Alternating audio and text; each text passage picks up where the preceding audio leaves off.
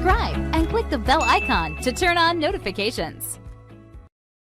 We've made the accompanying exercise files for this tutorial available for free. Just click the link below in the video details to get these. Hi there, welcome to Excel 2019. My name is Cindy and I'm going to be your instructor and help walk you through this series of videos. I want to take a few moments and let you know a little bit about myself and what to expect as you walk through this course. I've actually been teaching Excel for quite a number of years now, over 15, and I teach everything from the basics all the way to advanced features. So hopefully we'll be able to get a lot of this information over to you quickly so that you can get started working on some of your projects. If you're brand new to Excel, make sure you watch these in order. If you try to watch them out of order, it may not make much sense to you. And go ahead and watch them again and again if you need to. I want you to have the concepts down before you move on to the next video. If you've been using Excel for a while, hopefully you'll get some tips, tricks, easier ways to do things. Well, let's go ahead and get started, and we're going to go into section 2 and talk about what's new in Excel 2019. Hey there, welcome back. We are still in Module 1 where I'm giving you an overview or an intro to Excel. I want to go ahead in section 2 here and just talk real quick about what's new in Excel 2019. There's some changes you'll want to be aware of, especially if you've worked in older versions. The basics always work the same, but let's jump right in and I'll show you some of the new features. Let's start with one of the newest features in Excel, and that has to do with selecting. Now, selecting has always been around, but there's a little twist to it now. Before, if we wanted to select a range, we would go ahead and do that. We'd hold Control and maybe get another range. We could click over here, we can click over here, wherever we want. But if we wanted to, for example, deselect this one, we'd have to click away from it and then start all over again. What they've done now is you have the ability to deselect some of the cells you've already selected without having to start over. So let's say again I just select this and I hold Control and come over here, and maybe I get this and maybe over here. And now I say I really don't want these selected. As long as I'm holding Control, I can click and drag through those and they are gone and the other cells are still selected. That's a really helpful little feature. The next feature I want to talk about is the new accessibility checker. For people who maybe can't see very well or disabled, sometimes they can't see when there are little things that might be wrong in their spreadsheet, and Excel will try to help them out by letting them know where some of those things are and what to do about them.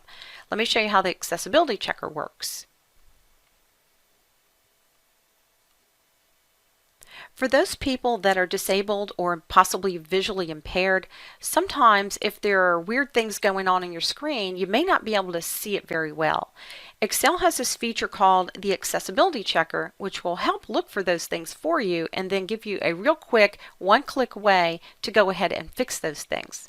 One of the things that you'll see in a moment is if you look at this word months, this is actually in a combination of cells A and B. They've merged them together, and someone that's visually impaired may not notice that right away.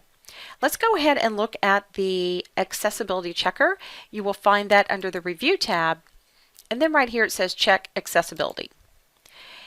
It'll pop up on the right hand side and it's found a couple of things. Let's click on the first one and you'll see it sees those merged cells we mentioned and it tells me which cells they're in. Now I could come over here and actually fix it, but notice that I can actually click the down arrow and then I can go ahead and unmerge it right from here. So that's one thing I can do. Now I would have to go back at this point and actually move it over here if I want it to look right. Now Excel also found something else. Notice it says default sheet names. It doesn't like the fact that sheet 1 is named sheet 1. For someone who's visually impaired, they might not be able to read that very well because it's small. We can go down and rename this, and I can do it right here, and I can call it My Sales Report. And that way it'd be much easier for someone to actually see what's on that particular sheet. And that's how the accessibility checker works. Another feature that's new to Excel 2019 is the Translate feature. The Translate feature enables you to take selected text and translate it to a different language. Whichever cell or range of cells I have selected, Excel will go ahead and translate it into another language for me. Let's say I'd like to know what the word months looks like in Spanish. As long as I have that cell selected, I can go up to the Review tab, choose the Translate option, and you'll see the translator appear on the right. The very first time you do this, it will take a minute to load the translator, but then after that, it pops up just like this. Now here's the word months I have selected, and down here I can pick the language I'd like to see months translated into. So you can see that if I wanted Spanish, for example, I can choose it right there. You can also do it in reverse. If you happen to have Spanish text out here somewhere, see how I can flip this and it tells me this word is the Spanish word and this is the English word. And that's pretty cool when you want to work with translations and see what words look like in another language. Another new feature that Excel has is a new function called concat. We used to have one called concatenate, and that would actually merge two cells together in the same cell, and that is still there, but it's going away. So I want to show you how this works because it'll be the same with a couple of additional new features. We used to have a feature called concatenate, and what concatenate would do was take two cells, like maybe Sarah Kling here, and merge them together in the same cell. There are times when you want to do that. Keep in mind, if you're going to sort and filter, you do want to keep these in separate columns, but let's go ahead and do this. I'm going to right click on column D and insert a new column there so that we can put our merged cells in. Now I'm going to start with the equal sign because I am writing a formula. I'm going to put CON, and that brings up all the functions that have CON in them. Now here's the old one, concatenate, right here. You can see it has a yellow, what we call a yield sign. That means that that particular function is getting ready to go away soon. This new concat has actually replaced it. What I'm going to do is double click on concat to stick it in there. And the first thing it wants to know is what's the first piece of text I want to merge. That would be Sarah. I'm going to put my comma, and then it wants to know what the second piece of text is, and that would be Kling in this case. And that's all I want. I'll go ahead and hit the Enter key, and there's Sarah Kling. It's merged those two pieces of information together. Now you'll notice there's no space in there. In order to get the space, I just double clicked so that we can edit our formula.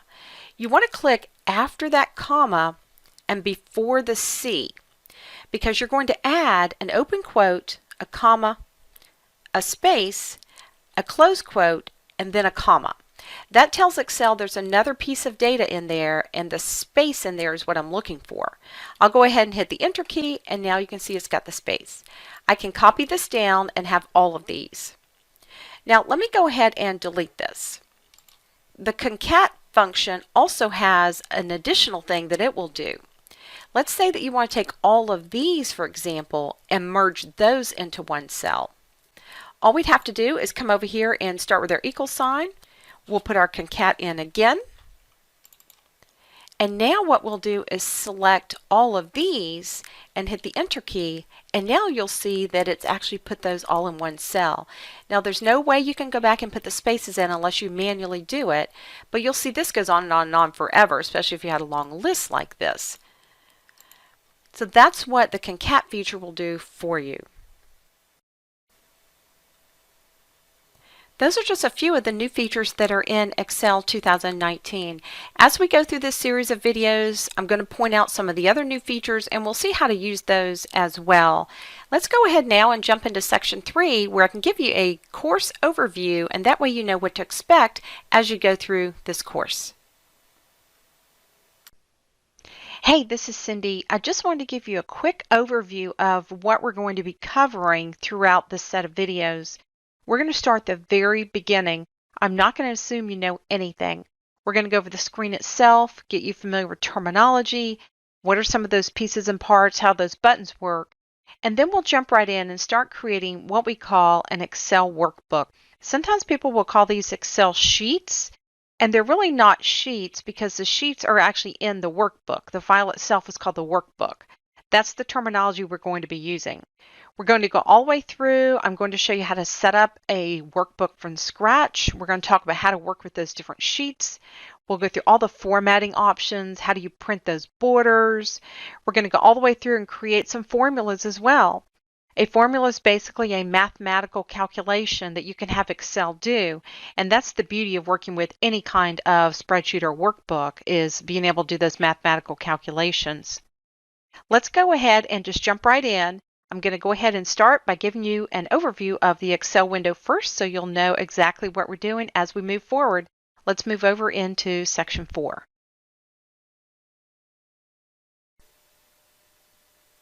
Welcome back. We are working in Module 1, and in this module we are getting an introduction to Excel. We're all the way down to section 4 now, where I want to give you an overview of the Excel window. It's going to be very helpful for you, especially when you get started, if you know where to look for things and some different terminology that we're going to use in a lot of these videos. Let's go ahead and flip over to Excel and I will show you how to get started. Let's go ahead and start at the top left of your screen and we'll work our way down. The first thing I want to point out is this whole line right here, which is what we call the Quick Access Toolbar. We're kind of getting away from the term toolbar, but you'll notice that we have one left here in Microsoft Excel, and it has a few of the common options that you're going to use on a regular basis. Get really familiar with the very first one, that left arrow. That is your undo. If you make a mistake, you're going to be able to undo that mistake. You have an arrow to the right of it, which if you click on it will give you a drop-down list of all the things you've done. If you wanted to click at any point on that list, you could undo everything from that point up at the same time. There's also a redo. That's the arrow that points to the right. Redo allows you to bring back one at a time those things that you have undone. A couple of other ones just to be aware of. This one is your Save button. If you happen to be working in this file and you just want to hit the Save button, you can do that at any point. Also, there's a quick print option right there, which will allow you to just print your file. You'll notice there's a down arrow to the right, and this lets you customize your Quick Access Toolbar, because you may have some buttons here that I don't have and vice versa. You can see that if you click on one, it adds it here, or if you uncheck it, then it takes it away. One that I want you to add is the email button. If you happen to use Outlook for your email, you will love this little feature, because what it allows you to do is go ahead and create a message right from here and attach this file. And we'll talk more about that in a later module. The next thing I want to point out is the fact that this whole bar all the way across is what we call your title bar. You'll notice that currently it says Book 1, and it lets me know I'm working in Excel. Book 1 is the name of a blank workbook. When you're working in Excel and you first turn it on or you click New, you're working in what we call a blank workbook. Sometimes people call Excel files worksheets. They're not worksheets, they're workbooks with sheets inside of them. You're going to see at the bottom of your screen a sheet 1, that's the actual worksheet. And by clicking the plus sign, I can add as many worksheets as I would like at the bottom, but the file itself is called a workbook. Once you decide to save this file, you will give it your own name and it'll be reflected right here in the title bar. Now over on the right, you do have your minimize, restore, and close that will let you make the window smaller, or if you wanted to close it, you'd be able to do that as well. The next thing I want to point out across the top are your tabs. You can see that you're currently on the Home tab because it looks white, but notice you can click any of these tabs to go ahead and see what's called the ribbon below it. When I click on Home, for example, this whole line across is called the ribbon. And on each ribbon you will find groups of buttons. This is called the clipboard grouping. Each group name is right here at the bottom. Most groups, not all, have a little arrow on the bottom right. You'll notice that each group has different options. You just click the buttons to get to the options, but what if there's an option here that falls under that group name and you don't see it here? That's when you click the arrow to get to those additional choices. You'll find that once you're in what we call a dialog box, you can go ahead and close it with the X at the top. If you click the File tab, that'll take you into what we call the Backstage View. We're going to look at this over in section 6, but I just wanted to show you that if you happen to click there, hit the left arrow and that'll take you back. Underneath your ribbon, you're going to see what we call the work area. This is where you're going to actually type your text or your numbers or your formulas. You're going to see that your work area is divided into columns which go up and down. Your columns are labeled with a letter at the top. You have 16,384 columns available to use. That's quite a few columns, so you're not going to run out of space there. Now your rows that go across, notice they're labeled with a number over on the left like this. You've got 1,048,576 rows. You are really not going to run out of room, I promise. And that's all on this first sheet, sheet 1. If you add multiple sheets with this plus sign like I mentioned, each sheet will have the 16,384 columns, the 1,048,576 rows. The way each sheet is set up, you'll notice that the intersection of a column and a row is what we call a cell. And when you click there, that cell will have a green line around it. We call that your active cell. That's how you know which one you're going to be typing in. You'll notice that each cell here has a name. We refer to that name as a cell address. A cell's address will be the column you're clicked in and the row you're clicked in. For example, this one here would be C3, and you'll need to reference that when you start writing formulas, so get really familiar with that. You'll notice on the bottom right-hand corner of your active cell is a little box. We call that your fill handle. Your fill handle will do a couple of different things. It's going to let you copy whatever's in that cell, and it's also going to give you a list of some predefined items, and we'll go over some of these in a later section as well. Like I mentioned, each cell has a name. That name will be reflected right here in the name box. You can see when I click over here, this is D2, and it says D2 in this name box. And this name box does more than just tell you the name of the cell you're clicked in. You're going to see later that you can actually select groups of cells, which are called ranges, and give them names. The X will allow you to cancel your entry. The check mark will allow you to accept your entry, and then we're going to talk about functions later on in a later module, and that's where you're going to go when you want to start writing some of your formulas. Whatever's in your cell you're clicked on shows up in the formula bar up here. Your cells can hold three things. They can hold text, numbers, or formulas, and a formula is a mathematical calculation you write to get an answer. You're going to notice on the right hand side of your screen that you have a scroll bar so that if you need to scroll up and down you can. And you also have one at the very bottom of your screen in case you need to scroll left to right for some reason. You also have three buttons at the very bottom that are your views. And your views are just different ways to look at your file. You want to stay in your normal view most of the time, but you're also going to be using page layout from time to time. And you're also going to use what we call the page break preview from time to time. I'm going back to normal, and the last thing I want to point out is your zoom at the very bottom right. You can zoom in to make this a little bit larger or zoom back out to make it a little bit smaller, and that's just a view. That's all that is. Well, that's a quick overview of how the screen itself works. What I'd like to do now is take a few moments over in section 5 and talk to you a little bit about how the mouse works, because you're going to find that whatever the mouse looks like, it will do different things. Let's go ahead and move over to section 5.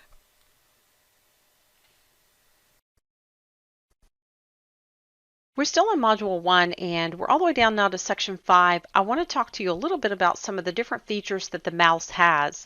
It's going to be important in any program you work in to recognize the different ways the mouse changes what it looks like, but especially in Excel. Let's go ahead and flip over and I'll show you the 4 different ways your mouse will look in Excel. There are 4 different ways your mouse will look when you're working in Excel, and let's start with this one. When you see a white cross like you see here, you're going to use that when you're trying to select one or more cells. If I click in any cell, that's called selecting a cell. That means that's the active cell now, the one you'll actually be typing in. If I need to select multiple cells, I'm going to place that white cross right in the middle of that cell and drag straight down or across, and that's called selecting a range. We'll talk about ranges a little bit later, but ranges are basically a group of adjacent cells. If you click away from those, you will deselect your range. The next thing your mouse will look like is these black crosshairs that you see right here. Now I got that by pointing to the little box in the bottom right hand corner of that active cell. This is called the fill handle. The fill handle actually will do two different things in your computer. The first thing is there are some lists that are pre-built in Excel. Those lists are days of the week, months of the year. If I type any day of the week in this cell, let's say I put Friday in here, and I drag this down, you'll see it will continue the list for me. I can also go to the right or left and it will do the same thing. I'm going to go ahead and delete those. If you have something in a cell that's not part of one of those predefined lists, and this could be numbers, text, anything, it will actually copy whatever's in that cell. Let's say I put the number 32 in there and I drag straight down.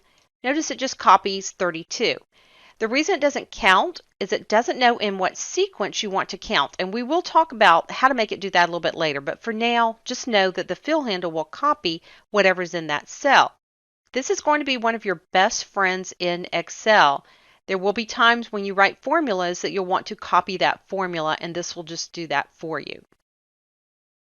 The next thing you'll notice is that if I point my mouse around the edges of my active cell, I get this white arrow with a little cross behind it.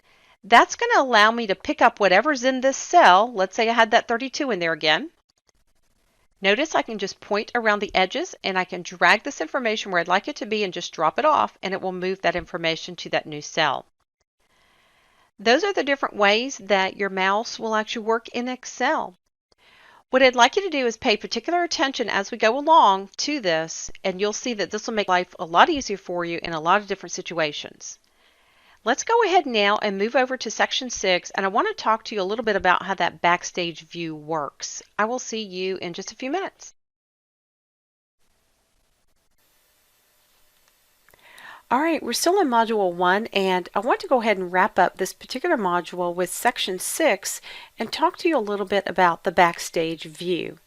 The Backstage View is an area that you can go into where you've got a lot of different options, like if you wanted to save this file, or if you want to create a new one, or even if you wanted to go and change some of the options in Excel, you'd be able to do those things in the Backstage View. Let's flip over to Excel and I will show you how to get to the Backstage View and all the options. When you're looking at the tabs across the top, you'll notice the very first one says File. By clicking on File, that's going to take you into what we call the Backstage View. In the Backstage View, you'll notice it automatically defaults to the Open option. This is where you would go if you wanted to open an existing file. You will be able to look through these different places here or browse your computer for that particular file. You would see any workbooks you've already created here. You could actually double click and open one if you'd like, or you can look through the folders and find a file that way. Back up above Open is the New option. If you wanted to create a brand new workbook, you could come in here and choose the blank workbook, or you'd be able to look at some of the templates that are in Excel, and you'll see there are a lot of different calendars and budgets and different things like that.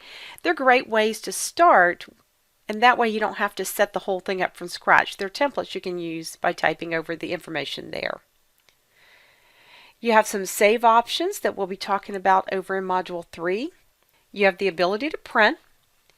You can actually share this file with some other people if you'd like. You can export this, you can publish this, or you can close this file.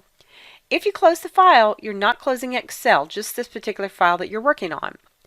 There's also some other options at the bottom, and I want you to notice the one that says Options, because that's where you're going to be able to go to change a lot of the options that are in Excel, and we'll be doing a lot of that in a later module.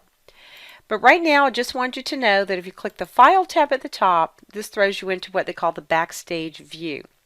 To get out of it, just hit this arrow that points to the left, and you're back in your workbook. Well, that's going to wrap up Module 1, and that's giving you a quick lay of the land here. What I'd like to do is actually go ahead and get you started on creating some new workbooks.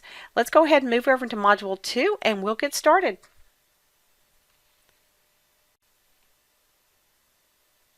Welcome to Module 2, and we're talking in Module 2 about how to create your workbooks specifically from scratch. I I want to go ahead and in this particular section, which is section 1, talk to you about how to type in text and numbers and get the basic layout of your spreadsheet ready to go. And that way you'll know how to set something up from scratch. Let's go ahead and flip over to Excel and I will show you how to get started. One of the things that people often say to me is I don't know how to actually get started with a new blank workbook, and it's really pretty simple. What you want to do is decide if you want column headings at the top. A column heading would just indicate what type of data is below that particular column. You can also have row headings. That means if you put something here, for example, it would tell you what's in the row across. You can have a combination of column headings and or row headings, or just one or the other. That's totally up to you. It doesn't really matter which row you start on. You do have some area above row 1. That's called your header area. So don't feel like you have to start down in row 3 so you have some extra space there. I'm just going to start on row 1. Your cells will actually hold 3 separate items. They will hold text, they will hold numbers, and they'll hold what we call formulas. And a formula is basically a mathematical calculation that tells Excel what to do to give you an answer. You can do super simple math, like if you want to add some numbers, or if you want to do some sophisticated analysis, things like that, you could do that as well. But let's start really easy and put in some column headings. I'd like my first column to say the word months, and because I'd now like to type in B1, I'm just going to hit the Tab key on my keyboard, and you'll see Tab always moves you to the right.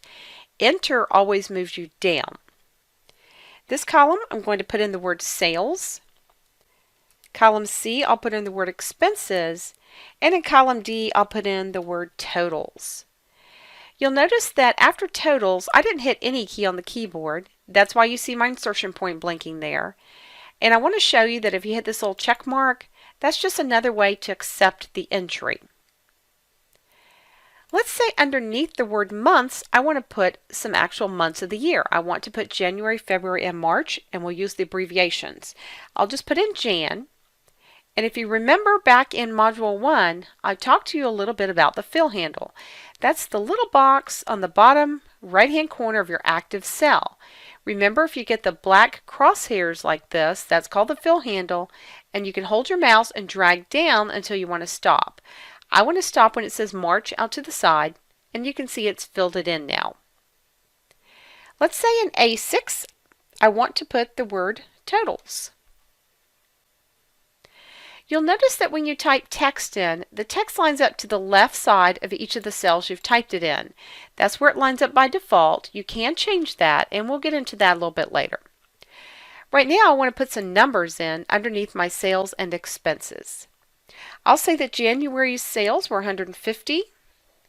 Then I'll say that February is 175, and we'll just say it was 225 for March. I'm going to click over in C2 and put the expenses in. I'm going to say it was 125, 150, and we'll say 210 here for March. And you can see I just hit the Enter key to go down in that particular case. You'll notice the numbers are considered generic.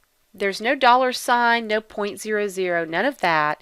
You're going to have to tell Excel what your numbers actually represent.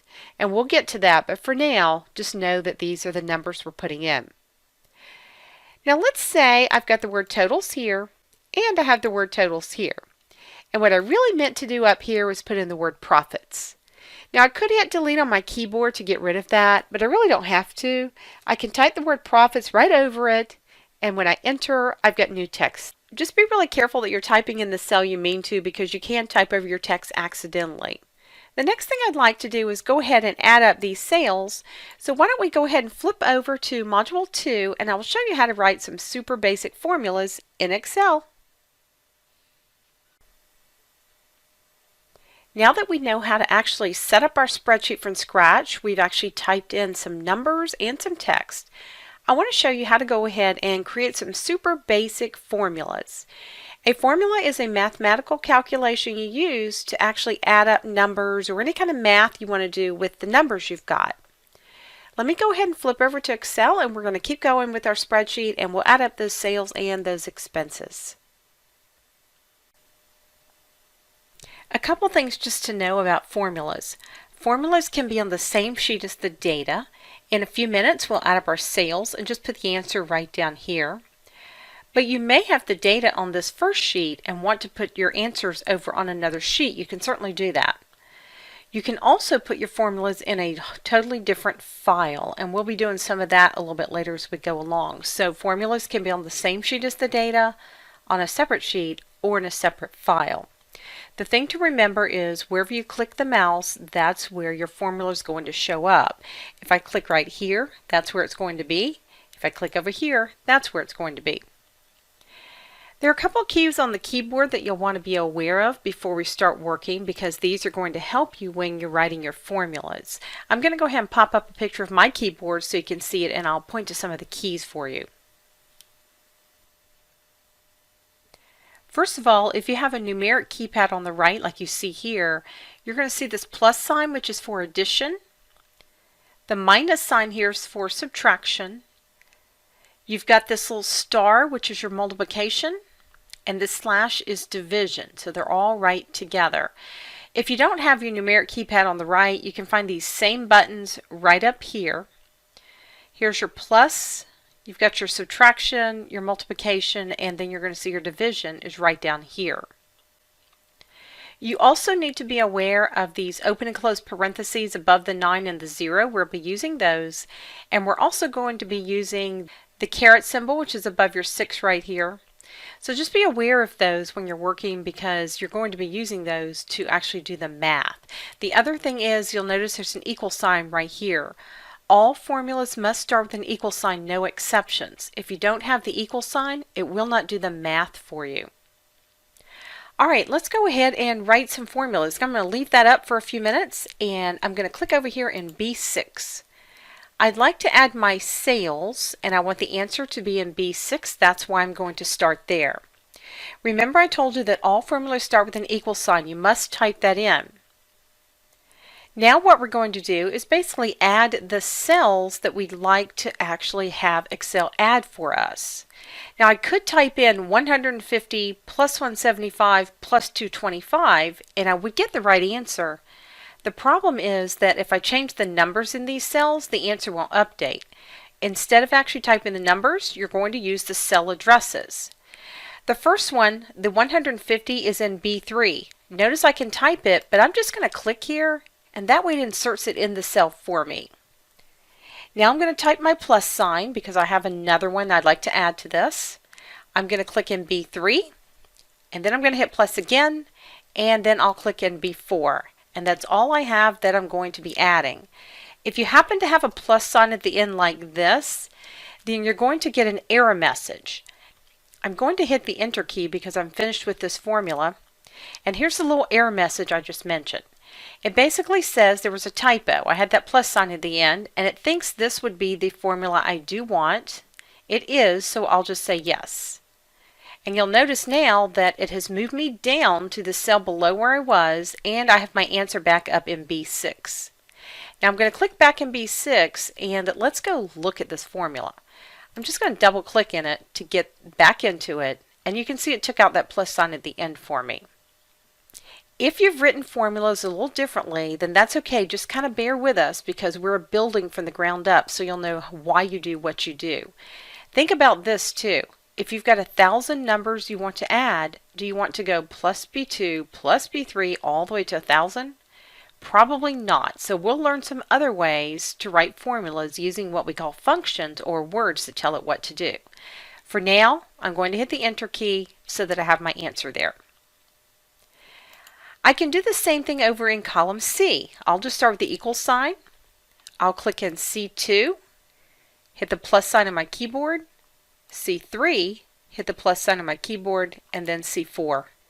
And once I'm finished, I'm going to hit the enter key, and you can see I've got the answer of 485. Something I want you to be aware of. 485 is not what's in that cell. That's the result. The formula that you see right up here is what's actually in the cell. Same thing over here. You can see there's a formula in that particular cell. Let's say that I wanted to figure out my profits over here for January. Basically, to do that, I'm going to take my sales minus my expenses. All formulas have to start with an equal sign. I'm going to click on my sales for January and subtract my expenses and just hit the enter key, and you can see that the answer is 25. I can go down the list and do the same thing with each one of these. I can take my February sales minus my expenses. I can hit the enter key and I have 25, and then I'll do one more. We'll say in this case that we take our sales for March and subtract our expenses for March, and in this case we get 15. And if I wanted to figure out the answer down here, I can write the formula the same way I wrote it there. I'll go ahead and put my equal sign in. I'll add D2 plus D3 plus D4, and then I'll go ahead and hit the enter key, and I have 65. That's going to be a quick way to go ahead and write some super basic formulas here so that you can add and subtract some really basic numbers. We're going to go ahead and go now over into section 3, and I want to talk to you a little bit in section 3 about what we call relative references. Hey, welcome back. We're in Module 2, and this is Section 3, Relative References. We just got through creating some super basic formulas, and one of the things I want to show you is that the formulas are the exact same when you look at the columns across, and they're the exact same when you look at the rows down. And I want to give you an idea of what a relative reference is and how you would make use of that when you're writing your formulas. Let's go ahead and take out the profits for February and March real quick. And I want to take out the totals for columns C and D as well. We'll put them back in. Now let's go ahead and look at our cell B6 and examine that formula. I'm going to double click in the middle of it so we can see it again. And if you notice, we're adding B2, B3, and B4. Now we don't have a total here in column C. I can type it. We've already figured out we can write it by hand, but I'd like to use the fill handle to copy this. Remember that the fill handle's on the bottom right hand corner of the active cell, and one of the things it will do is copy whatever's in the cell. And we've already determined that a formula is there, not 550. I'm going to drag all the way across to column D, and you'll see there it just gives me all of my totals. I could drag this as far as I needed to all the way across. It's a quick way, if you already have the first formula in, to go ahead and copy that formula to the other columns across. I can do the same thing up here if I want to go up and down. I can drag the fill handle and go down to row 4 in this case, and now I've got my answers filled in. Now let's talk about relative reference. Remember, in this one the formula was B2 plus B3 plus B4.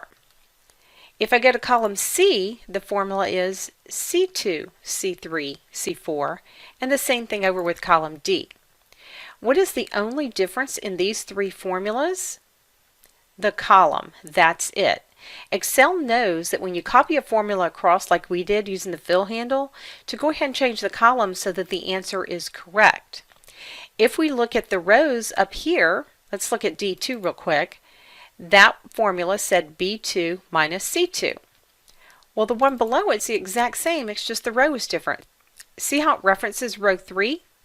And the one below it would reference row 4? Again, that's the relative reference. There will be times when you don't want Excel to do that, and we'll learn later how to create what's called an absolute reference. So just keep in mind that the relative reference is when the Excel changes the column or row to make sure the formula is correct so you get the correct answers. Let's go ahead and move over into section 4, and I'm going to talk to you real quick about the order of operations. Hi, welcome back. We're in Module 2, and we are now down to Section 4, where I wanted to talk to you about the order of operations in math. And if you think back to middle school, maybe around 6th grade or so, our teacher taught us the order of operations in math, but most of us don't remember it. And now that we have to use it, well, we're going to have to relearn it.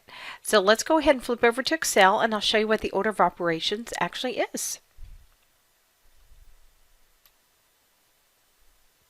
Math of any kind will always follow the order of operations.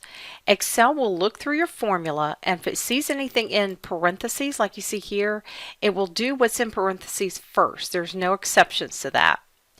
Then it will look for any exponents, and that would be if you had 4 to the second power, for example. Then it will look for any multiplication or division, and then addition or subtraction. I want to go ahead and give you a good example of why you need to write your formulas keeping this in mind, because if you don't write them correctly, your answers will be wrong and you won't even know it. I want to come over here to cell A8, and I'm going to go ahead and put in here April projections. What I'd like to do is predict what my April sales are going to be and also what my April expenses are going to be. There are a lot of ways to do this, but let's say that we want to take our first month and our last month and just divide by 2. That's all we want to do. I'm going to go ahead and put my equal sign in here. I'm going to have it add my first month plus my last month, which in this case happens to be B2 plus B4. And then whatever that answer is, I want to divide it by 2. And that's all I want to do. I'm going to hit the enter key and see what we get. Now if you notice, we got 262.5, and we can look at this very easily and tell that answer is not correct. But if you're working with a long list of numbers, it's not always that easy to eyeball it. Let's go ahead and examine what Excel did, and we'll see why we got that incorrect answer. I'm going to double click and open the formula back up. My first question is, do you see any parentheses in this formula? No. Do you see any exponents? No. Do you see any multiplication? No. Do you see any division? Yes. The first thing Excel did was this part right here. It took B4, which is 225, and divided it by 2. The only thing left to do was add B2. I didn't want to do that. What I wanted to do was add B2 and B4 together to get an answer and divide that answer by 2. So if you notice, what I've done is just enclose that B2 plus B4 in parentheses so that it would do that first. And now if I enter, notice I get a totally different answer. When I go back and look at this now, if I said, are there any parentheses? You can see there are, and it's going to add my first and last month together, get an answer, and divide it by 2. Let me go ahead and just do the expenses again just to show you one more time. I'm going to start with equals. I know that I want to add my first month and my last month together first, so I'll go ahead and close that in parentheses, and then I'm going to divide the whole thing by 2. And you can see in this case it's 167.5. Now I could practice one more, but I'm going to go ahead and use the fill handle and copy that across, and now you can see I have all of my answers. That gives you a quick overview of the order of operations in math. Remember, that's probably the most important thing about formulas. Always think about, is it going to automatically do what I want first? If not, enclose it in parentheses. And by the way, if you see a formula that has multiple sets of parentheses, it's always going to work from left to right. It'll add whatever's in the first set, then it'll do whatever's in the second set all the way across. You can also have parentheses inside of parentheses, which would look something like this. That's called nested functions. When you have something like that, it's going to do the inner ones first and then go back and do the outer ones all the way across. And you can have up to 10 levels of those. We'll see some of those as we move along as well. But that's your order of operations. Now that you know what that is, let's go ahead and finish up Module 2 and move over to Section 5, where I'm going to talk to you about working with ranges.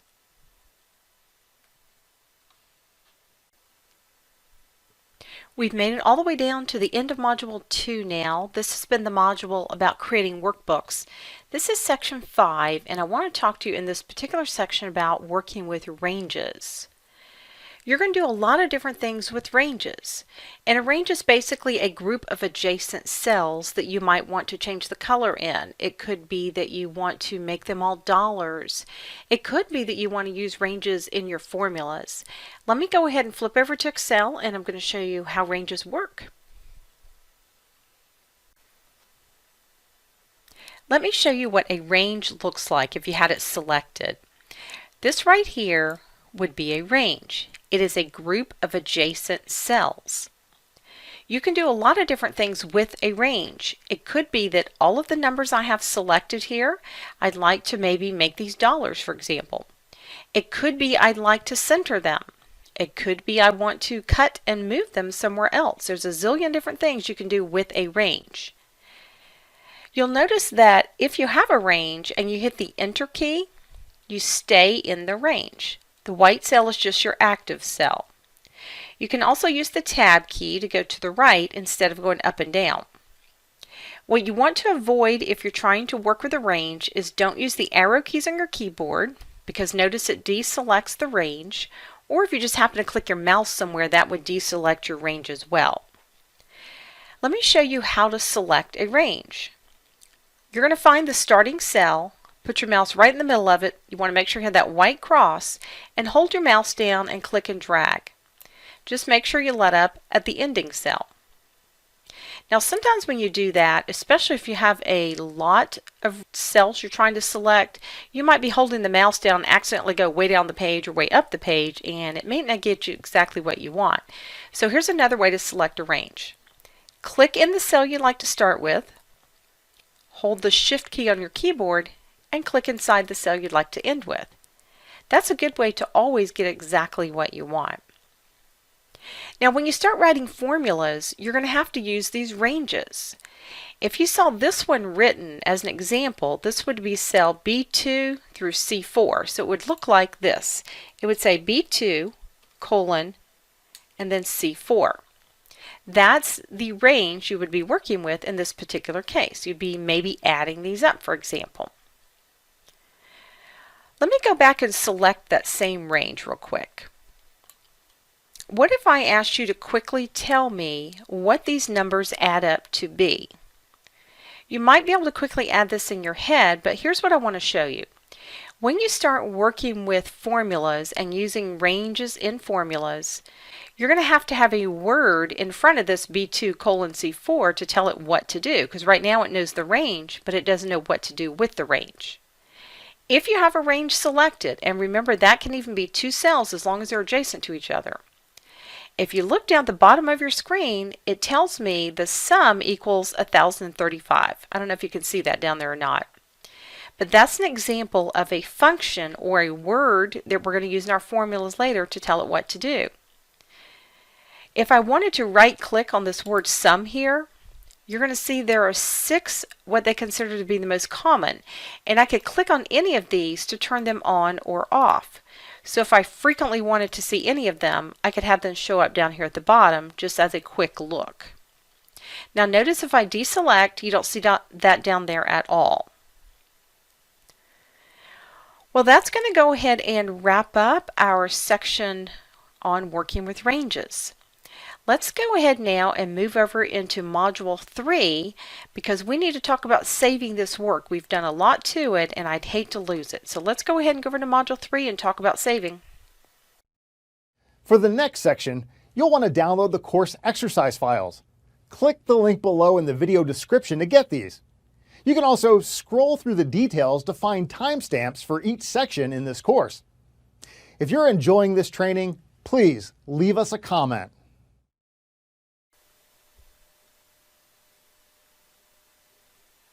Now that we've completed Module 2, creating workbooks, I've got a quick exercise I'm going to have you do, and it's going to end up looking like this.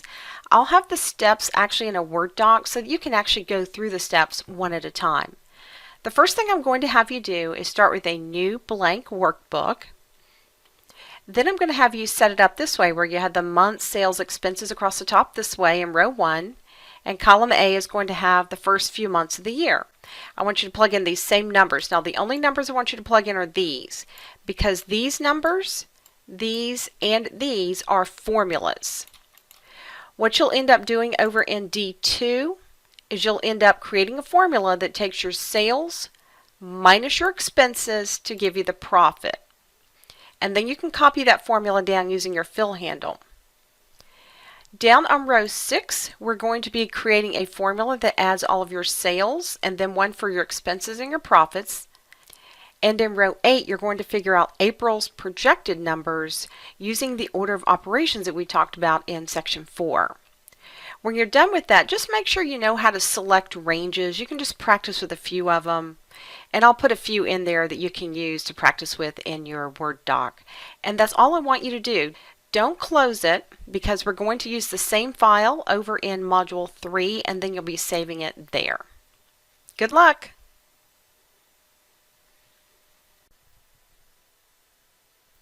We're working our way down and we're all the way now on Module 3, which is where we're going to talk about saving your workbooks.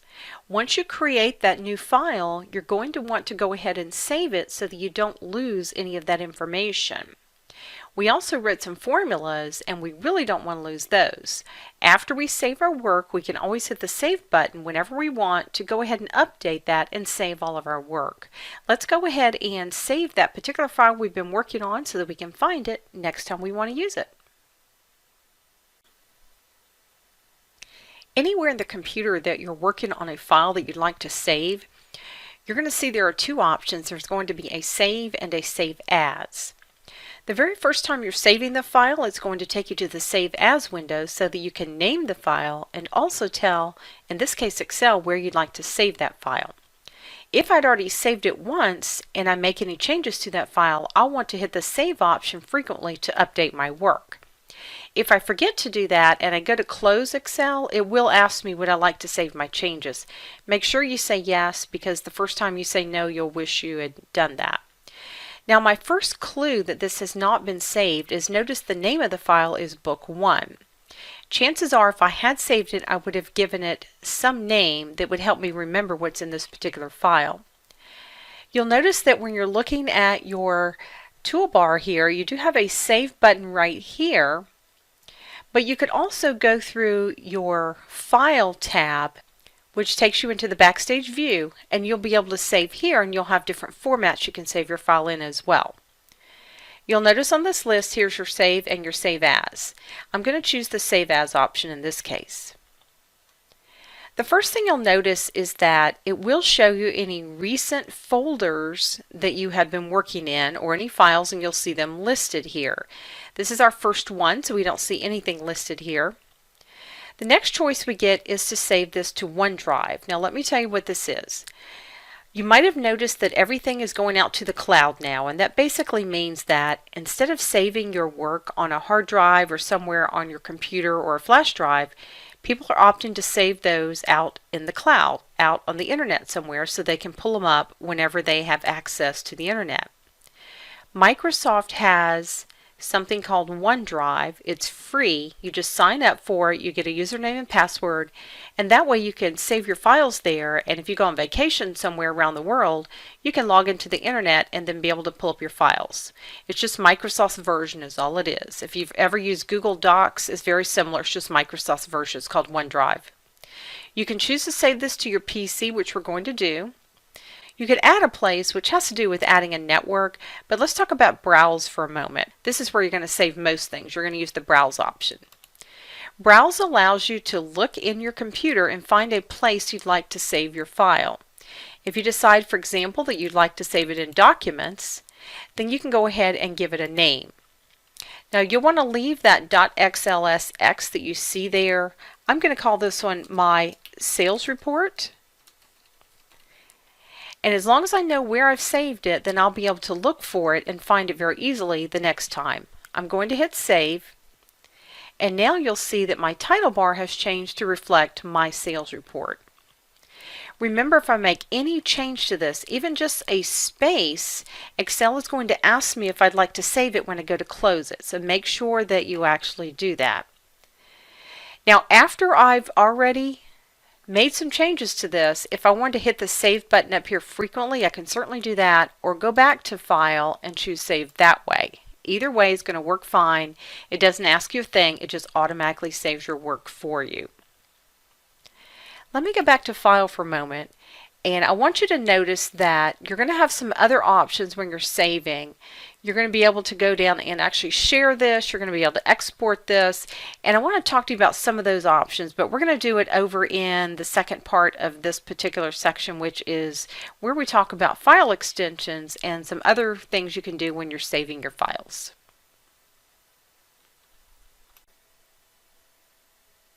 All right, let's go ahead and wrap up Module 3. We've been talking about saving our workbooks in this module. This is Section 2, where I want to get into a couple things. I want to talk to you about file extensions, how to share, export, and also publish your files. We already talked about saving your file. If I hit the File tab, that'll take me into the Backstage View. And I went down to Save As, and I want to go ahead and browse, and I'll browse in Documents because that's where we just were. And here's the file that we just saved, My Sales Report. Notice at the end of it, it has an extension, .xlsx. This tells the computer this is a Microsoft Excel file, and to open it in any program that's compatible with Excel. I want you to notice that you do have other types that you can save your file as, and you may need these from time to time. For example, you might need the one that says CSV, comma delimited. Just so you'll know what this is, if you've ever seen a file that just looks like a line of text and it says name, comma, and then it says address, comma, and then the data is underneath and it's set up that way. That's what they call a CSV file. Sometimes when you export data, you'll need to save it in that format in order to be able to import it into other programs. Another one that you want to be familiar with is a PDF. If you ever want to save this file so that no one can actually make changes to it, you can save it in a PDF format. Now let me go ahead and close this because I want to show you that if you look over here, you've also got the option to share this. I can actually share this with other people that might be on my particular SharePoint server. If the SharePoint server has been set up at your company, then there are other people that might be working on the same file, and you can go ahead and share this with them and give them permission to do different things with the file. I can also email this directly to someone if I'd like. I can export this. Notice here again is the PDF option that I mentioned a few moments ago. You can actually create your PDF over here. You'll end up with the Excel file and the PDF file, both with the same name. I can also change the file type if I'd like, and this goes back to some of those we saw on the drop-down list just a few moments ago, like that CSV file that we mentioned. And the last one is to publish this.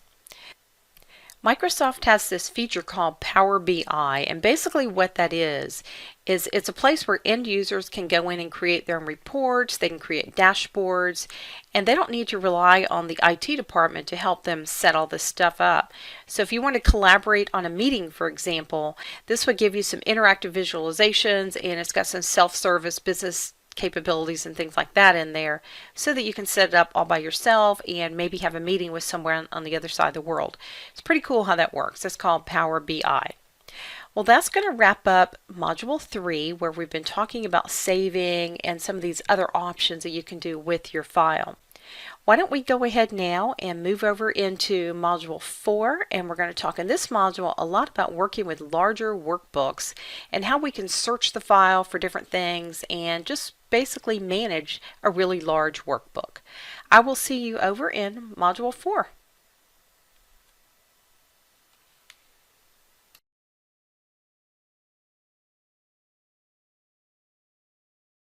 Module 3 was all about saving workbooks.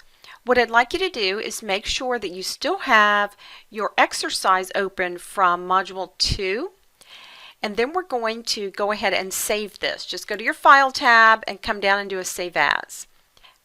Make sure when you save it that you create a folder on your desktop, and then I want you to give it a name. Call it My Sales Report. You also want to make sure that you have the correct file extension. It should be .xlsx. Go ahead and look over some of the other options we talked about. We talked about sharing a little bit. We talked about the export and publish options. And just make sure you're familiar with those so that when you need to use them, you know where to go to find them. Once you're done, let's go ahead and head over to Module 4 and we'll talk about navigating workbooks. Welcome back. We have made it all the way down now to Module 4, and in this particular module I want to talk to you about navigating through your different workbooks. You'll need to know how to open files, and when you get them open, how do you work with some of those larger files and some other options I want to go through with you. This is section 1, and in this particular section I want to go ahead and talk to you about how to open your files in Excel. And if you're familiar with opening files in other programs, it's going to be very similar. Let's go ahead and flip over to Excel and talk about opening a file. We're currently working in the file called My Sales Report that we actually created. You do not have to close one file to open another. You can open as many files as you want at the same time and flip back and forth. However, I do suggest that if you are finished with one, that you go ahead and close it just so you don't have all these files open. Here's how you're going to open a new file. If you go to the File tab at the top, that's going to throw you into the Backstage View, and you'll notice the third option down says Open. If you remember when we were saving a file, we talked about all these different places that you could save a file, and opening is really the opposite of saving. You're going to tell Excel where to look and then which file you'd like to open. Over here, you're going to see a list of all the files that you've recently opened. If you wanted to open one of these again, you just double click on it here from this list. I wanted to show you also the little pen that you see over here to the right. If you want to actually pin this to the list, you can just click the little pen, and notice it moved it up under these pinned options, and those are files that will kind of stay at the top of the list for you for easy reference. Those would be ones you'd use often. But in this case, let's go ahead and browse, and I'd like to look in Libraries and in this folder called Documents where I have this Excel folder, and I'm going to open that up and I'll see all the files that are in that folder. I want to go ahead and open a particular file called Loan Workbook. You can either click once and then get onto the bottom and hit open right here, or you can double click on the file to open it. Now I'm going to go ahead and zoom in down at the bottom so that we can see this a little bit better. This is a file that actually will tell you a little bit of information about the loan that you have created. You can see the monthly payment is $400.40. And over here you've got the principal, the interest rate, and the term in months. Any of these can be changed. If you notice over in F4 where the monthly payment is, there is a formula there that basically says if I change any of these three numbers, go ahead and change my monthly payment. What if I want to borrow $20,000 instead of $18,000? And then let's say the interest rate was 5.7%. You can see how each time I made a change that it affected my monthly payment. If I look at the bottom of this file, there are a couple of sheets here. We're on a sheet called Terms of Loan. Anytime you'd like to flip to a second sheet, you just click the Sheet tab at the bottom, and now you'll see this one breaks out every month of the loan, principal, interest, all the way across. Now let me zoom in on this one a little bit as well. It's kind of small there. You can see here is your beginning balance. Here's the interest, the principal, and the remaining balance on this particular loan. What I wanted you to notice in this exercise is that this $20,000 is the same number, if I flip back to the terms of loan, that we had put in right here. Now someone could have typed that on each sheet and it would be correct. What they did is they went to the detail sheet for the 5-year loan and they put a formula right here. And in this particular case, if I double click and open it up, you can see that this formula basically says have this cell match the cell D3 on the sheet called Terms of Loan. And I want to show you how they did that because it's really fairly easy. Anytime you want a cell to match another cell, this is all you have to do. Remember, wherever you click, that's where the answer is going to be. And I want to hit the equal sign because I'm writing a formula. I want this cell to equal on the sheet Terms of Loan, and notice as soon as I clicked there, it put that in your formula for you. And then I want it to equal D3. Notice that's in the formula. That's all you do. Hit the Enter key, and that's done, and now they're linked. Let me try that one more time and show you how that works. I'm just going to delete this. I'm going to start with the equal sign. I'm going to flip to the terms of loan because that's the sheet that has the cell on it I want to equal. And then I'm going to click in the cell that I want it to equal, which is D3. And that's it. I'm going to hit the Enter key on the keyboard. That takes me back to the cell I was originally clicked in. And if I double click there, there's that formula that has the name of the sheet and the name of the cell. When you're looking at a formula and you see an exclamation point like you see in this one, that just tells Excel to change from a sheet tab to a cell. That's all that is. I want to go ahead now and show you a little bit about how to work with some of these larger files like you see here. Why don't we go ahead and flip over to section 2 and we'll talk a little bit about working with larger files.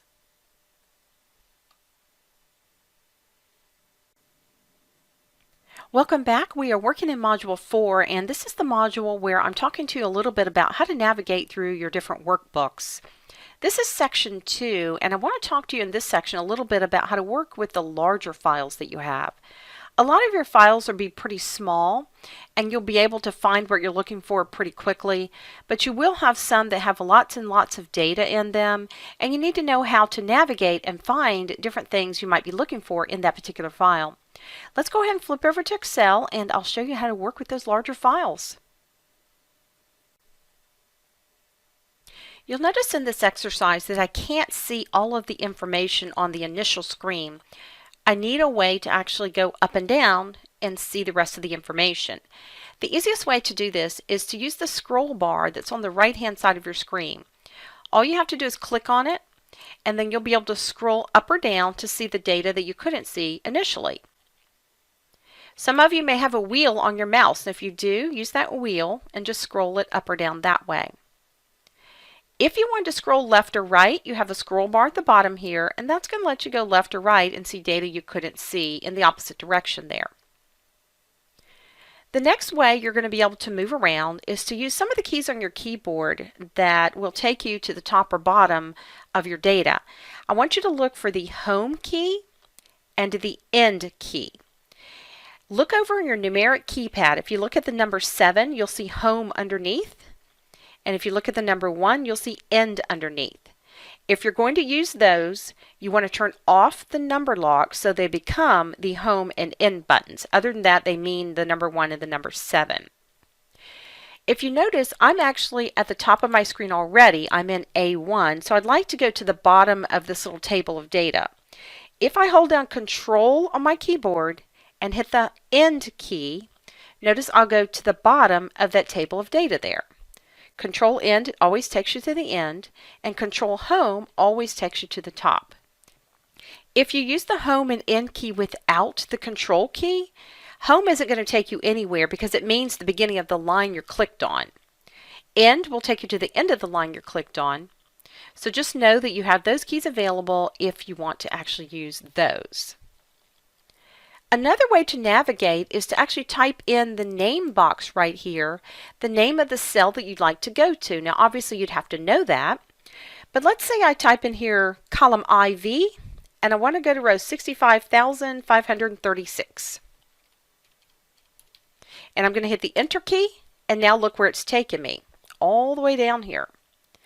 I'd like now to go back to the very top, so all I have to do here is type in A1 and hit the Enter key, and now I'm back to the very top.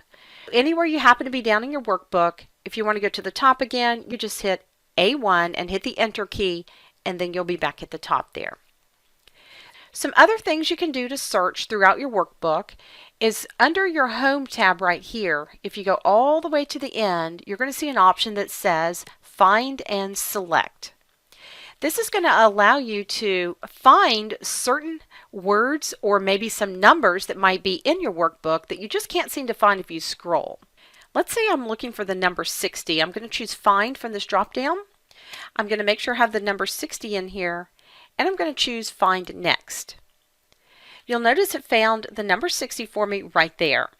If that's not the instance I'm looking for, I'm just going to hit Find Next again, and it will go find the next one. It's always based on where your mouse is clicked. If it can't find an exact match for you, it will let you know and give you a little message saying that it can't find anything. Now I want you to notice there's also some options here. If you want to look specifically within the whole workbook, for example, instead of just the sheet you're on, you could change that. It could be that you want to search by rows or columns, or you can have it look in formulas, values, or comments. Values is basically the number that results from the formula. And we haven't talked about comments yet, but you have the ability to actually make a comment that shows up on each particular cell here. The other thing is, if you're searching for 60 and it doesn't find it, but yet you happen to see it with your own eyes, try checking this box, match entire cell contents, and see if that helps you find it a little bit easier. You also have a replace tab here. That would let you type in specific text or some numbers if you wanted, and then replace it with something else that you specify here, and you would just hit find next and then find the particular instance you want, or you can say replace all of them or just replace them one at a time. I'm going to go ahead and hit close here and go back up to the top. That's pretty much how you're going to work with your larger files. Let's go ahead now and talk about some of the options that you have when you're working with these larger files, like the freeze panes option, for example. If you wanted to have these headings stay at the top so that you could scroll anywhere you want down in this file and still see the headings, you could use freeze panes. I will see you over in section 3 shortly. We are still working in Module 4, and this is Section 3, and this section is called Freeze Panes. There is an option in Excel that will let you freeze columns or rows so that you can keep those on the screen and then scroll down or across wherever you'd like and still see the headings on the columns at the top, or if you have row headings on the left, you can see them that way too. Let me show you how the Freeze Panes option works in Excel. You'll notice in this exercise, if I scroll down, then what happens is I don't see my headings anymore. So if I asked you which column was the interest paid, you really wouldn't know unless you scroll back up and you could see. We have the ability to actually freeze rows 1 through 7 so they stay on the screen all the time, and then I can take rows 8 and down below and scroll up anywhere I need to be. Here's how the Freeze Panes option works. I'm going to click in A8. Now the reason I'm clicking here is because when you turn on the Freeze Panes option, it's going to freeze any rows that are above where you clicked, and since I want 1 through 7 to click, I'm going to click in 8. It's also going to freeze any columns to the left in case you were trying to scroll left or right. We don't need that in this particular case, so we'll just click in A8 and just freeze rows 1 through 7. All you have to do is go to the tab at the top that says View, and you'll see an option here that says Freeze Panes. Now when you click on it, you might get this drop down list. All you want is the top option, because if you notice, this one is just freezing the top row, but we want rows 1 through 7, and this one is just freezing the first column. So if you just click here, it's rows above and columns to the left that freeze. Now you should see a little small faint line under row 7 right there. That tells you what's above it is frozen. Notice now I can scroll with my mouse anywhere I'd like, up or down, and rows 1 through 7 stay right there so I can see my headings. Isn't that cool? Now this line is not going to print, just so you'll know. If you want to take the Freeze Panes option off, you don't have to be clicked anywhere special. You just go back to Freeze Panes, and now it says Unfreeze Panes. Now let's try it where we freeze both up and down and left to right. Let's say I click in C8. That means it's going to freeze 1 through 7 and also A and B. Now let's go back up and turn on the Freeze Panes option again. I'm going to choose Freeze Panes, and now you'll see that same gray line under row 7 all the way across, but also you'll see it to the right of column B there. Notice I can go up and down so I know what my column headings are, but if I needed to go left to right, I could also go across and notice A and B stay. See that?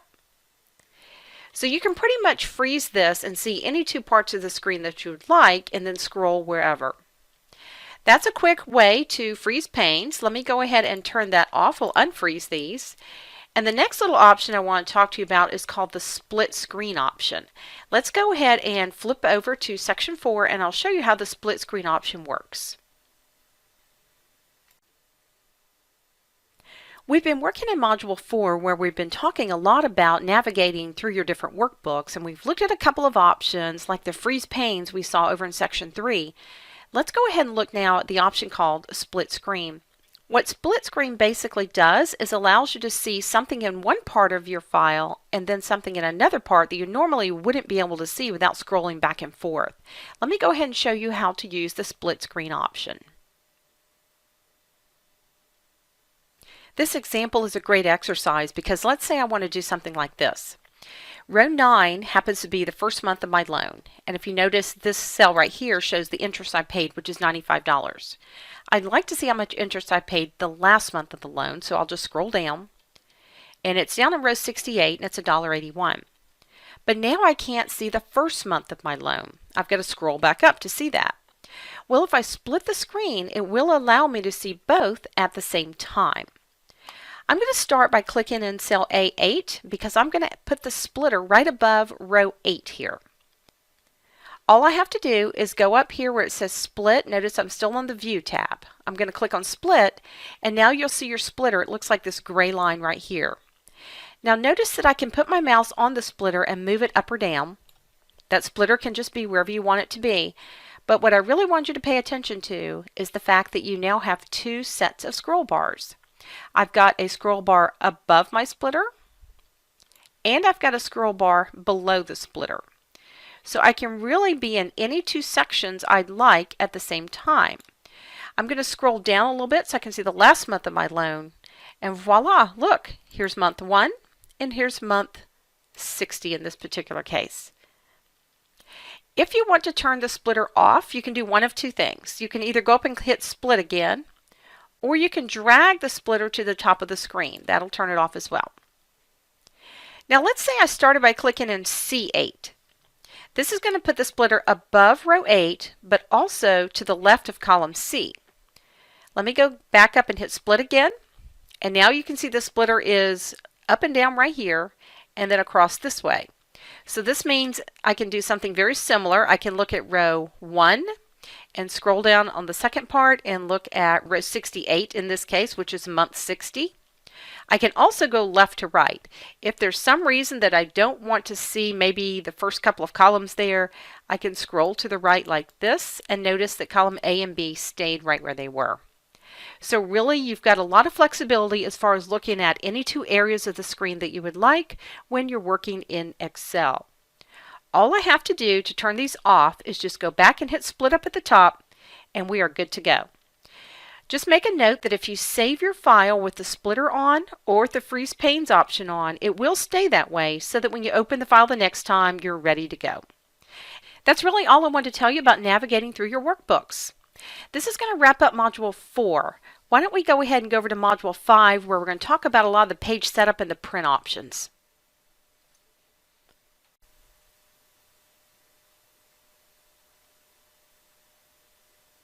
Now that you've gone through Module 4 and you learned how to navigate your workbooks, let's go ahead and just make sure you're okay with actually navigating through workbooks on your own.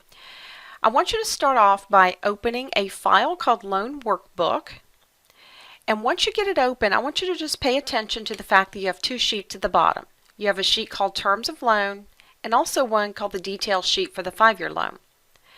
The sheet Terms of Loan is where you're going to be able to list your principal amount, your interest rate, and your term in months, and that will change the monthly payment if you change any of this. Over on the Detail Sheet for the 5-year loan, what we're looking at here is each month of the loan in a list broken out by beginning principal balance. You've got the interest paid, the principal paid, and the remaining principal amount. Once you've looked through this, I want you to take a few minutes and navigate. Navigate all the way to the bottom of this. The last column and last row that information is in F70, and then you can navigate back to the top. Just get really familiar with navigating, whether you use a scroll bar, whether you use your keyboard. It doesn't really matter as long as you know how to get around. Once you've done that, what we want to do is make this cell right here, which is C9, equal on the sheet Terms of Loan, whatever's in D3. You're going to have to write a formula to do that. Remember that the formula starts on the detail sheet right here in C9 because that's where you want the answer to appear. You're going to write a formula that links C9 back to Terms of Loan D3. If you forget how to do that, go back and watch section 2 again. That's where we had written the formula to link these two sheets. Once you're finished with that, go back to the detail sheet for the 5-year loan. And I want you to freeze rows 1 through 7 at the top so that you can scroll down and see all the months of your loan without your headers disappearing. You can go ahead and take the freeze off once you've done that. Then I want you to go ahead and click in cell A8 and put your split option on. Remember, the split option is the one that will allow you to see two parts of your screen at once. I want you to be able to see the first month of your loan, which is row 9, and the last month of your loan at the same time on your screen.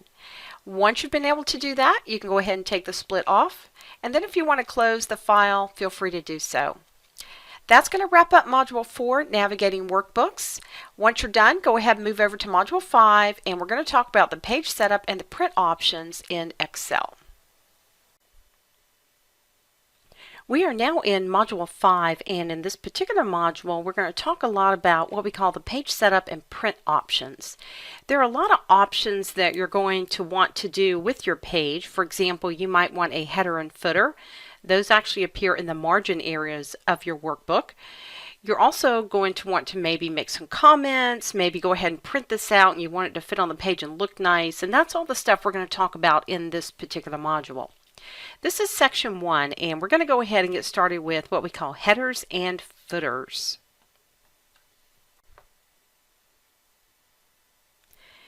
You're going to see that headers appear in the top margin of your worksheet.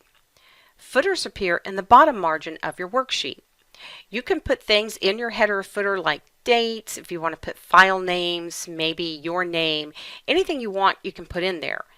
You can't tell right now if you have a header or footer set up because you can't see the margins. If you go down to the bottom where your views are, the middle view is called Page Layout.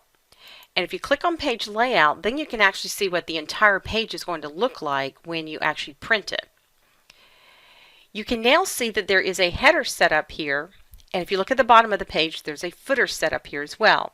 And typically what Excel will do is it will actually pull the file name and put it in the center of the header, and it will pull the actual page number and put it in the center of the footer.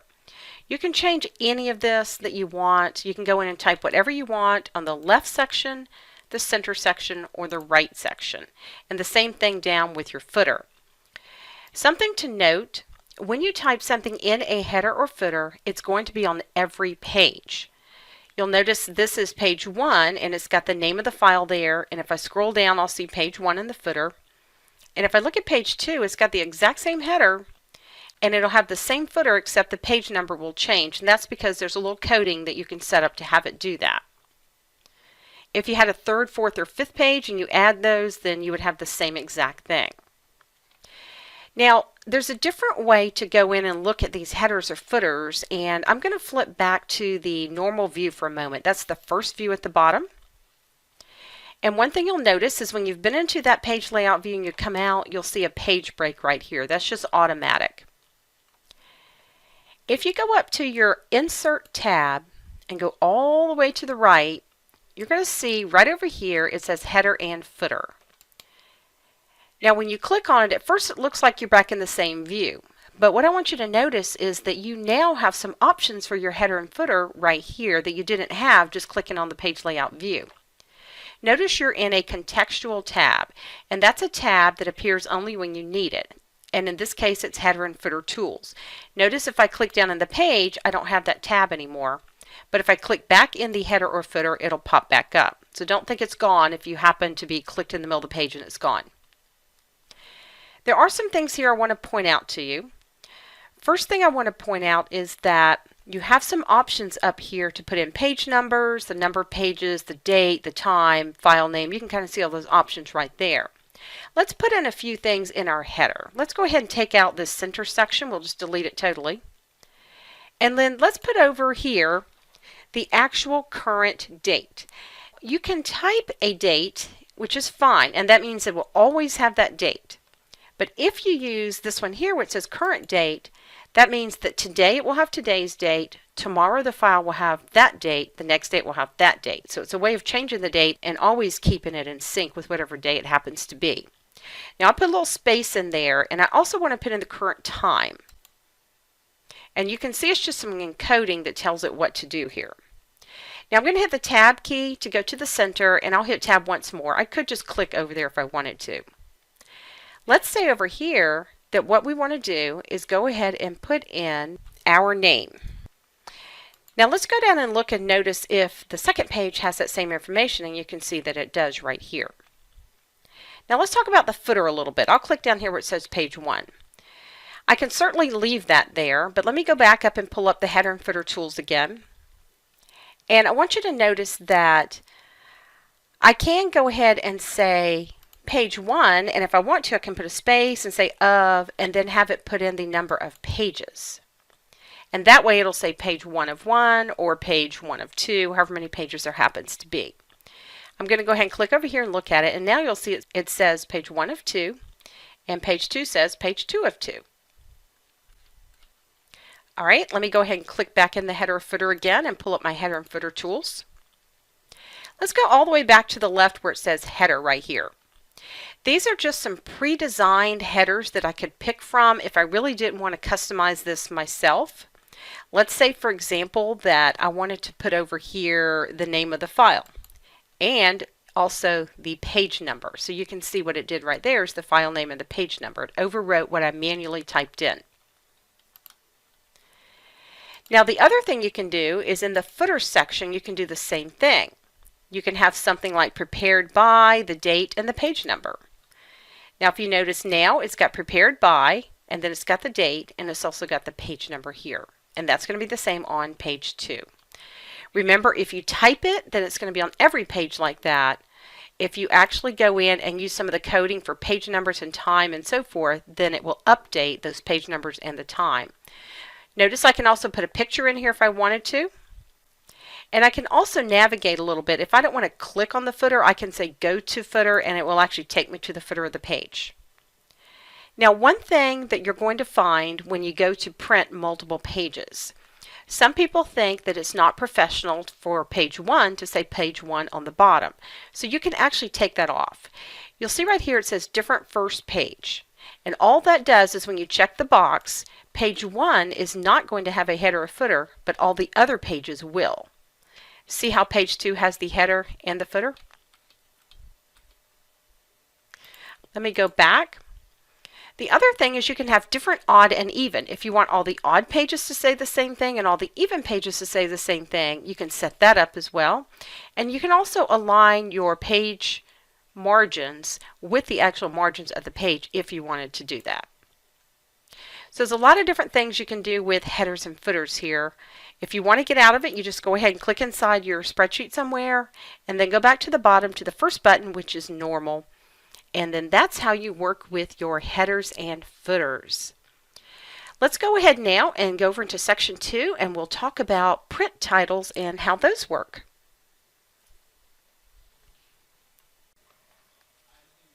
Welcome back. We're working in Module 5, and this particular module we're looking at all the page setup and the print options that are in Excel.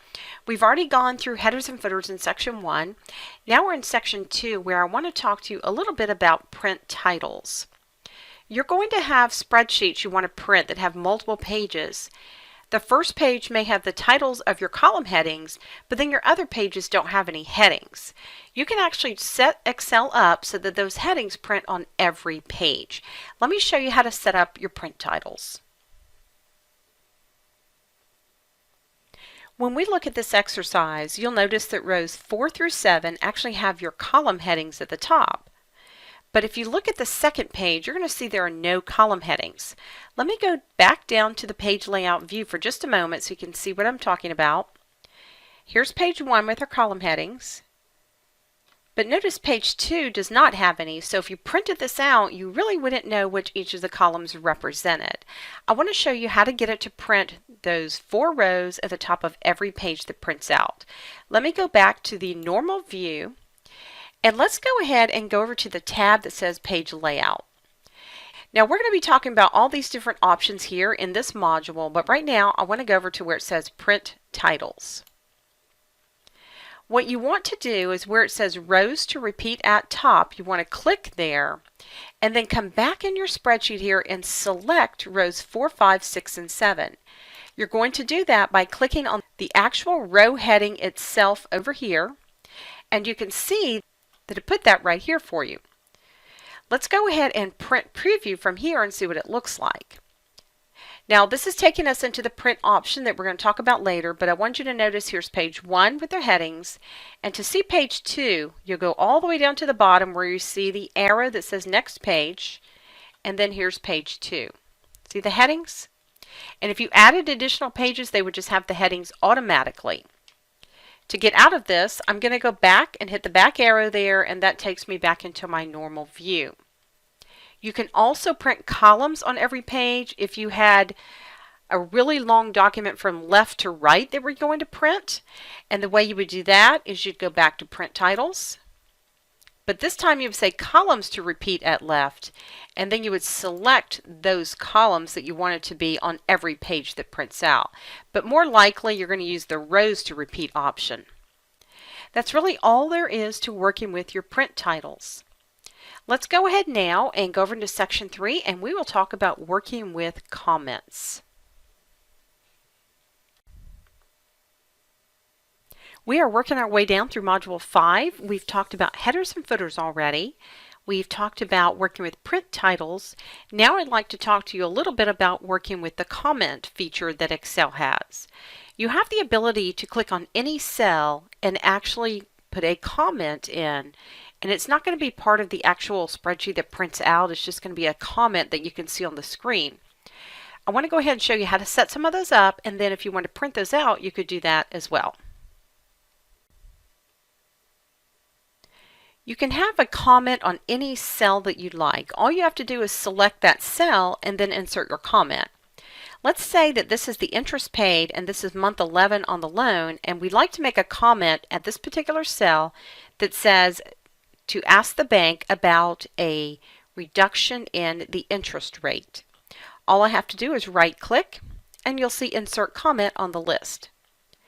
Now you'll notice that I can type anything I want in here, and it has the name of the person who is logged into the computer. If you don't want that there, you can always just delete it. But I'm going to go ahead and put in here, see about a rate reduction. And I'll say this may change the rest of the interest paid cells. Now if I click away from the comment, you're going to see that the comment disappears, but there's a red indicator in the top right corner of that cell. If I just move the mouse over it, I don't even have to click, you'll see that particular comment appears. When I move away from it, it disappears. If I want to edit that comment, I'm going to select that same cell, right click, and then you'll see it says edit comment, and that will take me back in so I can make some changes. The other thing while I'm in here is you'll notice that you've got these squares around the edges. If you need to put your mouse on one of these and make the comment box a little bit bigger, or you need to make it smaller or change the size of it in some way, you can certainly do that just by dragging those different what we call sizing handles. I can also right click on that cell and actually delete the comment if I don't want it anymore. Now let's go ahead and go up to our tabs across the top, and I want to click on the tab that says Review. These are where the comment options are going this way, and there's your edit comment. We've seen how to do that. Here's a way to delete. But let's talk about these two real quick. You have the ability, if you've got multiple comments, to actually just move from one comment to another just by hitting the next or previous buttons. You can also show or hide your comments. And you can see when I click on that, then the comment appears and it stays there instead of moving away when I click away from the cell. I can also show all the comments, so if I have multiple comments, I would just see them all over the page here. A couple things that you're going to want to do. You may want to actually print these comments, and I want to show you how to actually do that. If you go back to the Page Layout tab, and we were talking about the page setup options earlier, notice that if you go right here to this little arrow, that this is going to take us into page setup, and earlier we were in here under the sheet tab. What I want to show you is under that same tab you have this comments option right here, and it currently says none. If I choose the down arrow, I can choose to put these at the end of the sheet, or my other option was as displayed on sheet. Let me show you what end of sheet looks like. And I'll print preview. And what you're going to see is that if you go down to the last page, you actually have a third page now. See how there's 3 pages? And what it does is on that last page, it tells you the cell number, and then it just shows you what the comment says. Now let me go back, and I'm going to show you the other option. I'm back under the page layout tab, page setup. I'm going to hit the arrow on the right there, go over to the sheet tab. This time, instead of at the end of the sheet, I'll say as displayed on sheet, and then print preview that. And now if you go down and look, you'll see wherever the comment happens to be, that's where you're going to see it, and it's going to actually print just like this. Now let me hit the back button and show you one more thing. You'll notice that you can't see the numbers that are underneath this. All you have to do is click in there, and instead of using the sizing handles this time, get just on the border of your object there and just drag it somewhere off to the side, and that way you can see all the numbers that were underneath, and it does have this arrow that points to the cell that that particular comment refers to. That's going to be how your comments work. That's a pretty nice feature that Excel has, where you can make comments about individual cells. Let's go ahead now and go over to section 4, and we're going to look at all those different page setup options and get you familiar with them. We are working our way down through Module 5, where we've been talking about all the page setup and print options that Excel has. We've talked now about headers and footers a little bit. We've talked about your print titles, your comments, but there are so many other page setup options there that I just want to take a few moments and look through some of those and get you familiar with what's there so you'll know where to go if you want to do some of these different things. Let's go ahead and head over to Excel and let's look through those page setup options.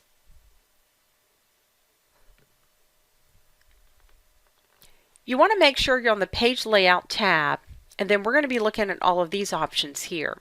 Let's start with margins. Here are some pre-designed margins that you can pick from, and you can see that every page has 6 margins.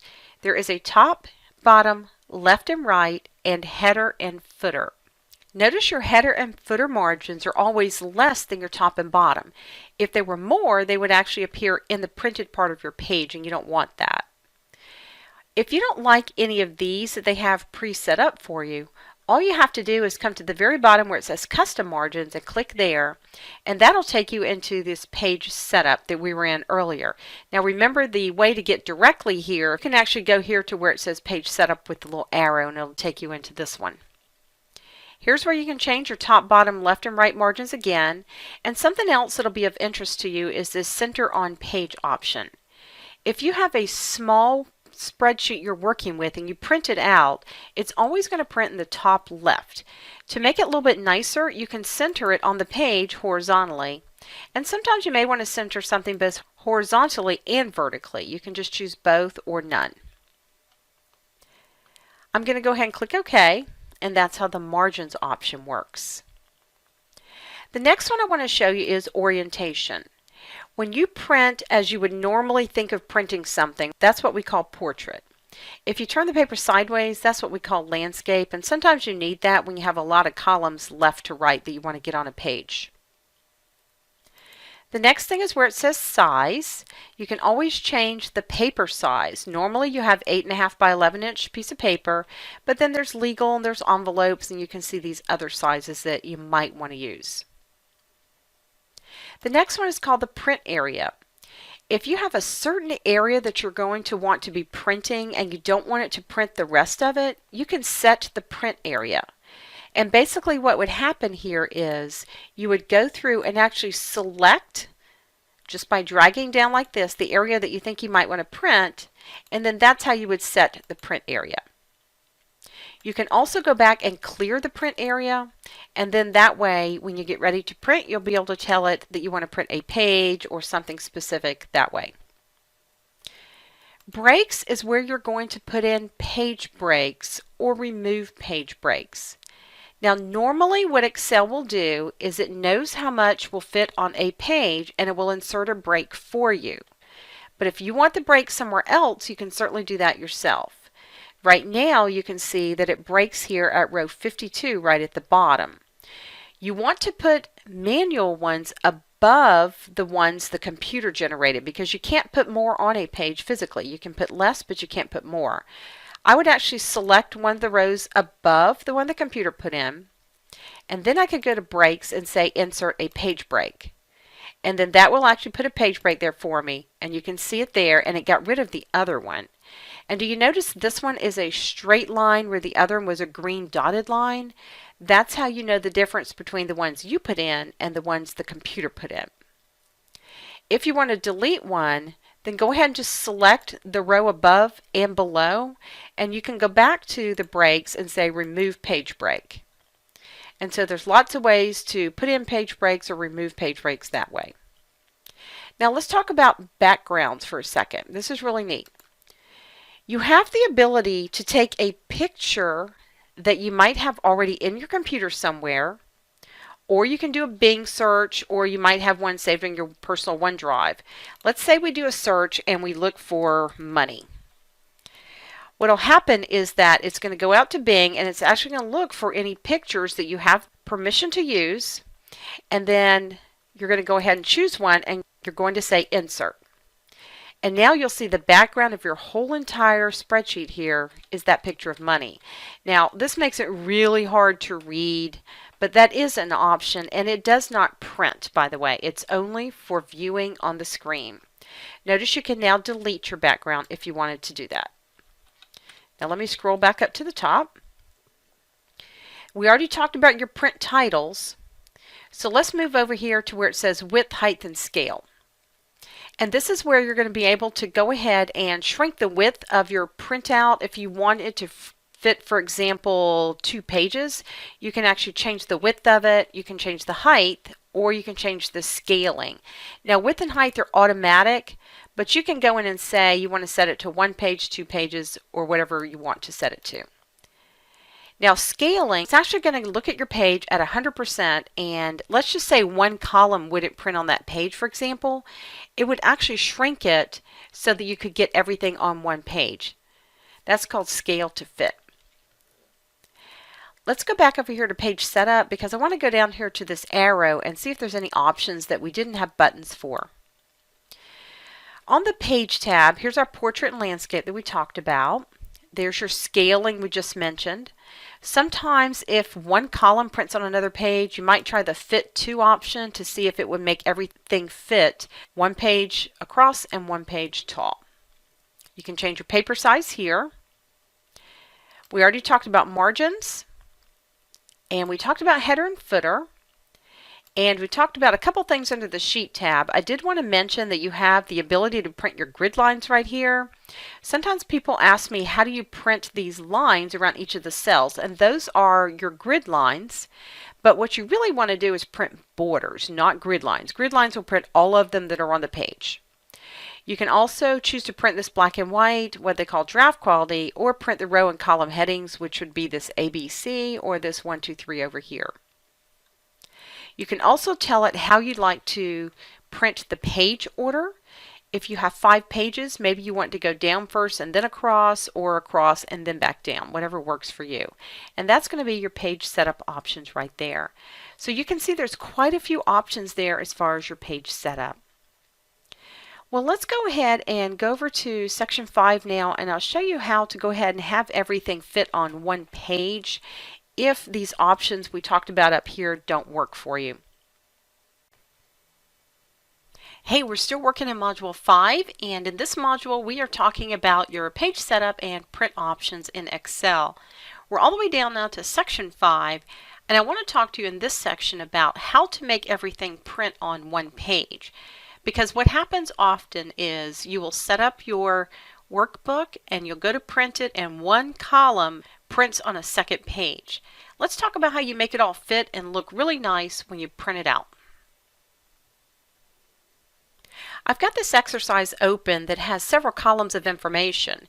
If you notice, it has the name of the salesperson over in column A, and then it has figures for January through August, and the last column, column J, are the totals here. I want to look at it and see what it looks like if we go ahead and print it. I'm just going to go to the bottom and go to the page layout view, which is the middle view there. And you'll see that page 1 actually prints from the column that says name all the way over to the column that says July. But look how it chopped off August and totals, and it's going to print it over on this second page. That's just not going to work for me. Let's look at some options that we can do to get everything to fit on one page for us. Let me go back down to the normal view and let's see what we've got. The first thought is that you may want to turn the paper from portrait to landscape. If I go back to the page layout tab here at the top, then I can change the orientation to landscape. But I will tell you that we don't have enough columns to make it actually look right. If I choose landscape, let's go look at it now. I'm going to go down and do the page layout. And you can see that I really have a lot of space left over here, and I could do a lot of things to take up that space, but this isn't really what I wanted in this particular case. Let me go back to normal, and we're going to change it back to portrait because that's what I want. The second option is I can go up and adjust this scaling right here. Right now it's set at 100%. I could go down and make it maybe 75% or 80%. The problem is that I don't know exactly which one's going to work, if that's going to be too small or too large. Let me show you what we can do, and it will actually adjust the scaling for us and get it set up perfectly. Here's what we're going to do. Let's go down to the bottom where our views are, and let's use the last view, which is your page break preview. I'm just going to click on that, and in this particular view you're going to see the page break right here. Also notice there's a page break right down here underneath the words Canadian Division. All you have to do is actually drag this dotted line even with the edge of the page, and you've actually just changed the scaling right here, and if you notice it made it 90%. Now I wouldn't know that automatically, so it knew that for me and it went ahead and adjusted it. If you notice, the page break that's down at the bottom here is going to break up that Canadian division. Now I could drag this one all the way down to the bottom and fit everything on one page, but I can tell you just from working with this exercise so many times, it's too small. In this case, I think I'll just drag it back up above the Canadian division like that, and at least all of Canada will print together on the same page. And that's the easiest way to change your page breaks. Now obviously if you have a lot of columns left to write, that orientation might be the best bet for you, and then this may not work as good as it does right now. But when you've only got that situation with a couple of columns, then it works great. I'm going to go back to the normal view. And now we've got 2 pages and it's going to print perfectly. What I'd like to do now is talk to you a little bit about printing. So let's go ahead and head over to section 6, and I will talk to you over there real quick about printing your workbooks.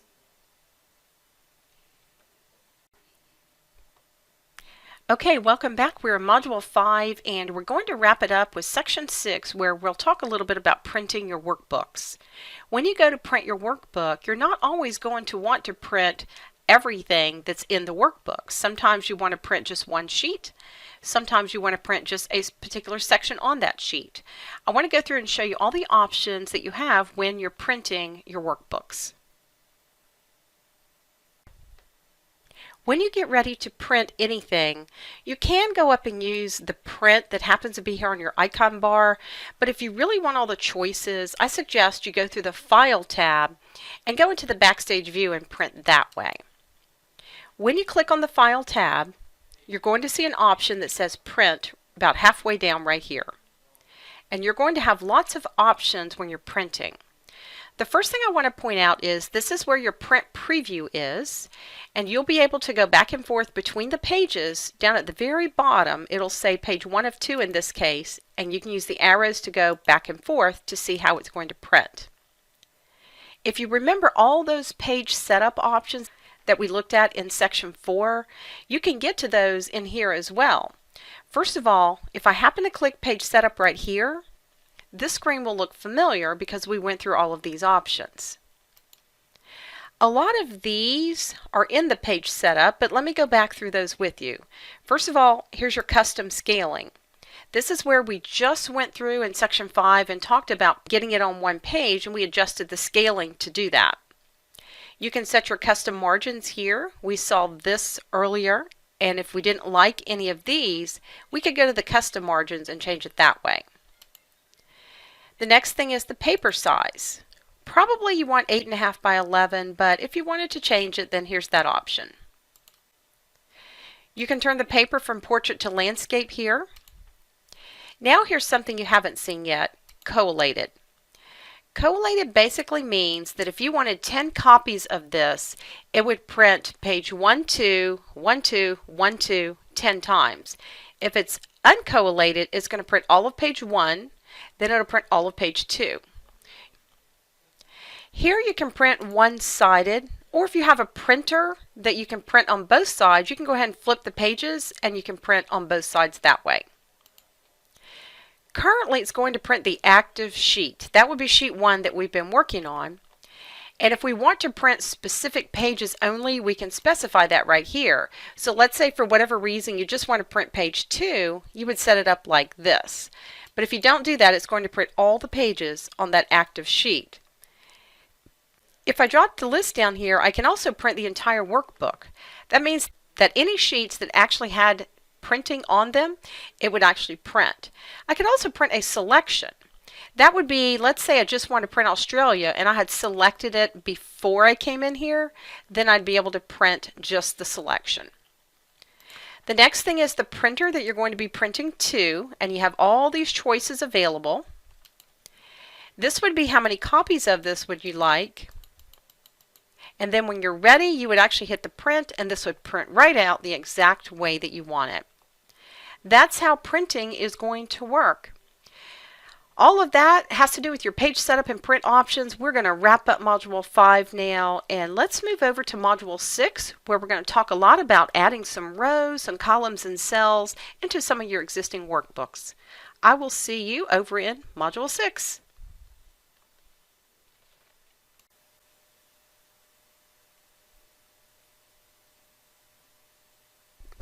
We've actually gone through Module 5 now. We've been talking about the page setup and print options. I have a lot of things I want you to do in this exercise. Again, I'm going to have these in the Word doc, all the instructions, but here's what I want you to do. Go ahead and open that file we've been working with called Loan Workbook. And I want you to go to the sheet called the detail sheet for the 5-year loan. We're going to look and see if there are any headers or footers. And the way we're going to do that is, remember, at the very bottom, your second button is your page layout view. And if you click here, you can see that you just have the generic ones that come in Excel. What I want you to do is take the one that's in here out. You're going to add the date on the top right, and then go down to the footer, and I'm going to have you in the footer in the center where it says page 1 currently, put your name there. Once you've done that and you see it looks right, go ahead and flip back to normal view, which is the first view at the bottom. The next thing I'm going to have you do is add a comment. You're going to put a comment right here in C9, and I've listed the comment, which is, this is the beginning balance of this loan, over in the Word doc with the instructions. The next thing you're going to do is change your margins to 1 inch for the left and right. I'm going to have you center this on the page vertically, and then set rows 4 through 7 as print titles, so that every time you print a page, the titles for rows 4 through 7 will print. You're going to go ahead and print the entire workbook, and then go ahead and save and close the file. Great job, you've done a lot. Let's go ahead and move over to Module 6 when you're done, and we'll talk about working with rows, columns, and cells.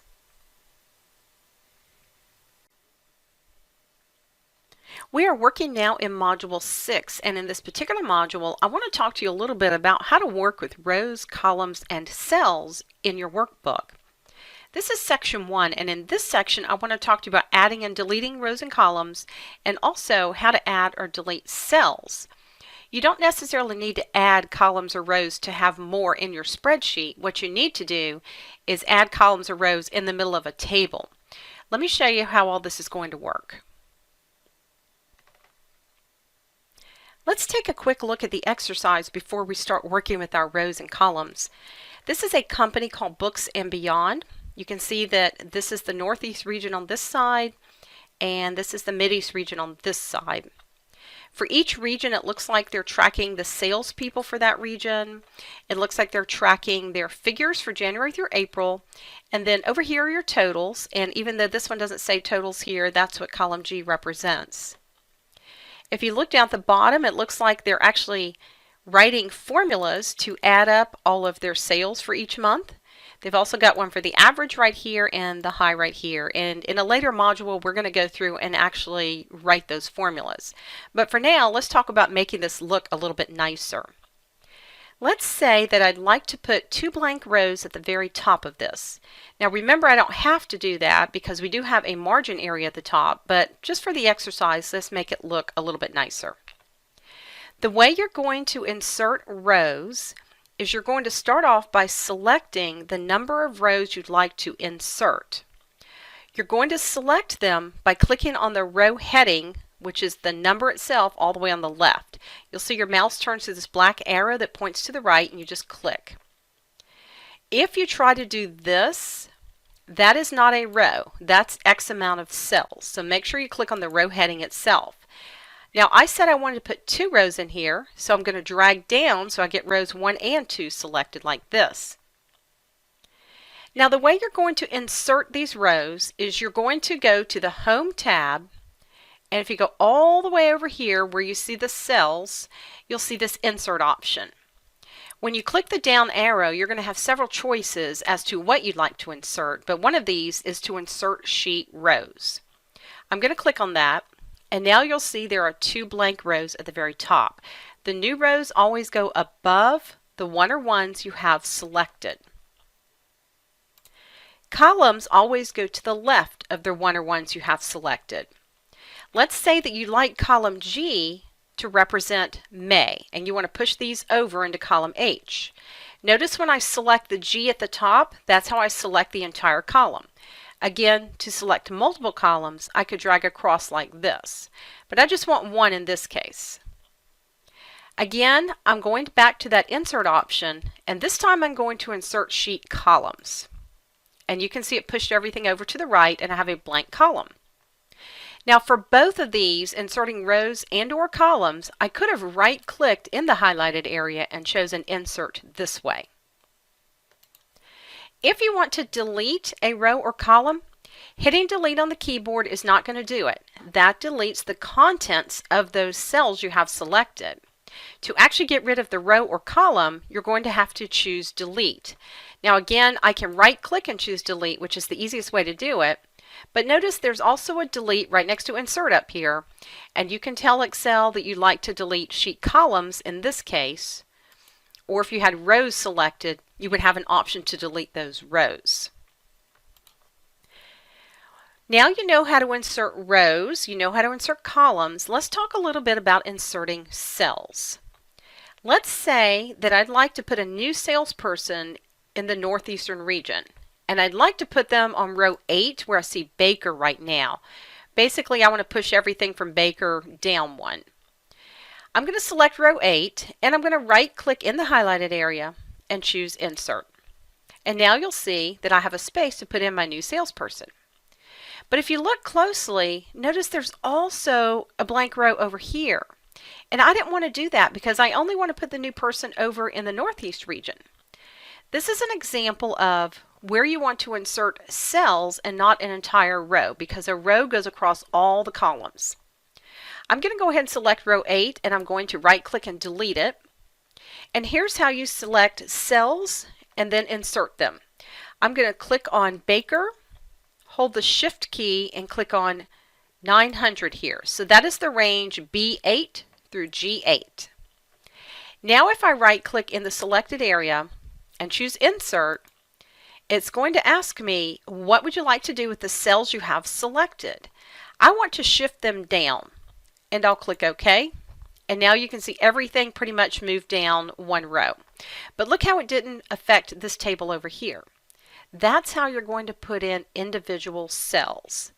Now if I want to type someone in here, I can go ahead and put that new person in.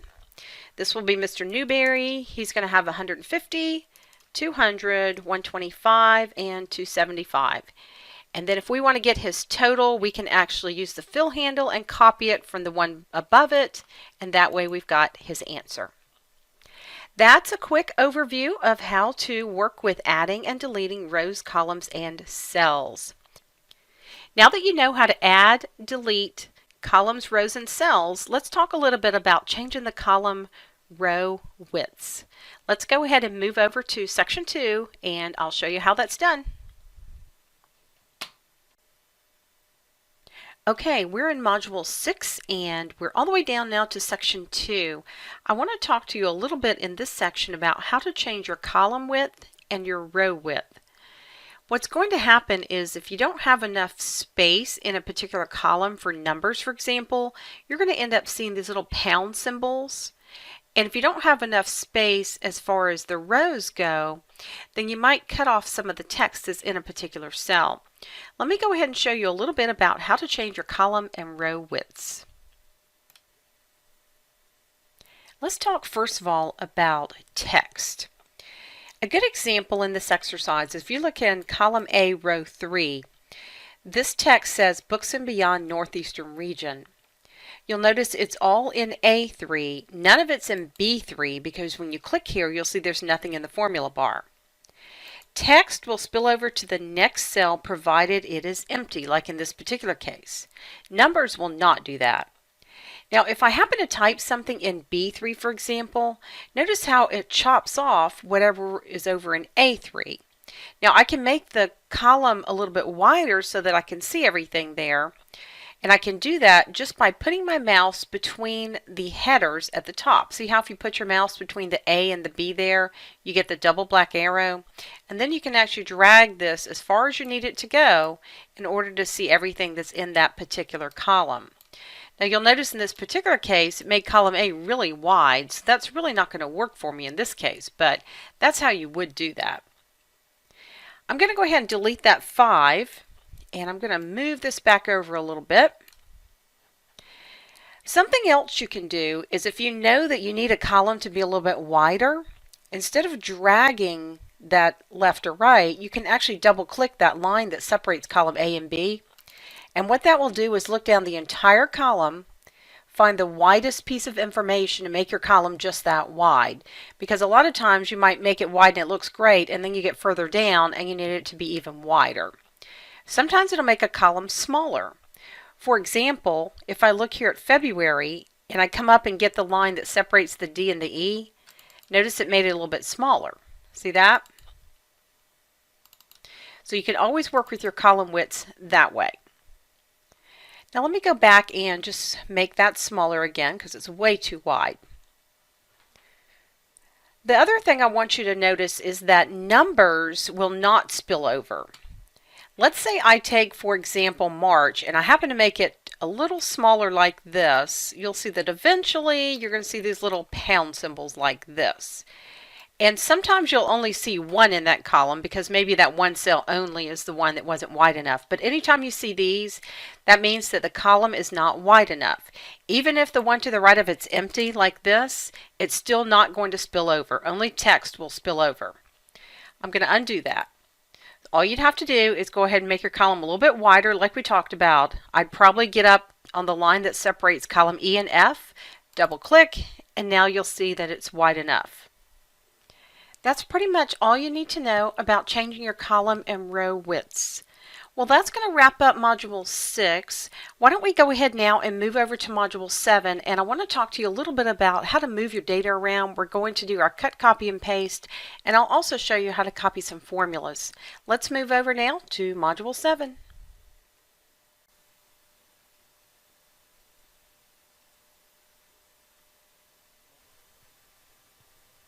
Module 6 was all about inserting rows, columns, and cells.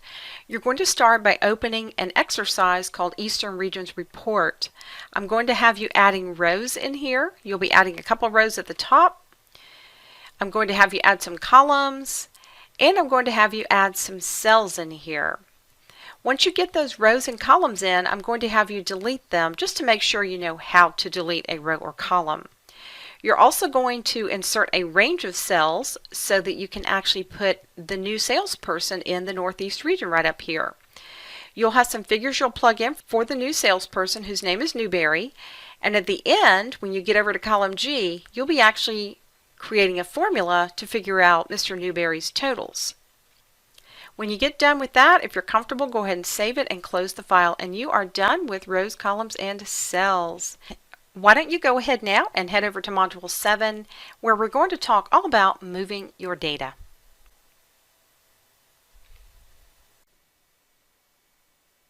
We are all the way down now to Module 7, and this is the module where I want to talk to you a little bit about moving your data around. This is Section 1, and I want to go through cut, copy, and paste with you. Cut, copy, and paste is a basic that you have to know for any program you're working in. It basically is a way for you to take your data from one place and put it in another place. Sometimes you actually want to move the data, other times you just want to make a copy of it somewhere else. Let's go ahead and run through cut, copy, and paste, and then you'll be an expert in knowing how to move your data. In this exercise, we have Books and Beyond. The Northeast region is on the left, the Mideast region is on the right. I'd like to do a few things to make the exercise look a little bit nicer. One of them being, I'd like to take the information here and line it up with the edge of the table in column K, and maybe the same thing over here. I'll take what's in A3 and move it up to B2. The easiest way to do this is go ahead and select whatever you'd like to move. And you'll notice that if I put my mouse around the edges of this cell, which is the active cell, I'll get a white arrow. All I have to do now is hold the mouse down and drag it to the cell I'd like to drop it off in and let go. Pretty easy to do that. Let me do it over here. I'm going to select J3, point around the edges till I get the white arrow, and click and drag over to K2 and drop it off. And now you can see it looks a little bit nicer like this. Now we just call that moving. That's not cut, copy, and paste. What I'd like to talk to you about now is how to actually cut this Mideast region, and we'll place it down below the Northeast region. If you cut something, you're actually removing it from where it is and you're going to put it somewhere else. If you copy, you're making a copy of that information somewhere else. That's the difference. Now before I show you the 4 steps, we're going to be working with what we call the clipboard. And I want to show you how to turn the clipboard on. If you go over to your Home tab, and you'll see a clipboard grouping, and there's an arrow on the bottom right that you just click on to turn it on. And this is called the clipboard right here. The way the clipboard works is every time you cut or copy something, it will show up on this clipboard so that you can paste it in somewhere else.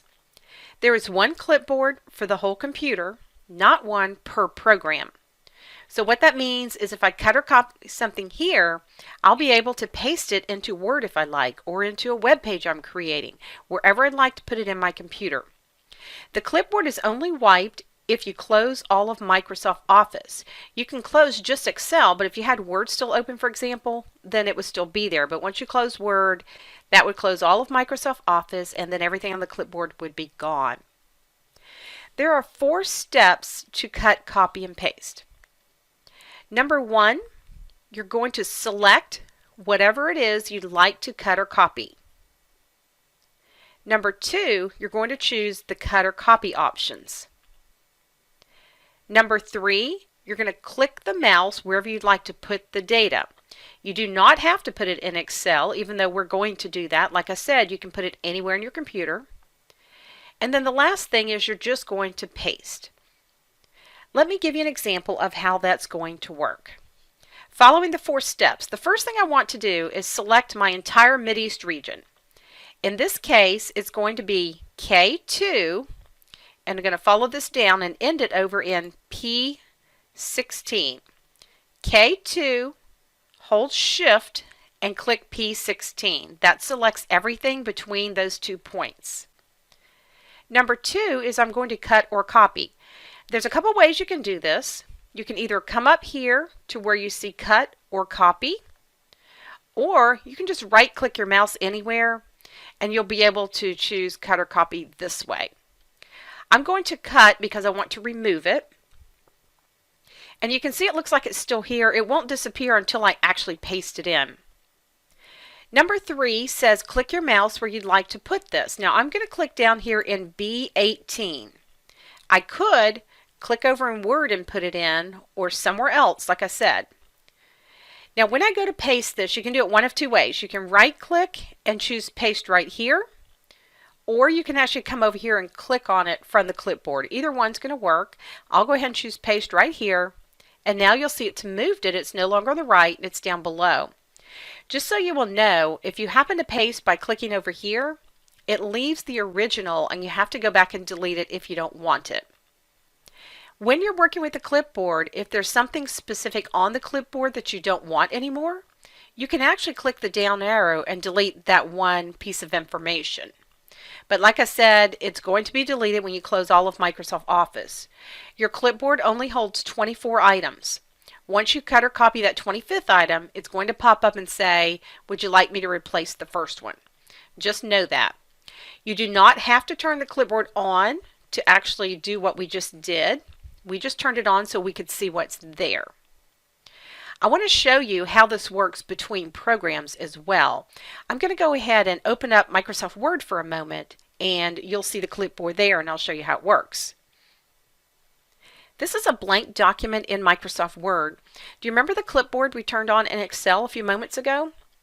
If you notice, this is the exact same grouping right here, and I can hit this arrow to turn the clipboard on. And look, there's the data we just cut from Excel. All I have to do is click on it, and I've now pasted that into Word. Let me give you one more example. I'm going to go over to the internet and grab a picture real quick. Let's say I found this picture of this dog that I like. If I right click, you'll notice that it says copy image. Now just be aware that when you're on the internet, you want to be super careful about copying images because some of them may be subject to copyright. But the point is, I want to show you how to copy from anywhere in the computer. I'm going to choose copy image, and I'm going to flip back to Excel and see if it's on the clipboard. There it is. So if I want to put this dog over here, for example, all I have to do is go ahead and choose it, and you'll see there he is. Now, it's a whole nother subject when we start talking about sizing images and all of that, but the point is, you see how to cut or copy from anywhere in your computer. Let's go ahead and wrap this section up, and I want to talk to you a little bit in section 2 about copying formulas. Hey, welcome back. We're in Module 7, and we're talking in this module about how to move your data around. We've already done Section 1 where we went through the basics of cut, copy, and paste. I want to go ahead now into Section 2 and talk to you a little bit more about cut, copy, and paste, some additional options, and how they apply to formulas.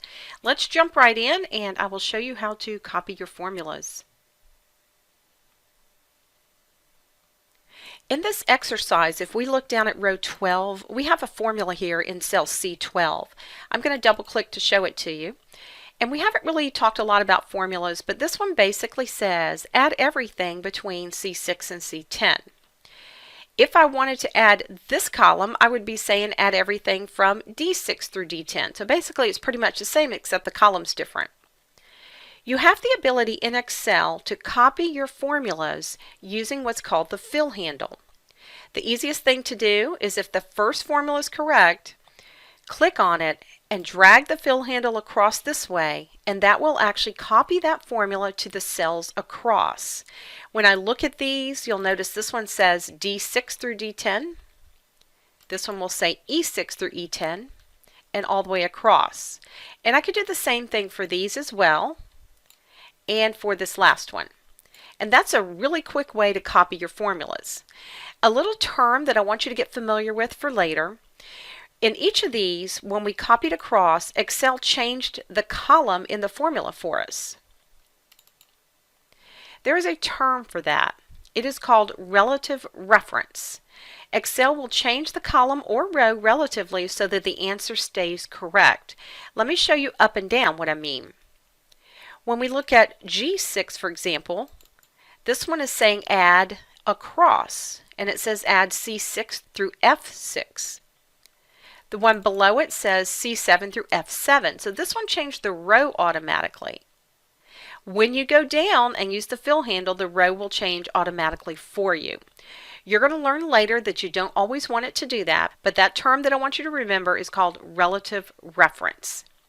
Now let me go back to this for a second. I'll just delete this one. I could, if I wanted to, have just right-clicked on this one, chosen copy, and I could right-click on this blank one and then choose paste. That would certainly work, but I'd have several to do that with, and it would just be very time-consuming to do that. Now I did want to show you that there are several other options when you're pasting. Let me go ahead and select this whole table, and I'm going to copy this. Now if I just come over here and right-click, these are actually all of your paste options right here. And you can see a preview as I move across them, but I want to go through them real quick so you'll know what they mean. This first one is the regular paste that you'll use most of the time. The second one will paste the values. Okay, I'm going to click on that and just show you what I mean.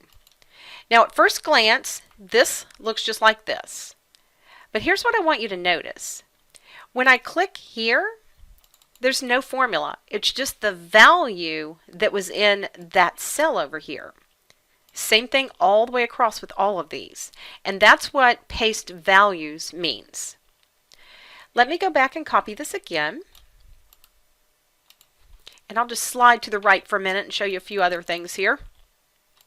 Let's say I right-click this time and look at the third one. That's called formulas, which is basically what the first one did in this case because we had formulas there we were copying. Now let's talk about transpose, what this does. If you notice, the original had the months going across and the names going down this way. Transpose just flips that. Notice now the months go up and down and the names go across. So anytime you'd like to flip your column or row headings like that, use the transpose option. There were a couple more there, so let me go back and select this again for you. I'm going to right-click and copy. Now when I look at this and I right-click, this one says copy the formatting. The formatting is the bold and italics and the colors, all of that. So that would not actually copy the numbers or text, just the formatting. And you'll see later on as we go through here how this would apply. And then we'll talk about paste links a little bit later as well. I just want you to be familiar with all those options so that when you see them, you would know which one that you might want to choose. Well, that's going to go ahead and wrap up Module 7. We've talked about moving your data around. Let's go ahead and really get into some of these formulas over in Module 8. I want to go ahead and start in Section 1 and give you an overview of how formulas work.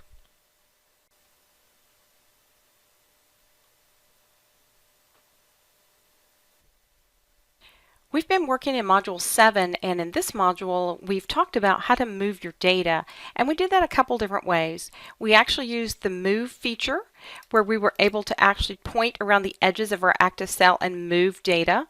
We did cut, copy, and paste, and I want you to go ahead and go through here and do a quick little exercise just to make sure you're okay with all of this. The first thing I'm going to have you do is open a file called Eastern Regions Report 2. It should look just like this when you get it open. I'm going to actually have you move this information up here so it lines up with the table nice and neat. You'll move this information over here. And then once you get done, we're actually going to take the Mideast region, which is on the right, and put it below the Northeast region.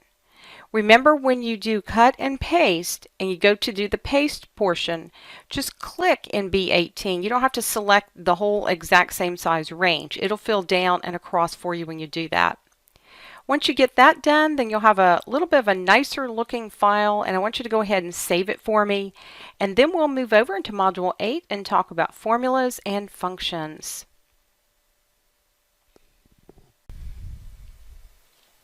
We are ready to start talking about formulas and functions. We're all the way down to Module 8 now. This is Section 1. And in this section, I want to give you a quick overview of formulas and basically how they work. A formula is basically a mathematical calculation that tells Excel what to do. You can do simple things like add a column of numbers to really sophisticated things like statistics and things you would never even imagine. Excel is very, very powerful when it comes to formulas. Let's get a quick overview of how formulas work, and then we'll jump right in and start creating some formulas using functions. What you need to remember when you're writing formulas is that wherever you click the mouse, that's where the answer is going to appear. Formulas can be on the same sheet as the data, they can be on a separate sheet as the data, or they can be in a totally different file, and we'll be doing all of this as we go through these videos. But just to give you a quick overview and review, let's say that I wanted to add my numbers for January. I'm going to click in C12 next to total because that's where I want the answer to be, and I'm going to put in the equal sign. Remember that all formulas must start with an equal sign, no exceptions. I'm going to click on C6.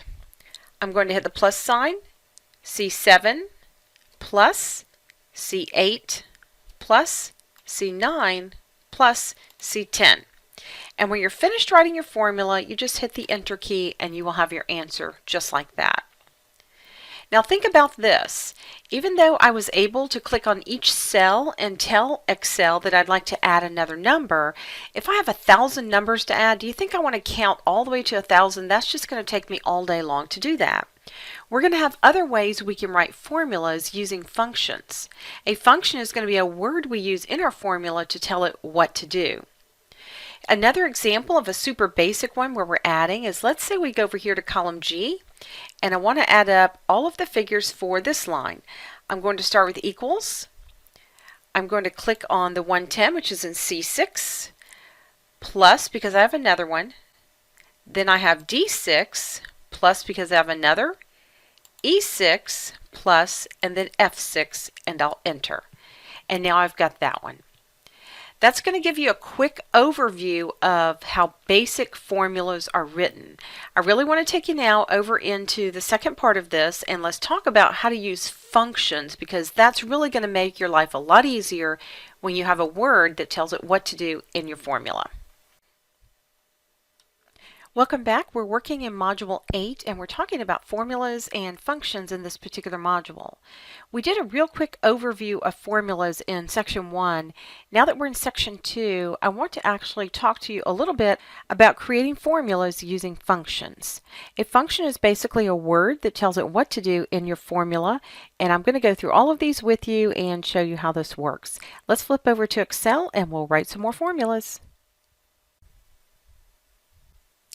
We already added up January. We did this manually by clicking inside of each of the cells we wanted to add, but that was the long way to do it. I'm going to go ahead and hit delete here and talk to you a little bit about using functions in your formulas. A function is a word that you use in your formula to tell it what to do. There are over 200 functions built into Excel. The most common of the 200 is the word sum, S-U-M, which basically means to add. Typically, if I ask students if they've ever written a formula before, they'll say yes, and they'll say someone showed them how to do this. Notice that I'm under the Home tab, and there's this Auto Sum button right here. You're also going to find that same button under the tab that says Formulas. I'd probably use it under the Formulas tab. You'll see it right here, because we'll also be looking at some of these other options that have to do with formulas as well. I'm going to click the Auto Sum button, and notice that it put a formula in for me. And do you notice it didn't put the answer in? It put the formula in and it's just sitting there because it wants to make sure this is exactly what I want. Now notice it's assuming I want to add everything above where I was clicked. Notice it also included row 11, which has nothing in it. That won't affect anything as far as the answer goes in this case, but if I did add a number in C11, it would become part of my answer. If this is what I want, I just hit the Enter key. If it's not, let's say I didn't want 11 in there, I would just drag through what I do want, just like this, and then hit the Enter key. And now you can see I have the exact same number I had earlier, except I didn't have to manually tell it to add each one of these. So if you notice the way the formula reads now, it says I want to add the range C6 through C10. And that's the easiest way if you want to add a range of numbers that are all together. Now let me show you what happens when you go over to the next one, because I need February as well. If I come up and hit Auto Sum again, you'll see that again it assumes that I want to add everything above this. I'm going to go ahead and just hit the Enter key, and now I've got 965. Now watch what happens when I do the third one here.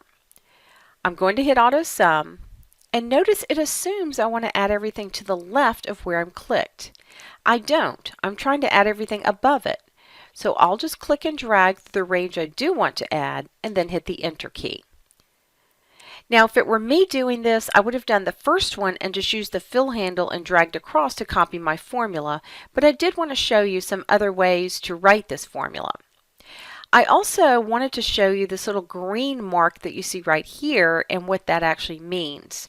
If you know how grammar check works in Microsoft Word, it's very similar.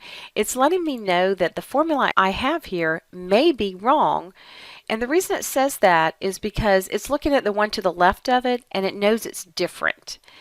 When you have an error, if you notice, if you look where this exclamation point is, it tells me the formula in this cell differs from the formulas in this area of the spreadsheet. This one over here was 6 through 10.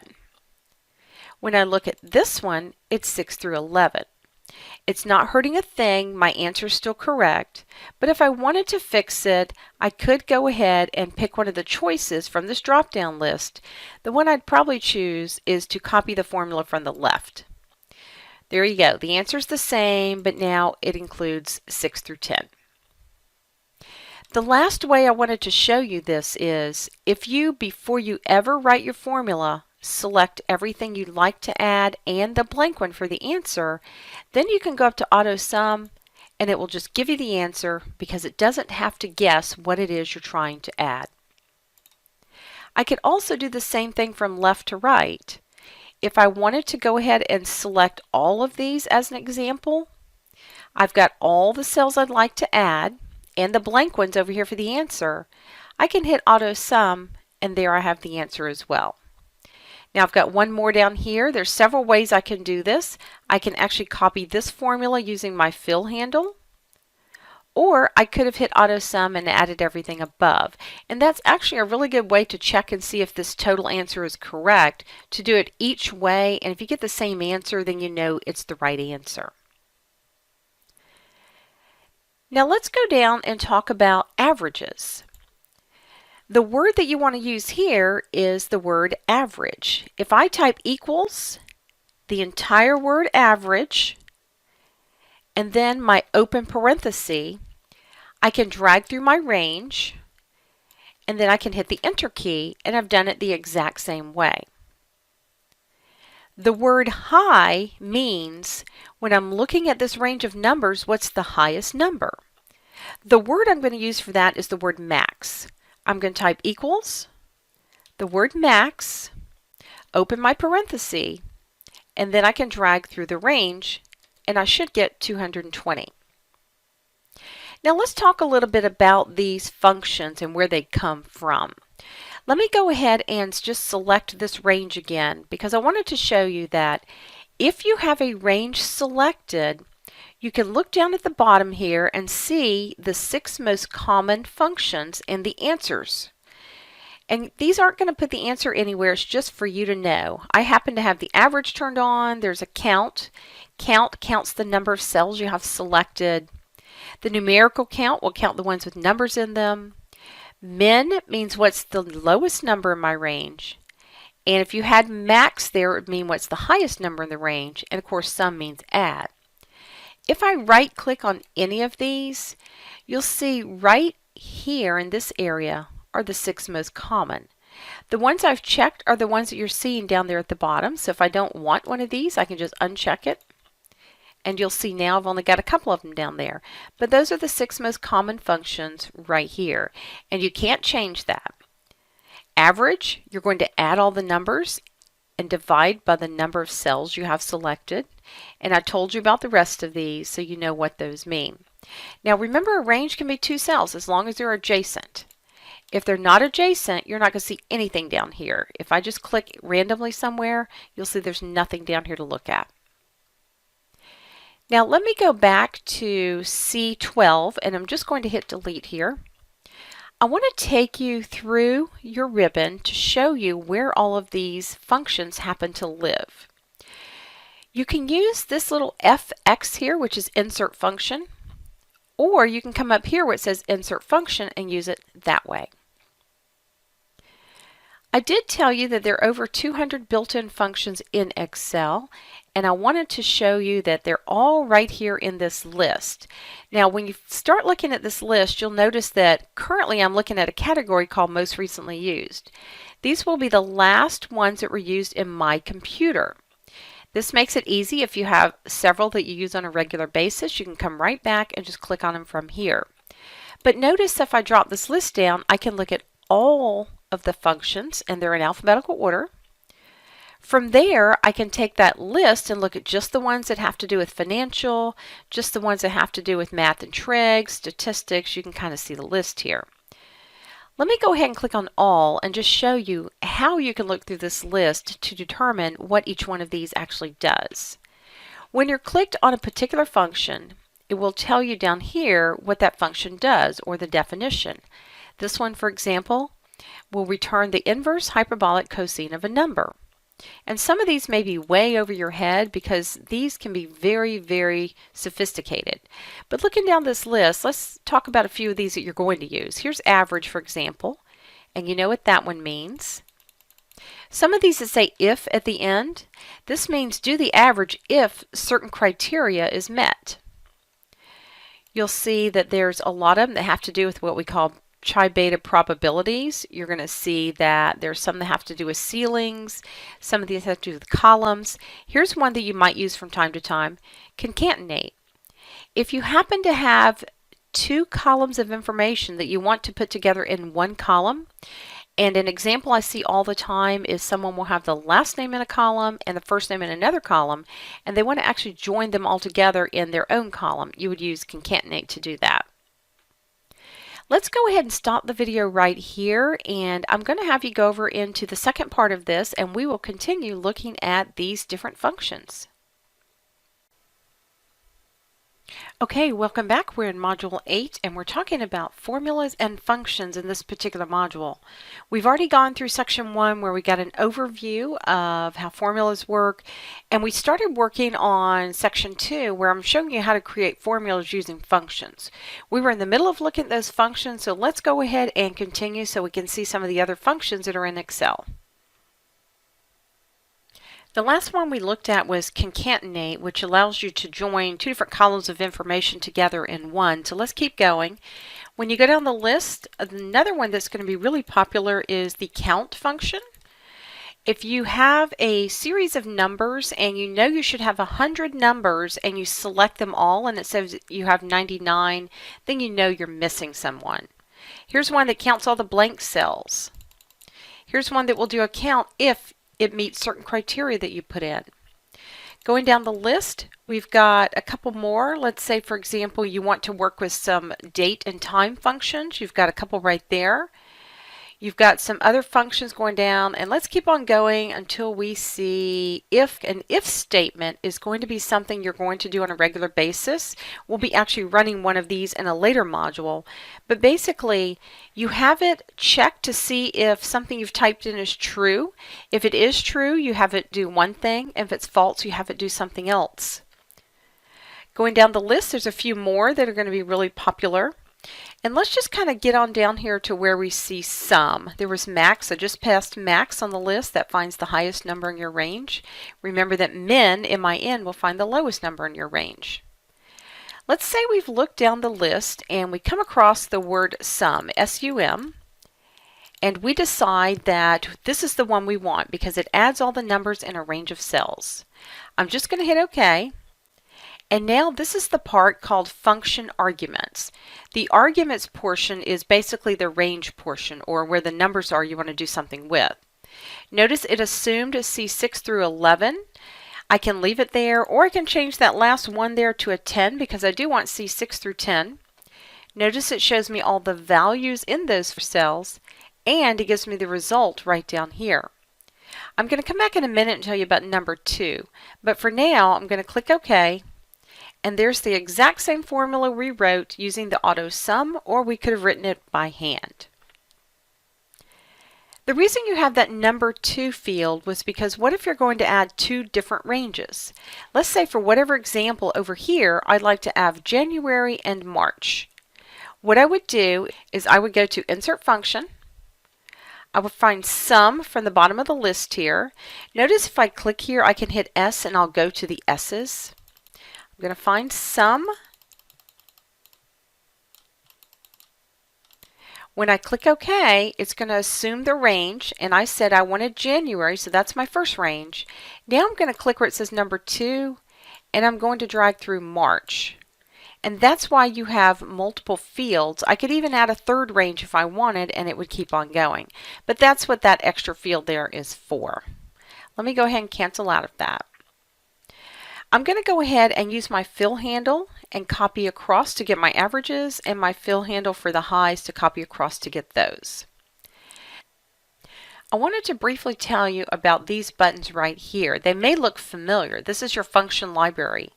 If you remember when I took you into the Insert Function button, there were several different categories I told you that you could pick from.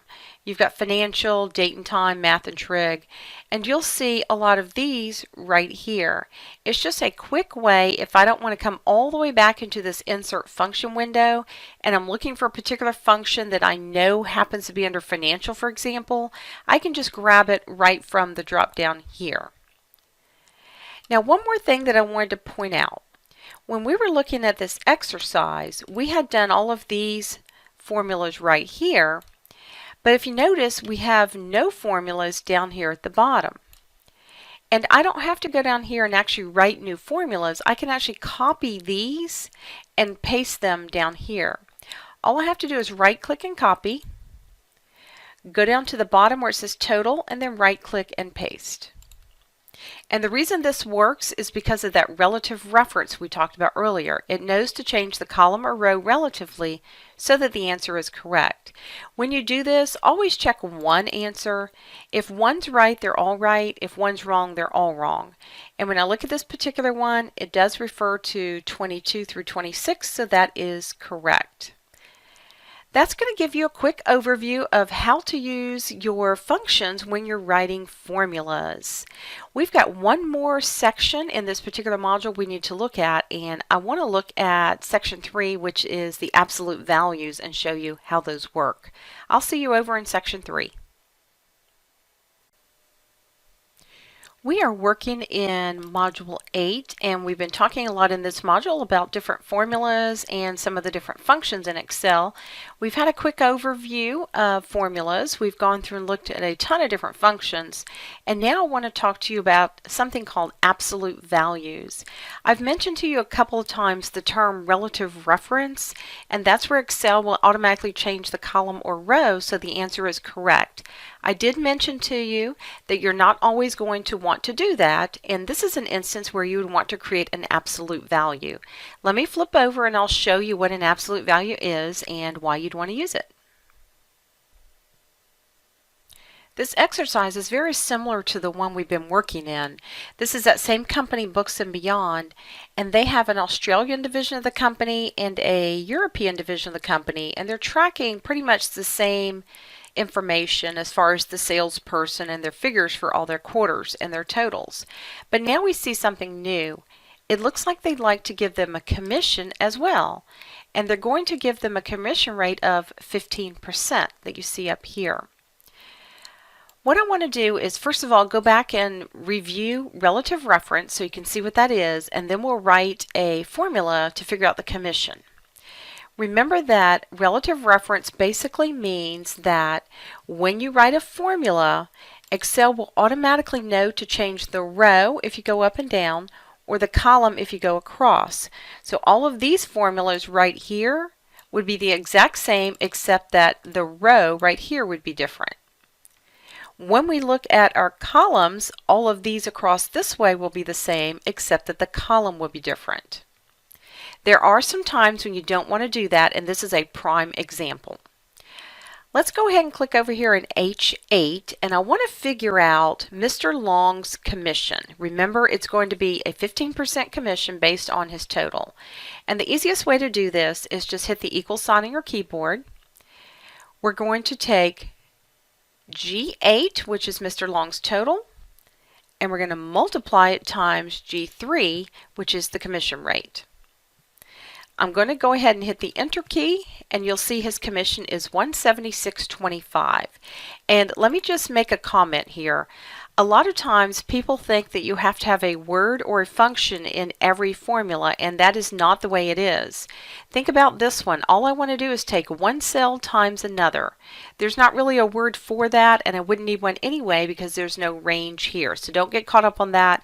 Make your formulas as easy as possible. But let me show you what's going to happen in this case if I use my fill handle and just copy this down. Look how I have zeros.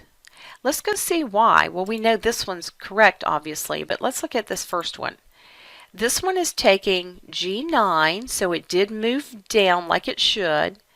But look, it also went down up here to cell G4, and there's nothing there. That's why I got 0. If I look at the one below that, again, it went down, G10, that's correct. But look up here, it's G5. That's not correct. So what's happening is it's moving down like it should to make the answer what it thinks should be correct. But what we want is a little different this time. We want the total to move down in the formula, but we never want G3 to change. What we're going to do is in the formula itself, we're going to make G3 what we call absolute. The way you do this is make sure you're clicked in the formula where the G3 is. It doesn't matter if you're in front of the G, behind the 3, or in the middle of it, just as long as you're in G3. And you're going to insert dollar signs in front of the G and in front of the 3. Yes, you can type them, but you can also use on your keyboard your F4 key, and that will actually put those in for you. I'm going to go ahead and type mine in right here real quick, and what you're going to see is that I'm going to actually hit the enter key, and now I've got my same answer, but now it's absolute. The way you actually read this is you want to say G8 times the absolute value of G3. If I copy these down now, notice they're all going to say G9 times the absolute value of G3. This one will say G10 times the absolute value of G3. And that's how you do an absolute value. Now, one thing I just want to give you a little heads up on. In Module 12, we're going to talk a little bit about working with names. You do have the ability, if you'd like, to not have this 15% anywhere on this sheet, and you can still have it do these calculations for you. And we'll come back and use this exercise when we get ready to do that. Well, that's all there is to working with absolute values. Let's go ahead and wrap up Module 8 and move over to Module 9 and talk about working with our sheets.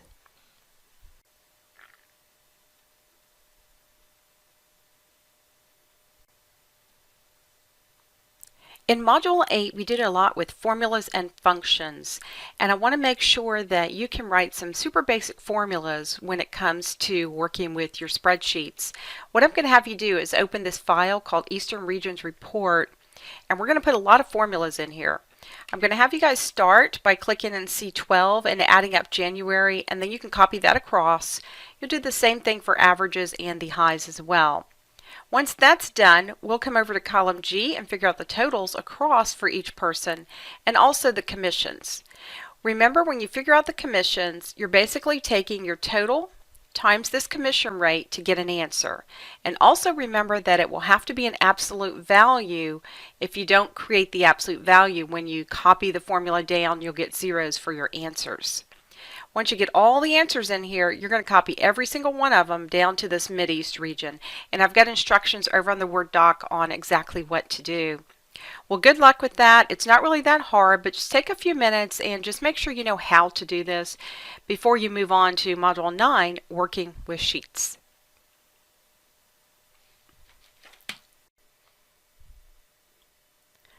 All right, we've made it all the way down now to Module 9, and in this module, I want to talk to you about how to work with your sheet tabs that you see at the bottom when you open a workbook. You can actually add sheets, you can delete those sheets, and you can rename those sheets. Let's go through and talk a little bit about how sheets work, and I will show you how to add, delete, and rename those sheet tabs. We have an exercise here that has multiple sheets with information on them, and I want to take a peek at what this looks like before we get started. This is the Australian division of the company, and if you notice, they've listed each item that they're selling, the figures for quarters 1 through 4 here, and they've just totaled them down on row 9. Now notice that we're on sheet 1 at the bottom. Let's see what's on sheet 2. All I have to do is click on it and I'll flip to that sheet. This looks like the European division. If you notice, the setup's the exact same except these numbers are different, which obviously changes our totals. Let's see what's on sheet 3. Looks like the North American division. Sheet 4 looks like the South American division. And sheet 5 looks like a summary. What we're going to end up doing in section 3 is writing a three-dimensional formula here.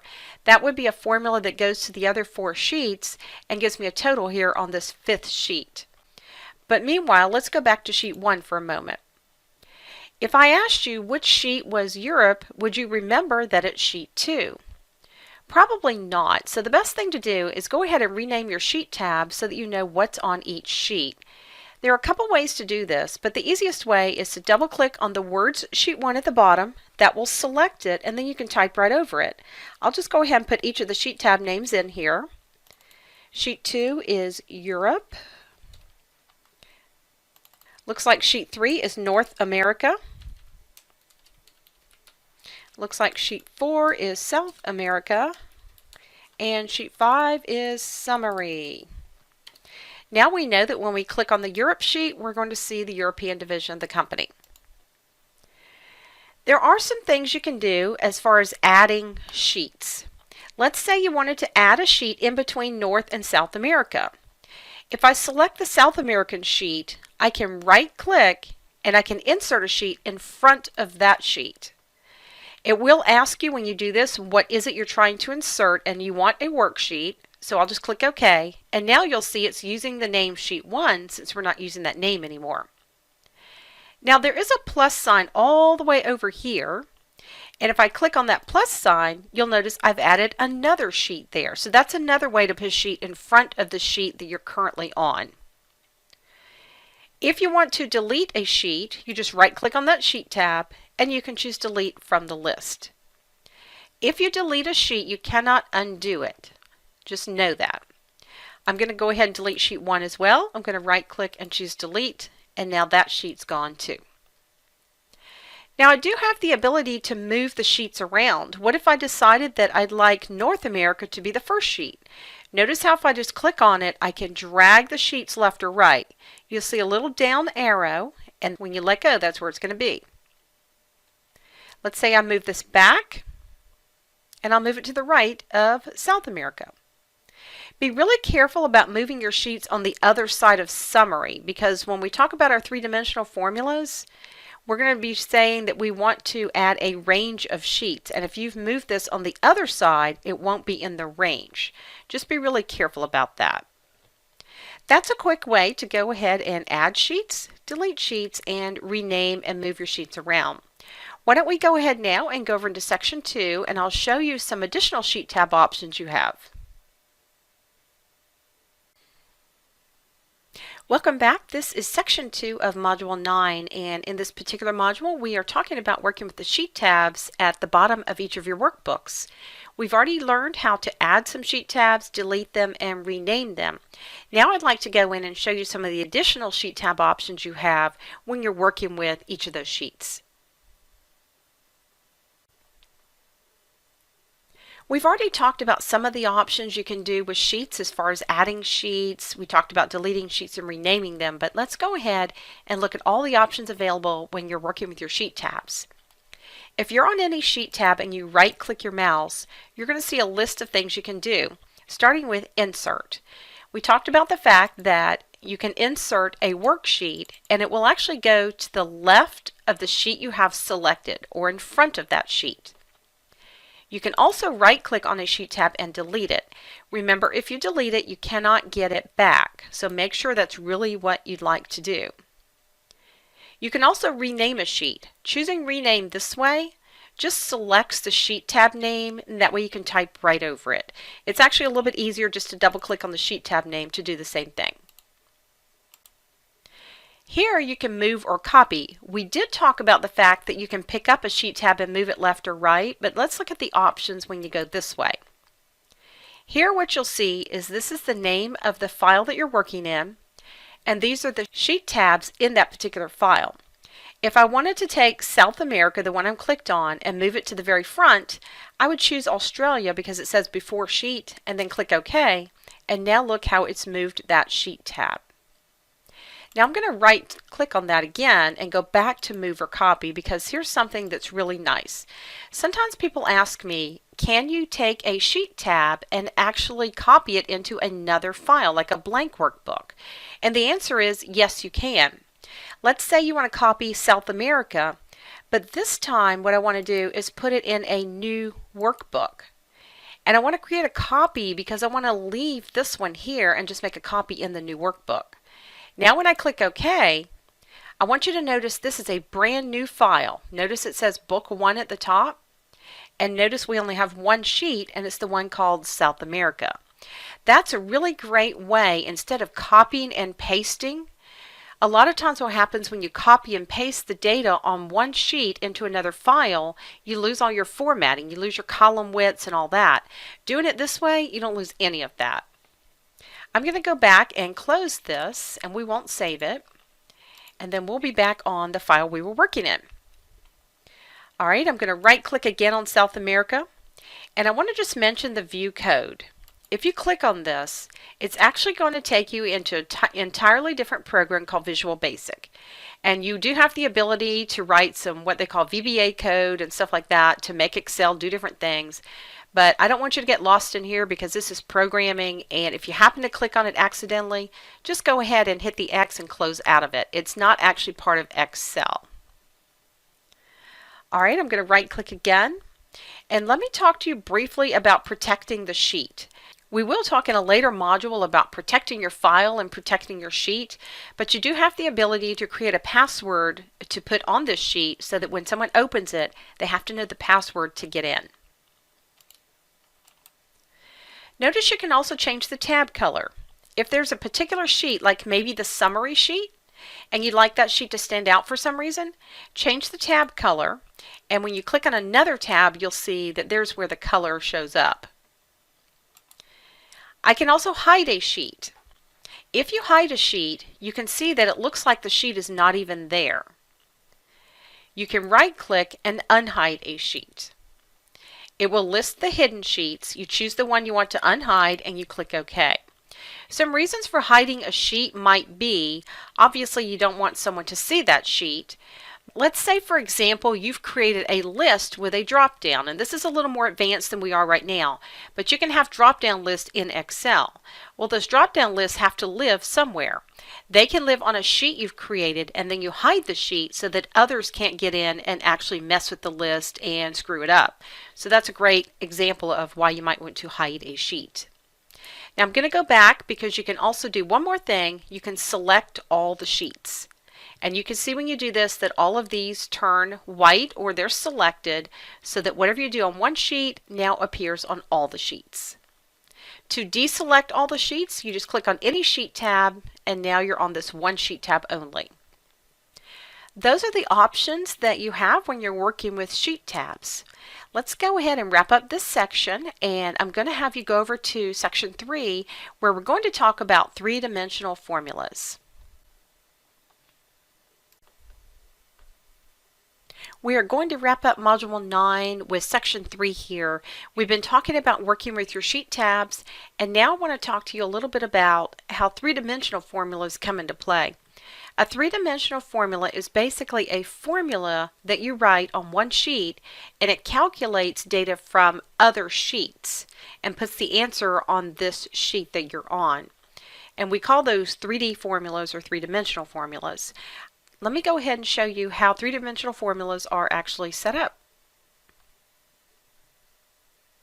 In this exercise, if you remember, I told you that all of the sheets were set up exactly alike. Each one was listing the items they were selling, the figures for quarters 1 through 4, and totals down in row 9. This area right here is the only thing that's different on each sheet because that's where the numbers are for each of the divisions. Now if we click over on the summary sheet, we're going to be actually putting the answers right in here. We're going to tell Excel to go to each of these 4 sheets at the bottom and add up B4 and then put the answer here on this summary sheet. Now, a couple things to review before we actually do this. If you remember when we were in section 8 and we talked about formulas, one of the things we talked about was how to select a range. Remember, a range means you have a starting cell, you're going to hold the shift key, and then you'll click the ending cell so that it gets everything in between. You need to know that because when you're writing a three-dimensional formula, you're going to be selecting a range of sheets instead of a range of cells, but you'll do it the exact same way. If I wanted to select the sheet Australia all the way to South America, I'm going to make sure Australia has been clicked on. I'm going to hold Shift and I'm going to click South America. And you can see the sheet tabs all look like they've been selected when you do that.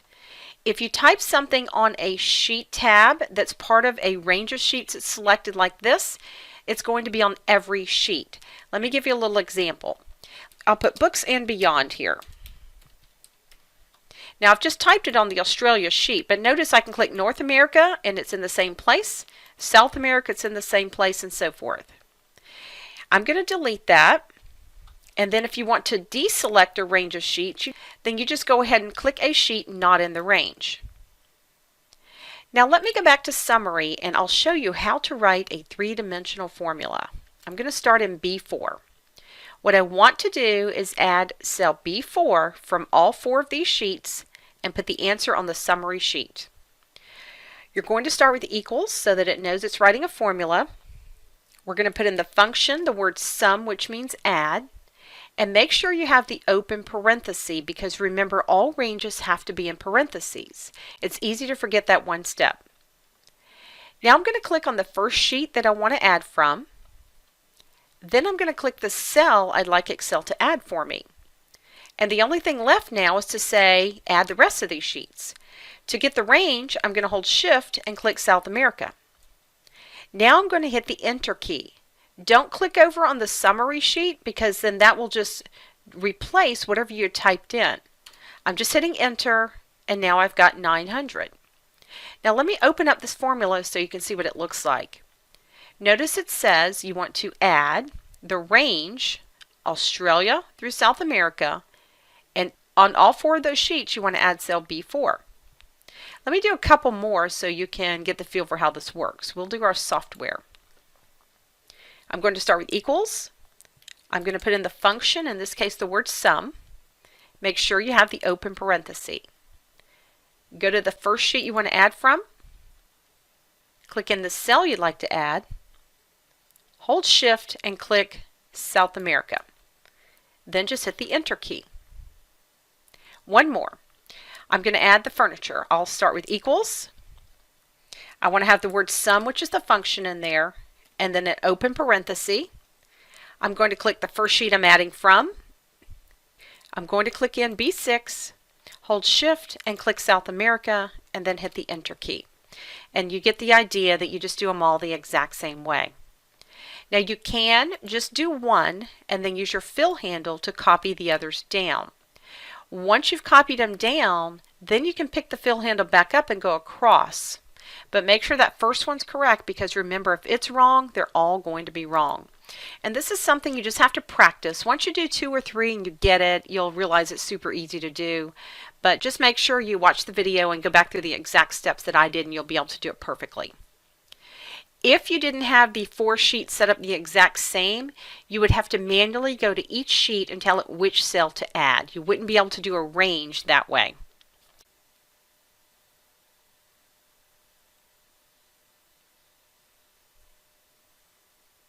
We finished with Module 9 now, and we talked in this module about working with your sheets, and these are your sheet tabs that you see at the bottom of your file here. What I'm going to have you do is go through the first 5 of these sheets and rename each one to the actual division that they represent. Like this one would be Australia, this one would be Europe, and so forth. Sheet 5 is a summary sheet. Make sure you rename that as well. I want you to go ahead and add a sheet. I want you to add one in front of sheet 4. That's going to give you another sheet. Then I'm going to have you delete that sheet as well. Also, the summary sheet, I want you to make it red. you can just change the color of that tab so that that one stands out. The last thing I'm going to have you do is write a three-dimensional formula. And if you remember, a three-dimensional formula is one that spans several sheets. What you're going to do is on this summary sheet starting in B4, you're going to write a formula that tells Excel to add B4 from all of these sheets and put the answer on sheet 5, which will be summary. If you forget how to do this, go back and look at section 3 where we went through 3D formulas. Once you've got that down pat, then you can move over to Module 10 and we'll look at formatting our worksheets.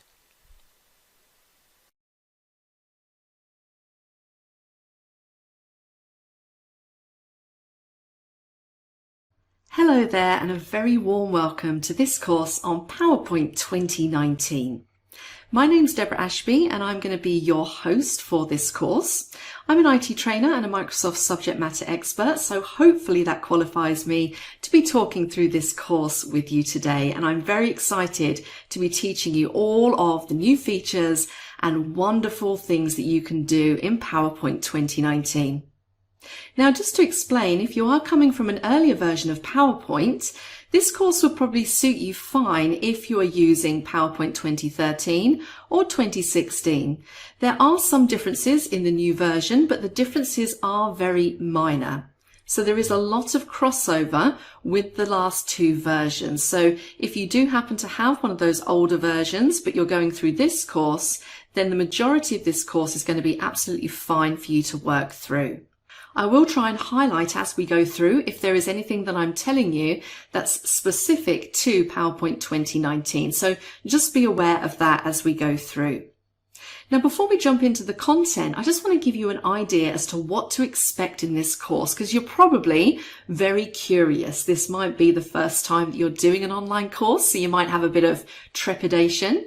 But trust me, I'm not going to throw you in at the deep end. We are going to start right at the beginning with the basics. We're going to build that skill level up until we're pretty much getting towards those advanced topics. So let me just give you a rundown of what to expect. Now, this isn't by all means a comprehensive list. These are just some high-level topics that I've put onto a list. We're going to be covering a lot more than this, as you'll see when we go through. But we are going to start out with the basics, so the very basics of navigation, creating blank presentations, and starting all from scratch. I'm going to talk you through some best practices when it comes to using PowerPoint. So best practice regarding things like colors, animation, bullet points, how much text to use, what kind of imagery you should be using. All really, really important things to consider when you're putting together a PowerPoint presentation. We're of course going to look at how you can add in new slides and the different slide layouts you can use and how you can edit those slides and build up a really nice looking presentation. We're going to add some pizzazz with graphics, so we're going to add pictures and icons and 3D models which are new to 2019. We're going to add animation to make it more engaging and also media files like video and audio.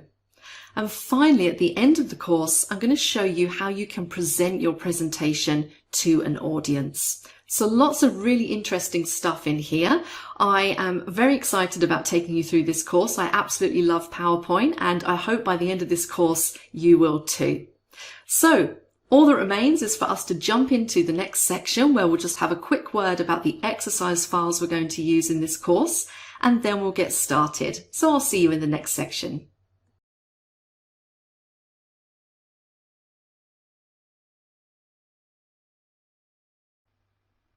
Hello again and welcome back to our course on PowerPoint 2019.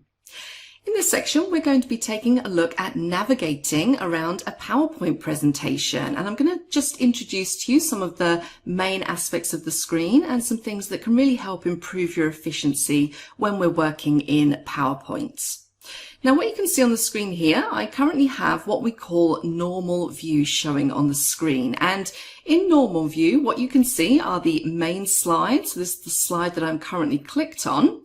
And I can also see in the left-hand pane, I have little mini previews of the other slides that make up my presentation. Now, as I said, this is what we classify as normal view, and this in general is the view that you work in when you're making edits to your PowerPoint presentation. Now, obviously, with a lot of PowerPoint presentations, the end aim is to display those presentations. So either we might be presenting to an audience, or we might be wrapping it up in a PowerPoint presentation for somebody else to run. And if you think about it, if I was presenting this to an audience, I don't really want them to see the view that I currently have. So I really just want them to focus on the current slide. I don't want them to be able to see all of the other slides down the side or the ribbon or anything along those lines. Now, in order to do that, what we do is we switch our PowerPoint presentation into what we call slideshow view. And again, there are a couple of different ways you can switch between different views. The first one I'm going to show you is probably the simplest. If you cast your eyes down to the bottom right-hand corner, you'll see down here we have a number of little icons. And as I hover over them, you can see that one says normal, which is the view that we're in now. We have slide sorter view, which I'll talk about a bit later. We have reading view. Again, I'll talk about that a bit later. And then finally, we have slideshow view. So let's click on that one. And now this takes me into what the audience is going to see. I can then easily navigate between my slides, so I can move them on or I can move them back, depending on what I want to show at that particular time. Now, in order to navigate through my presentation, again, there are a couple of different ways that I can do this. I can click my mouse to move me on to the next slide. Or alternatively, what I can do is just use the arrow keys on my keyboard, either the one going to the right to move forward or the one going to the left to move back. So it's really up to you which one of those methods you choose. If I want to jump out of my presentation, so maybe I finished it or maybe I want to make some edits, I can just press the escape key on my keyboard and that will take me back to that normal view. Using those icons in the bottom right-hand corner. There is an alternative way of moving through your views, and that is by using the ribbons. So again, if I go up to the view ribbon, you can see the first group there, presentation views, that has normal, outline, slide sorter, and I have a couple of other views in there as well, notes page and reading pane. So I can easily switch between my views from there as well. Now, what you might notice there is that we don't actually have a slideshow view. You'll find that on a separate tab. So again, we have a tab here called Slideshow. And you'll see in this first group here called Start Slideshow, we have a choice. We can start our slideshow from the beginning. So if I was to click that, it starts it from the beginning. And remember, escape to come out. And you'll also notice as if I hover over, there is a shortcut key to start the slideshow from the beginning. So sometimes that's a little bit easier and more efficient as well. So the shortcut key here would be F5. I could also choose to start my slideshow from the current slide. So what we mean by that is whichever one I'm clicked on. So if I was clicked on slide 4 and I was to choose from current slide, it's going to run the slideshow from that particular slide and escape to come out. So a couple of different options in there for you when it comes to running your slideshow. So now I'd just like to talk a little bit about the actual slides that you're using. I would say that when you are creating a presentation, it's really important to think about the layout of your presentation. And it's also really important to have a title slide to introduce the topic to the audience. So you can see here in my example, we have Wanderlust Travel, and then I have a subtitle underneath, Unleash the Explorer Within. And that really just introduces the topic that I'm about to talk about to the audience. Another thing to watch out for when you're creating PowerPoint presentations is to be consistent with the fonts that you're using. So I would advise against having lots of different types of fonts. You really just want to keep it consistent so that it flows throughout the presentation. Now, one of the things we're going to talk about over the next few modules is slide layout. And I just want to show you a little bit about what I mean by that. If I go to slide 2, you'll see what I have here is a title, so where it says Why Choose Us, and then underneath I have some bullet points. And this slide is actually a completely different layout to the previous slide. So this first one is what we call a title slide layout, and this second one is a title and content, the content being these bullet points down here.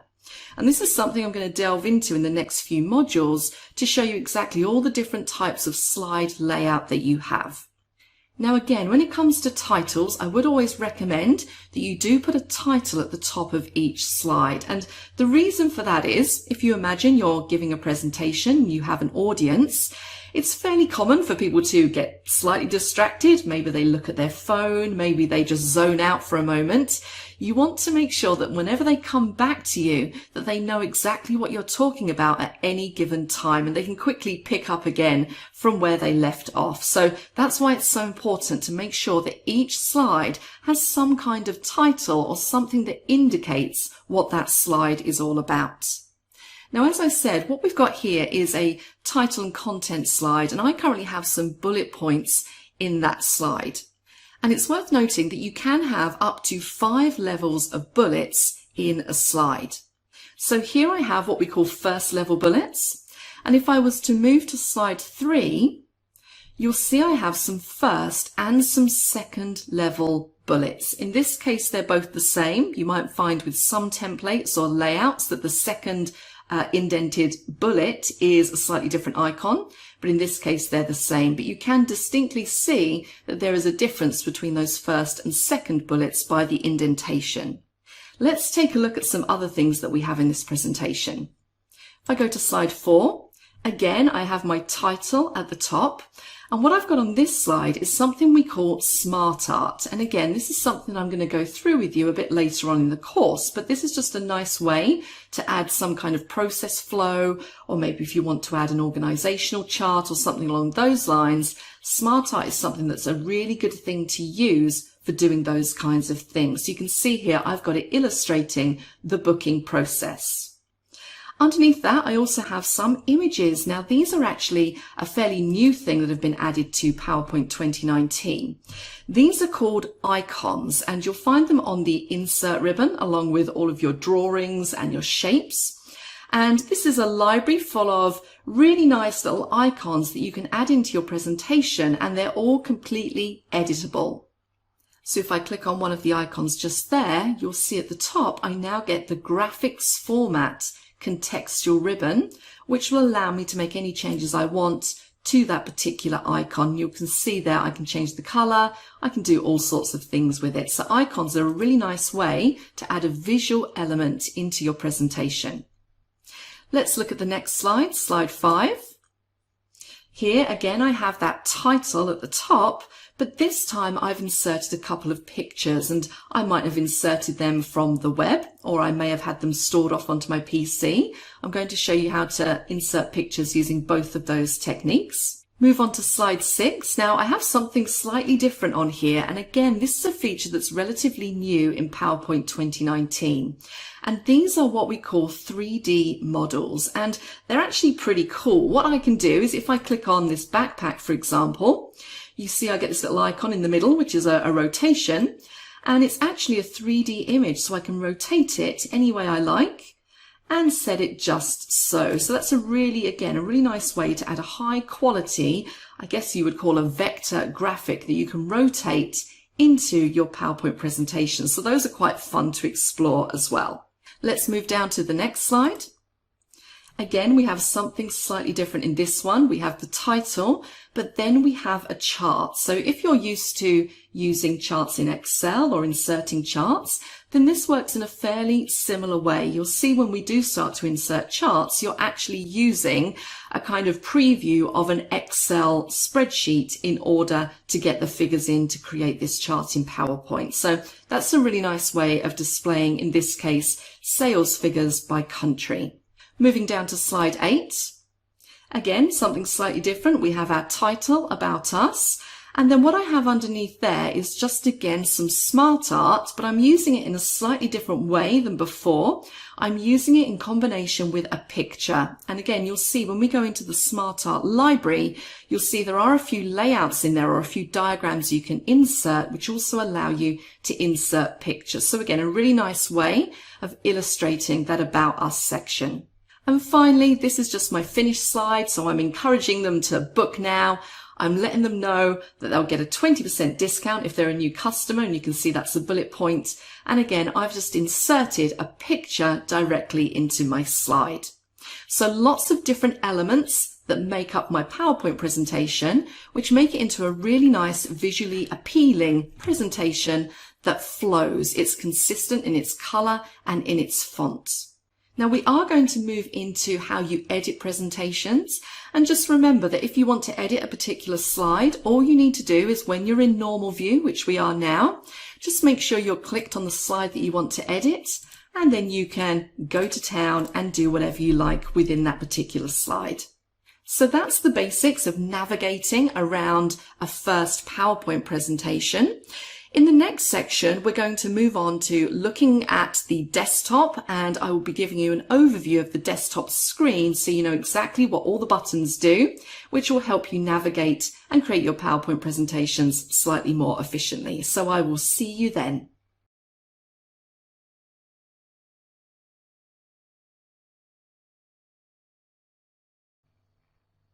Hello again and welcome back to our course on PowerPoint 2019. In this section, I'm going to give you an overview of the desktop screen and the views. Now, what we're looking at here is that same PowerPoint presentation that we've been looking at in the previous modules, the Wanderlust Travel slide deck. And I just want to start by giving you a quick tour around the desktop screen so you understand what the ribbons and all of the icons do. So starting right at the top, you'll see where we have wanderlusttravel.pptx. So this is the name of your PowerPoint presentation. It's the name that you've saved this presentation as, and we're going to be looking at how to save presentations in the following modules. Underneath that, we have our menus or our ribbons. So you can see here currently I'm clicked on Home, and that gives me different groups which contain different groups of commands that I can use. You'll see here I have Insert as I move across, which will allow me to insert things into my presentation. And then I have all of these different ribbons that I can use. I'm not going to go through all of them right at the moment. Just be aware that there they are located just underneath that title.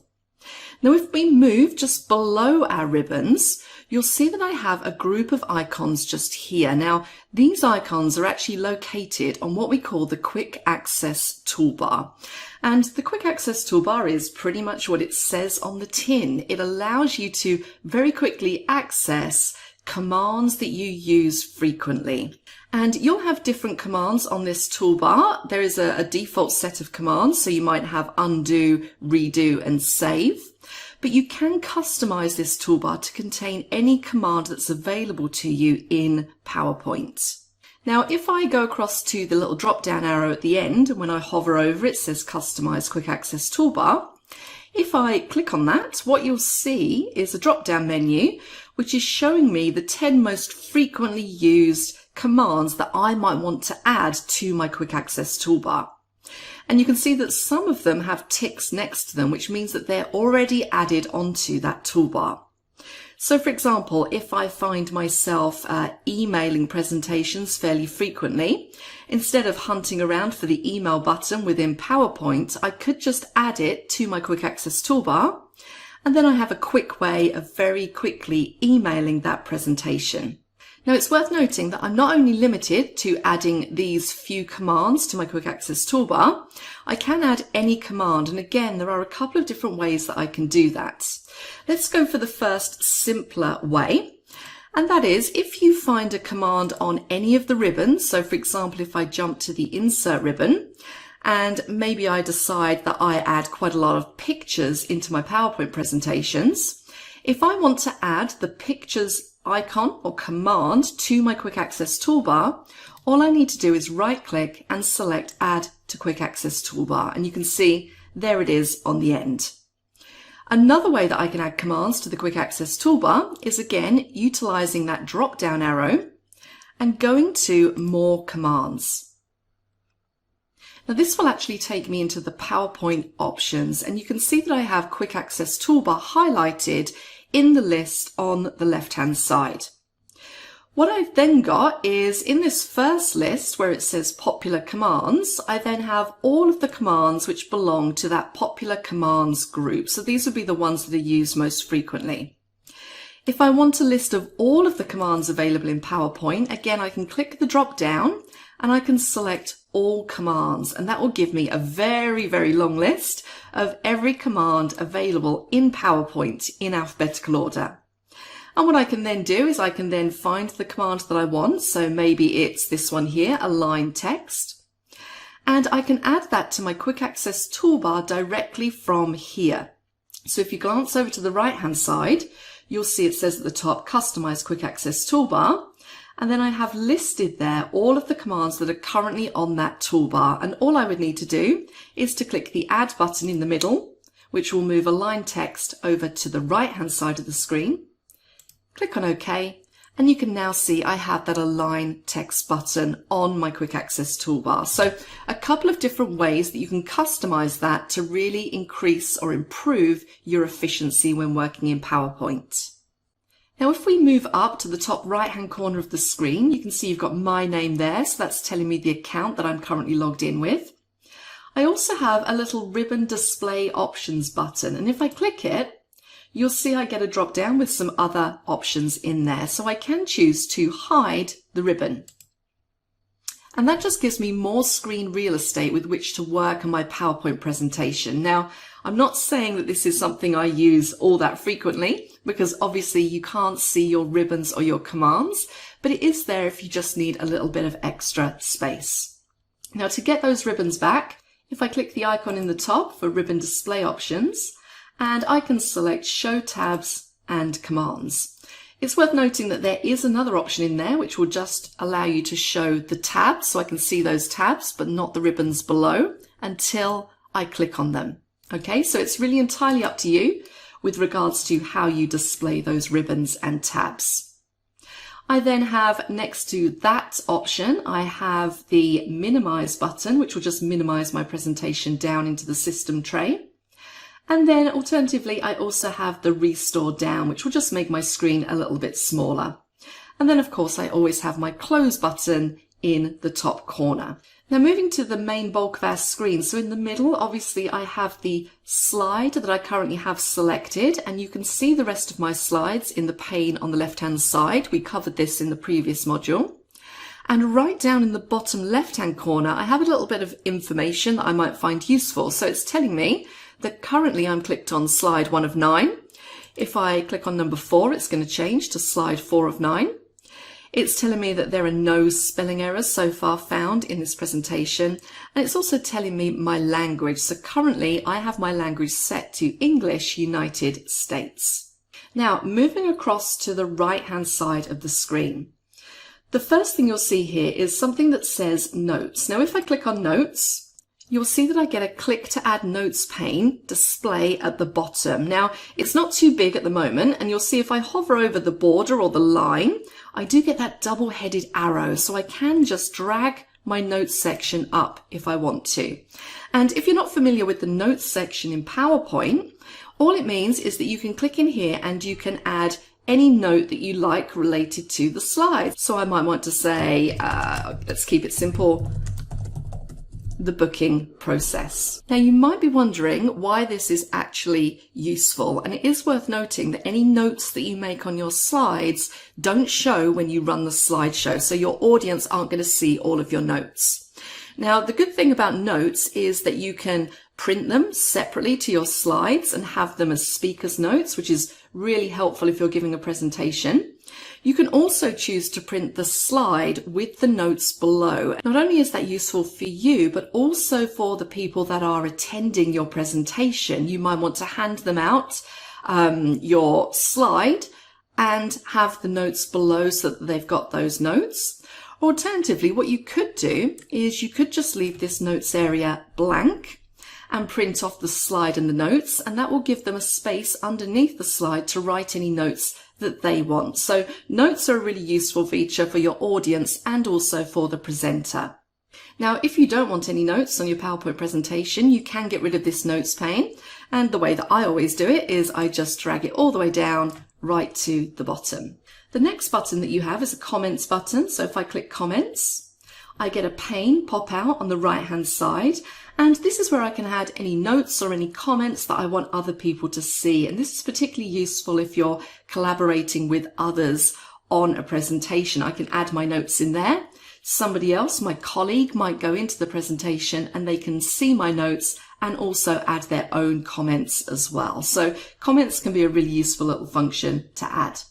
Then next to comments, we're sticking in the bottom right hand corner.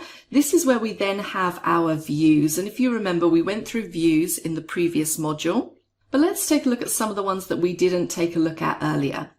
Now, normal view, as we know, that's the view we're in now. This is where we would most likely come to make any edits to our slides. The next view we have is slide sorter view. And this gives you a completely different way of displaying your slides or looking at your slide deck. And the way that I tend to utilize this is I tend to come into here if I want to do a lot of rearranging of slides. So if I want to maybe move slides around, I just find it a lot easier to see in this view. It is worth noting that you can still move slides around when you're in normal view, again, just by dragging and dropping them where you want to be. But I tend to get a better overview if I'm in slide sorter view. Another reason you might come into this view would be when you start adding animations or transitions onto your slides. This is the view where you can see if a slide has any kind of transition on it. And what I mean by transition is the way that the slides move between each other. You might have some kind of effect on there. And you can see the effects when you're in slide sorter view. Now, I don't have any effects applied at the moment. I will do later on, which is why you can't currently see that. But you'll see what I mean as we move through this course. The next view that we have is reading view. And again, this is just another way of viewing your slides. So again, it makes it nice and big on the screen. I can click my mouse to move through my slides. Alternatively, I can use my arrows, so my left arrow or my right arrow to move through my slides. And then finally, we have that slideshow view, which again is the view you're most likely to use if you're presenting to an audience. And remember, to come out of slideshow view, you just want to press the escape key on your keyboard. And then finally, what we have on the end here is a zoom control. So we have plus and minus, and it says 100% currently. Let me go back into normal view for a moment. And I'm just going to use the zoom slider, and you can see as I zoom in and out, it makes my presentation or my slide bigger or smaller. So you can really kind of customize it to what suits you. And very finally on the end, we have this little square which says fit slide to current window. So if I click on that, it's just going to resize my slide to exactly the right fit for the window that I'm using. So again, that can be quite a useful thing just to get that sizing perfect. So that's about it. That's an overview of the desktop and some of the buttons and icons that you'll find on the desktop. In the next section, I'm going to set you an exercise, and it's a very simple exercise. I just want you to open the file attached and use slide sorter and some of the different ways of moving around just to get familiar with it before we move on to the next section. So I will see you then.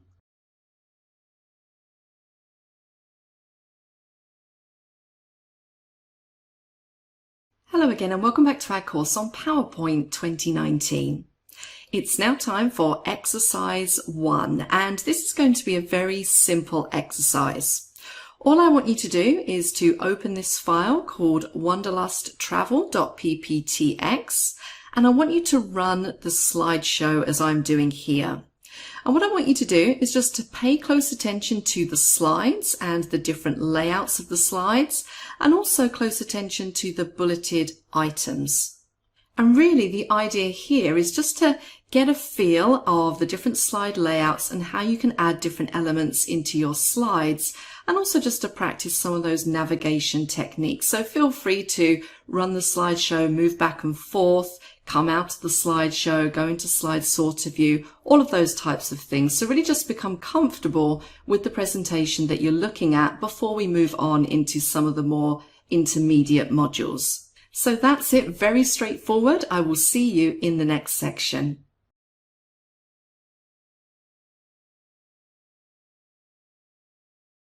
Hello again and welcome back to our course on PowerPoint 2019.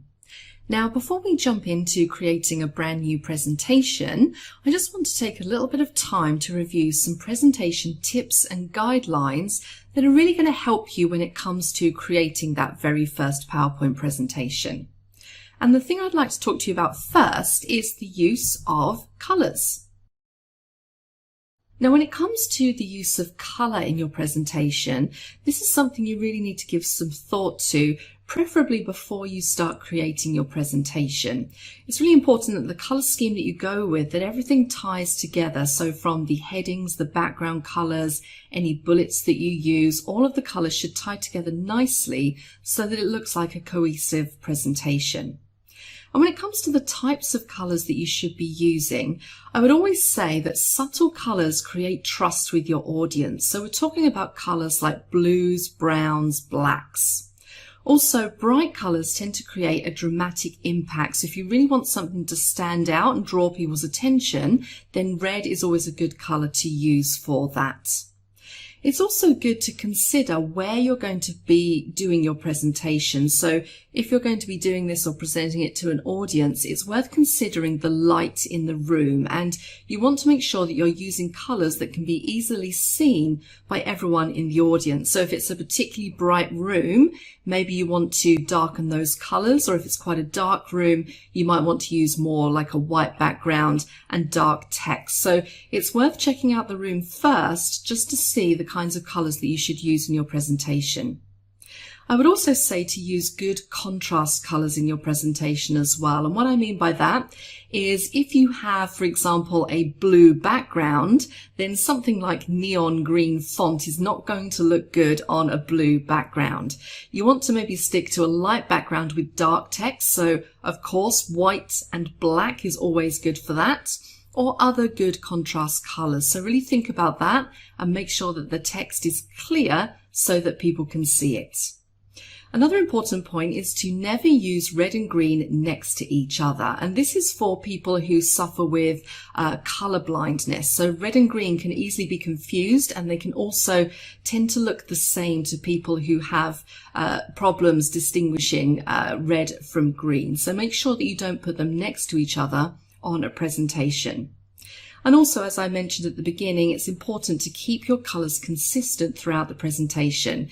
If you don't, it just ends up like it's something that you've thrown together without too much thought. So do make sure that everything flows through nicely. So now let's move on to talking about fonts that you use in your presentation. As a general rule, your title should be size 44, which might seem quite large to you, but again, remember, if you're presenting this particularly in a large room, then you're going to want to make sure that that font is big enough so that people, even in the back of the room, can see it clearly. So a general guideline would be title size 44, and any subtitles that you have size 32. If you've just got regular text on the screen, then size 28 is good. So the text that you can see on my screen right now for these bullet points is all size 28. In general, I would steer clear of very small fonts. So for example, if you were working in Word and you were typing a document, you might find that font size 10, 11 or 12 is perfectly fine for that. But when it comes to your PowerPoint presentation, you want to make it a lot bigger. I would also say don't use more than 3 different fonts per presentation. In general, when I'm doing a presentation, I tend to stick to the same font throughout just because I think that looks better. But if you do require more than 1 font, then try not to go above 3. Otherwise, again, it can start to look a little bit messy and a little bit like you've just thrown it together. Let's now talk about words, so the words that you have on your slides. Again, another general guideline is 6 to 8 words per line. The thing that I've found when I see people's presentations is that people tend to like to put everything they're going to say on the slide, and really that's not the intention of PowerPoint. PowerPoint is really there to serve as a reminder, some bullet points, some notes for you. So keep it short, keep it sweet. It's just there so that you can elaborate on the points that are on the screen. So keep it short. If you do have a lot of text that you don't necessarily want to put on the slide, then it's a good idea to utilize the handouts. So you can add more text on there if required, and you can hand those out to your audience either before the session or after the session. And I always say that less text is better. You really don't want to confront people with a wall of words. I think we've all heard that phrase, death by PowerPoint, when you're kind of sitting there in a presentation and all you have is this big screen full of words. It's quite hard to read what's on the screen and concentrate on what the speaker is saying. So less text is better. And a way that I kind of combat that when I'm doing a presentation is that I tend to use images instead of words. So I might have a nice big image on the screen that illustrates my point, and then I will talk through the image and I will say what I need to say without having it all written on the slide. So just some points there to consider when you're thinking about the placement of your words and what words you're going to put on your slides. Bullet points. Now, you can see here in this slide, I have some bullet points. And again, in general, 4 to 6 bulleted items per slide. You don't have to cram as many bulleted items on a slide as possible. If you do have quite a few, then please just use another slide, okay? And also remember that you can have up to 5 levels of bullets. Sometimes that's quite nice to use as well because it just gives it a little bit of structure. And again, to keep things consistent, if you're going to use some kind of picture or even a symbol like I have here, make sure you use the same bullet picture per level. Again, just to keep things consistent and flowing through. Templates. Now, again, I'm using a template here in this presentation, and you may decide to choose one of the ones that are available in PowerPoint, or you might have your own, maybe your own company template that you like to use. But in general, I tend to keep my templates really, really simple. I don't want too many bells and whistles and things that are going to distract away from my presentation.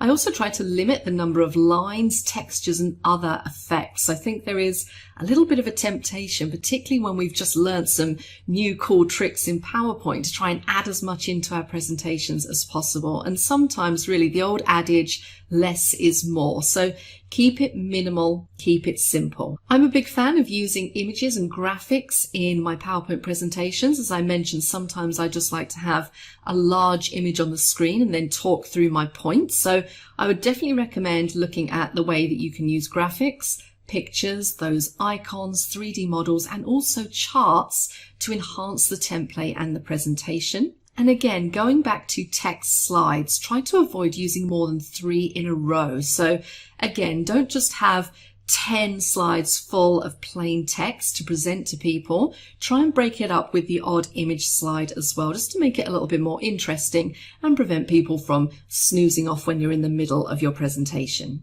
So that's it. Those are the major tips I have when creating presentations. What we're going to do in the next section is we're going to jump in and we're going to start creating our first PowerPoint presentation, bearing in mind those tips that we've just learned. So join me for that.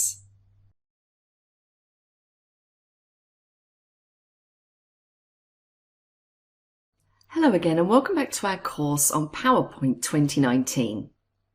In this section, we're going to take a look at creating a new presentation.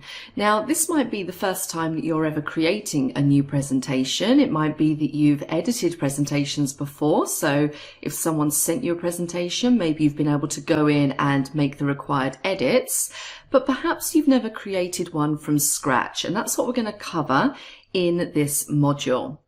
Now, there are a couple of different ways that you can create a new presentation, and you can see here on the screen I already have a blank presentation open.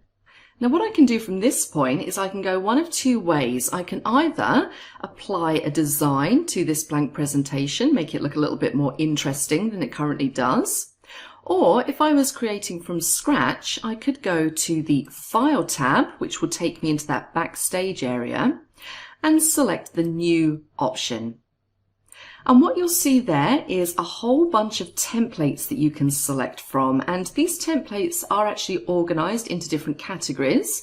And you can see some suggested searches at the top here. So if I was looking for a template that was business related, I could click on business, and it's going to search the database and show me a whole load of presentations that are suitable for business use. And you can see there's some really, really nice ones in PowerPoint 2019. They seem to get better with every new release of PowerPoint. So it really depends what you're looking for.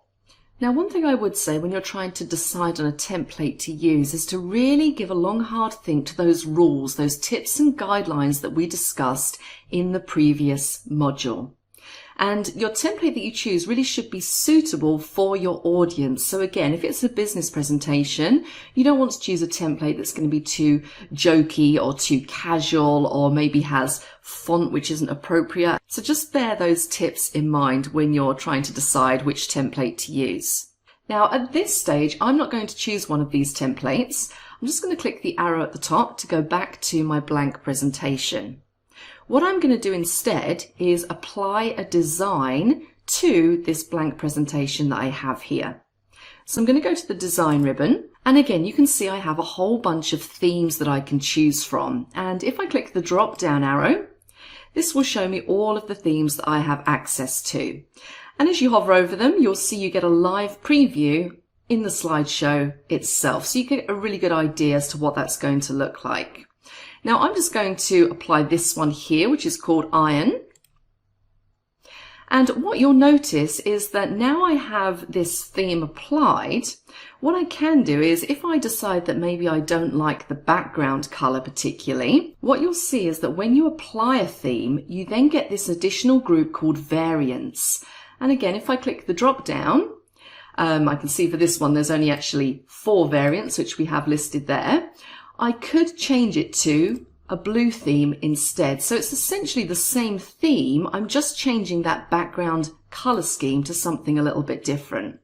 And of course, as with everything, you can go in and customize even further if you wanted to. So again, if you didn't particularly like these colors, you could go in and define the colors that you want to use. But in this case, I'm fairly happy with using the blue one. Now, one thing that's worth remembering is that if you've already put several slides in the presentation and you've maybe changed the fonts, anything you have manually changed, applying a design theme may override that.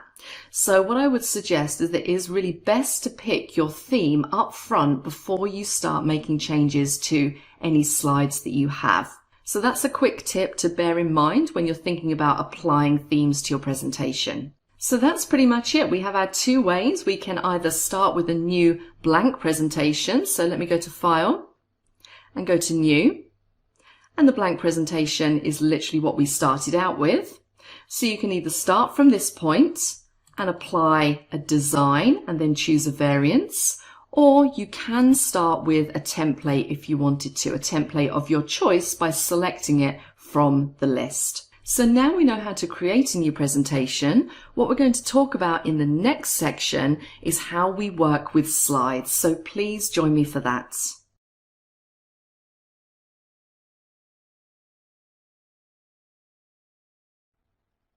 Hello again and welcome back to our course on PowerPoint 2019. In the previous section, we created a brand new presentation and you can see it here on the screen. It just has that design template that I applied showing. And what we want to do now in this section is to add some new slides. And the first slide in general in your presentation will always be a title slide. And you really do want to make sure that you don't delete this out, that you always have some kind of title slide. It acts as like a cover to a book, I guess you would say. So it gives the audience an idea of what the presentation is going to be about. And it's just nice to have up there if you're presenting this presentation, just to have it up on the screen behind you, again, so the audience knows exactly what they're in for in the presentation. Now, it's worth noting that you can have multiple title slides in the presentation if you like. So, for example, your presentation might be about 3 different topics, and you might want to have a title slide before each new topic begins, and that's perfectly fine, and we're going to take a look at that later on in the course. But for now, we're going to concentrate on this presentation. So what we have here is a title slide, and I'm just going to start by adding some text into that title slide. So it's a very simple case of clicking in the placeholder, and I'm going to say Wanderlust Travel. And you can see underneath it says click to add a subtitle. So again, I'm going to add a quick subtitle in here and just click away. And now I have a very nice looking title slide. So what I want to do now is I want to expand my presentation. I want to add another slide in. Now I've already got a title slide, so I don't want to add another one at this stage. So I'm going to go up to my home ribbon, and in the slides group, you can see I have a drop down that says new slide. And what this is showing me is all of the different slide layouts that I have access to. So you can see the first one there, if I hover over, is title slide, and that's what I currently have applied in my presentation.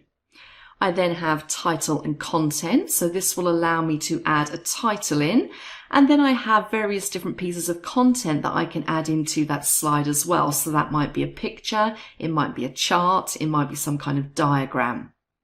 I then have a section header slide, a to content slide. So again, if I want a title running across the top and then two separate pieces of content, I might want to use that one. I have a comparison slide layout, title only. I have a completely blank slide if I don't want any of the placeholders on there. I have content with caption, picture with caption, so on and so forth. Now it's worth noting that when you go into this new slide drop down, you might not necessarily see all of the slide layouts that I'm showing you right now. Some of these slide layouts are assigned to the different design templates. So depending on which design you've applied will determine which layouts you see down below. But these first ones at the top here are in general the ones that you'll see in every single layout that you use. So for my next slide, I'm going to choose a title and content slide. And you can see there it's given me slide 2 in that left-hand pane. And I now have two placeholders. So the first one is for my title and the second one is for my content. And it says I can add text. So I could click there and I will have bullet pointed text. Or alternatively, I can choose to insert any of these elements into this slide. So it might be a table, a chart, a smart art graphic, video, online pictures, or a picture which I can browse to on my PC. Now I'm going to add a title in here and I'm going to say, why choose us? And now what I'm going to do is add in some text. So I'm going to click where it says click to add text. And I'm going to say over 100 destinations. And it's worth noting that if you don't want this text to be bulleted, you can just click and also just turn off those bullets. So if you go up to the home ribbon and into the paragraph group, you can see currently I have my bullets turned on. If I just click that icon again, it will remove that bullet from the slide. But I'm actually quite happy having those bullets in, so I'm going to put it back. And I'm just going to add another bullet point. So when I hit my enter key, it's automatically going to give me another bullet on the same level as the previous one. So I'm going to say dedicated travel team. And as this is just an example, I'm going to leave it there and I'm going to insert yet another slide. So I'm going to go back up to new slide. And again, I'm going to select a title and content slide. And I'm going to click and add another title. So this one is going to be Wanderlust Travel Benefits. And my text here is going to be 20% discount for all new customers. Now what I'm going to do here is I'm going to hit the enter key, which again is going to give me that secondary bullet point. But what if I want a second level bullet? So if I want this one to be indented, so it looks like it comes beneath the line of text that I've just typed in. Well, it's very simple to do. All you need to do is press the tab key on your keyboard and that will tab that bullet in, like so. Now, if I've done that and I then think to myself, actually, I don't want that to be a second level bullet. I'd like it to be a first level bullet. All I need to do is do Shift and Tab, and that will move that back and make that a first level bullet. So just remember that Tab key makes it a second or even a third level bullet, and then Shift Tab to move back through those levels of bullets. So that's the basics of some slide layouts and also using those bullets and some shortcut keys for indenting your text. Now in the following sections, we're going to be doing things like inserting pictures, graphics, smart art, icons, all of that fun stuff. But for the time being, that's the end of this section. I will see you in the next one.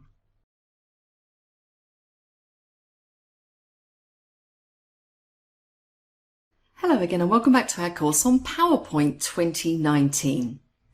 In this section, I want to talk to you very quickly about saving a presentation, because that is one thing that we haven't done yet. And the thing that you don't want to do is spend a lot of time working on a presentation, forget to save it, and then maybe something happens and you lose all of your hard work. So we want to make sure that we save our presentation at the beginning, and then we regularly save it so that we don't lose any of our most recent changes. And I'm going to show you a couple of different ways and a couple of different saving locations. Now, before we get on to that, just following on from the previous section, I just want to show you a couple of little tips and tricks within these slides before we save. So essentially what I'm going to do is make a change to this presentation and then we're going to save it. Now, where we left off, we had these 3 slides that we've inserted with our different layouts. I just want to show you a really quick way of inserting a slide, but almost duplicating the slide layout. Now, as we've seen, if we want to insert another, for example, title and content slide, I could go up to New Slide, and I could select my title and content slide, which is perfectly fine. But I'm going to show you a different way of doing it. So I'm going to click on the Undo on my Quick Access toolbar. And what I'm going to do this time is that I know that this slide here, slide 3, is a title and content slide layout. And maybe the next slide is going to be reasonably similar to this one. What I could do if I wanted to is duplicate this slide.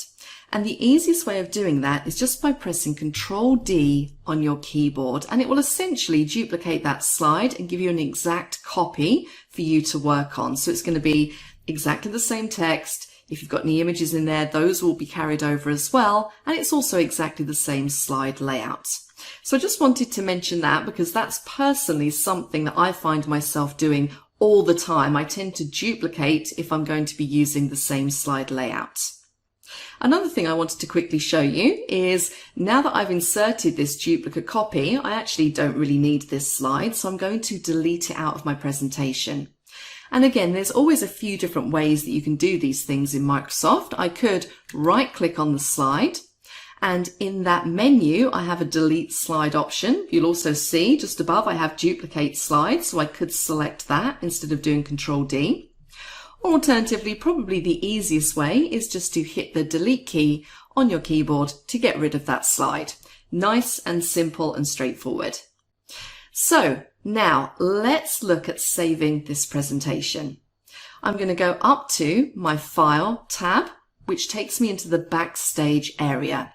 And immediately you'll see in this list I have Save and I have Save As. So I'm going to select Save As.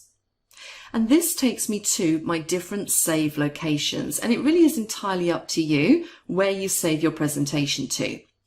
Now, what I have up here is you can see I have the option of saving into OneDrive. And if you're not familiar with OneDrive, that is Microsoft's cloud storage. So if you have an Office 365 account, you definitely have access to OneDrive cloud storage. And this tends to be where I save all of my files. I save them up into the cloud so that I can access them wherever I am as long as I've got an internet connection. Alternatively, I've got a SharePoint site that I could save into, and I'm not going to go into that too much, but it is another place that I could save my file. And then underneath in this other locations area, I can select to save to this PC. So if you want to save it to a folder that you have on your PC, so maybe to the desktop or My Documents or something like that. I could choose to add a place, so a different network location if I wanted to. Or I can select Browse. If I'm not too sure, it will allow me to browse around. So let me click on Browse. And this should look fairly familiar to most of you. It pops up that File Explorer, and I can then decide on which location I want to save my file into. And I'm actually going to save into OneDrive, so I'm just going to navigate to the correct folder. And this looks good enough for me. I'm going to give my file a name. So I'm just going to call this My Presentation. And you can see the Save As type is defaulted to .pptx. And that is the default file extension for any file that you save into PowerPoint.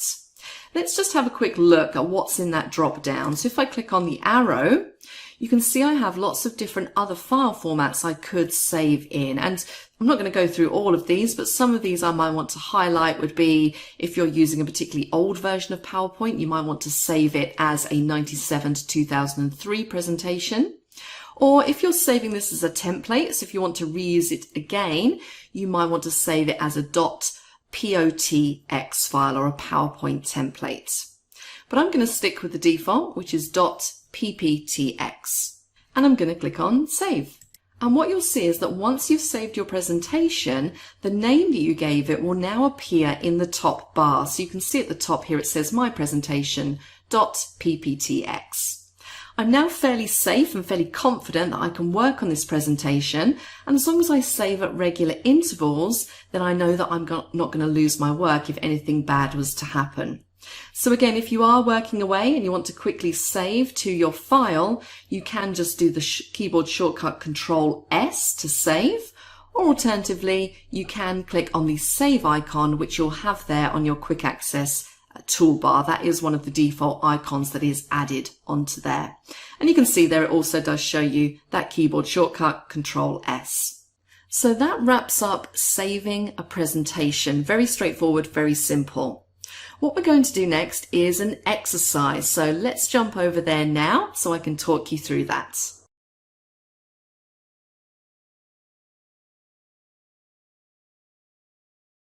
Hello again and welcome back to our course on PowerPoint 2019.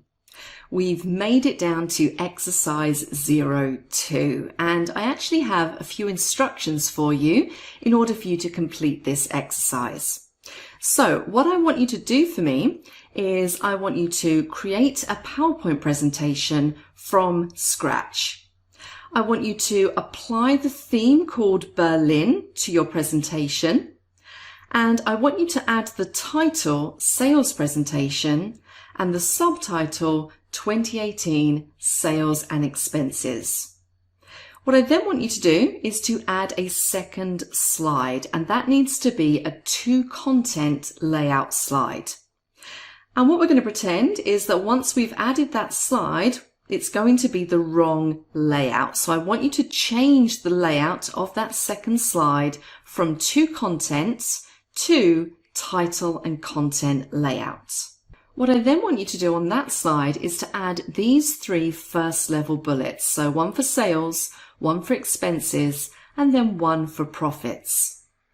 I then want you to add this second level bullet underneath sales. So I want you to add something that says New Southeastern Region as a second level bullet.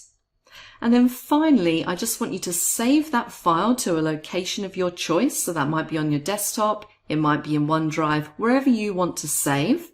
And I want you to call it My Presentation. And we're saving it as just the default, the regular .pptx file.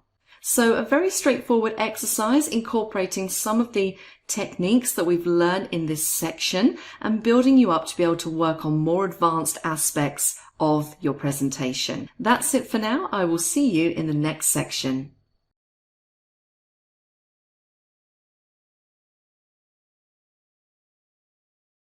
Hello again and welcome back to our course on PowerPoint 2019. In this section, we're going to start to take a look at how you can format text and also bullet editing options. But in this specific module, we're going to stick to formatting text first of all.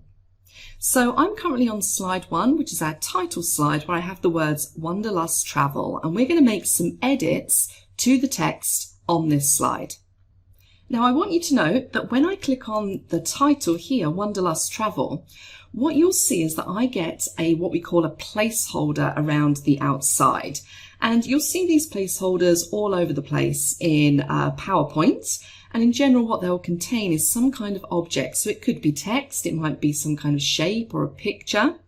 And the beauty of the placeholder is that in order to change any formatting on this text, I don't actually have to highlight the text. We're probably used to doing that across other Microsoft applications. If I wanted to change the font here or the color or the size, I'm used to highlighting and then going and selecting my options. But you don't need to do that in PowerPoint. What you need to do is just click on that placeholder.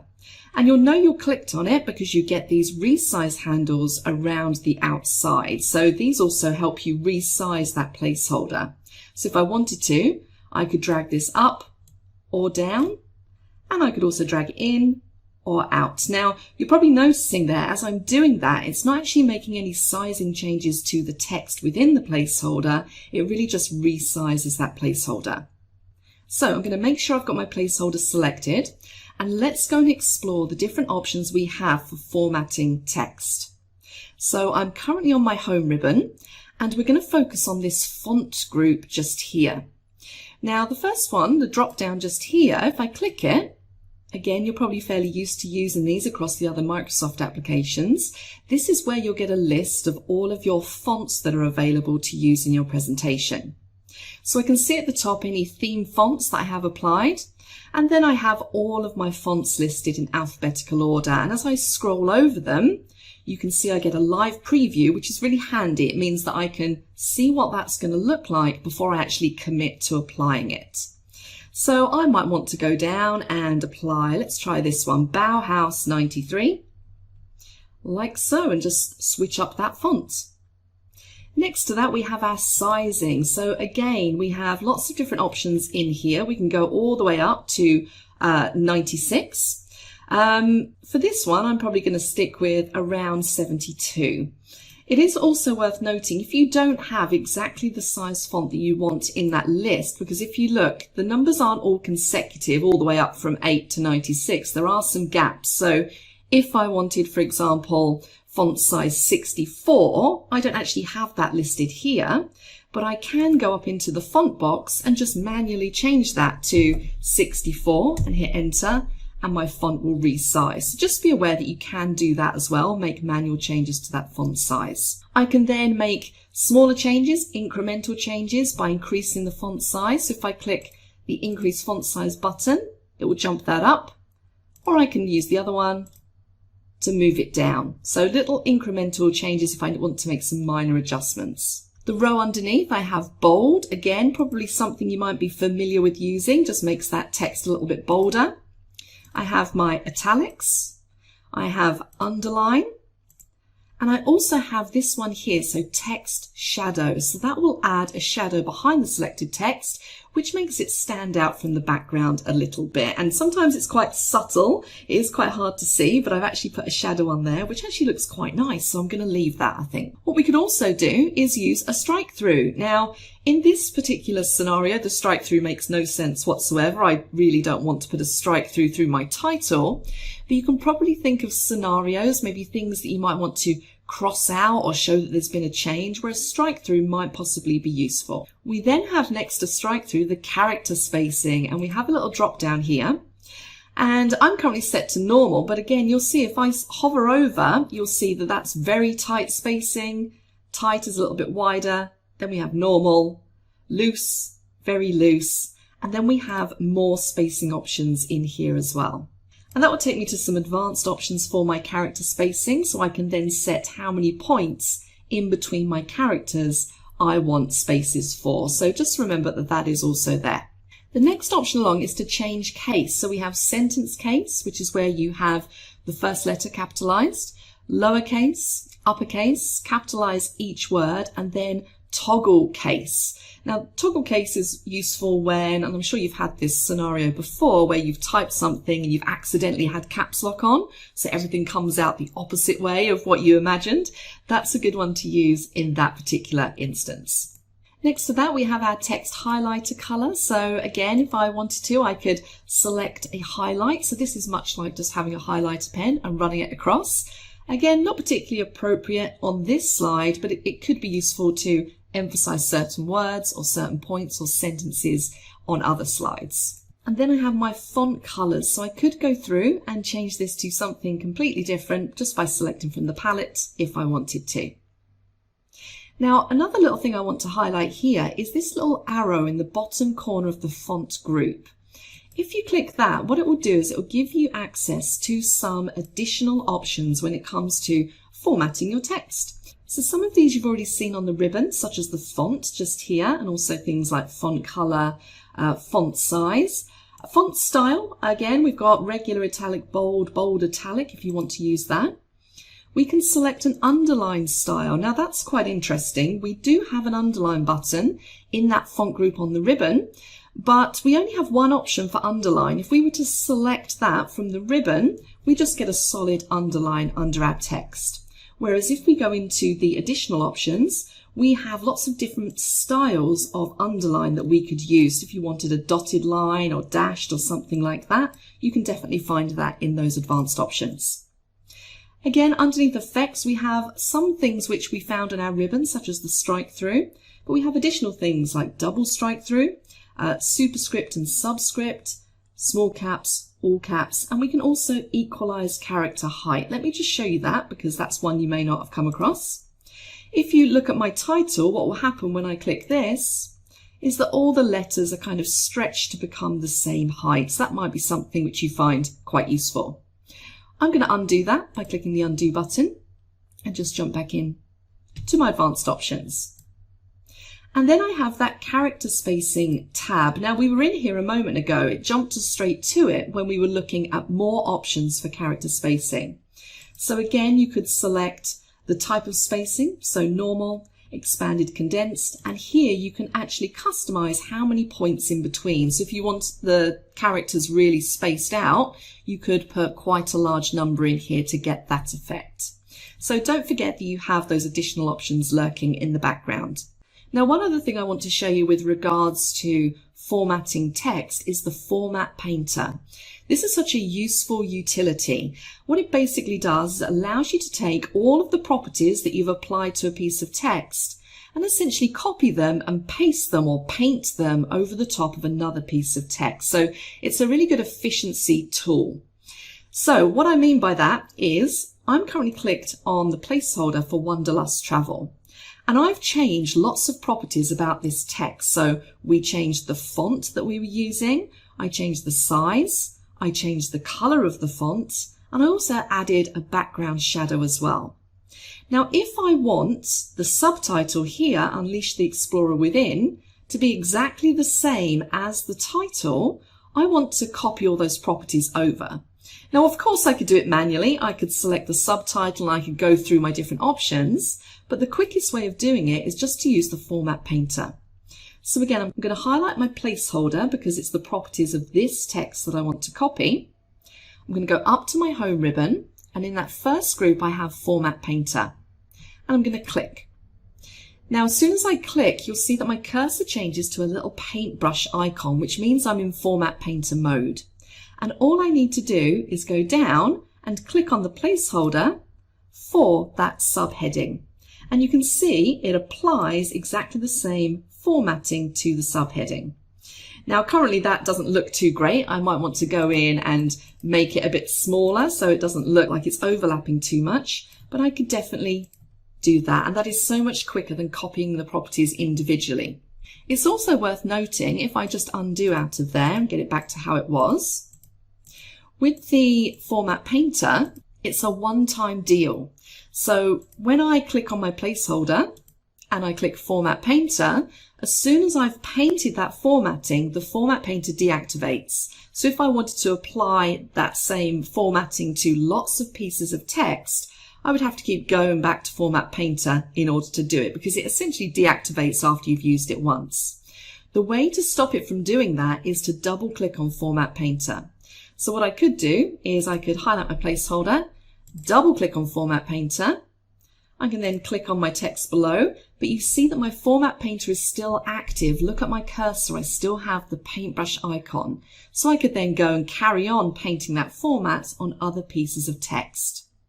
To deactivate it, all you need to do is click the Format Painter option again, or you can press the Escape key on your keyboard. So that's it. That's all I wanted to show you with regards to formatting text. In the next module, we're going to start to look at bullets and how we can format those. So I will see you over there.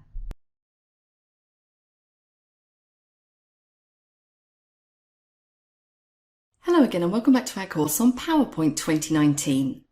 In this section, we're going to focus on working with bullets, and I'm back in the presentation that we've been working on so far in the course, and currently I'm clicked on slide 1, the title slide. Now, we don't have any bullets on here, so I'm going to jump straight across to slide 2. And you can see what we have on this slide is a number of first level bullets. And if we jump across to slide 3, you'll see we have some first and some second level bullets. And we're going to talk a little bit about how you can format these and also how you can customize them. So let's jump back to slide 2. Now, just to reiterate some points that I've made previously about bullets, you can have 5 different levels of bullets. And remember, to get another bullet, all you need to do is click at the end and hit the Enter key, and that will give you another bullet on the same level. And if you want to indent that, so to give yourself a second level bullet, you just need to press the Tab key on your keyboard. If you want to go back or essentially outdent it, Shift Tab will outdent that for you. And again, if I wanted to delete it, I can just press my backspace key a couple of times to get me back to where I was. Now, the bullets that you can see here, these little green triangles, the reason why I have green triangles is because these are the bullets which came along with the design template that I'm using. And if we want to, we can change those. So remember, most things, if you do select a design template, most things are customizable and you can change pretty much any element. So we're going to focus on changing these bullets. Another thing I can also change is not just the bullets, but I can also change the spacing between the text. Now I want to show you something first of all. Let me click inside this first line of text. And I want you to cast your eyes up to the ruler just above the slide. What you should be able to see is on the ruler, we have these little tabs or these little controls. We've got this first one just here, which is sort of like a little down facing arrow. And then we have a second one that's up facing, and then directly underneath we have a kind of a block or a square. Now it's these two which are controlling the spacing of your bullets and also of your text on this slide. So for example, if I wanted to change the placement of this bullet, if I grab that first little tab, and you can see I get a line as I click and drag it in, it's going to drag that bullet in. And if I drag it out again, it's going to put it back to where it was. The same thing happens if I want more space between the bullet and the actual text. If I grab the up facing tab and drag that, and you should see that dotted line again, that's going to move the placement of that text further away from that bullet. And again, I can drag it back to put it back to where it was. Now you'll notice when I'm doing that, it's only moving the first bullet or the first piece of text. It's not actually moving the rest of the text. And why is that? Well, it's because I'm clicked in that first line of text. So if I wanted to move the entire lot, what I'm going to do is I'm going to highlight all of my points, and then I can drag that top tab, and you'll see it moves all of those bullet points. And I could do the same if I wanted to drag that text over a little bit as well. So just a point to bear in mind when you are moving these around or adding extra space in. So now let's talk about the actual bullets themselves. If we jump up to the home ribbon and in the paragraphs group, you can see I have this little bullets option just here. So I'm going to click that drop down arrow. And you can see I have a number of different options in here. So I could change the style of the bullets that I have. And you'll see as I hover over, I again get that live preview. So if I wanted something a little bit different, I could choose any one of these in the list. I also have the option of none if I wanted to remove those bullets altogether. But what if I wanted to do something completely different? Maybe I didn't want to use any of these options that we have in this drop-down menu. Well, I do have more options for this. Let me jump down into bullets and numbering, and that will open the little bullets and numbering dialog box. And again, I have a few options in here. So these are the ones that I was just looking at. I can change the size of the bullet. Now, when it comes to sizing, what you need to remember here is that 100% or 100 in this box means that the bullet is going to be exactly the same size as the text. So you can adjust accordingly. And I can also change the color of my bullets. So if I wanted to make them, let's make them orange, and click on OK, I now have orange bullet points. Let's jump back into that bullets and numbering again. Now, again, if I didn't want any of these particular styles of bullet, I have two additional options that I can choose from. So I could choose to use a picture that I've got saved off to my PC as a bullet, or I could customize the current bullets. Let's jump into customize first of all. And this will open up the symbols box, and this gives me access to all of the symbols, and I can use any of these as a bullet. Now, when you click the drop down here, you see you have lots and lots of different font types, and each one of these contains slightly different characters or symbols that you can use. And sometimes it is quite hard to kind of find the particular one that you're looking for. Now, I'm going to scroll down to Wingdings. There's normally some good ones in there. And you can see I have lots and lots of different options. So I'm going to choose a plain, as this is all about travel, and I'm going to click on OK. And I'm going to change the color of these. I'm going to make them stand out a little bit more. Let's make it a slightly brighter color orange, and click on OK. And I now have those plain bullet points. So that looks quite nice actually for this presentation. So I do have another choice. I can choose to use a picture that I've got saved off on my PC. So let's jump back into bullets and numbering. And this time I'm going to select picture. And I have the option of choosing from a file. I can browse the web for a picture, or, and this is new for 2019, I can choose an icon. And the icon sets, we haven't covered them yet in this course, but they are really good, and they're particularly good to use as bullet points. So in this case, I'm going to select from icons.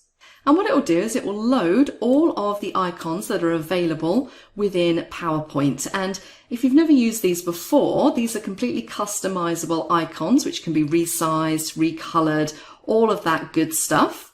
And they're organized into different categories. So if I scroll down, I can't remember if there is a travel one.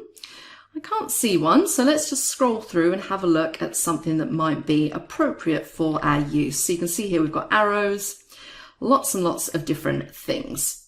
So here we go, in the location section, I might want to choose the globe. So I'm going to select this and select insert.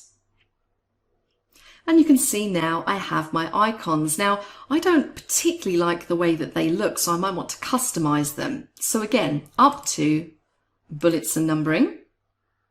And I'm going to say I want these 100% of the text. And I'm going to click on OK. And that makes those a little bit bigger. And just to show you another way that you can add a bullet, this time I'm going to use a picture that I've got saved off to my PC. So you've probably guessed it, up to bullets and numbering. And this time I'm going to select picture. And I'm going to say from a file. Now I'm just going to select a random picture. So I'm going to choose this one down here because that looks like it might possibly be related to travel. And I'm going to select insert. And there we go. Now I'm not saying that's the best way of using a bullet. You might be able to find some pictures which look a little bit better, but just to show you the technique and how you can use icons and pictures as bullets if you want to. Now I'm going to jump across to slide 3. Because in this slide we have 2 levels of bullets, and in this case both of these levels are the same. Now what I'm going to do is I'm going to click on the placeholder again, and what if I wanted to use numbers as opposed to bullets? Well, again, if we jump up to our paragraph group, next to our bullets we have numbered lists or numbering. So if I click the drop down, there's all these different styles of numbering that I could choose. So I'm going to select, let's say this one just here. And you can see now that that's how it's organized it. So if I was clicking on the end of balance and if I hit enter, you'll see it gives me a B. Okay, so it follows through. And let's go back into numbering and go into bullets and numbering. And again, these are my advanced options. So again, I have the same options. I can choose to change the size. I can choose to change the color. I can even choose to start at a different number if I wanted to. So it's entirely up to you how you customize these, but just be aware you have the bullets and you also have the numbering available as well. Now I'm going to put that back to, let's say 1, 2, 3 and click on OK. And there we go. So that about wraps it up on bullets and numbering. Now in the next section, I have an exercise that I want you to do just to make sure that you are okay with everything that we've covered so far in relation to formatting, bullets and numbers. So I will see you then.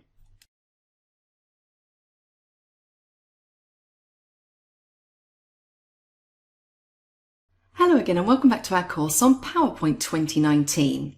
It's now time for exercise 3. We've made it all the way through. And the idea of this exercise is really just to practice the skills that you've learned over the course of this section. So what I want you to do, I have some instructions up here, is I want you to open the file called Practice Presentation 4. And what I want you to do within this presentation is to change the bullets on slide 2 to the numbers 1, 2 and 3. I then want you to jump across to slide 3 and change the bullets to second level bullets. And I've listed out there what I want you to change them to. So I want you to change them to recently renovated, designed to cultivate your dining experience, and no car needed. I then want you to change those bullets to whichever picture you like. So you can grab an icon, you can maybe use an image that you have saved off to your PC, or you can browse online for an image that you'd like to use. So entirely up to you. Once you've done that, I want you to save and then I want you to close the file. And that's pretty much it. A very straightforward exercise. So see how you get on with that and I will see you in the next section.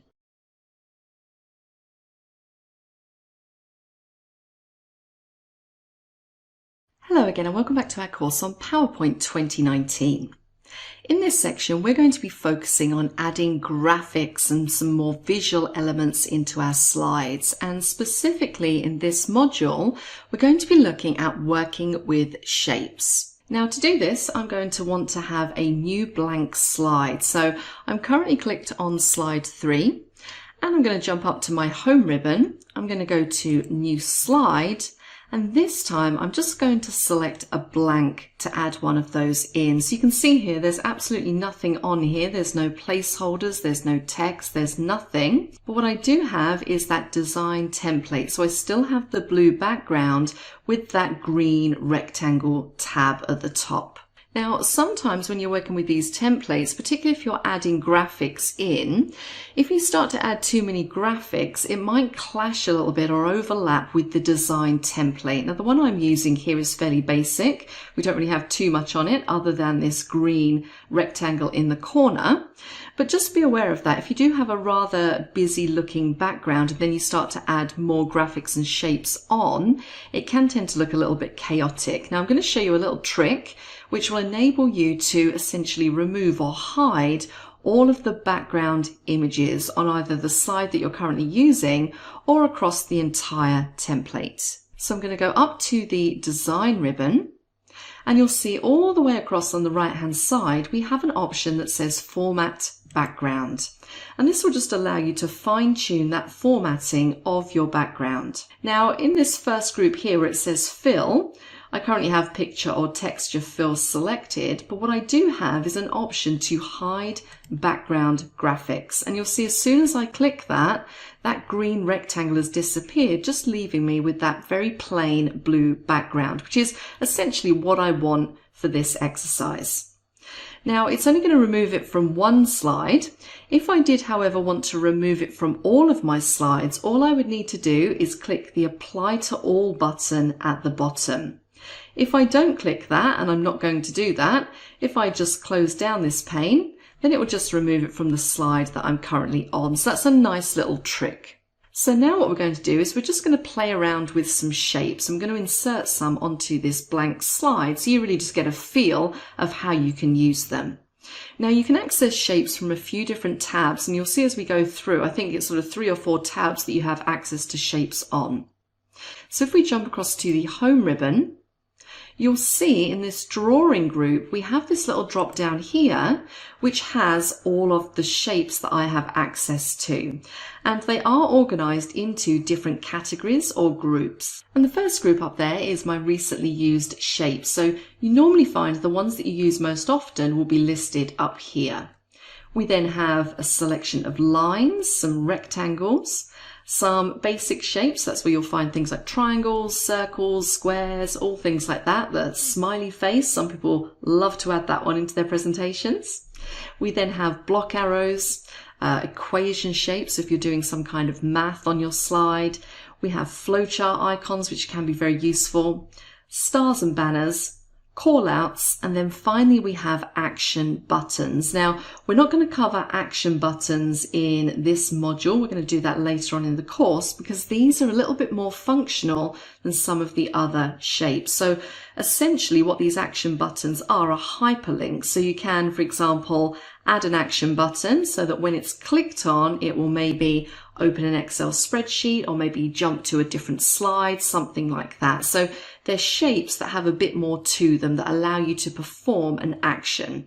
And as I said, we're going to come back to that a little bit later on. So let's just draw a basic shape. I'm going to go up to my lines group and I'm just going to select this first one here, the basic line. And you'll see now my cursor changes to a crosshair. And what I can do is literally just click, and if I drag, and I can drag it up or down, I get a very basic line.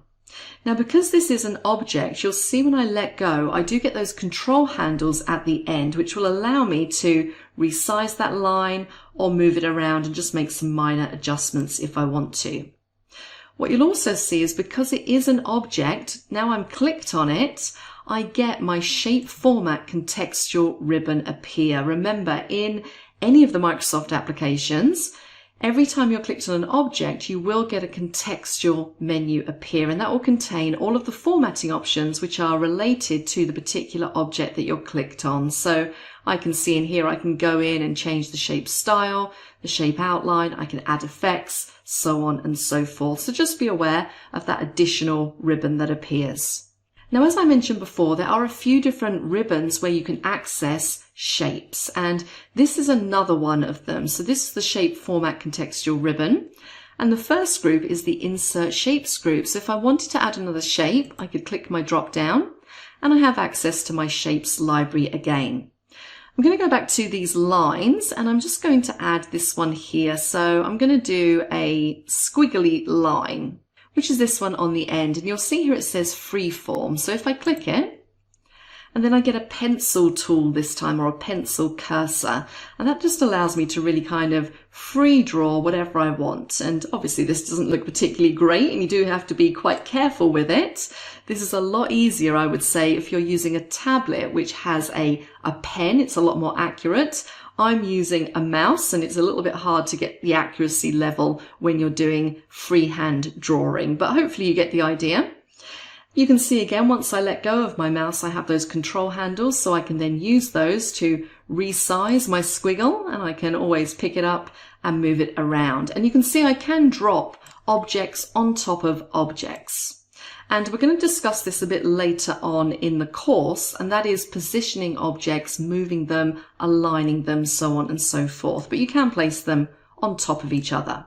Now, I actually don't want this squiggle, so while I've got it selected, I'm just going to press the Delete key on my keyboard just to get rid of that. Now, I'm going to show you yet another ribbon where you can access your shapes, and that is on the Insert ribbon. And you'll see in the Illustrations group, we have a Shapes drop-down, and again, we get that same Shapes library. I'm going to pick something slightly different this time, so I'm going to do a rectangle, so let's just click this first one. I get a crosshair, and I can drag and draw a rectangle on the screen. And again, I get those control handles, I can move it around, I can change the color, I can do whatever I like with this particular shape. Now, I'm not going to go through all of the shapes, but let's just add a couple more. Let's go down to our basic shapes, and for this one I'm going to draw a smiley face. I'm just going to draw that underneath here. Now, one thing I will point out, you can see it's kind of like quite free and easy how you can size that. It's not a constrained sizing when you're dragging and dropping. So if I wanted to make sure that this smiley face was completely circular, what I could do is, as I'm dragging, if I hold down my Shift key and drag the corner, it will resize it proportionally. So it will essentially constrain the limits. So that's quite nice if you want to make sure you're getting an exact circle on your shape. And what you'll also see when you add some of the shapes is that they'll have a control handle inside the shape. So with this smiley face, you can see that on the smile, we have another control handle. And this is pretty cool. What this means is that I can manipulate just the smile. So if I drag this control handle up, I can turn him into a frowny man instead of a smiley man. So look out for those control handles within the shapes as well. And just to make this all match, I'm going to change the color of my sad face man. Let's go back to our shapes drop down and just do a couple more. I could use the block arrows. Again, these are particularly useful if you're doing some kind of chart. And remember to constrain, hold down the Shift key, and I can draw my arrow like so. And again, just going to change the color by clicking. Back up to my shapes. And I want to show you something quite interesting. We're going to go down to stars and banners. And I'm going to pick this 16-point star. And again, I'm going to hold my Shift key and I'm just going to draw this star. Now again, remember what I said, this particular shape has that control handle within it. So if I grab this little red control and just drag it down, you can see I can change the way that that shape looks simply by dragging out or dragging in. So that's another point to remember. And the final one I'm going to show you is just the call out. So let's select one of these call outs. Let's do this one. I'm going to hold down my Shift key and I'm going to drag. I'm just going to change the color of that one.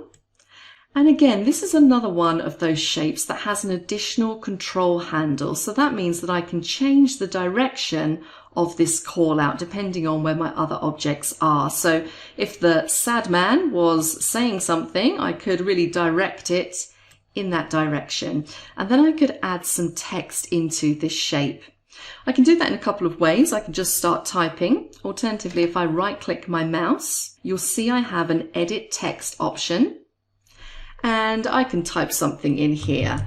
I'm so sad. And again, I could change the font. I could modify the size if I wanted to just by highlighting, going to my home ribbon, and I'm going to make that text a little bit bigger like so. Now, another one that's worth pointing out before I forget is if we go back to Insert and go to Shapes, underneath Basic Shapes, the first one there is a text box. So let's click that. And I'm just going to click somewhere on the screen and you can see it automatically adds a little text box. So I can just start typing any text that I want to add. So I'm going to say this is how to add a text box.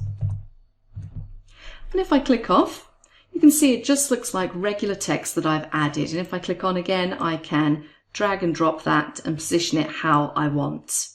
If I did want to add some kind of background to that, just to make it stand out a little bit, remember when you're clicked on an object, you have that shape format contextual ribbon, and I could choose to fill my background if I wanted to. So I'm going to select just a grey background like so, and then I can drag and drop. So that's the basics of adding shapes into your PowerPoint presentation. They really can add a nice visual element, and they're also particularly useful when you're doing things like diagrams or process flows or anything along those lines. So really just have a play around with them, resize them, move them about, change the color, use the different options on that shape format contextual ribbon and see how you get along with that.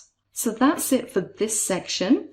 In the next section, we're going to look at how you can add different kinds of graphics into your PowerPoint presentation. So please join me for that.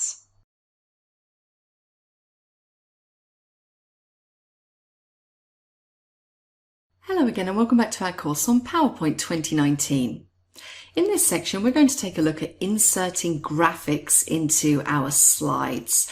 And the reason why you might want to do this is because slides can tend to get a little bit boring if you just have bullet points and text on them. So you might want to add something which makes them a little bit more visual, a little bit more interesting for your audience to look at. And we've already seen how we can add some shapes to give it a little bit more pizzazz, but we're going to take that up a notch now and we're going to start adding in some graphics. Now I'm working on slide 3 and I've got quite a lot of text on here and I want to add an image on the right hand side. So the first thing I'm going to do is I'm actually just going to resize this placeholder very slightly and just move it over a little bit to give myself some room in order to place an image. So I'm now going to jump up to my insert ribbon and you'll see that I have an images group just here. And I'm going to select online pictures. Now you can see here automatically we have lots of really high quality images that we can add and they are organized again into different categories. So you could choose to go into a category. So if I click on airplane, for example, and you can see I get lots of nice images of airplanes. I'm just going to click the arrow to go back. Because what I can also do is if I'm searching for something very specific is I can use the search bar at the top here. And you can see that it says search Bing. So that's essentially what you're doing when you're adding an online picture is that you're essentially doing a search as if you were in a Bing browser.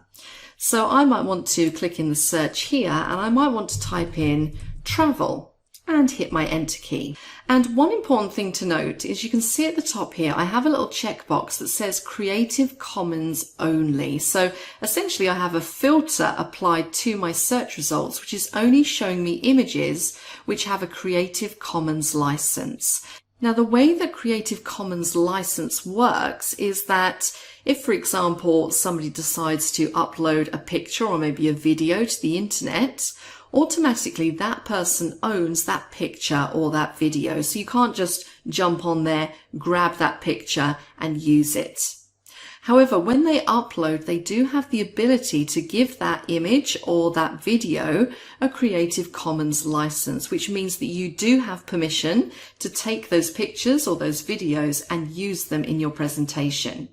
So essentially what I've got here is I'm only filtering for images that have a Creative Commons license, which means that I'm okay to use them. So now I have my list, I could scroll through and I could select one of these if I wanted to. So I'm just going to select this travel, this luggage or suitcase and select insert. And there we go. Now I'm going to drag that over. It's a little bit big, so I'm just going to resize it like so and put that into my presentation. So that's one way that I can insert a graphic onto my slide. I can go up to insert, I can search online and I can add it in. Let's jump back to slide 2 because I want to show you a slightly different way of utilizing this. So this might be if you want to add an animated image into your presentation. So again, I'm going to go up to the insert ribbon. I'm going to go down to online pictures. But this time in the search bar, I'm going to type in animated GIF travel and hit enter. Now, when it comes to animated GIFs, you can see here, none of these look like they're animated particularly. And the thing with this is that you don't tend to see the animation until you've added it onto your slide and then you've run the slideshow. So just to show you an example, I'm going to just click on this one and select insert. And this one's quite small. I'm just going to drag him over here. And you can see here it's got the license underneath. Now that is just a text box. So if I don't want it there, because I know that I can use this picture, I can just highlight the text box and delete it. And I'm going to make this a little bit bigger. And I'm going to put him down in the corner. Now you'll see that this won't show as animated until I run this slideshow. So I'm going to click my slideshow button, which if you remember is right down in that bottom right hand corner. And you can see, there you go, he's slightly swaying from side to side. Now that's not the best image, it is a little bit pixelated, but hopefully that gives you an idea of how you can search for those animated GIFs in order to add them into your presentation. I'm going to press escape to come out of my slideshow. Now, both of these images that I've added into these slides are kind of in the clip art variety, shall we say. Now, one thing I will say, when you are selecting images for your presentation, again, be very aware of the audience that is going to see this presentation. I would say that clip art a lot of the time is not particularly good to add to slides which are going to be used in a business context. It doesn't really have that much of a professional feel. So you might want to add a more professional, high quality picture as opposed to clip art. So now we've talked about adding those basic graphics into our presentation, we're going to move on and talk about adding pictures into our slides. So that's what we're going to cover in the next section. I will see you then.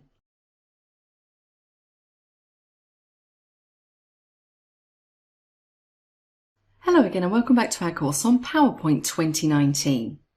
So far in this section we've looked at how you can add shapes and also how you can add pictures and animated GIFs into your slides. In this module we're going to take a look at how you can add in icons and 3D models, and both of these are fairly new items that have been added into PowerPoint. So I'm currently clicked on slide 2. And what I'm going to do is I'm going to delete out this image that I have just here by clicking on it and pressing the delete key on my keyboard. Now what we're going to replace it with is an icon. And you'll find icons on the insert ribbon in the illustrations group. So you can see here we have this icons button just there. As I said, these are fairly new. And you should have them if you have PowerPoint 2019, then you definitely will have these on your ribbon. And I actually really love these. I think they're really, really nice. So let's click on icons and take a look at the library. Now we saw this briefly earlier when we were dealing with bullet points, but just to recap, these are all the icons that you have access to, and again, as with everything, they are organized by category in alphabetical order. So it really depends what kind of icon you're looking for. So I can just scroll through, and it's worth noting that all of these icons are completely customizable. So whilst they're showing in this library as being black, you can change the color, you can resize them, which makes them really nice and versatile. So I'm going to scroll down and look for something that's related to travel. And if I stick with the same one that I used for the bullet points, which was the icon of the world, which I think is towards the bottom. Yep, there it is. I'm going to use this one by selecting it and clicking on Insert.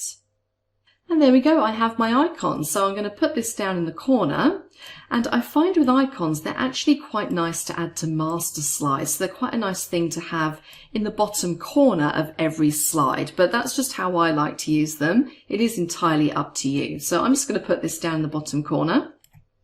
And again, when I'm clicked on it, because it's an object, if you look up on your ribbons, you'll see that you now have that graphics format contextual ribbon. So this means I can edit any element of this particular icon.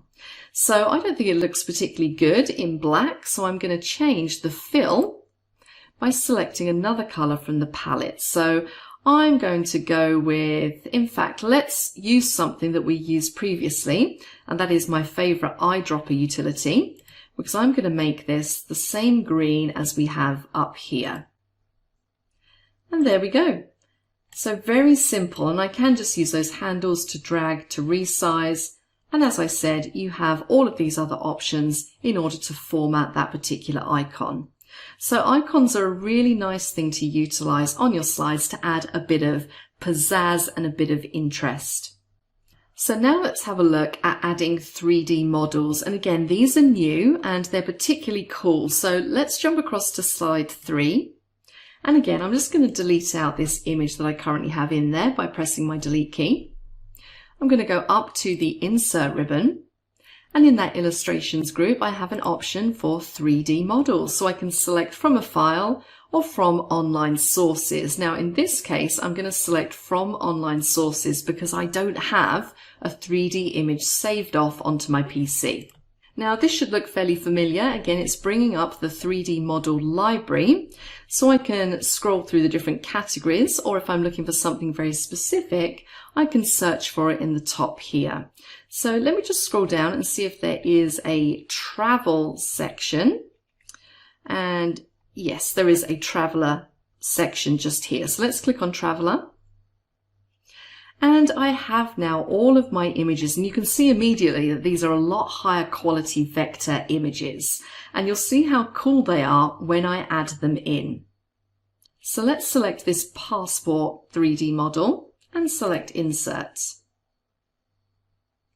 And sometimes you'll find with these 3D models, they are quite large file sizes, so they do take a few seconds to load. I've got my passport there. I'm just going to resize that slightly, make it a little bit smaller, and add that in. Now the image is really nice, but the cool thing about 3D models is that you can rotate them. So if you look in the middle of this model, I have this little round control handle, and if I click and drag, it allows me to rotate that all the way round because it is 3D. So I think that's pretty cool, and you can really get some nice effects by doing that. So I'm just going to rotate it so it's kind of like that. And again, if I'm clicked on it, you can see I get the 3D model contextual ribbon, which allows me to do things like select the model view, so I can choose any of these. So maybe I want to change it to above, front, right. I can add alt text. I can change my 3D model. I can do whatever I like with it. So those are really nice. I would say don't go crazy adding 3D models into your presentation. As I said, they are quite hefty on space. So you might find if you do have like loads of them in your presentation, the presentation does start to slow down and lag a little bit. So those are another couple of different types of image that you can add into your presentation to really give it that wow factor. So have a little play around with those, investigate, and see what you think. So that's about it for this module. In the next module, we're going to be taking a look at inserting pictures. So I will see you then.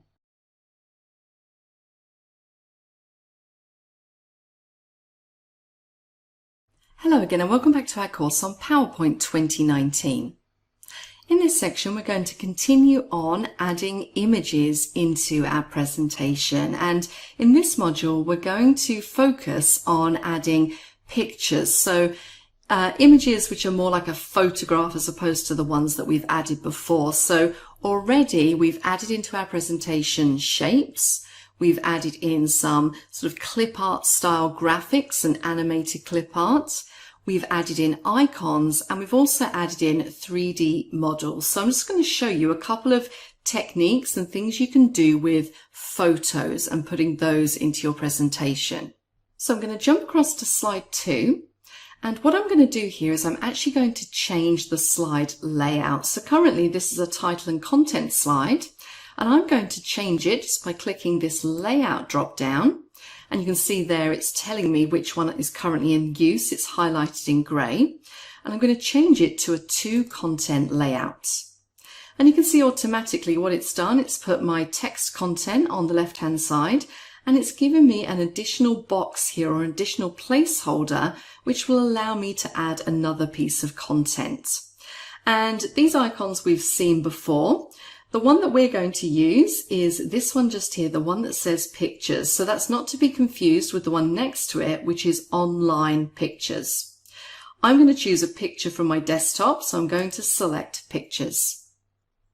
Now I've got a couple of images here, which I might like to use. And I think I'm going to just select this one and click on insert. And as you can see, the picture is inserted the same size as that placeholder. And of course, I do have the freedom to move that around, and I can make it a little bit bigger if I want to. So I think that one actually looks quite nice. Now there's something really important I want to mention here. When you do insert a picture, it's essentially sitting on top of your slide. If you have a presentation that has a lot of pictures in it and you're inserting them in this way where they're sitting on top of the slide, you'll find that the file size of your overall presentation starts to get very, very large. So I'm going to show you a way that you can combat this. I'm going to jump across to slide 4, and we're going to insert a blank slide. So let's jump up to new slide and go down to blank. And you might be thinking, well, I don't have a layout or a placeholder here, and I don't have an icon to click on to insert the image. So how do I do that? Well, very simply, we go up to the Insert ribbon, and in the Images group, we have a Pictures option, and that's going to take me back to my same folder that I was in previously. And this time what I'm going to do is I'm going to select this image of an aeroplane above the clouds, very nice image, and click on Insert. And that's inserted it, and it's quite a nice image. It doesn't quite take up that whole slide. I can still see a bit of blue lurking in the background. And I guess I could pick it up, I could drag it and move it, and I could use the resize handles. Now the problem with stretching some images is it can distort them. It can sort of like flatten them very slightly. This one's not too bad, but that is just something to watch out for if you are doing this. Now I might want this image to take up the entire screen or the entire slide like it is right now. But as I said, if I had a lot of images like this, and I am someone who does like to use very large images in my PowerPoint presentations, I think they look really effective. But there is a way that you can keep your file size down and still have these larger images in your presentation. So I'm going to show you how to do it in a slightly different way. I'm going to delete this image out, so I'm clicked on it, press delete. I'm going to go up to the Design ribbon, and again I'm going to go all the way across to the right hand side and select Format Background. Now I have quite a few different options here with underneath Fill, so I have Solid Fill where I could choose a different color if I wanted to. Gradient Fill allows me to have a gradient background, and I can make various different adjustments to that. Picture or Texture Fill. Now what you get in here as the default is very much determined by the theme that you used or the design that you used. But the one that I'm actually interested in, I'm going to stay clicked on Picture or Texture Fill because I do want to fill the background with a picture. But I'm going to say Insert Picture from File. And I'm going to select that same image and click Insert. And you can see now that that image is still taking up the whole slide, but instead of sitting on top of the slide, it's made it into a background. And that means it keeps your file size really, really low. So that's a much better way of utilizing a large image as a background and keeping your file size down. Now you can see that I still have that green sort of rectangle poking through. I actually don't think that looks too bad in this case, but remember, if you want to, you can hide background pictures. And finally, I'm just going to jump back up to slide 1, the title slide, and I'm going to close down that pane. And I'm going to insert another picture, so up to Insert and down to Pictures. And I'm going to choose this one just here and click on Insert. And this is a bit too large. I might want to have this just at the top, so I'm going to resize that just by dragging the corner in. And I'm going to put it at the top in the middle there. And remember, you can move any of your placeholders around. So maybe I want my title to be in the middle and my subtitle to be underneath. You really can just position these however you like. And this will change as we go through the presentation. But I think for now, I'm just going to leave it like that. So you've seen a few different techniques of inserting photographs into your presentation. All that's left to do now is to do exercise 4, which we're going to do in the next section. So I will see you then.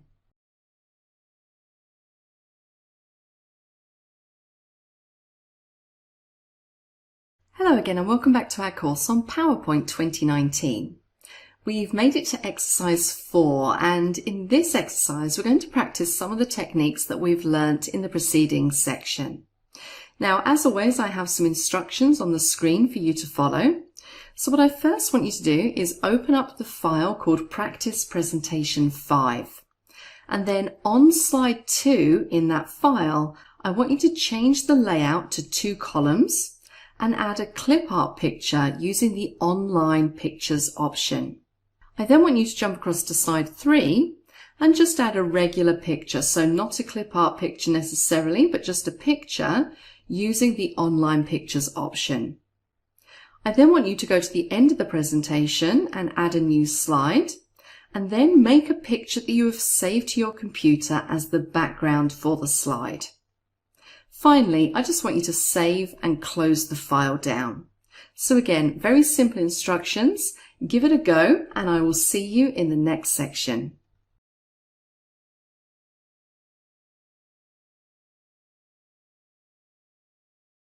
Hello again, and welcome back to our course on PowerPoint 2019.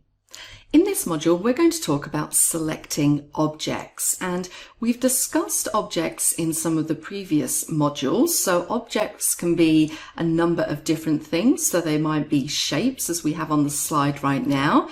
They might be text, they might be graphics. And it's important that you know how you can select one or multiple objects on the slide. It's going to help you increase your efficiency dramatically. So let's talk about just some single object selections. So I'm currently clicked on slide 4. And if you remember, this was the slide where we added in all those different shapes, and we weren't too careful when we added them. We just kind of put them on the slide.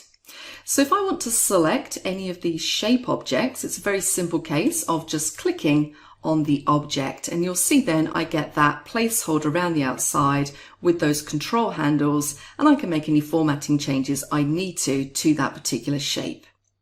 But what if I want to select multiple shapes? So maybe I want to change this star and also this arrow. Maybe I want to change the color of both of them at the same time.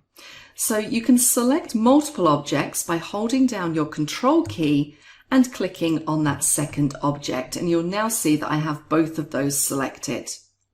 And I could continue with that. So if I wanted to select the rectangle as well, hold down control again and click to select that object, and I can then go in and I can make any changes I need to those particular objects. To deselect everything, just click away onto a blank part of the slide and those objects will become deselected. Now, another way that you can select objects is by drawing what we call a net around those objects. So, for example, if I just click anywhere on this blank slide and I just drag my mouse to include some of these objects, I'm just going to include these ones just here. When I let go, you'll see that everything that's contained within that net is going to be selected.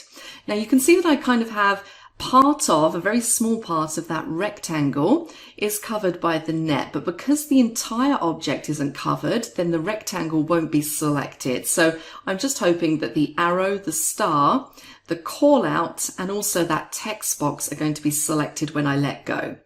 So let me let go of my mouse, and there we go. I have all of those objects selected again. So very simple to make multiple selections. And click off to deselect. The final thing I want to show you is sometimes you might want to select all objects on a slide, and a good example of this would be if you'd maybe done quite a complex organizational chart and you've got lots of different shapes and pictures. If you wanted to move it all as one object as opposed to moving the individual elements, you might want to select all objects on the slide. And the easiest way to do that is by using a shortcut key, Control A. And that will highlight or select all of the objects on the slide, and you can then drag them as one and reposition them. So those are just a few techniques when it comes to selecting objects, and we will be using those as we go throughout the course. In the next module, we're going to talk about how to edit objects, so please join me for that.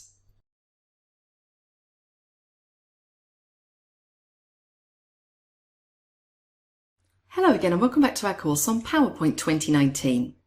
In this module, we're going to start to talk a little bit about editing objects. So previously we've seen how we can select objects, but now we're going to look at the different ways that we can edit them. And when we're talking about editing, what we mean is doing things like changing the size, rotating the object, copying it, deleting it, so on and so forth. So let's start with deleting objects first of all. Now I have quite a few shapes on my slide here, and I'm just going to make it a little bit less chaotic and delete out a few of these. So I'm going to first of all delete out this call out. So all I need to do is click on the call out to select it, and the easiest way is to press the delete key on my keyboard. And I'm also going to delete out this text box, so I'm going to click on it to select it and press the delete key. And that's gone as well. And finally, I'm just going to delete the little sad face man because he is a little bit depressing. So again, click and press the delete key. So now I have just 3 objects left on my slide, which is a little bit easier to work with. So first of all, it's worth noting if you want to move an object, it's a very simple case of clicking and just dragging those objects around like so. So very nice and easy. And when you are clicked on an object, one thing you might have noticed is that aside from these control handles, which control the size, so if I was to drag in this one in the corner, it drags it in diagonally. Alternatively, if I wanted to decrease the height of the object, I can do that, and the same on the bottom. We also have a rotation handle at the top here. So you'll see as I hover over that little circular arrow, I get my cursor changes again to something similar, a little black circular arrow. And this will allow me to rotate that object. So I can just click my mouse and drag it round in order to rotate that particular object. So again, very simple, nice and easy. Remember that if you do have multiple objects selected, so let's select this arrow as well by holding down the control key and clicking. If you then use your rotation handle, you're going to rotate both of those objects at the same time. So again, that's worth bearing in mind. So let's talk now about copying objects. Now, most of the time when it comes to copying, people are very used to right-clicking, selecting copy, or using the shortcut key Control-C to copy and Control-V to paste. And that's perfectly fine. If I wanted to copy this rectangle, I could do Control-C. I could click somewhere else on my slide and do Control-V to paste a copy of that. That's perfectly fine. But a better way of doing it, or an easier way, is to just duplicate that object. So again, if I click on this object and do Control-D, that's going to give me an exact duplicate. So that's something I use all the time as opposed to Control-C, Control-V. It's just less keyboard shortcuts to use, so it's a little bit more efficient. Another cool thing is if we select this star, and I'm going to do Control-D, I'm going to duplicate this object multiple times. So I'm just going to carry on pressing Control-D so I get lots of stars just there. Now this goes back to selecting. I might want to do something with these stars. I might want to maybe move them all in one block. And it's going to be very difficult for me to go in and hold down my control key and select every single one of those stars because there's so many of them and they overlap. So again, this is where we use our net to select. If you remember from the previous module, if we just click and drag round all of those stars and let go, it's going to select the whole lot, and I can then pick them up, move them by dragging and dropping to wherever I want to place them. So just bear that in mind as we're going to be using some of these techniques as we go through the rest of the course. So that's a little bit about editing. We're now going to move on and talk about formatting those objects. So I will see you in the next module.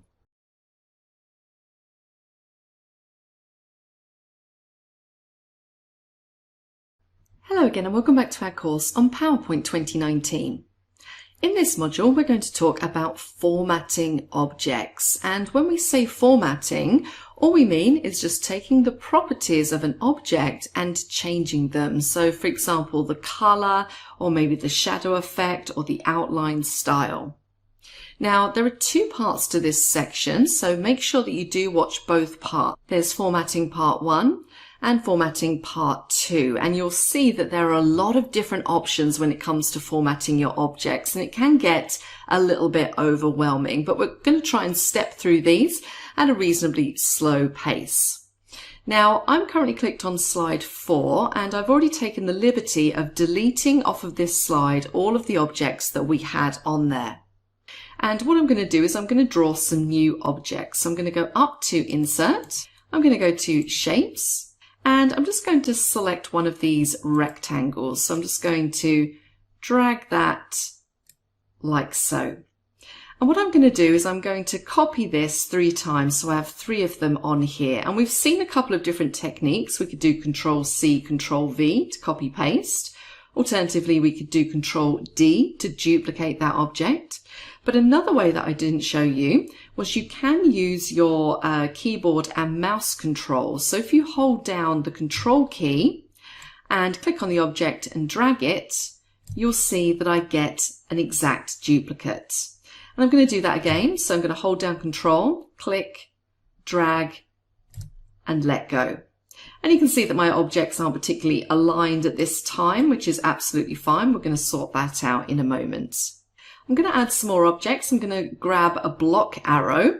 Now I'm currently on the Shape Format tab, and I can access my shapes from here as well. So let me click the drop down. And I'm just going to add this block arrow. And I'm just going to draw a little block arrow in between these. And again, I'm going to duplicate this so I have two of them. I'm going to hold down my control key and I'm going to drag and drop like so. And I'm going to add more shapes. I'm going to go to Insert. I'm going to go to Shapes, and this time I'm going to add a sun. So I'm going to select it and then I'm going to drag like so. And finally, I'm just going to add a call out. So let's do this little bubble call out just here. So we have quite a few objects on our slide right now. Now, as I mentioned previously, you can add text inside any of these objects, and you just click on the object and start typing. So in this first one, I'm going to say welcome. In the second one, it's going to be about. And the third one is going to say benefits. And remember, if I want to change the size or resize any of these objects, if I'm clicked on one of them, I can just use those control handles to drag in and drag out. But if I wanted to make sure that they were all resized in exactly the same way, again, if I select all of them, so if I hold down my control key and select all three of them, you'll see that when I drag out to resize one of them, it also resizes the others as well. So that just ensures that you keep your sizing consistent across all of the objects that you have selected. So that's a cool little trick. So what else can I do with regards to formatting? Well, I can change the font color. So remember, if you're clicked on the placeholder, you don't necessarily have to highlight the text. I can go to the home ribbon and I can choose to change the font color. So I'm just going to make that a light gray color. Another thing you might want to do is that if you have a shape, for example, this one here, which is kind of a rectangle with the corner cut off, you might decide at a later stage that you want to actually change the shape. And you can do that if you click on the object or the shape, go up to the Shape Format Contextual ribbon and go to Edit Shape. You then have an option that says Change Shape. And as I hover over, it pops out that very familiar list of shapes. So maybe I just want to change this into a rectangle. And you can see, there we go, we now have a rectangle. It's a very small change. It just doesn't have that corner cut off. So very simple to change the shape after the fact. Now I'm going to come out of there. I'm going to undo that just by clicking on my undo button. You can also press Ctrl Z. And what I want to talk about now is the shape styles just here on the Shape Format ribbon.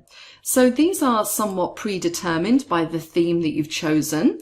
And you can see that they have, some of them have solid background fills, some of them have more gradients, some of them have outlines, and then we have some presets listed at the bottom as well. So if you just want a really quick way of applying some formatting and you quite like the look of these, you can just click to apply that style. So that's a really quick way of applying formatting. Now, it might be that when you're looking in this Shape Styles gallery that you don't particularly like any of the colors in there, or they're not suitable for the presentation that you're doing. So this is where you can go in and refine by using these buttons to the right. So Shape Fill, Shape Outline, and Shape Effects. So let's take this second one. Let's highlight it. If I want to change the fill, and when we say fill, we're talking about the background color of the shape, and I can see it's currently set to this lime green color. I can click Shape Fill, and again I get a palette of all of the colors that come with this theme. I then have a palette of standard colors that are in PowerPoint, and I can choose any of those if I want to. So if I wanted to, I could make this orange. Let's click Shape Fill again. Now again, if I don't want to be limited to the theme colors and the standard colors, you really can customize this at a very granular level. So I could go down to more fill colors. And this will pop up, this little palette, and I have two tabs, standard and custom. So if we click on standard, you'll see I have a whole host of colors that I can choose from. So I could select any of these if I wanted to. So I could do a nice purple and select OK, and the shape will be filled in that color. But what if I want to get even more granular and customize this color? Let's jump back into shape fill, go down to more fill colors, and this time we're going to go across to custom. And this is where you can drag over the palette and really kind of choose the color that you want. Most of the time you probably have the kind of color in your mind that you want to use. So maybe I want a, let's say a yellow kind of color. In fact, let's make it a bit darker because our text is white. Let's do a yellow, but then I can use this to adjust the shade of that yellow. So if I want to make it darker, I can drag it down, or lighter, I can drag it up. So I'm just going to make it, it's not a particularly nice color. Let's choose something a bit better, a dark purple, and click on OK. And there we go. So you can really get into customizing the types of colors that you use for your shape fill. Now, the one below, shape outline, if I just click away, sometimes this is quite hard to see. It actually stands out quite a bit on the shape that we're currently looking at. Every object by default, every shape has a very small outline, and you can see here it's kind of in a greeny color. And again, you can customize this outline. So if I click shape outline, I might want to choose something that's a bit brighter. So I'm going to select this light blue, like so, which looks quite nice. And I can also adjust the thickness of that shape outline as well. So again, back into shape outline. And this time I'm going to go down to weight. And I'm going to make this a little bit thicker, 3 points. And there we go.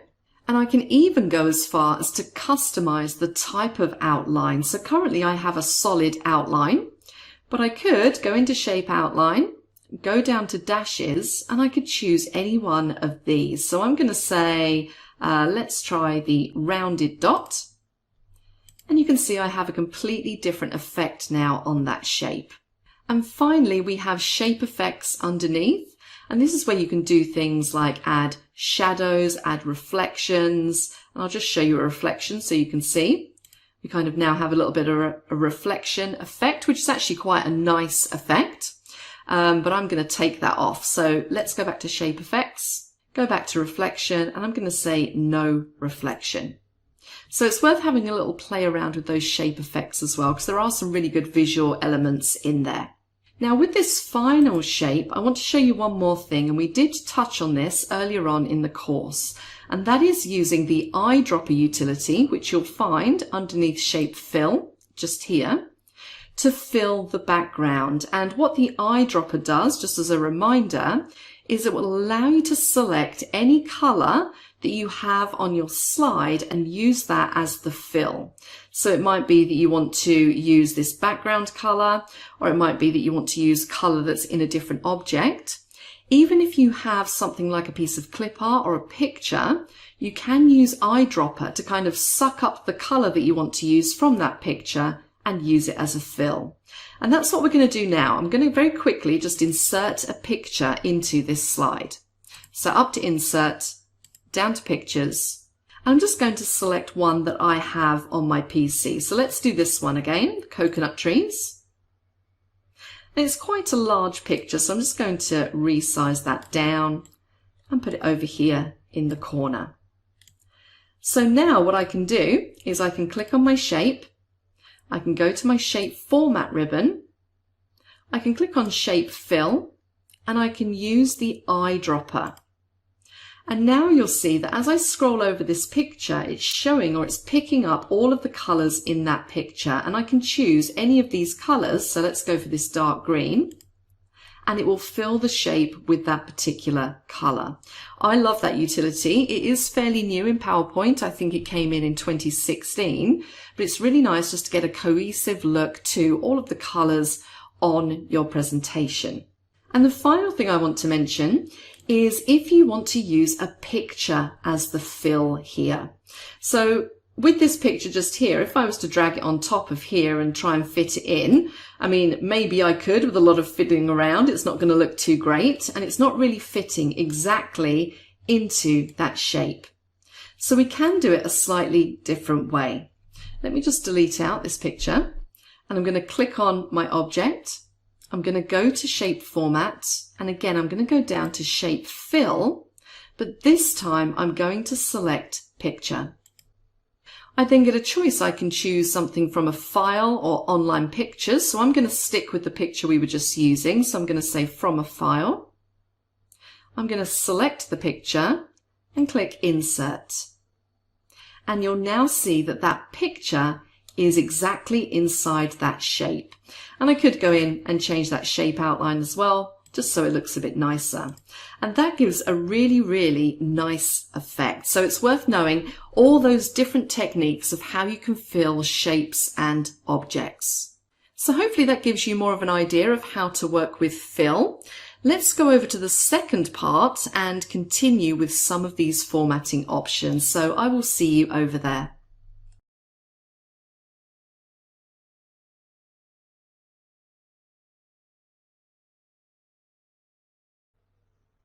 Hello again and welcome back to our course on PowerPoint 2019.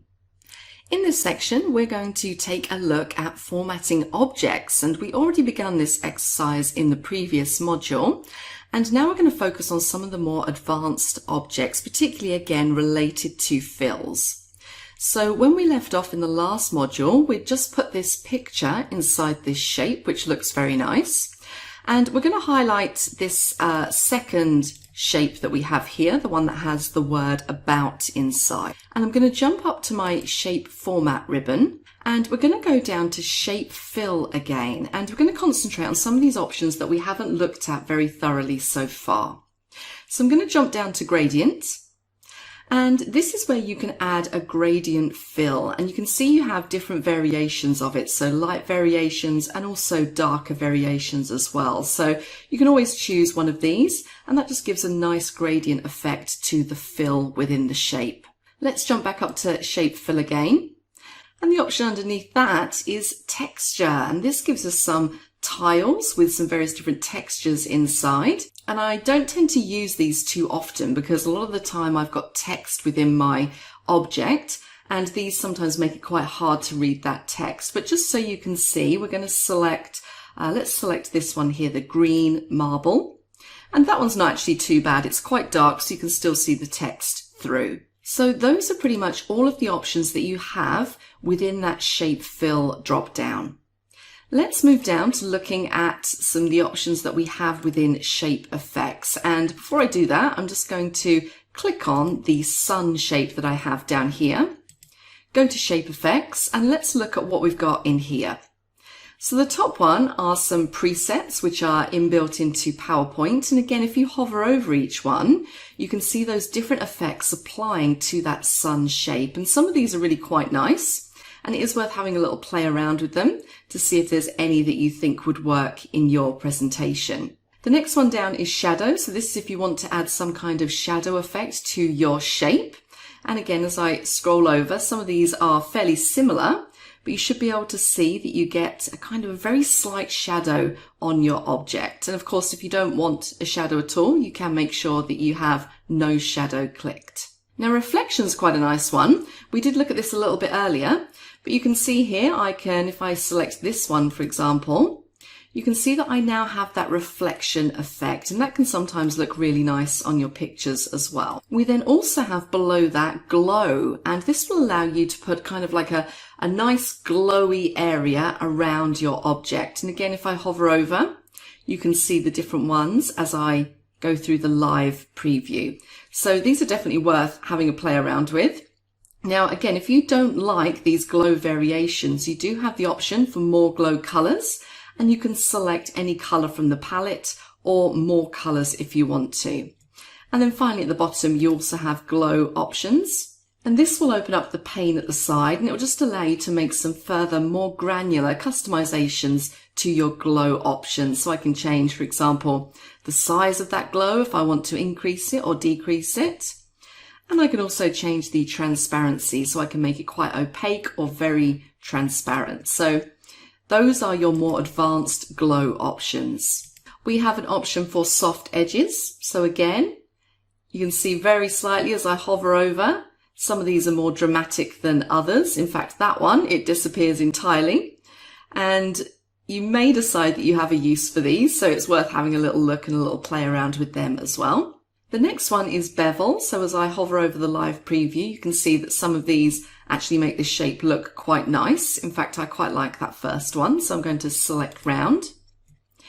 And then the final option that we have in here is 3D rotation. So that will allow you to rotate your shape or your object around through 360 degrees. And we also have some perspective options as well. So loads of ways that you can really apply some really nice effects to your shapes and to your objects in your presentation.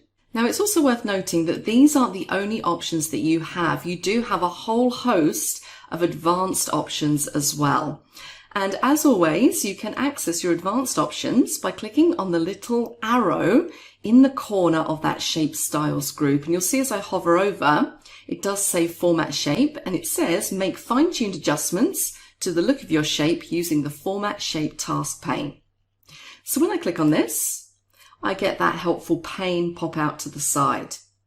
And currently I'm clicked on shape options. So we've got shape options and text options. Now, because I am clicked on a shape, it's taken me straight to the shape options. And the first one that's highlighted is this fill, so the little bucket icon just there.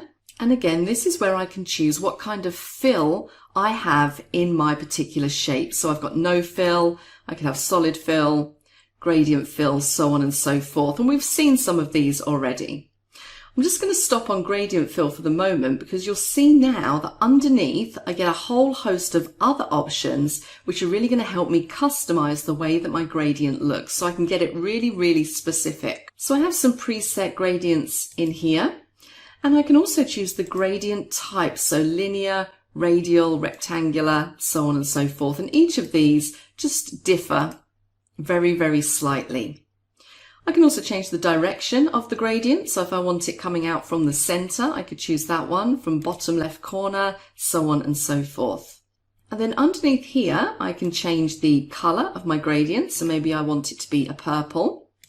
And I can choose my gradient stop. So you'll see as I drag and drop this, it either gives me more or less of the gradient. And I can also drag the yellow one to give me more or less of the yellow as well. So really highly customizable. So I'm going to put it about halfway because I think that that looks quite nice. You then have some additional options at the bottom. So things like transparency. If you want to take the transparency up or down, you can. And also the brightness of your fill.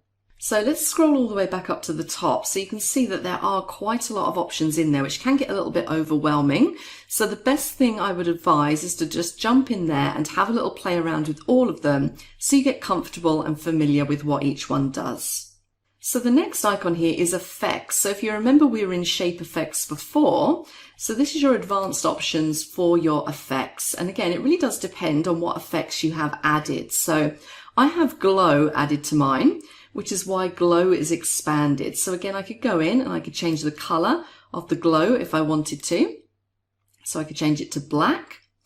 And I can also change the size of that glow. So I'm actually going to take it down because that's actually quite big at the moment, to 4 points. And again, if I wanted to, I could increase or decrease the transparency on that.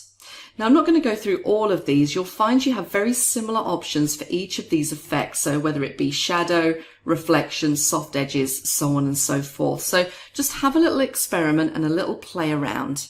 And the final point I want to make here is in regards to pictures again.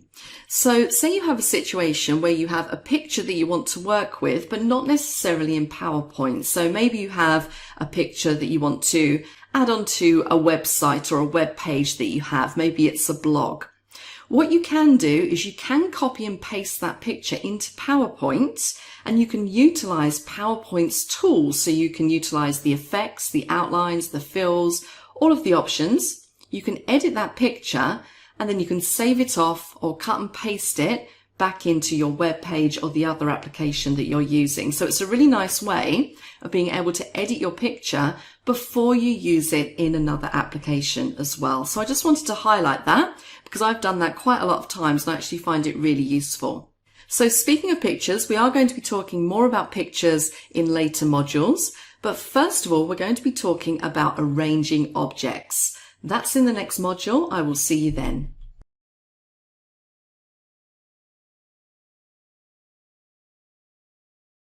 Hello again and welcome back to our course on PowerPoint 2019. In this section, we're going to be talking about arranging objects, and what we mean when we say arranging objects is really just making them look neat on the slide. So once again, I'm clicked on slide 4 and I've just removed a couple of the additional objects that were on there to just leave me with these 3 standard objects. And we're going to take a look at how we can align these objects both on the slide and also against each other.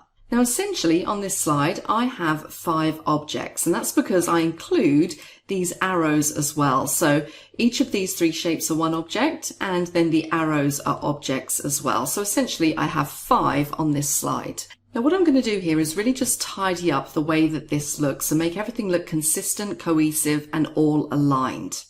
So the first thing I'm going to do is I'm going to copy the formatting from this first object across to these other 2 objects. And we've seen how to do this already previously. We can use the Format Painter utility. Now, if you remember what I said in one of the previous modules is that if you just click the Format Painter once, it will allow you to paint the format to another object just one time.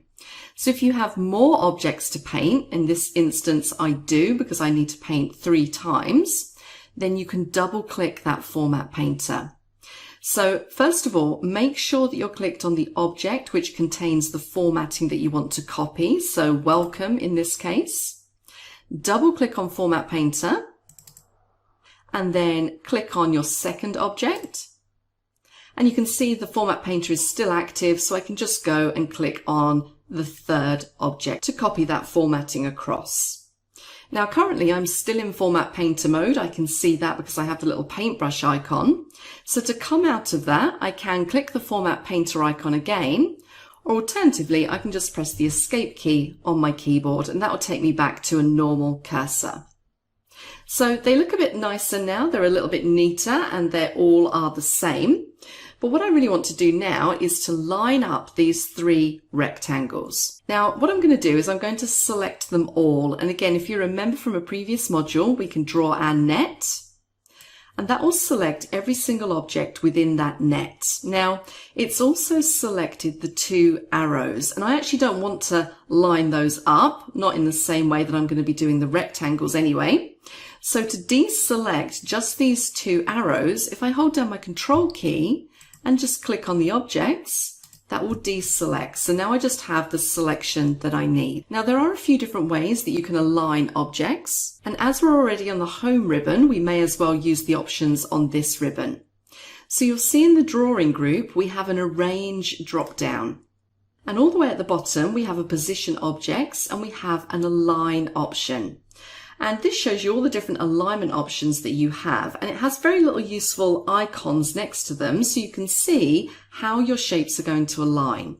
So I could choose to align them to the left, to align them to the center, or to the right. And these top 3 will align your objects up and down.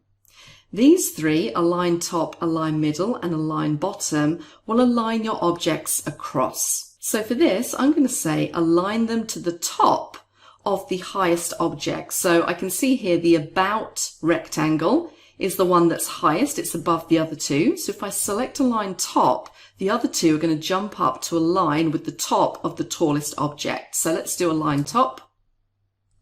And there we go. So now I really want to deal with the 2 arrows. So I'm going to select those arrows by clicking, holding down my Control key and clicking again.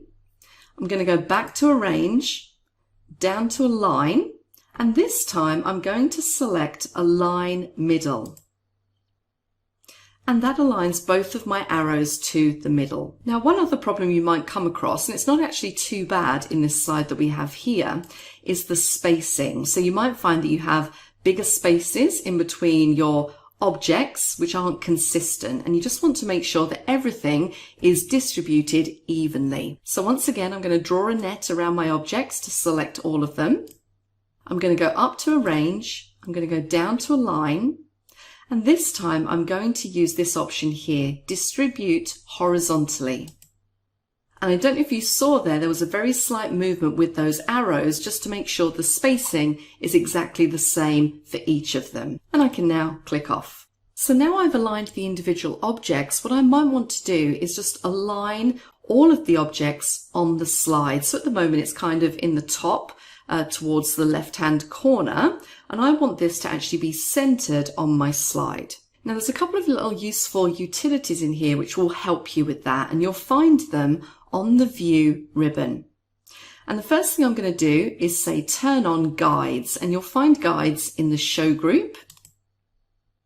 And when you click it, what you'll ordinarily get are these two guidelines, and those guidelines will be positioned at 0. So essentially this is going to help me align all of my objects. I'm going to draw my net. And really, if I want to align this, what I'm aiming for is to move this center one, so the center control handle in the About, that's the center of this object, of this grouped object. So I really want to align that and place it on this guideline. So I can pick up my objects and I can try and roughly position them in the right place. If I let go, yeah, I'm not too far off, but if you do need to make some minor adjustments, so I can see that this group of objects needs to go a little bit to the left to make sure it's exactly on that guideline, you can do what we call nudge the objects. If you hold down your Control key and then use your right or left arrows, so in this case I'm going to use left, and I can just nudge that along and place it exactly over the top of that guideline. I can then do the same, but for the other way. So if I want to grab my objects again, when I drag it down, I'm really going to want to align with the center control handle just here. So I'm going to grab my objects and I'm going to move them down, and let's let go and see where we're at. And wow, that looks pretty good to me. So again, remember, if you hadn't got that quite correct, you could use your nudge, the Control and your arrow keys. And when I click off, that's pretty much my objects aligned in the center of my slide. I'm just going to turn off guidelines, so I'm just going to click in that checkbox again. And just direct your attention to the option above, which is grid lines. And there is a shortcut key for this, it's Shift F9. But we're going to select the checkbox, and this will turn on your grid lines. Now, what I tend to use this for is if I have some other smaller images, so maybe some clip art or a picture, and I want to make sure that I've got those lined up with other objects on the screen. And these can be quite useful for doing that. So remember that you have those grid line options in there, which will just assist you when you're trying to line up objects on your slide. And I'm going to turn my grid lines off. Now let's talk about one other thing. Say I want to put a background picture behind the objects that I have. So the first thing I'm going to do is I'm going to insert a picture into my slide, and you should be used to doing this by now. We go up to Insert, I'm going to go down to Pictures, and I'm just going to use this picture here and click Insert. Now that's quite a large image, so I'm just going to drag the corner handles in and resize it slightly. And I'm going to move it over the top of my object, so you currently can't see those objects behind. Now, the way that you have to think about this is that PowerPoint works in layers. So the layer at the front here is the picture, and there's a layer behind which contains the objects. And you can essentially move the layers backwards and forwards to either show or hide the objects. So again, up on our picture format ribbon, you'll see in the Arrange group, we have options for bring forward and also send backward. So I have my image selected at the moment, and I'm going to say send to back. And you can see immediately what that does is it moves that layer, that picture layer, behind the object layer. So I can now see those objects in front. In the next section, we're going to talk about playing with transparencies just so that you can make the objects stand out a little bit more. And I'm also going to show you how to do things like lighten up the picture. And we're also going to talk about things like grouping. So all of that is in the next section. I will see you then.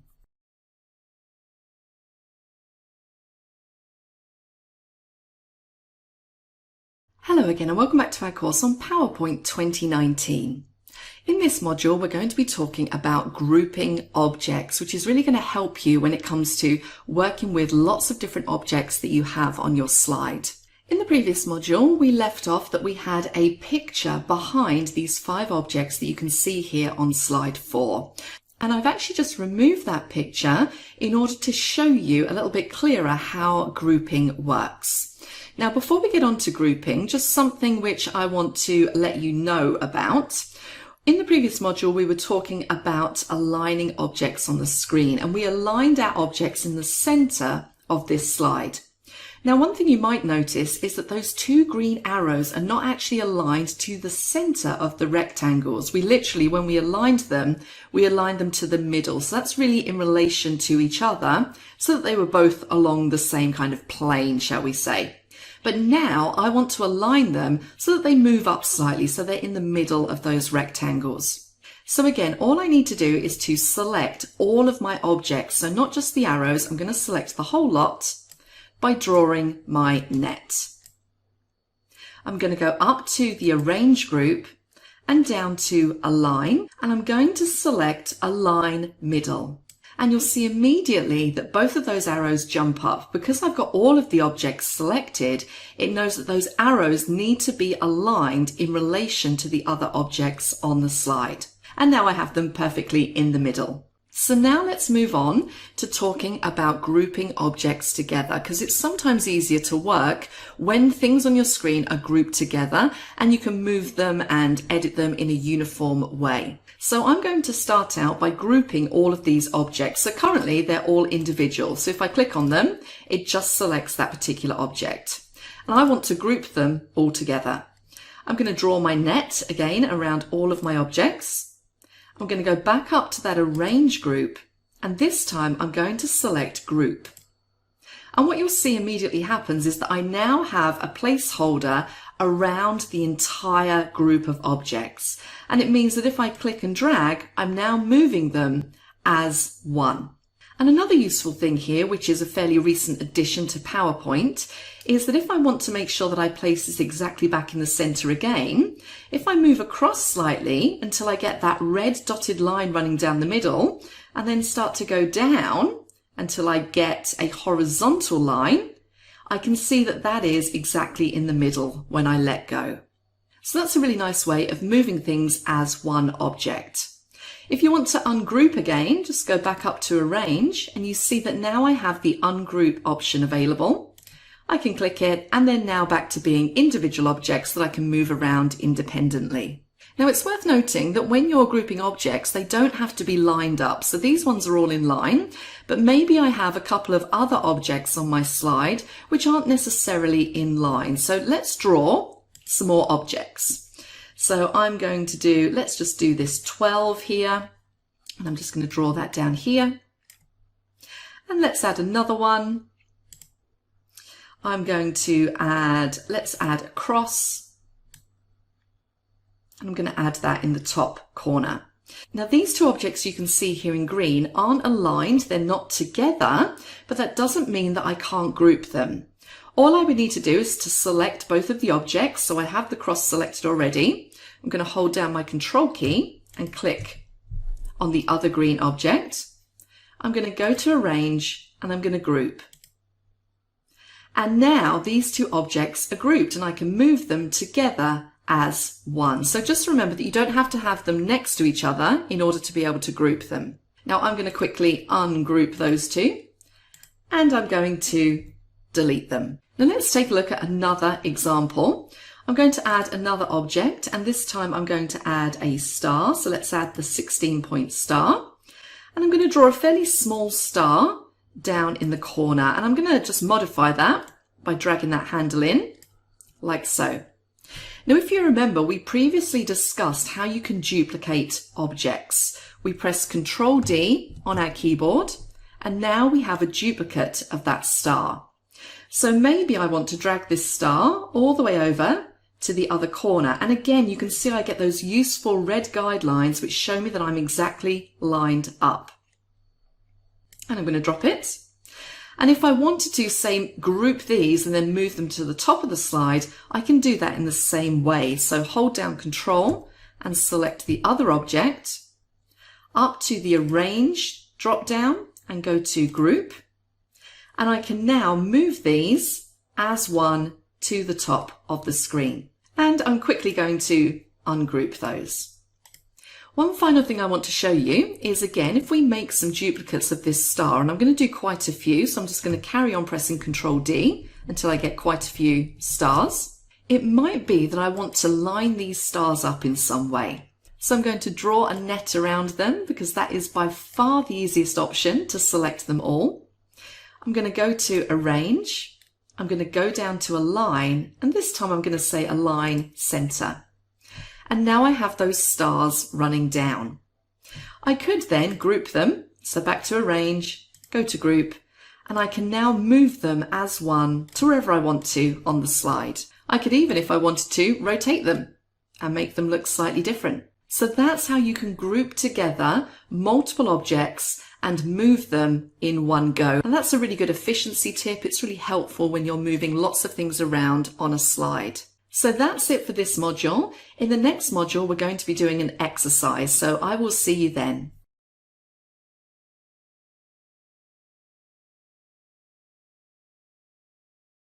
Hello again and welcome back to our course on PowerPoint 2019. We've made it all the way down to exercise 5, and in this exercise there's a few different things that I'd like you to do for me.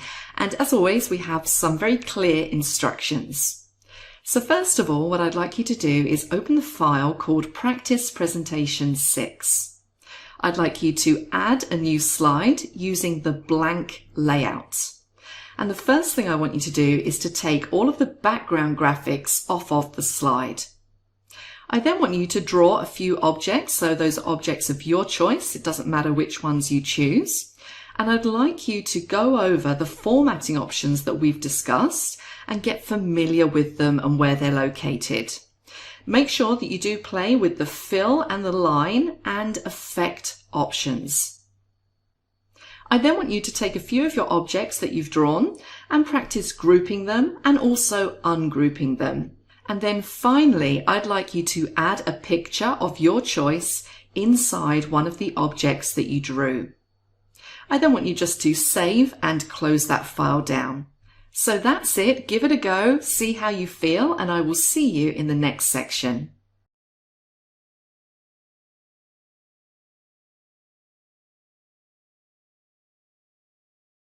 Hello again and welcome back to our course on PowerPoint 2019. So far in this course, we've looked at a number of different options when it comes to pictures, inserting them, and also manipulating them very slightly. And I'm back on slide 2 where we have a picture, and I'm currently clicked on it, so it's selected. But some of the things that we haven't worked with regards to pictures are things like changing the colors or cropping. And we're going to look at some of these basic utilities just to change the look of the picture. Now, this picture that I have here on slide 2, it's okay, it's not great, but I could make some changes just to make it stand out very slightly from the rest of the slide. This picture has quite a blue background, and because my slide background is also blue, it doesn't really have the impact that I'm looking for. So I want to apply some formatting to this picture, really to enhance it and make it jump out at the audience. Now you'll notice that when you're clicked on a picture, as always in any of the Microsoft applications, you get a contextual ribbon. And if you glance up to the top of the screen, you can see we have this picture format ribbon. Now, if you're not really sure what I mean when I say contextual ribbons, they're ribbons that only appear when they're needed. So you'll notice that if I click on something else on here, so maybe if I click on the text, I now get a shape format contextual ribbon because that relates to the object I'm currently clicked on. If I click back on the picture, I get my picture format ribbon, and this contains all of the options related to formatting this picture. So maybe something I want to do with this picture, just to make it stand out a little bit better, is put a border around the outside. And if you look in the big group in the middle, the picture styles group, you see I have 3 options just here: picture border, picture effects, and picture layout. So let's jump up into picture border. And what you'll notice immediately is that this is pretty much the same as the options that we got when we were working with shapes. I have my theme colors, so I can change the color. I have standard colors, and I can also do things like use my eyedropper utility, change the weight, so on and so forth. So I'm going to select a color for my border, and just to make this stand out, I'm going to make my border white. Now you can see that it has put a very thin border around the outside, and remember you can play around with the thickness of that border. If we go back up to picture border and down to weight, I can choose something that's maybe slightly thicker just to make that stand out even more. So I'm going to go for 3 points. And you could also, if you wanted to, change the way that that border looks. So currently I have a solid line, but I could have a dotted line or rounded dots. I could have squares, so on and so forth. Now, I quite like the solid border, so I'm just going to select that one. And now you can see that that picture kind of jumps out from the background. It's not blending in as much. Something else I might want to apply are picture effects. And again, we've seen these when we were dealing with shapes. So I could do things like add a shadow, and you can see we have an outer shadow, we have inner shadows, and we also have perspective shadows as well. So if I look at these at the bottom, because they are the most dramatic, I could add a perspective shadow, which just gives me a little shadow in the corner there, which can sometimes look quite nice. Let's go back to picture effects. I could add a reflection if I wanted to, so why not? Let's do that. I could add a glow around the outside. I could add some soft edges if I wanted to. And I could also make the picture slightly beveled. So I'm going to add a round bevel. And then the final option in that menu is 3D rotation, which allows me to rotate that picture around. Now, I don't particularly want to do that, but just be aware that those options are there if you need them. Now, when you do start adding formatting to pictures, sometimes you might add so much formatting and you just think to yourself, ugh, you know what? I just want to reset it back to how it was originally. Unfortunately, there is an option in PowerPoint in order to reset it back to its default settings. So I've got my picture selected. I'm going to stay on my picture format ribbon. And in the adjust group, you have a reset picture option. And I can choose just to reset the picture, but I can also choose to reset the picture and the size. So if I'd made some sizing changes, if I'd made it bigger or smaller, I can choose to reset that back to the default as well. Now, I'm happy with the size. I just want to remove all that formatting that I've applied. So I'm going to say reset picture. And it takes me back to how it originally was. One other thing to notice is that you don't just have these options here when it comes to applying formatting to your picture. You do also have some helpful picture styles which you can select from the gallery. And again, if I roll over some of these, you'll see them apply in the live preview. And some of them are really nice. That's quite a nice one, reflective rounded rectangle. So it's worth having a look in here and just having a little play around and seeing which ones you want to apply. I could even make it circular if I wanted to. Now, I quite like the rounded rectangle with the reflections. I'm going to select that one.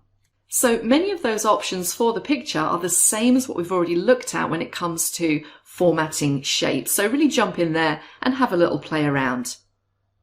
In the next module, we're going to be looking at cropping pictures. So I will see you then.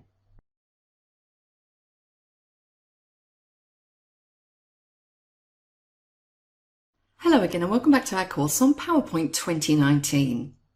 In this section, I'd like to discuss cropping pictures. And if you've never come across that word before, cropping, all that means is that sometimes there are areas of a picture that you want to keep and areas that you want to discard. So we're back in our presentation and we're clicked on slide 2. And I'm clicked on the picture that I have in here. So I have a man standing on what looks to be a cliff edge looking out across the horizon. Now this is quite a nice picture, but it might be that I want to crop out some areas of the picture. And there are a few different ways that you can utilize the crop utilities in PowerPoint. So let's take a look at all of them. So I'm going to jump up to the picture format ribbon. And right in the group on the end, in the size group, you'll see we have an option for cropping. Now I'm going to select this first one here, crop. And what you'll see is it puts these black markers on my picture. And what I can do is if I wanted to crop some of this background out, I could drag this in and maybe drag this down so there's less sky. And if I click away onto the slide, it's going to crop that picture to those specified dimensions. Now it's worth noting when you do crop, you haven't actually deleted anything. The picture that you've cropped out is still there. It's just essentially hidden. Let me show you what I mean. If I click on the picture again and click on crop, you'll see that the picture is still there in the background. So if I wanted to pull it back, I could, like so, click away, and I've changed my crop. So when you're cropping, you're not actually affecting the size of the file. If you think that by cropping out large portions of your image, that's going to decrease your file size, that isn't the case. So that is definitely worth bearing in mind. So I'm actually going to put this picture back to how it was. So I'm going to go back to crop. I'm going to go to crop, and I'm just going to drag that handle back up again. Now another option that we have when it comes to cropping is we have the option to crop to shape, and this is quite a nice option. It just means that you can select any shape from your shapes library. So I'm going to select this oval, and PowerPoint will crop it to that particular shape. So you can see there that actually gives quite a nice effect in this presentation. But again, remember, you haven't actually deleted anything. I could put it back to rectangle if I wanted to. Now that's all well and good. Those are a couple of really nice cropping options. But what if I wanted to go a step further and actually remove all of the background from this picture? So maybe I just want to have this picture where I have the guy standing on this mountain, but I don't want any of the sky or the horizon. How can I specify parts of a picture to crop out? Well, we have a couple of ways of doing this. Again, if we jump up to the picture format ribbon, you'll see the first option that we have is remove background. And if I just hover over that for 1 second so you can read the screen tip, it says automatically remove unwanted portions of the picture. If needed, use marks to indicate areas to keep or remove from the picture. Now, the success of this really depends on the type of picture that you have. Some pictures are a lot better to use than others. Now the picture I've got here is actually quite a complicated picture to use, which is quite good for this example because I'm just going to show you how you can get around the difficulties that this picture presents. Now the first thing I'm going to do is I am going to click remove background, and what PowerPoint will do is it will make a kind of guess as to what I want to remove. Now as I said, this is quite a complex picture. If this was a clip art or something that was a lot simpler, then it would probably get it right the first time. So when I clicked remove background, it would probably exactly select the background that I want to remove. Now in this case, it hasn't. You can see here everything that's showing in purple is currently what's going to be removed from the picture, and everything that isn't in purple is going to be kept. Now this isn't quite right in this instance. I don't want any of this sky. I just want to keep the guy and the mountain that he's standing on. So this is where I can then utilize these refinement options.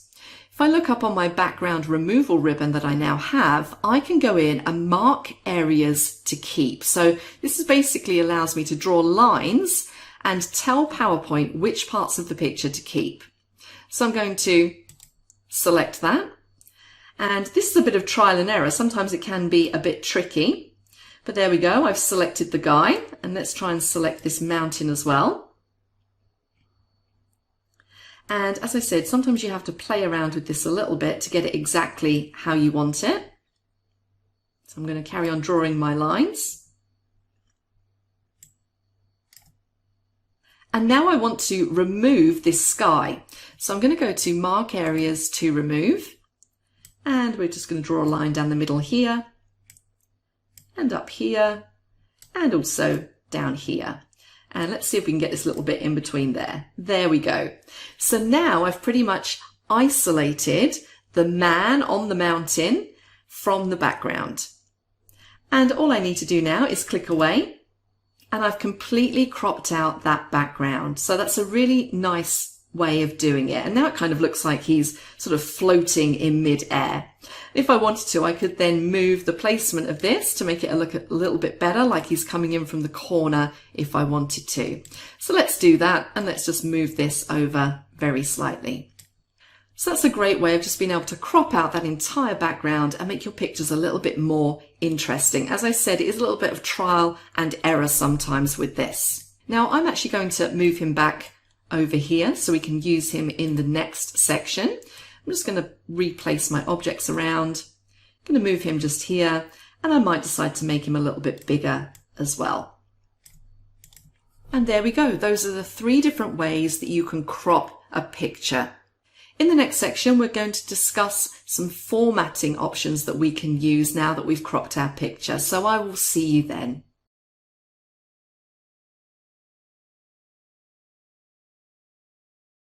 Hello again, and welcome back to our course on PowerPoint 2019.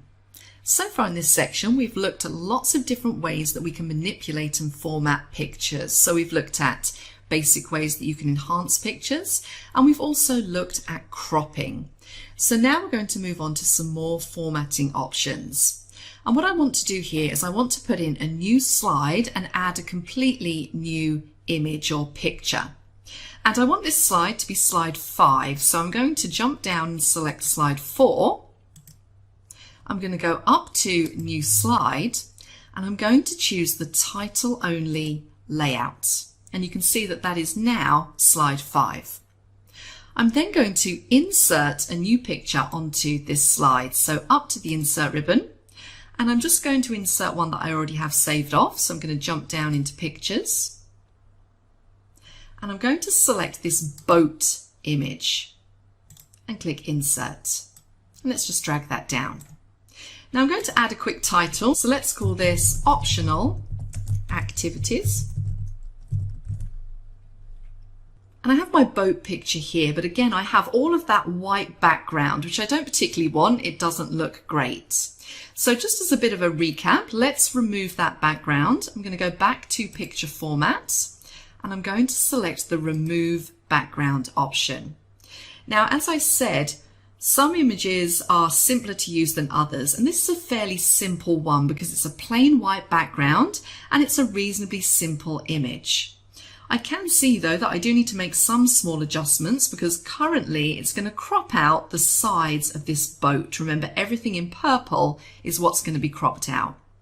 So all I need to do is mark areas to keep, and I'm just going to say this little area just here and also this one just here, and that looks pretty much exact to me. And I'm going to click away, and there I have my image. And I'm just going to resize that ever so slightly and just move it up. So that looks pretty good. Now there are some additional options you have when it comes to working with images. Let me click back on my picture and up to the picture format ribbon. And you'll see in the adjust group, we've already looked at remove background, but we have some other options in here that we can utilize. So let's click the drop down underneath corrections. And this is where you can make some other minor changes. And you'll see as I hover over, those changes apply in the live preview. Some are more obvious than others. So these ones I can sharpen or soften the image. I can change the brightness like so, and the contrast as well. So really go through, have a little look at those and pick the one that best suits your image. I also have at the bottom here some further picture correction options. So if I click on this, it's going to open up that pane on the right hand side where I can go in and make some more adjustments if I want to. So I can make the image sharper, I could adjust the brightness up and down, and I can also adjust the contrast if I want to. You also have in there that reset option, which will allow you to reset the image back to how it originally was. I'm just going to close down that pane. The next one on here is color. So this is going to allow you to change things like the color saturation, and let me just move this picture so you can see it as I'm doing this. So back to color. So I can change the color saturation, different levels of saturation. I can change the tone, and I can also do things like recolor it if I want to. So if I hover over, that blue one actually looks quite nice, so I'm going to select that. Again, within color, I have 3 more advanced options at the bottom, so I have more variations if I want to select a completely different color that isn't already available in the list above. I can set transparent color, and I can also open up my picture color options, which, as we just saw, allows you to go in and refine some of these settings. So really you can edit this to your heart's content. What we also have is some artistic effects. So again, I don't tend to use these too often, but you might find a use for these. So I can make it look like it's been drawn in pencil, or maybe a pencil sketch. I could select any of these that I want to. So I'm going to say, let's just add a line drawing like so. Now, before we move on, I just want to highlight these 3 options as well. This first one here, compress pictures.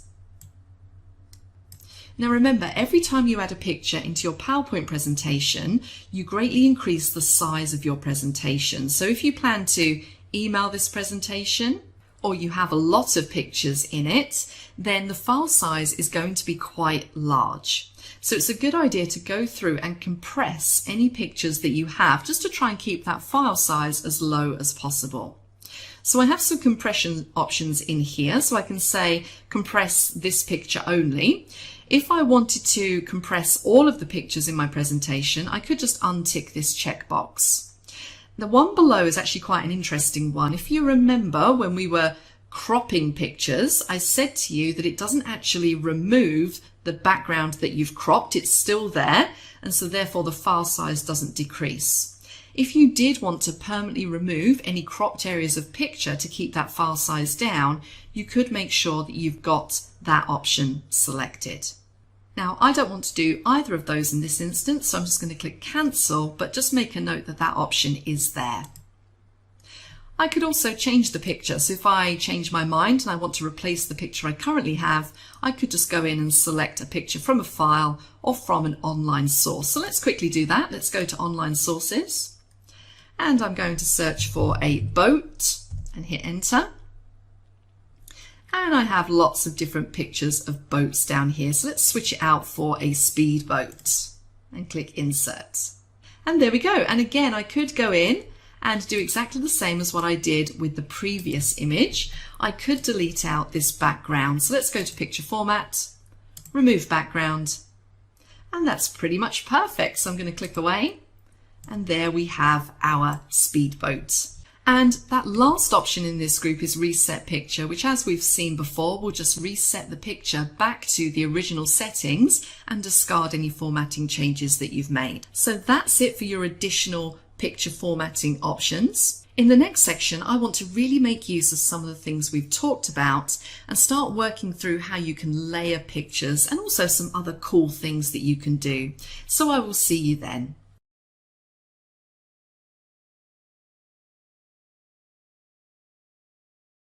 Hello again, and welcome back to our course on PowerPoint 2019. In this section, we're going to be talking about some additional things that you can do with pictures. So we've already done some formatting and some cropping, but now I want to show you some cool things you can do when you mix and match pictures and use pieces or parts of pictures to create entirely new images. So the first thing I'm going to do is I'm going to add a new slide, and this is going to be slide number 6. So I'm clicked on slide 5. I'm going to go up to new slide, and I'm just going to add a new blank slide. And what I'm going to do is I'm going to add a couple of images onto this slide. So let's go up to insert and to pictures. And I'm just going to select some that I have saved off. So the first one I'm going to select is this camera image, and I'm going to click insert. So once again, this camera, it's a pretty nice image, but it has that white background that I want to remove. So I've clicked on the image and I'm going to select remove backgrounds. This is something we've done quite a lot already. Now I can see that PowerPoint hasn't picked up exactly what I want to remove, so I'm going to mark areas to keep just by dragging a line down here and all the way down here, and hopefully we'll get towards something that looks like the image that we want. And let's draw a diagonal there. And that looks a little bit better. So I'm going to click away, and there I have my camera image. Now, one cool thing that you can do is to combine images together to make a really effective image. So what I'm essentially going to do here is I'm going to insert another picture and I'm going to put it inside the camera lens. So let's go back up to Insert and down to Pictures. And I'm going to grab my old favorite, the coconut trees image, and click Insert. Now let's just resize that down by using the control handles and move it over there. Now currently this image is rectangular. It's not going to look too good if I put it inside. So what I want to do is I want to make this into a circle so it's going to fit nicely inside this image. And if you remember, we spoke before about that option of crop to shape. So if we jump up to the picture format ribbon, go all the way across to crop, we have that crop to shape option. And I'm going to go to my basic shapes and select the oval, which crops my picture down. Now it's still not quite the right shape, but what I can do is just move it across and I can start to make some adjustments. I might want to drag it in to make it more circular. And I can really just start to refine that down so that I get it so that it fits exactly inside that camera lens. And click away. And there you go. That looks so much more impressive than just having the two individual images. I could also, if I wanted to, add something like a text box. So let's jump to the Home ribbon. Click our drawing tools and select the text box shape from our basic shapes. And I might want to say in here that this is a picture of Sri Lanka. And I'm going to drag and drop that on top of my image. I could then go in and do some formatting changes. So maybe I want the word Sri Lanka in all caps. So I could go up to my font group, click on the arrow in the corner to bring up my advanced options. And one of them is all caps, and click on OK. And I also might want to make that bold. And there we go. Very quickly, I've utilized some of the techniques that we've already seen, combined them and made an entirely new image. Let's look at another way of doing this. I'm going to add another blank new slide. So up to new slide and down to blank. And I'm going to insert two images this time. So up to Insert, down to Pictures. And I'm going to insert this hot air balloon. And if I scroll down, I'm also going to insert this travel frame. So I'm going to hold down my Control key so that I can select both of them. And click Insert. And again, these are quite large, so I'm just going to drag them down and reposition them so I can see them both. Now let's deal with this frame first of all. Now I want to get rid of a lot of this background, not all of it, but a lot of it. So I'm going to select it and click on the Remove Background button. And it's done not too bad of a job. I'm going to mark a few areas to keep. So I want to make sure I keep the top of the Eiffel Tower. And I want to keep Big Ben. And the rest of this looks pretty good. I'm not too concerned about the planes flying around the outside. I really just want this central image. So I'm going to click away. And there I have quite a nice frame. And what I want to do is I want to place this hot air balloon inside this frame. Now I'm going to make it slightly smaller. And I'm going to move it across to this image like so. Now what I want to do is I want to remove the white background from this hot air balloon, and I can do it whilst it's placed inside this other image. So once again, let's click Remove Background, mark areas to complete, and I'm just going to make or refine my selection to make sure I get all of that hot air balloon in. And I think we have some pieces down the side we need to include. And I think there's another little bit at the side there, like so. And the basket at the bottom, and click away. And there we go. So once again, I've made a really, really nice looking image by combining two images together. Let's look at one final option. So let's insert another new blank slide. And this time I'm going to insert an image of a person. And I'm going to use this image just here and click Insert. And let's make it a little bit smaller. And we're going to pretend that this lady doesn't know which trip she should book. So again, I'm going to crop out this background by clicking Remove Background. And I'm going to mark my areas to complete to refine this. And I think there's also an area at the top of her head that I need to include.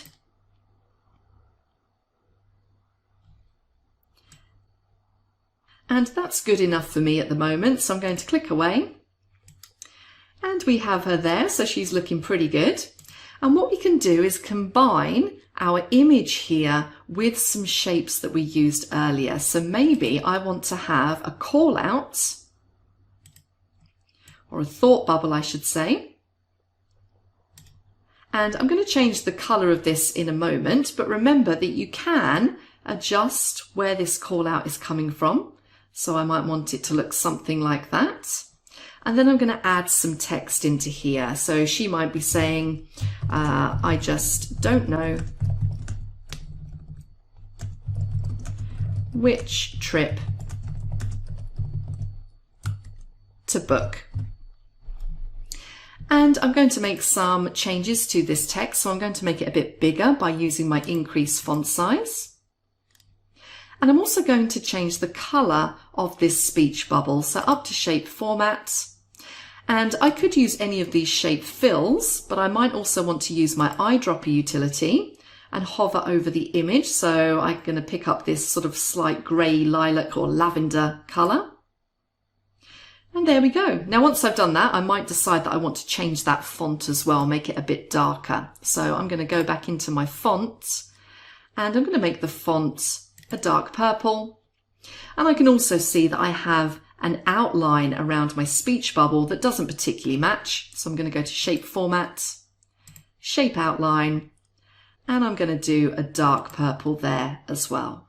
So very quickly, I've been able to make some really nice looking slides just by mixing and matching and combining some of the techniques in relation to shapes and pictures together. So it's definitely worth having a little experiment and a little play around with those. You can really unleash your creativity in this type of thing. So that's it for this module. All that's left for us to do now is our exercise. So I will see you then.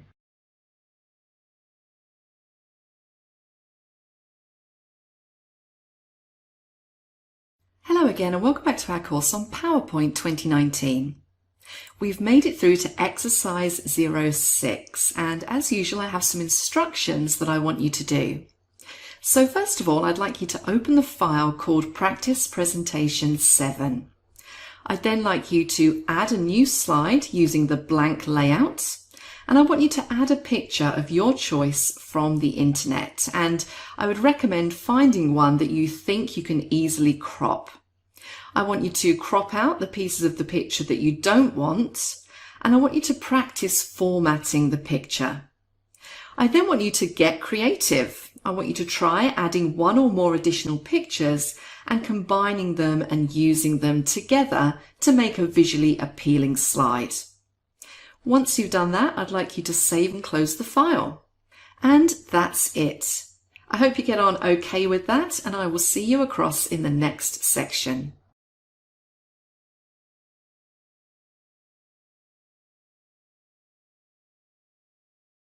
Hello again and welcome back to our course on PowerPoint 2019. In this section, we're going to be talking about Smart Art, and Smart Art might be something that you've never used before, or in fact, never even heard of. So I'm just going to start out first of all, just talking a little bit about exactly what it is and how you can use it. So I've added a slide into my presentation, slide 10, it's the one you're currently looking at, that shows the board of directors for Wanderlust Travel.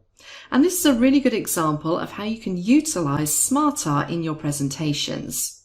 You can see here I've got a very nice kind of organizational chart or diagram which shows the pictures of the directors. It has their title and their name underneath. And this is really simple to create.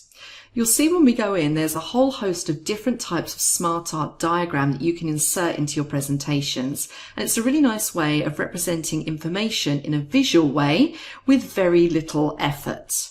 Now, when you're using SmartArt, there are two ways that you can use it. You can either directly add it to a blank slide, or you can already have some generic info typed out on your slide and then convert that to a SmartArt object. So we're going to look at how you can utilize both of those methods. So the first thing I'm going to do is I'm going to add a new slide. So let's jump up to new slide. And I'm going to select title and content. And I'm going to add a title in here, and we're going to say this is going to show the team members.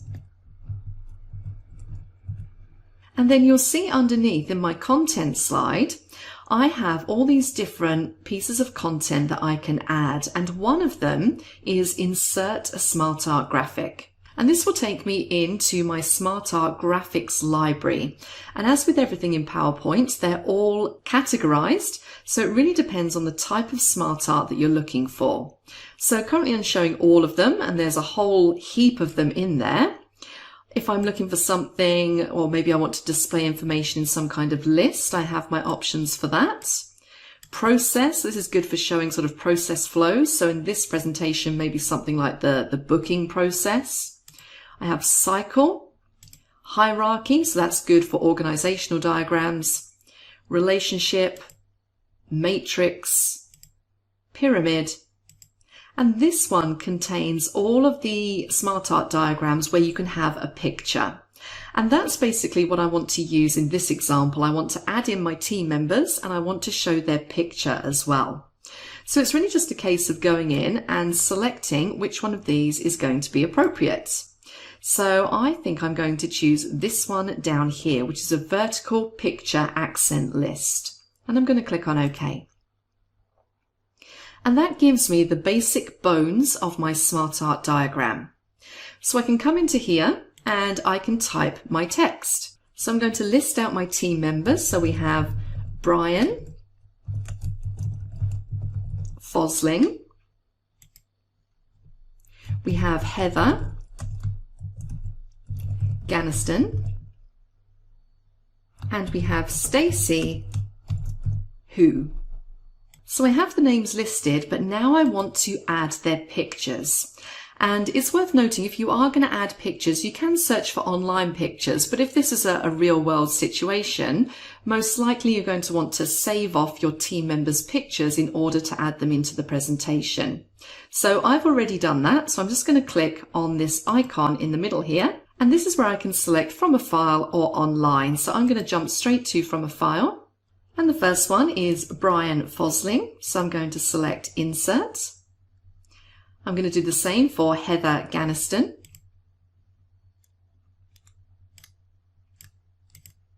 And then finally, Stacey Who.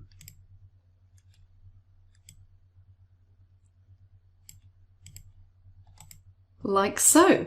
Now it's worth noting that these have come across fairly good, but if you wanted to adjust these pictures, so maybe they weren't quite centered, or maybe you were chopping off too much of their head, you can go in and crop these images. So if I wanted to crop this one, if I click on the image and jump up to my picture format ribbon and go into crop, it's going to allow me just to drag that image in and out. So I can make it a little bit wider, I can move it up and down, just to make sure it's exactly centered in that frame. And very quickly, I've been able to create something that looks really, really effective. So that's how you can create a SmartArt graphic from scratch. You can insert your title and content slide and select SmartArt from there.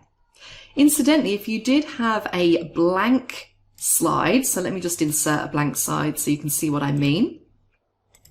Where I didn't have those icons to insert SmartArt, I could just go up to the Insert ribbon And I have the option to insert a smart art diagram from there. So I can build it up from a blank slide as well. Now I'm just going to delete that out. And I'm actually going to insert another title and content slide because I want to show you a slightly different way of doing this. So this one is going to be testimonials. So we're going to have some customers listed in here. Now it's worth noting that not all smart art has to contain a picture. There are many smart art diagrams where it's just purely text. And what I want to show you now is how you can take some text that you already have on a slide and then convert that to a smart art object. So I'm going to add on some testimonials from different people. So I'm going to say the first one here is Adam Lacey. And I'm going to put their job title underneath as well. So I'm going to say Sales Director. I'm going to do Shift Tab to get my first level bullet, and the next one I'm going to put is Mishna, and we're going to say that she is a creative director. Shift Tab to take me back. We're going to say James 1, and he is the marketing director, and I think we'll just have 3 on there for the time being. So if I had a list that looks something like this and I wanted to convert it into a smart art object, all I would need to do would be to highlight the text, and you'll see on the home ribbon in the paragraph group we have a convert to smart art button. So let's click that. And I can then go in and select whichever one I want. And I can't actually see the one that I want to use in here. So I'm going to jump down to more smart art graphics. I'm going to go to list. And I'm actually just going to choose this very plain one here, the lined list, and click on OK. And there you go. You can see now that it's added those in for me. So hopefully that gives you an idea of how you can utilize those smart art diagrams to really give some pizzazz to your presentation. They're so simple and such a quick way of putting in charts, process flows, lists. And you can see how you can start from a blank smart art graphic and also convert things that you already have on your slide into smart art graphics. In the next section, we're going to be furthering this idea and we're going to take a look at how you can modify your smart art graphics. So that's what's up next, and I will see you then.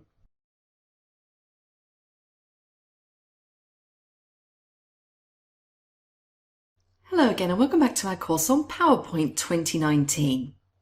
In this section, we're going to start to take a look at modifying smart art. So this really carries on from the previous module where we added some smart art in. I'm now going to show you some of the options that you have when it comes to changing elements of your smart art and editing it.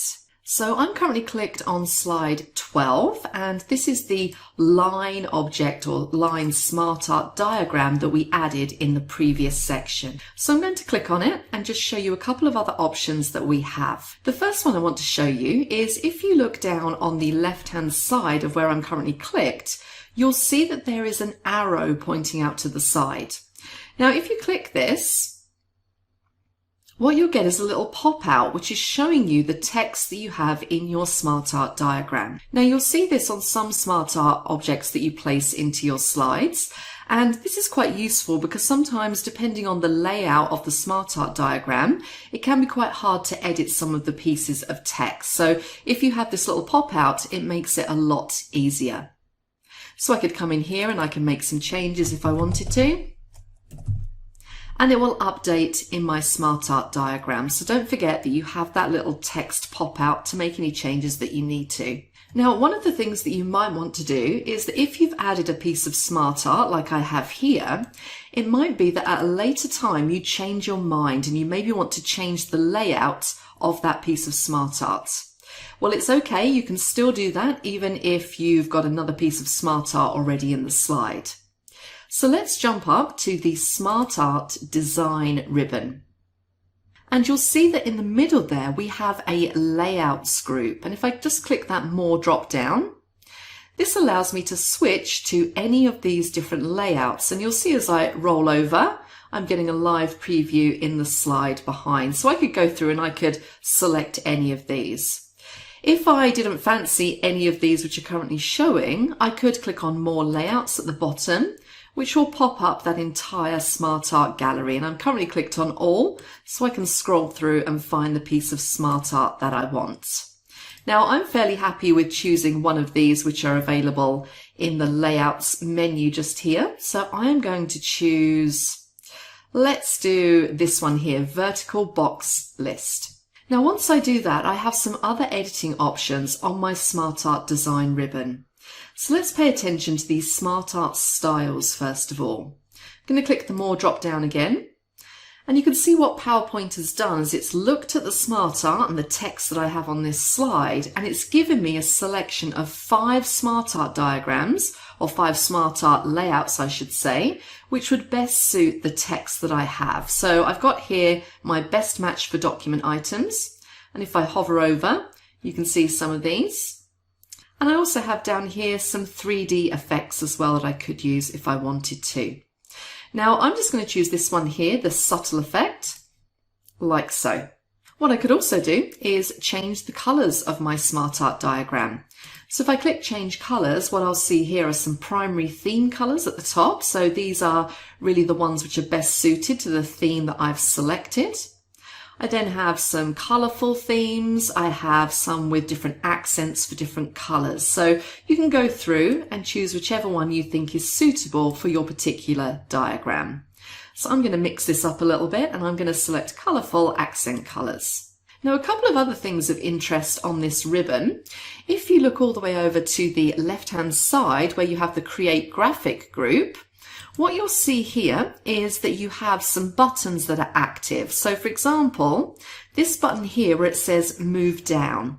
This is if you want to reorganize the order of the items in your list. So I'm clicked in Michael Lacey and you can see that Move Down is active. So if I click that, it's going to move that item down into the list, and I can click it again to move it down again. And of course, I also now have Move Up, so I can reorganize. So remember that you have those in there as well. I also have some Demote and Promote buttons. So if I click Demote, it's going to demote Michael Lacey from a top level heading to a second level heading.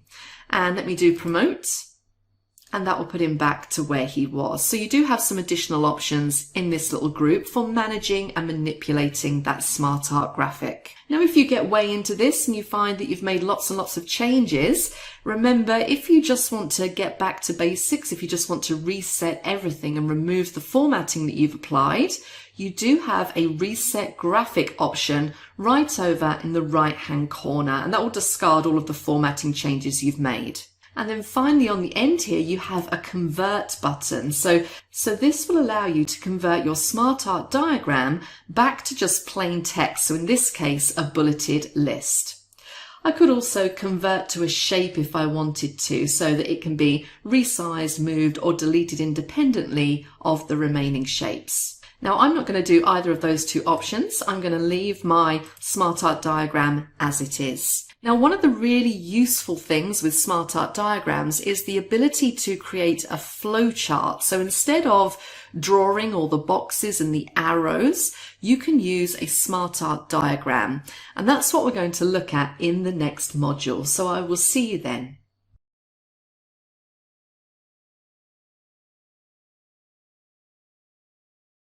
Hello again and welcome back to our course on PowerPoint 2019. In this section, we're going to take a look at how you can use Smart Art to create a flowchart.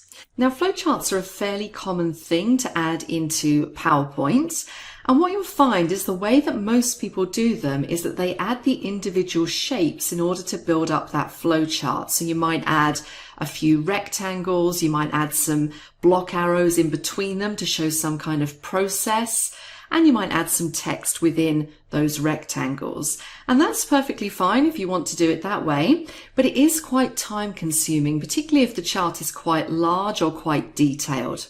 So why not take all the pain out of it by utilizing Smart Art, and you can have it done in just a few clicks. So that's what we're going to work through in this module.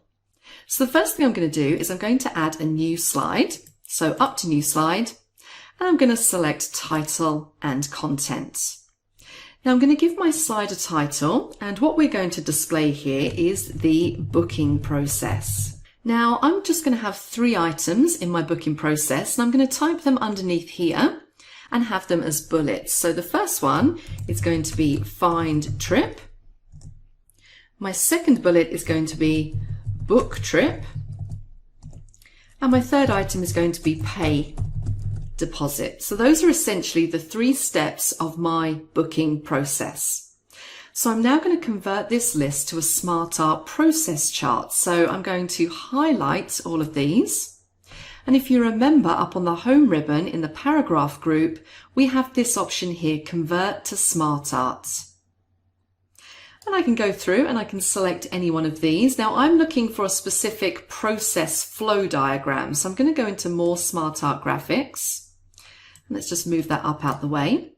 And you can see one of the categories is process. So this is sort of where I'm going to find some of the options that I might want to use. So I can have one which is just a basic process chart, or I can make them more complex if I like. So let's have a look. Let's just do this very basic one just here. And I'm going to click on OK. And there we go. Really quickly, I've just managed to make that process flowchart. Of course, remember that once you insert your SmartArt graphic, you then have the SmartArt design ribbon, which opens up all of those formatting options. So I might want to go in and very quickly change the color. So I'm going to make this consistent with my previous slide and just add the colorful accent colors. I'll leave the rest of the options for you to play around with, but hopefully you can see just how simple that is to very quickly create a process flow diagram. Now, one other thing I just want to point out whilst I'm here is the ability to add more processes into this. So for example, if I want to add another one onto the end here, so maybe after pay deposit, they have to pay balance, I'm going to click on my final shape. I'm going to go up to the SmartArt design ribbon, and in this first group, you can see I have add shape. So I'm just going to click that. And it adds another one onto the end. And I can just go in and say pay balance. So I can do that for any of these. If I wanted to insert one in the middle, I would just need to make sure that I have the book trip selected. Then when I add a shape, it's going to appear in between book trip and pay deposit. So nice and easy to add more in once you've got that SmartArt diagram there. So that's pretty much it for SmartArt and how you can utilize it in your PowerPoint presentations. We're now going to do an exercise to make sure you're okay with everything that we've covered so far. So I will see you then.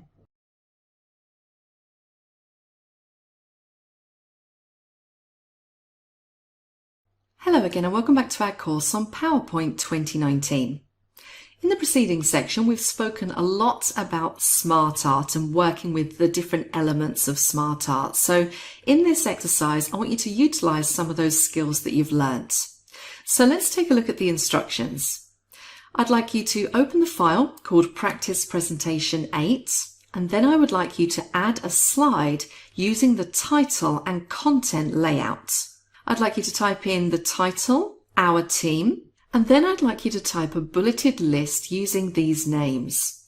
So we have Felicia Klein, and she's the president. We have Ben Lee, and he's the vice president. And we have Phil Yang, who is the treasurer. I then want you to select that list and convert it to a SmartArt object. I'd like you to change the layout of the SmartArt object to one of your choosing. And then finally, I'd just like you to save and close the file. Hi there and welcome to Microsoft Word 2019. My name is Deb and I'm going to help walk you through these series of videos as you go through this online course. But first I want to very quickly introduce myself and also tell you what to expect in this course. So my background is that I've been a Microsoft IT trainer for just over 11 years now, and I've worked in the wider IT industry for over 23 years. I'm also a TAP certified trainer and a Microsoft Office specialist, and I just love teaching people just like you how to improve their skills across all of the Microsoft applications. And I really think you're going to like this new version. Before we get going, I just want to set some expectations about what you can hope to achieve or expect in this course. We're going to start at the very beginning. I'm not going to assume that you know anything. So if you have a little bit of experience with Word, then this course is going to be just perfect for you. But also, if you're somebody who maybe utilizes Word every day at work, but you're self-taught and have never attended any official training, then you're probably going to pick up a lot from this course as well with regards to little efficiency tips, keyboard shortcuts, just those little things that can make your life so much easier. We're going to go through all of the basics. So we're going to create documents, save them, do all different kinds of edits to our documents. We're going to add different graphical elements into our documents, so charts, smart art, pictures, and some new things to 2019 like icons and 3D models. We're going to see how we can work with templates, paragraphs, tables, styles, all of those kinds of things, too numerous to mention at this moment in time. So we have so much to cover. So what I want you to do is grab a pen and paper or a laptop, sit back and walk through these videos with me. There is a practice exercise at the end of every section, and you'll see there is a quick Q&A to make sure that you're okay with the key concepts as we go through.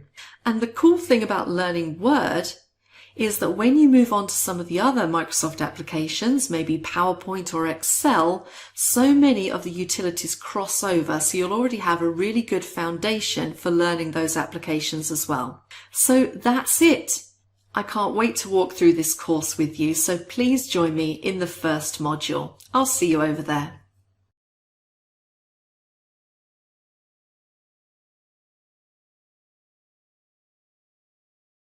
Hi everyone, and welcome back to our course on Word 2019.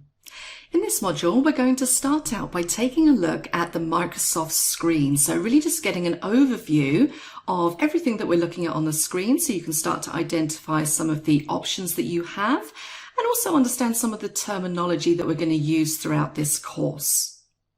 So what we're looking at here, first of all, is a blank document. Now, the first thing I want you to notice is if you cast your eyes up to the top of the screen, we have what we call the title bar. So currently, my title bar says Document 1, and then it says dash Word. So it's identifying the application that I'm currently in. And it's also showing me that I haven't yet named my document. So you'll find that when you create a new blank document, the default name will be Document 1, Document 2, Document 3, and so on. So just be aware of that, because you will see this change when we get around to saving this document a little bit later on. Directly underneath that, we have some tabs, and this is what I mean by tabs. You currently can see Home and Insert, and then we have Draw, Design, Layout, References, Mailings, Review, View, Developer, and Help. Now, what you see on your screen might differ very slightly to what I have. It really depends which one of these tabs you have turned on. But in general, you will see running across the top these tabs. And what these tabs contain are what we call ribbons. And those ribbons house all of the commands that you need. So you can see, for example, I'm currently clicked on the Home tab, which is showing me the Home ribbon, which is all of these commands running across the top here. And in general, these commands are organized onto their corresponding ribbons. So in general, what you'll find on the Home ribbon are the commands that you use most often. So things like formatting commands, cut, copy, paste, lots of things to do with finding and replacing words in your document, paragraph options, all of that kind of stuff. I'm not going to go through all of the ribbons, but just know that they are organized logically with their corresponding commands. Directly underneath the ribbons, we have what we call the Quick Access Toolbar, which you can currently see. I have a few different commands on my Quick Access Toolbar. If I hover over the first one, you can see I have the Save command. I then have the Undo, the Redo. I also have a Spell Check. I have a New Blank Document. I have a macro that I've set up, and I also have an insert address. Now, I've customized these very slightly, and you can customize this quick access toolbar. Now, the whole point of it is to give you quick access to the commands that you use most often. So that will vary greatly from person to person, depending on what you do in your daily work. So these are some of the ones that I use most often, but as I said, you can customize them. If you click the drop down on the end, you'll see you have lots of different options that you can add to that quick access toolbar. The ones that are currently ticked are already on the toolbar, and I could choose to add any of these ones listed here if I wanted to. Alternatively, if I wanted a completely different command, which isn't listed here, I could go to More Commands and select something to add to that quick access toolbar from there. And again, we'll cover that in more detail a little bit later on. But just be aware that that is a completely customizable toolbar just to help you access the commands you use most often quickly. Now, another thing I should point out before we move on fully in relation to these ribbons, again, I'm clicked on the Home ribbon.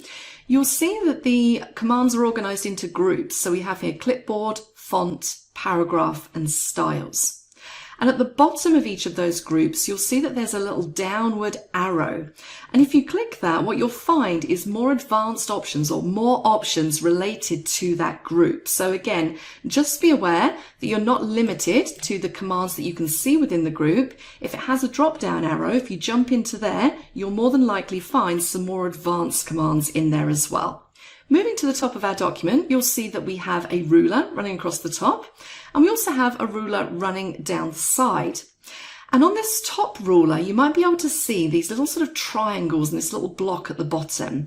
And you'll see as I hover over, it says left indent, hanging indent, and also first line indent. So we're going to get into this a bit later on, but this helps you align your text in your document. You can move the indents in and out. So just be aware of the ruler and the indent functionality on there. Moving down to the bottom of the screen, we have the status bar. And on the left-hand side of the status bar, this gives us some general information about our document. So you can see that I'm in section 1 and I'm on page 1 of 1. I currently have 0 words in my document, and it's also telling me that my language is set to English, United States. And obviously these are going to change as I start to add things into my document. And then all the way over on the right-hand side, this is where we'll find our views. And this is just a quick way of switching between views.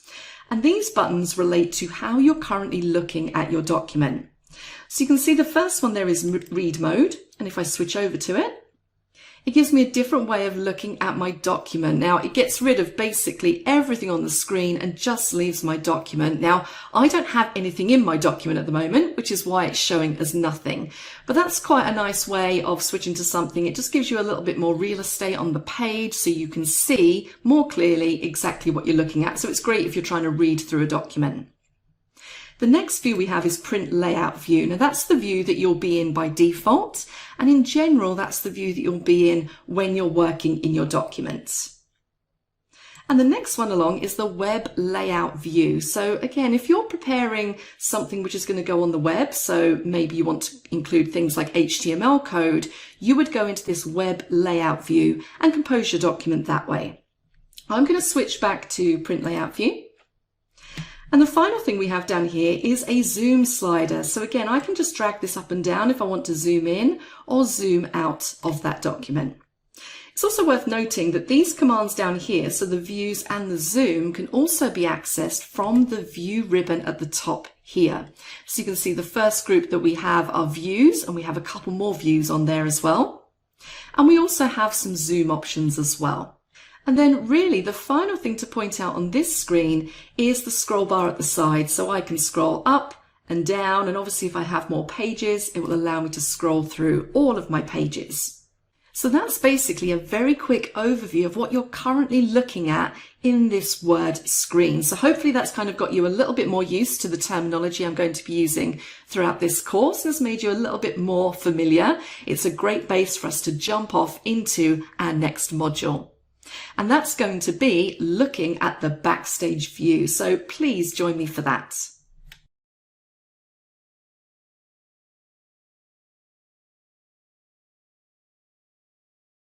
Hi again everyone, and welcome back to our course on Word 2019. In this module, we're going to start to explore the Backstage area, or the Backstage View as you might hear it referred to. Now, it's worth noting that the Backstage View is common to all Microsoft Office products. So if you're working in PowerPoint or Excel or even something like Outlook, then you will find that there is a Backstage View. Now, you might be wondering where it is. How do I access it? Well, very simply, it's just this File tab at the top here. So let's click on File. And what you'll find in here, and the reason why it's called the Backstage View, is this is where you'll find all of those kind of admin-y tasks related to your document. So if we start with this menu running down the left-hand side, you can see it's divided into a couple of sections.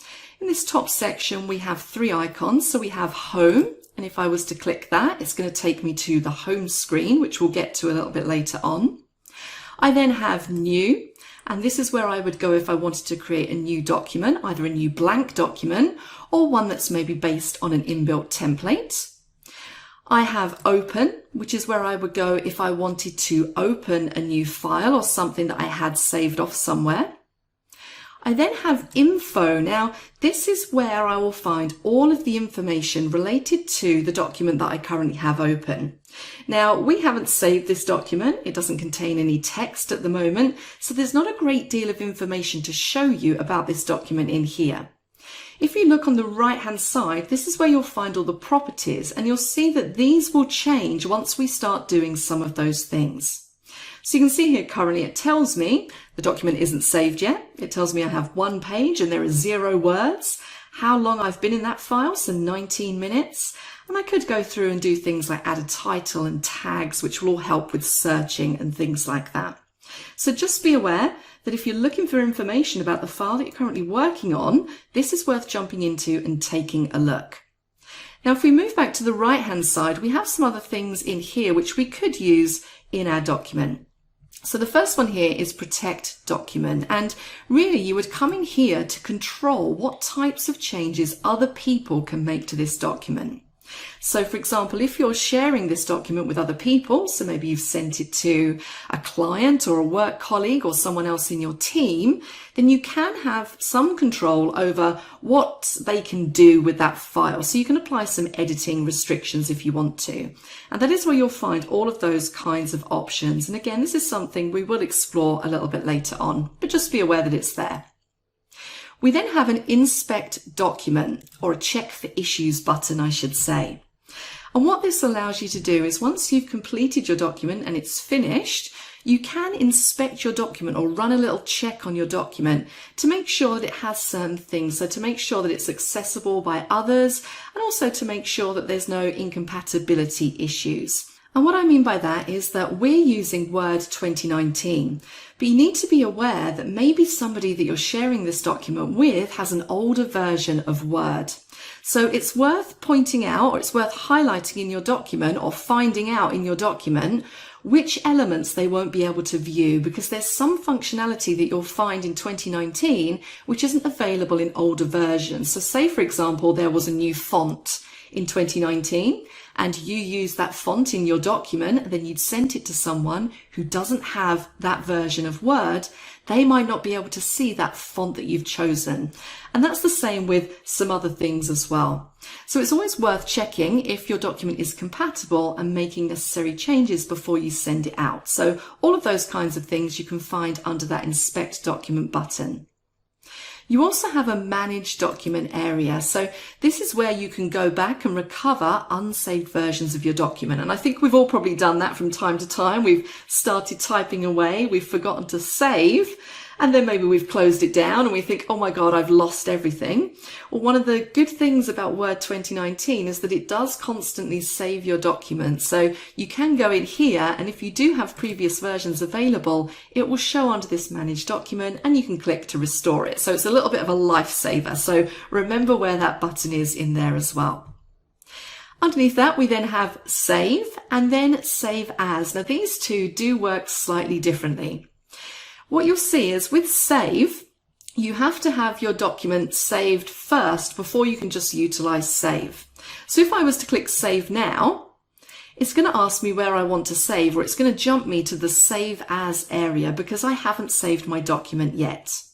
Now, if I had saved my document and I just wanted to save some changes that I'd made, I could just click the Save button and it would look like nothing has happened, but it does actually save to the file name. So that's the difference between the two.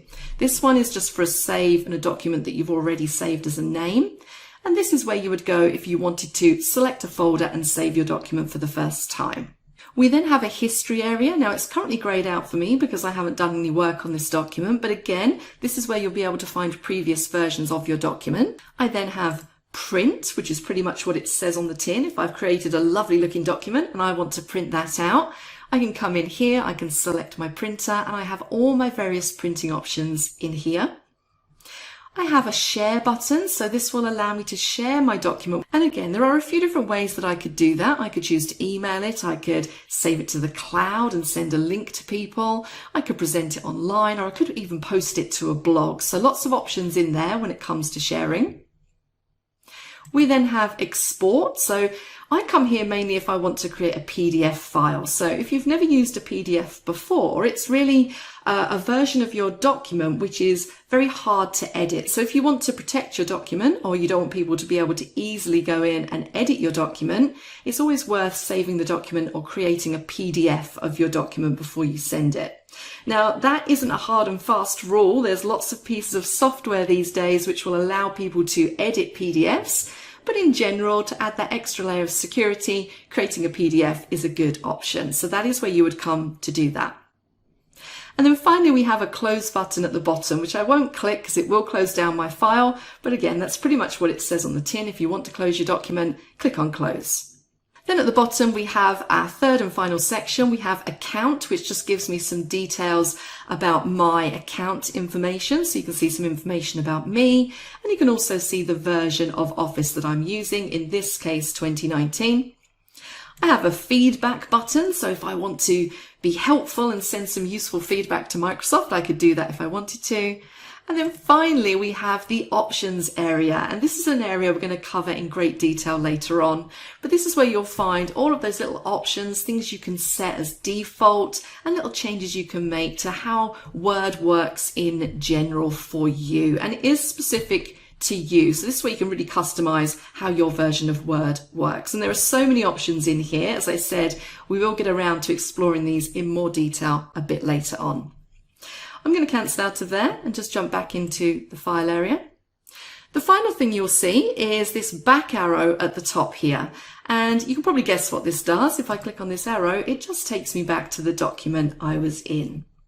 So that's a very brief run through of some of the stuff that you'll find in that backstage area, everything that's lurking behind that file tab. And hopefully again, it's expanded your knowledge of some of the terminology that we're going to use throughout this course.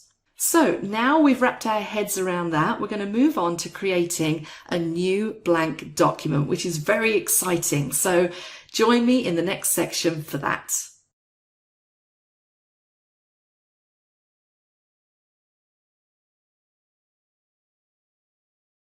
Hello again and welcome back to my course on Word 2019. In this module, we're going to start to explore how you can create your first blank document. Now, when you first open up Word 2019, as I've done here, you'll be presented with this home screen. And what you'll see in the main body of the screen is a list of recent documents. So these are recent documents that I've been working on, and they're all listed under here. So I can just double click on any of these and it will open that particular document. So it's a really good way of just being able to quickly open things that you've been working on recently. So that's just a little bit of information for you on how to access recent documents. But what we want to concentrate on in this module is how to create a blank document. Now, if you cast your eyes to just above that recent list, you'll see the first thing that we have there is in fact a blank document. So it's fairly straightforward. You can probably guess what you have to do here. Just simply click on blank document to create a new one. But before we get on to doing that, I just want to show you some other options that you have in this area when it comes to creating new documents. Now, if you don't want a blank document, you might decide to create a new document based on a specific template. And Word has a number of different templates that you can utilize in order to do that. Now, if you've never used a template before and you're not really sure what they are, it's just really a good starting point. So for example, if you know that you need to create a resume or maybe some meeting notes, you can search for a specific template related to a resume or meeting notes, and it will already have a lot of the information or the layout that you want for that particular document. So I have a few up here. You can see we have blue-grey resume, welcome to Word, single space, so on and so forth. And I also have a More Templates link, which I'm going to click on. And now I can go through and I can really get a good look at some of the templates that are available for me to use. And there is a whole host of them in here, and they definitely are worth checking out if you've never been into this section before.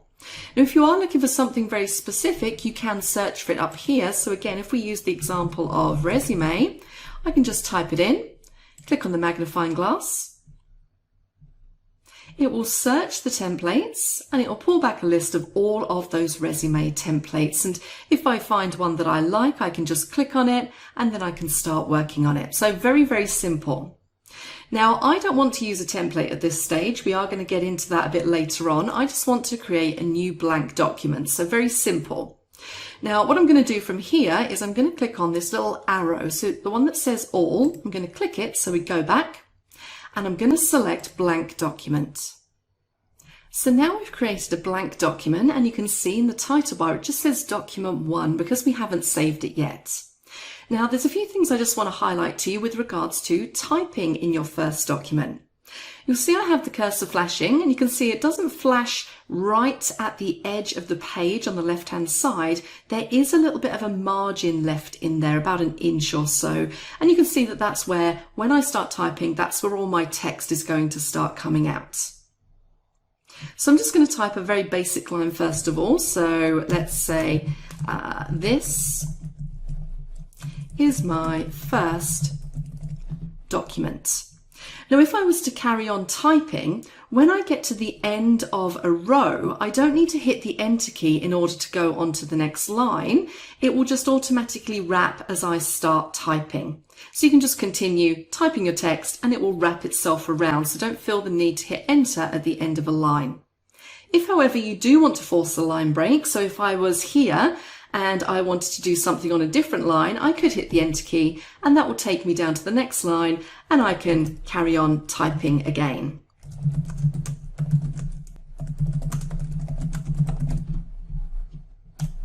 Like so. One other thing to notice is that if you're at the start of a line and you start to type a sentence and you don't capitalize the first letter, Word will automatically capitalize it for you. So if I just start to type in the same thing as above, so let's say this is how, you see there it capitalized it for me without me needing to go back. That's due to Word's autocorrect feature. It recognizes certain things and it will change it for you, making your life a lot easier. We are going to explore a lot of the autocorrect options in the following modules. Now, some other things for you to be aware of. Let me just go in and I'm just going to delete out that text that I've just written. I'm going to go up to the line above and I'm actually going to spell the word breaks wrong. So I'm going to add an E in there and click away. Now what you'll see is I get that red squiggly underline, and that tells me that I have a spelling error in that word. So what I can then do is hover over the word, and if I right click my mouse, it's going to give me a whole host of options. And more often than not, the word that you're looking for is normally in this list. If it isn't, then you will have to go in and just make the change manually. But I can see here that mine it's the top one, so I can just select it and make that change. Now also, I'm going to jump back into this sentence and I'm going to add a comma and a space. And I'm going to click at the end. And you can see now that Word's also picked up that there's something wrong there. There's a grammatical error. And this kind of error is very common, particularly when you're typing quite fast. You might accidentally put a comma in, hit the space bar twice. But I can see now with that double underline, if I right click, it's telling me how I should fix that. So it's saying how and comma would be better there. Now, when it comes to spelling words wrong, I'm just going to put that spelling error back in there again. And if you right click, You can choose to add the word to a dictionary as well. So there will be some instances where you'll type a word, maybe it's the name of someone or the name of a place. Sometimes Word doesn't recognize things like that, and it will tell you that it's spelt wrong when actually it isn't, it's just not recognized by Word. So if you do have that, you can select Add to Dictionary, and it will then add that word into the word dictionary so that the next time you type it, it doesn't register as any kind of spelling error. So just be aware of that as well. And all of these options are available in that right-click menu. Now, just a couple of other things I want to highlight before we move on to the next module. If I wanted to do another blank document, I would just go up to File, I would go to New, and I would select Blank Document. And what you'll notice now, if you look up in the title bar, is that it now says Document 2. So it hasn't closed down my original document, it's just underneath the one that I'm currently working on. Now, if I do want to switch between the two, or in this case, switch back to the first document, there are a couple of ways that I can do that. I can either hover my mouse down in the status bar at the bottom over my Word icon. So I have my Word icon pinned to my toolbar there, and it will allow me to see both of my documents, and I can then choose which one I want to move to. So I can switch back to document 1. I could also go up to my View ribbon, and I could say switch windows, and it will list there all of your open documents. So again, I could choose to switch back to document 2. So really nice and easy to be able to switch between any or all of the documents that you have open. And of course, if you want to close your document, then you can do that very easily as well. Now, I will warn you, if you look right up in the top right-hand corner, you have this big cross icon where it says Close, and that will close all of Word. So just be aware of that. I tend to like to just go to File and down to Close if I'm just looking to close one file. So hopefully that sort of explains how to create a new document and how to first start typing, and some of the little things that you might see as you start typing into your first document. We're going to move on now to the next module, where we're going to be talking about working with non-printing characters and line spacing. So please join me for that.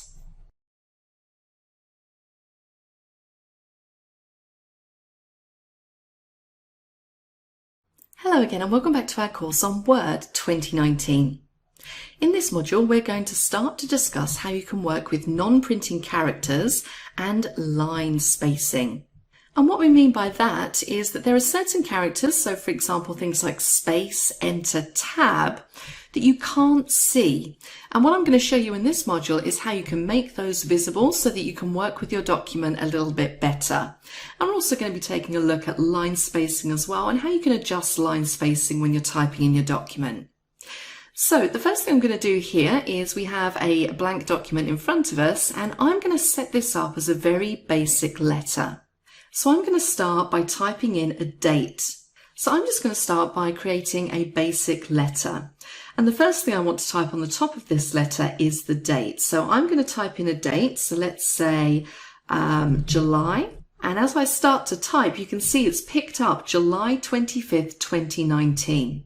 So if that is the date that I want, then I can just hit the Enter key, and it will insert that date automatically for me. So that's a great time-saving tip there.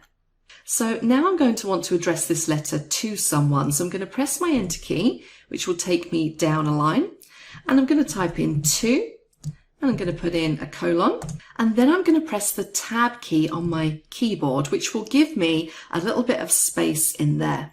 And what Tab does exactly is that it stops at the ½ inch mark on the ruler. So you could press Tab numerous times and it would move across ½ inch across the page each time you press it. And the good thing about using tabs as opposed to putting in lots of space to get your cursor where you need it is it ensures that everything will be lined up. So you'll see if I go underneath and I start to type something, if I press the Tab key, it's going to jump me across directly underneath where the tab was in the above line. So it just makes it a lot easier to line up things rather than pressing that space bar over and over again to move your text along.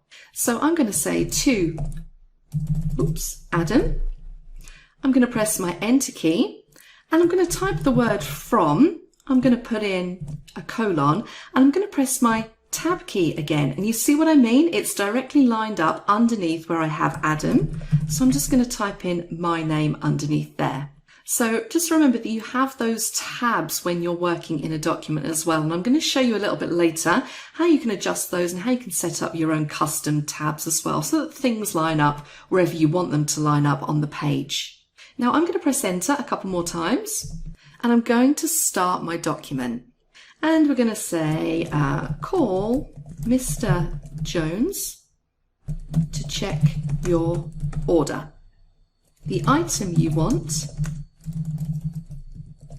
is out of stock.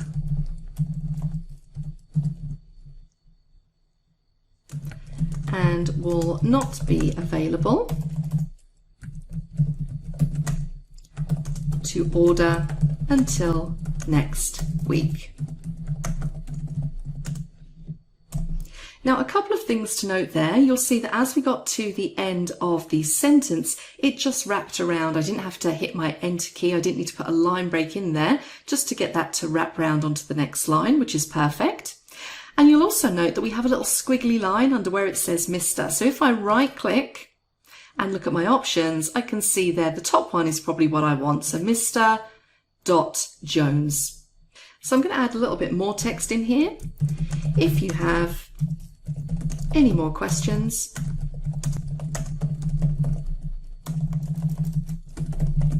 please call me. I'm going to go down a couple more lines just by hitting my enter key, and then I'm going to put regards and then my name. So we've created a very basic letter just there. And we've utilised some tabs, we've got some spaces in there, we have some enters or some carriage returns as we used to call them in the old days.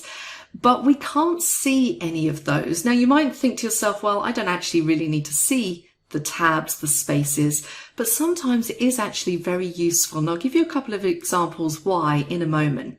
But there is something that you can turn on in Word which will show you all of those non-printing characters. And it's called the Show Hide button. And you'll find it here on the home ribbon. In the paragraph group, you have this little thing which looks like a paragraph marker. And when you hover over, it says Show Hide. And the dialog box says Show Paragraph Marks and Other Hidden Formatting Symbols. So if I turn that on, now look at the document, you can see what we have. So everywhere that there is an enter, you can see the little paragraph mark.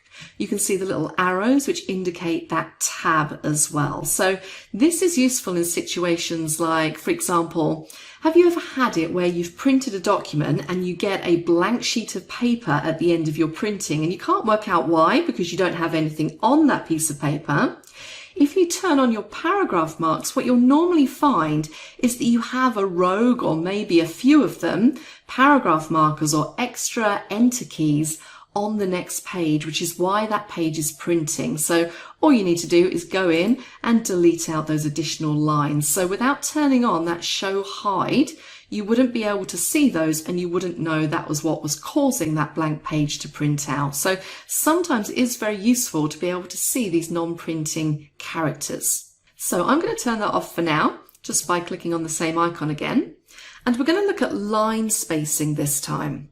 Now what you'll notice with Word is that when you press the Enter key, so say for example like I did between to and from, you get quite a big space in between there. So that doesn't look like single line spacing, that's actually double line spacing by default. So what I want to do is I want to tidy this up a little bit. So I'm going to select all of my document or all of the text in my document. And there is a quick way of doing that, and that is the shortcut key Control A. And you'll see as I do that, it highlights everything. What I'm then going to do is I'm going to jump up to my home ribbon in the paragraph group. And this little drop down here is for line and paragraph spacing. And I can go through, and as I hover over, you'll see I get more or less space in between my lines in my document. So it's really up to you which one you want to select. Now, because I've selected my whole document, it's adjusting the line spacing according to the line spacing that was already there. So say, for example, I only wanted to adjust the line spacing in this to from area. I could just highlight that bit there. I could go up And then I could make it smaller, I can make it bigger, or I can go into line spacing options. And I can really go to town with how much spacing before and after that I want. So if I don't like this space in between, I can see here in the spacing area, it's actually because of this 8-point spacing after. So I could take that down to 0, click OK, and I now have no space in between. Okay, so definitely worth having a little play around with some of those line spacing options. You do also have a couple at the bottom here, so add space before paragraph or add space after paragraph. So again, it depends exactly what you want to do, but everything is very customizable in this area. So we've seen how we can turn off and on those paragraph markers so that we can show or hide those non-printing characters, and we've seen how we can adjust line spacing. What I want to talk to you about next is saving. So that's in the next section. I will see you then.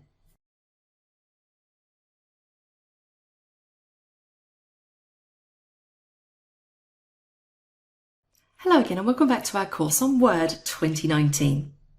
In this module, we're going to talk about saving a document. Now, this is the document that we created a few moments ago. And if you look at this document, it's quite difficult to tell on first look if it's been saved or not, but there are a couple of clues. And the biggest clue, I guess, would be if you look up into that title bar at the top of the document, it just says Document 1 at the moment. Now, because it doesn't have a name, it means that I haven't saved this document. Remember, Document 1, 2, 3 is the default name you get when you create a new blank document. So that's how I know that this document isn't saved. So the first thing I want to do is to save this document to a location of my choice. Now, as always in Microsoft, there are a few different ways that you can save a document. So I could go across to my quick access toolbar and you'll see the first icon there is the save icon. Now again, normally, if I had already saved this document and I'd then made some changes, I could just click save and nothing would happen. It would just save my changes to the file name. But because I haven't saved this document yet, if I click on save, it's going to jump me to that save as area. Let me just go back for one moment. So that's the first way you could do it. You could click on the icon if you have it on your quick access toolbar. The second way of doing it, which essentially is going to take me to the same place we were just in, it's just a slightly longer way, is to go into that Backstage area. So I could go to File and down to Save As. Now this Save As screen might look a little bit unusual if you're not used to it. Again, this is similar in all of the Microsoft applications. What you have on the left-hand side is you have a list of recent folders. So again, it's going to show me all of the folders that I've recently saved into. Or alternatively, I have different locations where I can choose to save this document. So I could choose to save it to OneDrive, which is cloud storage. So that would be a great option if I wanted to collaborate on this document. So specifically, if I wanted to share it with other people, and also if I wanted to make sure that I could access this document from wherever I am, I would save it into OneDrive, into the cloud.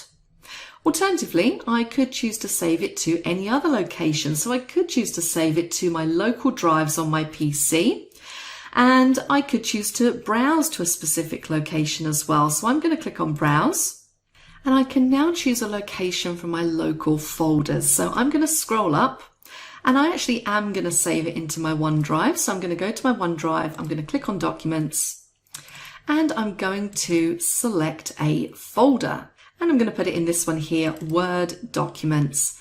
And I can then give my file a name. So you can see here in the file name area, it's picked up the first line of that document. And that's what you'll see as the default file name. It will always put in the first line of your document, which most of the time isn't what you want to call your file. So we're going to jump into here and we're going to change that. So I'm going to say my first letter. And underneath you can see it says save as type. So I've selected docx, which is the 2019 file extension. Just as a point of note, if you click the drop down here, you do have other file types that you can save your document as. So some of these you might want to use. For example, this one here, Word 97 to 2003. So that will save it in the .doc format, which is the old format for Word documents. So if you're using an older version of Word, that's in general what you would have saved your document as. Now, why might you want to save your 2019 document as an older version?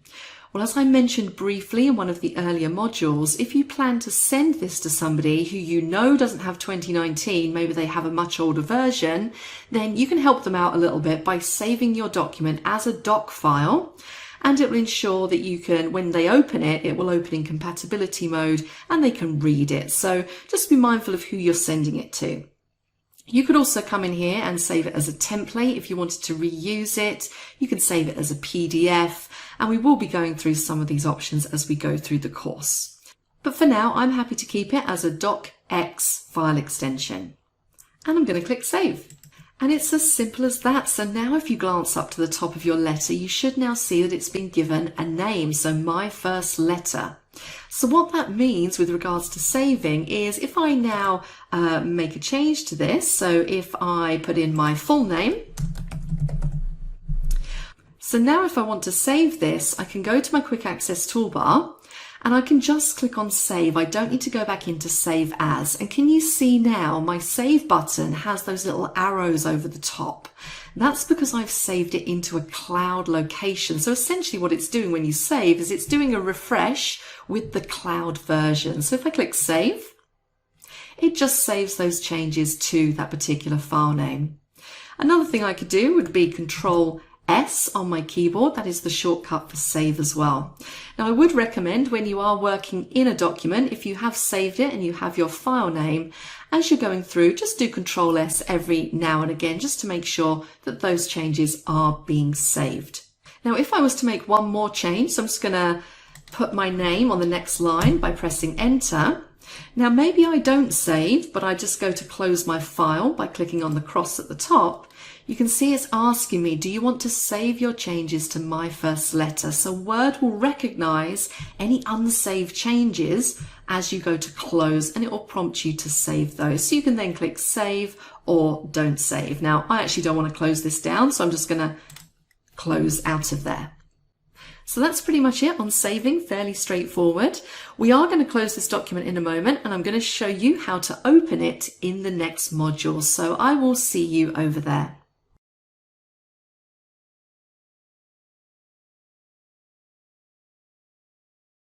Hello again and welcome back to our course on Word 2019. We're now down to the opening a document module. And really opening a document is just the opposite of saving. So it's very straightforward.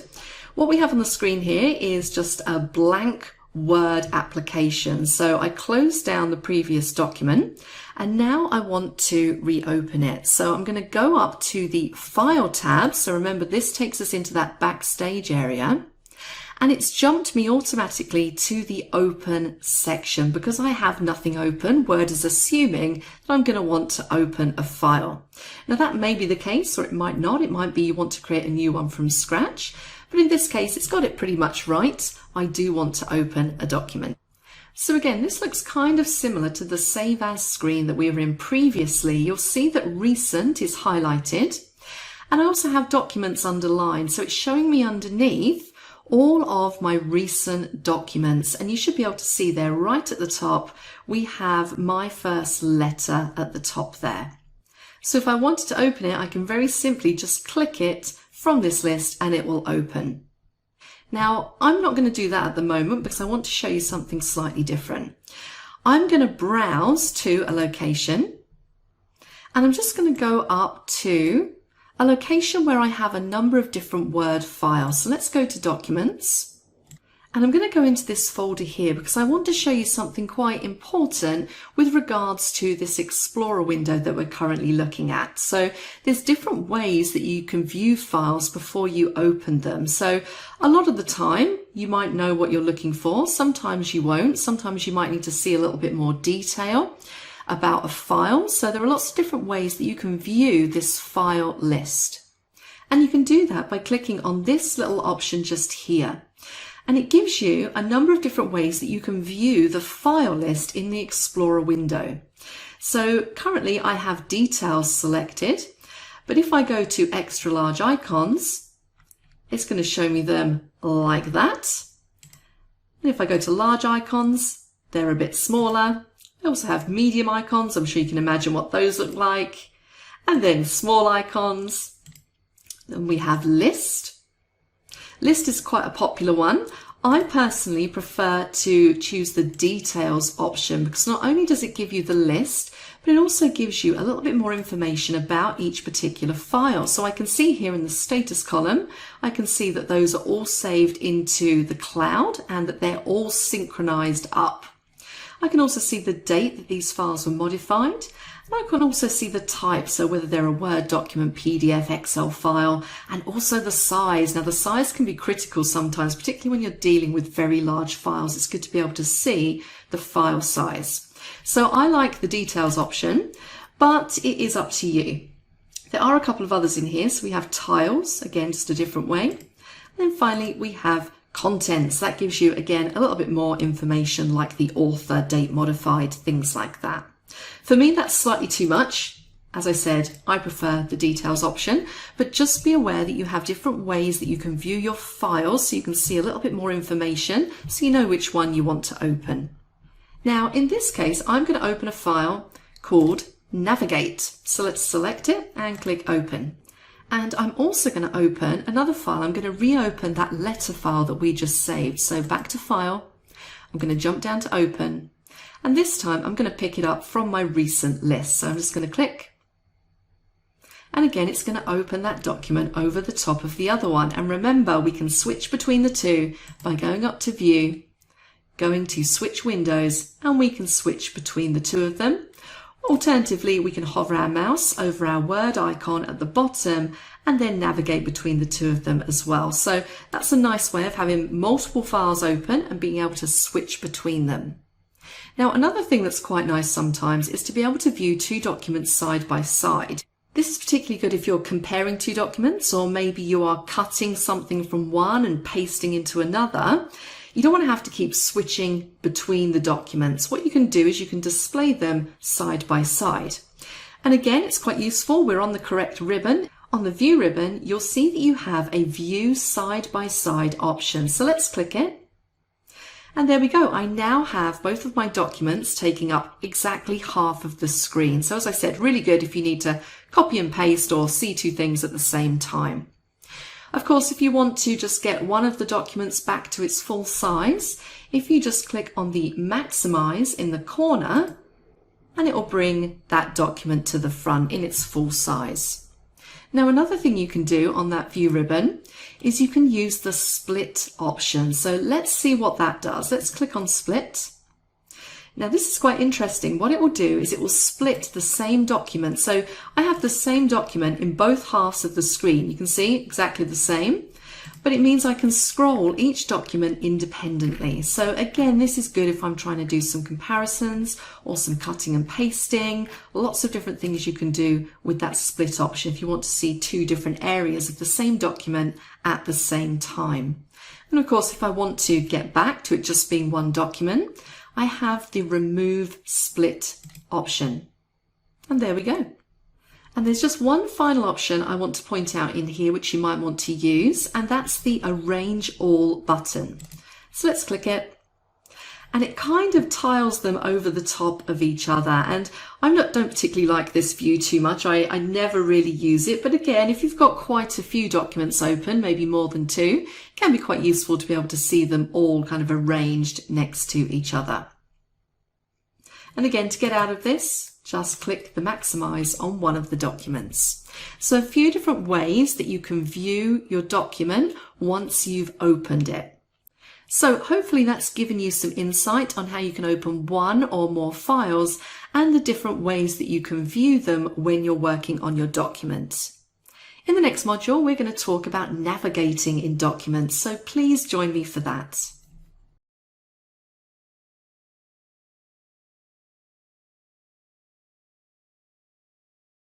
Hello again, this is Deb and welcome back to Word 2019.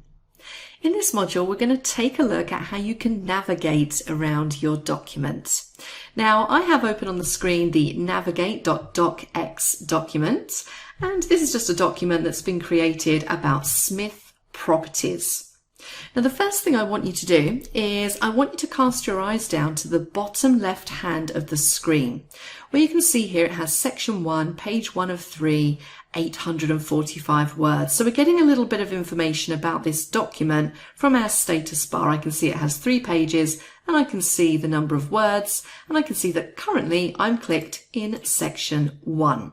Now we're going to talk about how you section up documents a little bit later on, so don't worry about that too much at the moment. What I want to focus on is how you can quickly navigate using some of the tools in Word to jump around your document, which is particularly useful if you have a very long document. This document here only has 3 pages, but a lot of the documents you create could be hundreds of pages long. So being able to quickly jump around, find what you need is extremely important and will add to your efficiency. Now, obviously, I'm going to start with the most obvious thing. A quick way of moving through your document is to use your scroll bar on the right-hand side. So I can use that just to scroll up and down. And again, if you've only got a few pages in your document, that might be absolutely fine and that might work for you. So you do have your scroll bar. But let's talk about using some utilities for a document that's a little bit longer. So first of all, I'm going to click my mouse at the top of the document here, just in front of where it says Smith Properties. Now, if I had a document that was thousands of pages long and I wanted to jump right down to the bottom of it, it's going to take me quite a while to use the scroll bar and scroll down. I'll probably end up with a little bit of a wrist ache by the time I've finished. So a quick way of doing it is to use your keyboard in order to jump you straight down to the bottom.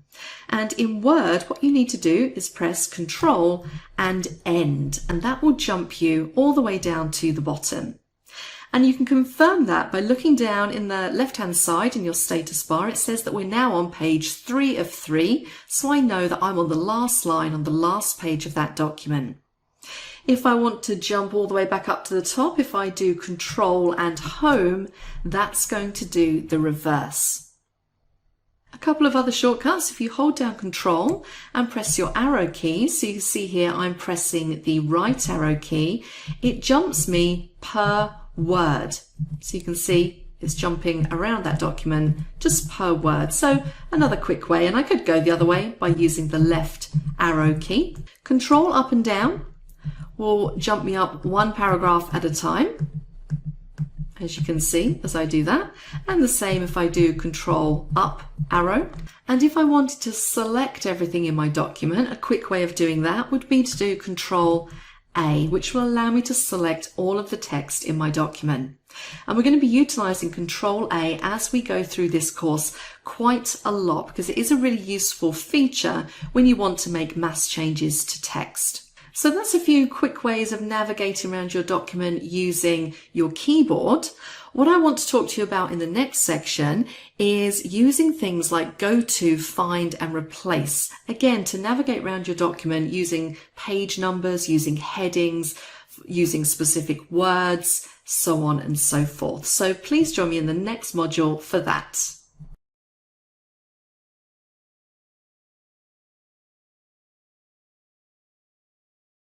Hi everyone, this is Deb and welcome back to Word 2019.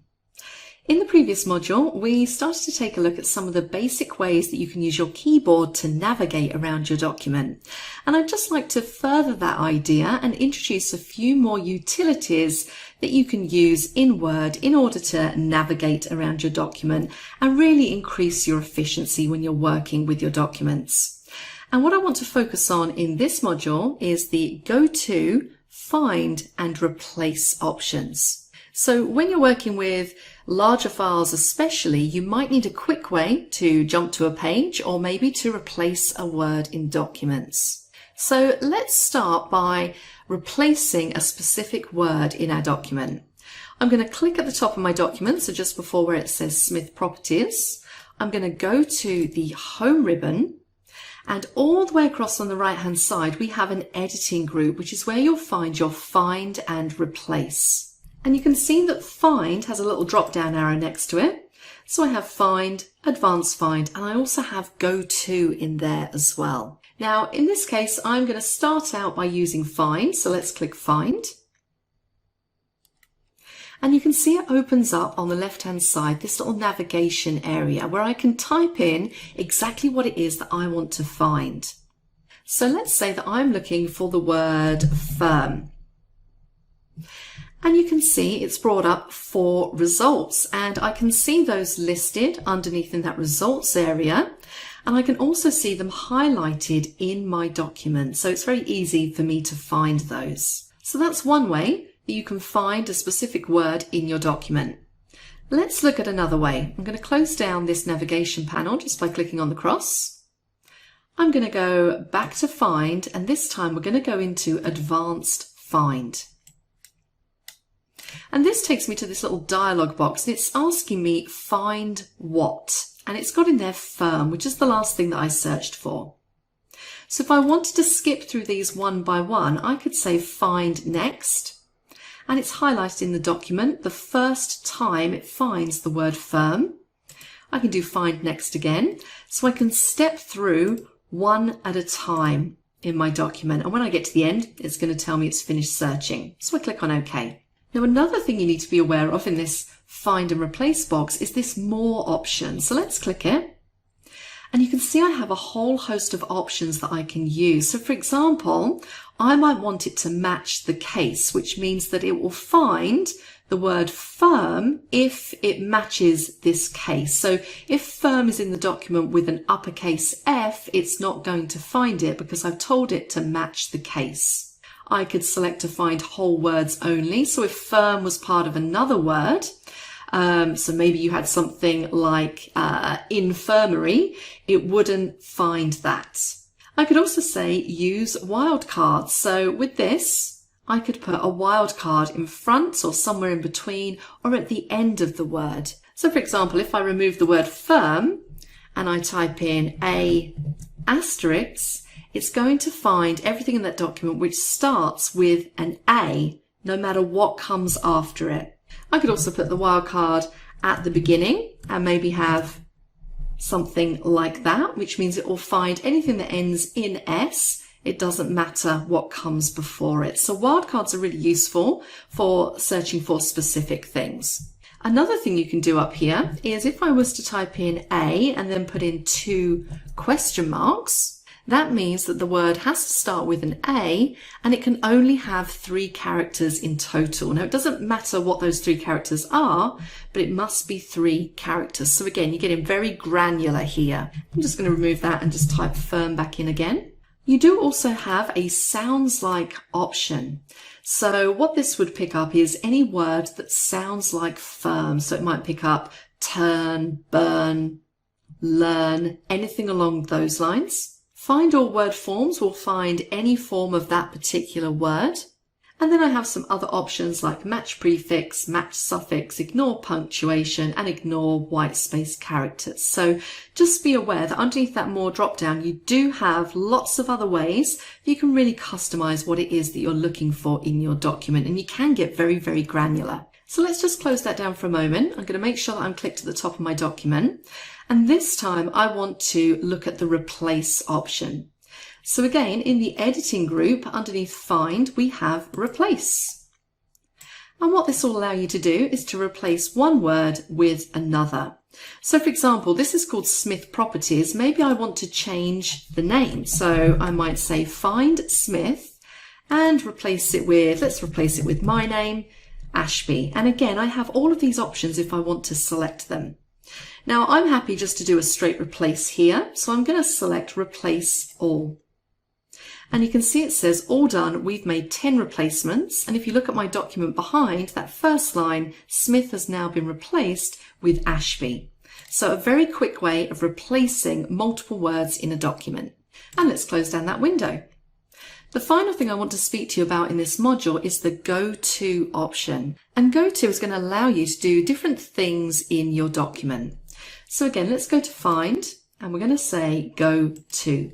So what this will allow you to do is navigate around your document. So I can navigate by page number, and you can see here if I enter page 2, for example, and say Go To, it's going to jump me down to page 2. I can navigate by section. Now, we only have one section at the moment. I haven't split my document up. In later modules, I'm going to show you how to divide up into sections, and then you could navigate to whichever section you wanted to. I can navigate by line, so I could go to a specific line number. I can navigate by bookmark. Now, again, bookmarks are something we're going to cover later. They're a way of you kind of putting a little bookmark in a specific location on a page, so I can jump very quickly to the bookmark. I can navigate by any comments that I have in the document, footnotes. We also have endnotes in there, fields, tables, so lots of different things. It really will depend on what you have in your document at the time as to which one of these you want to use. But just be aware that you do have those go-to options in there as well. Now I'm just going to click on Close, and I'm going to jump back up to the top of my document using my shortcut key, Control Home, which we learnt in the previous module. So now we've taken a look at some basics of find and replace and go to. Let's move on to talking about how you can edit a document in the next module. So I will see you over there.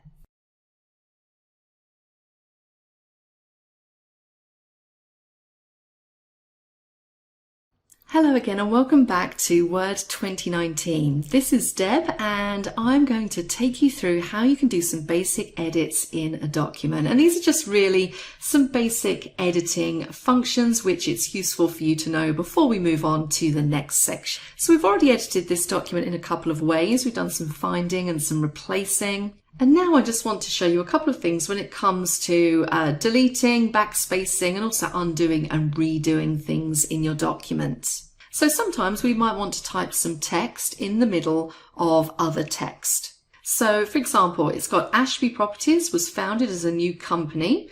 So I might want to add in here as a new property company. Now when it comes to deleting, the delete key on your keyboard will always delete everything to the right of it. So if I start to press my delete key, you can see that it's going to delete out the word company. Now backspace on the other hand will delete everything to the left of it. So if I start to do backspace, you can see it's going to delete out that word property. So just remember that they work slightly differently. Another thing I want to show to you is the very important undo and redo button. I know so many people who can't live without their undo button. Now, these two buttons will always be available by default on the Quick Access toolbar to make them super easy for you to access. So if you look up here, you can see we have the undo button.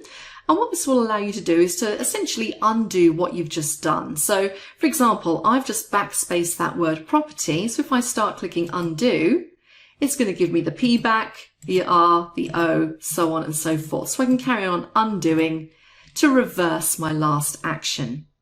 The same thing with redo. If I then decide, actually, I don't want that word there, I could redo and it will go back and redo that deletion.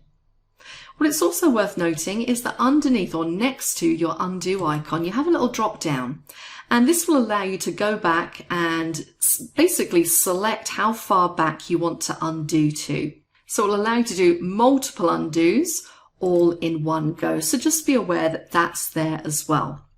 Now there is a shortcut key for these also. So undo, the shortcut key is Control Z. So if you do something, then quickly think, oops, I want to backtrack out of that.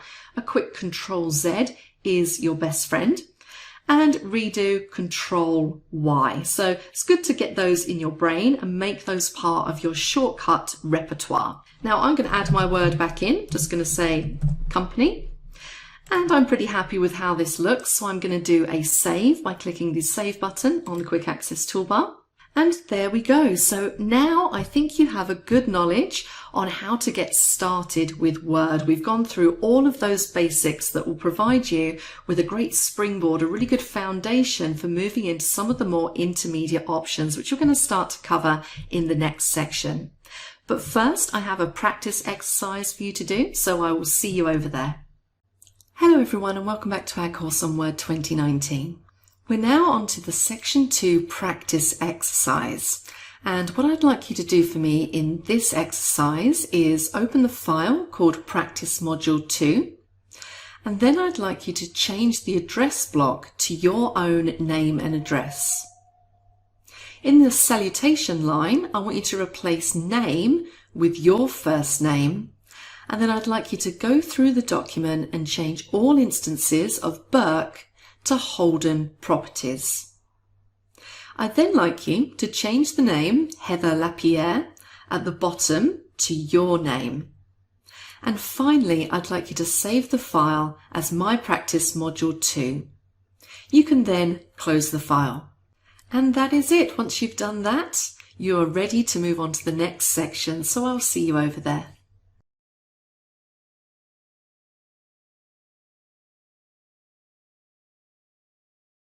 Hello again, this is Deb and welcome back to our Word 2019 course. We're all the way down to the module that relates to the autocorrect options. And autocorrect is a feature again that you'll find across all of the Microsoft applications that allows you to change the way words are spelt or the way words are displayed in your document. And there are already a number of autocorrect options set for you. So let me show you what I mean by that. So on the screen, I have a blank document. Again, it's just called document 1 because I haven't saved it. Now I'm going to zoom in very slightly using my zoom control so you can see this a bit better. Now, for example, if I wanted to spell out the word the or the, but I spelt it slightly wrong, so if I type in HTE, when I press the space bar, you'll see that it automatically corrects to the word the. The same if I was to type in the word can incorrectly. So if I type in ACN and press space, Word recognizes that I'm probably trying to spell the word can, I've just spelt it wrong, and it automatically changes it for me. That is an autocorrect feature. So it will notice or recognize commonly used words that have been misspelt and correct them for you, which is an extremely useful feature. It will also help with other things. So for example, things like fractions. So if I was typing half, so if I type 1 and I use the slash and then 2, as soon as I press the space bar, it converts it to that fraction. And the same if I was typing a quarter, hit space bar, and there I get my fraction. So again, those are using the autocorrect feature in Word. Another example would be ordinals. So you might come across ordinals in things like dates. So if I was saying the 1st of August, for example, if I type in 1 ST and hit the space bar, it makes that ST superscript. So it puts it into the correct format for a particular date. The same with 2nd, and I could carry on going through those ordinals. Another example would be something like hyperlinks. So if I was to type in a website address, so let's just say www.microsoft.com and hit enter, it's going to pick up that website and it's going to underline it. So this is now a hyperlink. And as I hover over it, you can see that if I hold down my control key and click my mouse, it's going to take me to that website. So again, that's utilizing the autocorrect options. Now I'm going to delete everything that I've put in here. So I'm going to use Control A to select all. We used that in an earlier module. And I'm going to hit my delete key just to take me back to a blank document. I want to show you a couple of other features of autocorrect as well. And this is quite a cute little one if you've never come across this before.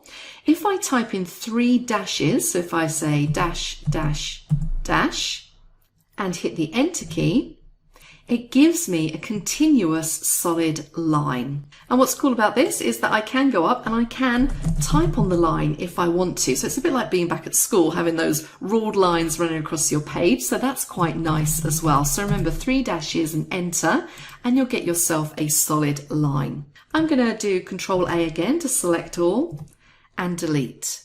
Now if I do that again, but this time when I'm doing my dashes, hold down my Shift key. So I'm going to do 3 dashes and hit enter. I get a solid bold line. So I just incorporated the Shift in order to get that. Again, there's a few of these. If I do Shift and 3 asterisks and press enter, I get a dotted line. And if I do Shift and 3 pound symbols and press enter, I get a different style line again. So there's lots of those lurking around in autocorrect, and you may not be aware of them. I wasn't for a very long time, and sometimes they can be quite useful if you're looking to do something really quickly. And they are really good examples of how that autocorrect is built into Word and how it works. Now again, I'm going to select all, Control A, and I'm going to hit my delete key just to get rid of everything. Now, if you want to go in and take a look at how autocorrect is set up, and you can see what autocorrect options you have set, you can find those underneath the File tab, so in the Backstage area. And if you jump all the way down to Options at the bottom and go into the Proofing section, you'll see at the top here you have autocorrect options. So it says change how Word corrects and formats text as you type. So I'm going to select autocorrect options.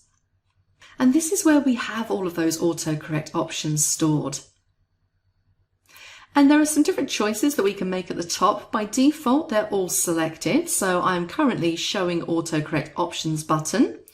I can correct 2 initial capitals. I can capitalize the first letter of sentences, first letter of table cells, the names of the days, so on and so forth. So these are all set, which means that yes, I want Word to do that. So if I'm typing the word Monday, I want it to correct. If I haven't typed a capital, I want it to correct it to a capital. So these are some of the basic options, and I like to have all of those set. You can also see in the table below some other autocorrect options that you have. So for example, if you want the copyright symbol in your document, this is the top one here, if you type parentheses C parentheses, it will autocorrect it to the copyright symbol. The same thing for the euro sign. You can see that you just need to type in an E in parentheses and it will give you a euro.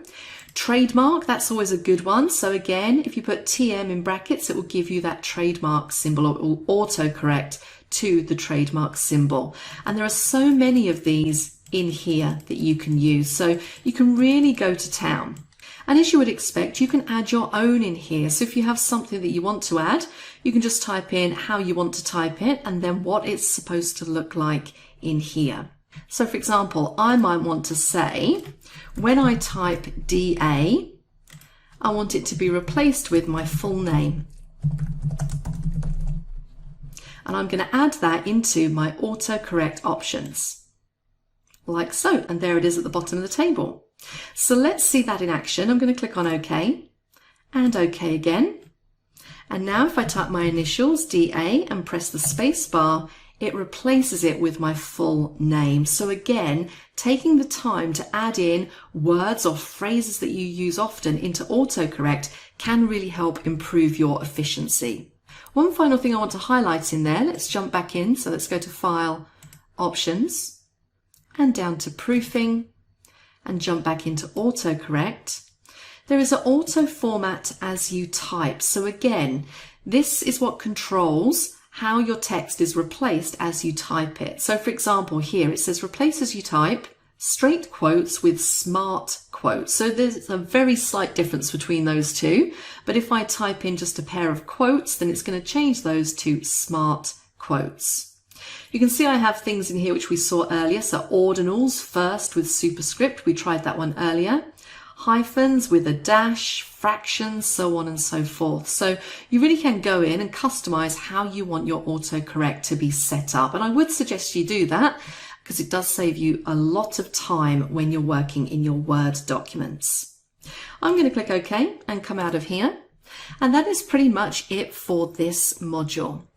In the next section, we're going to talk about selecting text in more detail. So please join me for that.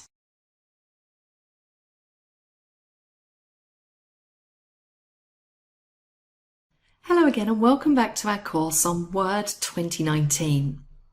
In this module, we're going to talk a little bit more about selecting text, which might sound like something fairly basic, but it's so important that we understand the different ways that we can select text. Again, it will help us with our efficiency if we've got those basics down first. Now, as a general rule, text that is highlighted, and when I say highlighted, I mean if you drag your mouse across it, that means that it's selected. And essentially, if you want to affect it, you've got to select it. So if I wanted to change the color or the size or the font or basically anything related to this text, I need to make sure that I've got it selected before I do it, or Word isn't going to know which text to apply the changes to. So in this module, really what I want to do is just to address the most common ways of selecting text and making different selections in your document. So as I said, the most common way is click and drag. So I'm going to click and drag across. And what you'll see when you click and drag, let me just do that again because I clicked off, is when you click and drag, you will get this mini toolbar pop up. And you can see it there just off to the right hand side. And this is just a quick sort of toolbar that pops up with some formatting options on it. So you've got your bold, your italics, your font color, font size, so on and so forth. And it's really just a quick way. Word's kind of assumed that you're probably going to want to do something related to the formatting of this text. So instead of having to move all the way up to the ribbon in order to do that, it's just popped up this little mini toolbar so you don't have to go too far in order to make your text bold or italic or whatever you want to do with it. So just be aware that that is going to pop up. If you find that a little bit annoying, then you can turn that off in the Backstage area, which I will show you how to do later. Now, to deselect text, all we need to do is to click away. So click anywhere else on the screen and that text is now no longer selected. If you want to select one word, so if I wanted to select the word properties, I can double click on that word and it will select just that word. And if I wanted to select the entire sentence, if I hold down my control key and click anywhere in that sentence, it's going to select the text or highlight just that sentence, so up until that first full stop. If I want to select the entire line, regardless of if it's a sentence or not, if I hover my mouse over in this white space here and click, it's going to select that whole line. And obviously if I stay clicked in the margin with that arrow and drag down, I can select all of the sentences, or all of the lines I should say. Another way of selecting is if you wanted to select from one point to another. For example, if I click my mouse just before where it says thank you, hold down my shift key and click after the word one, and it will just select that section. And if I want to add to this section, so maybe I think to myself I want to include something else, if I hold down my shift key again and use my arrow keys, I can make some additions to that selection just by working with my arrow key with the shift held down. If I want to select multiple areas which aren't next to each other, so I've got this first sentence selected, what if I wanted to also select the first sentence of the second paragraph? Well, if I hold down my control key, I can then drag and also select that sentence. And I could carry on doing that if I wanted to, like so. So just remember to hold down the control to make multiple selections. Now I'm going to click away to deselect. The final one, as we've mentioned a couple times before, is to select everything in your document, Control A. That will select everything and you can make whatever changes you need from your formatting options on the toolbar.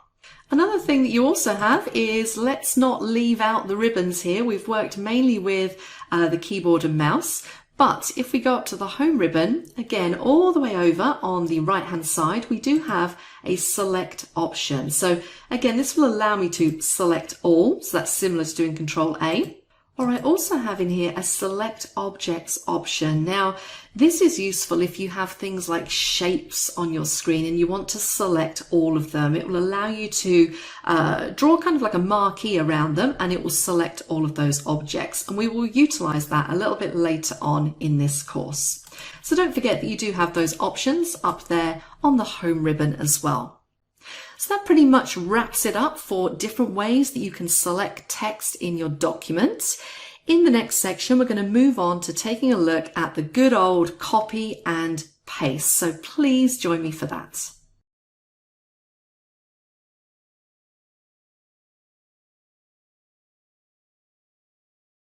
Hello again and welcome back to our course on Word 2019. In this module, we're going to start to explore cut, copy, and paste, the backbone of the Microsoft applications. Now, these are probably commands that you've used many times before. As I said, they are the same across all of the Microsoft applications. So whether you're working in Word or Excel or PowerPoint, you'll find that the functionality for all three of these is exactly the same, including the keyboard shortcuts. So what I want to do in this module is really just to make sure that you have a good understanding of what cut, copy, and paste can do. And if you are familiar with them, you might pick up a couple of other little tips about alternative ways that you can use them. So let's start with discussing cut. Now, the first thing you need to do, there are really 4 steps to each of these. And the first step is making a selection. So for example, I might want to select this first sentence just here, and I might choose to cut it. Now, it's important to note what the difference is between cut and copy.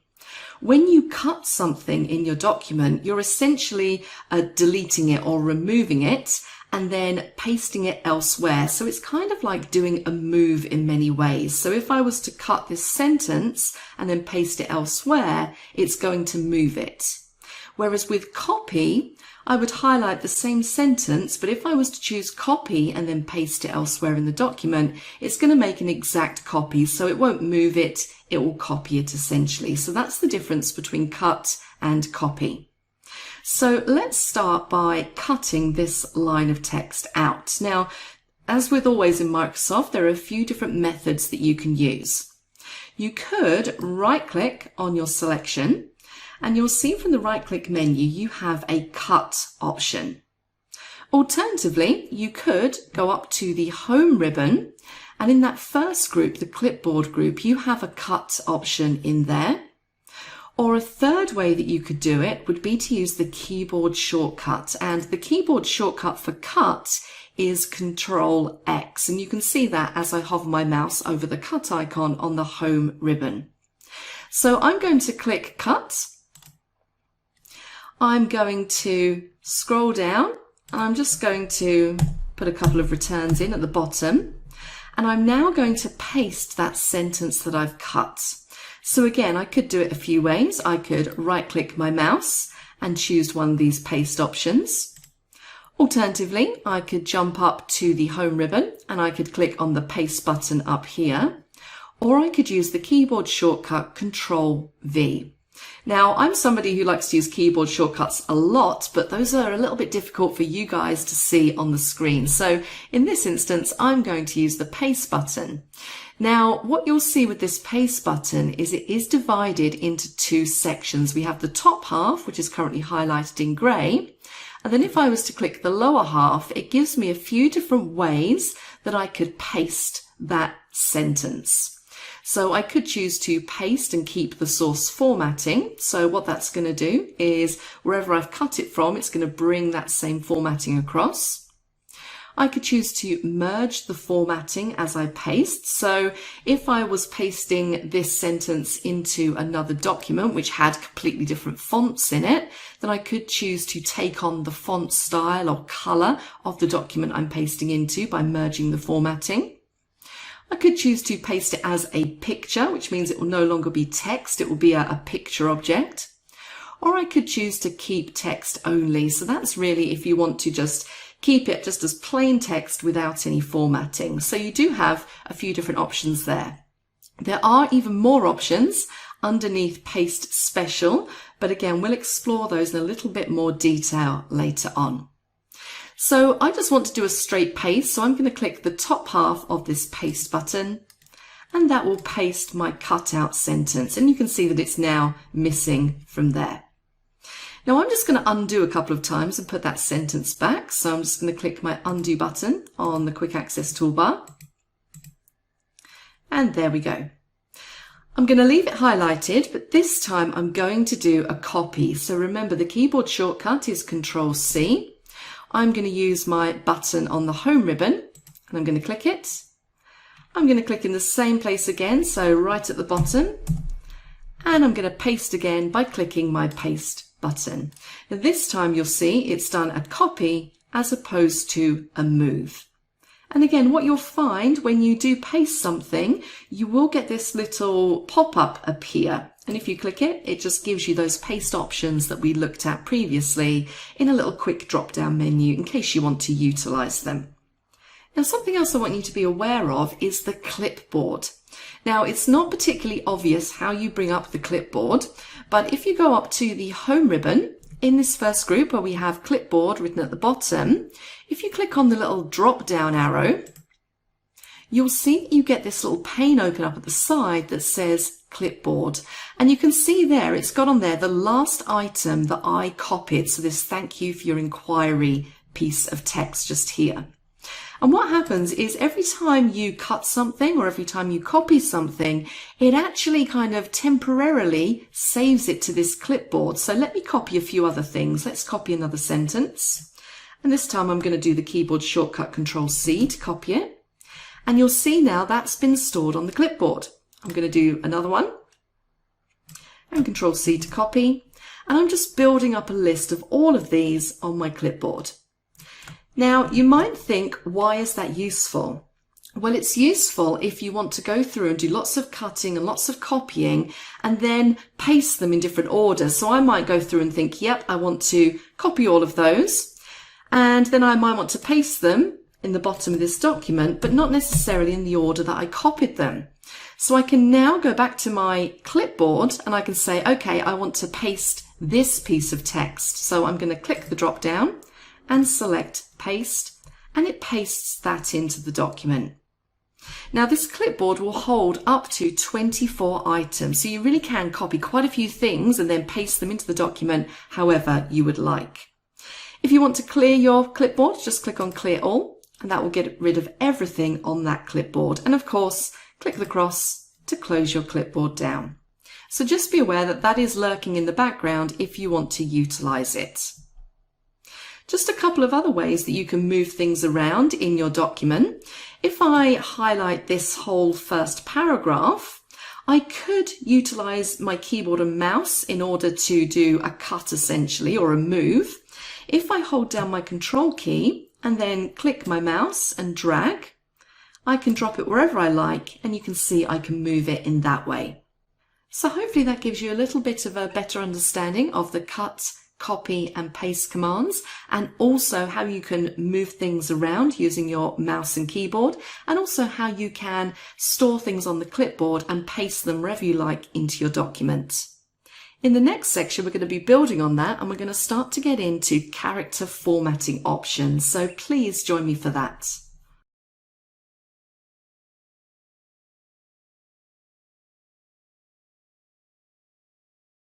Hello again and welcome back to our course on Word 2019. In this module, we're moving on to take a deeper look at character formatting options. So what I have open on the screen here is a flyer, and at the moment, looking at this flyer, nothing really stands out. All the text is fairly consistent. It's all the same size. It's all the same font. There's no real headings in there. Nothing stands out. So we want to apply some formatting to this just to really make certain things emphasized and to make it a little bit more interesting and easier to read. And you'll find that when you do create a new document in Word, when you start typing, everything's going to be the same. So whichever font you've selected, whichever font size you've selected, until you change that, it's going to look exactly the same. And it's always going to be in black, again, unless you go in and change that font color. And whenever you do start changing the characteristics of text, it's called formatting. So let's start to apply some formatting to this document to make it a little bit more interesting than it currently is. Now, the most obvious thing to start with would be the title up here. So where it says Make Smith Properties Your Realtor, I'm going to highlight my title. And the first thing I'm going to do here is I'm going to change the font to make it different from the rest of the document. So up on the home ribbon, in the font group, I have my current font set to Times New Roman. If I click that drop down, I have a whole host of fonts that I can choose to apply to my selected text. Now, it's worth noting that in the later versions of Word, the default font is Calibri, which is this one just here, and that is a really nice font to use. But in this case, I want to make it really stand out and different from the rest. So I'm going to choose something else. So let's choose, let's go down. I'm going to choose that one there, Britannic Bold. And there we go. I'm also then going to make this title a little bit bigger than the rest of the text. So again, moving up to that same font group, you'll see next to the font style, we have the font size. And as I hover over each of these, you can see in a live preview what that's going to look like. So I want to make mine quite dramatic, so I'm going to pick 36.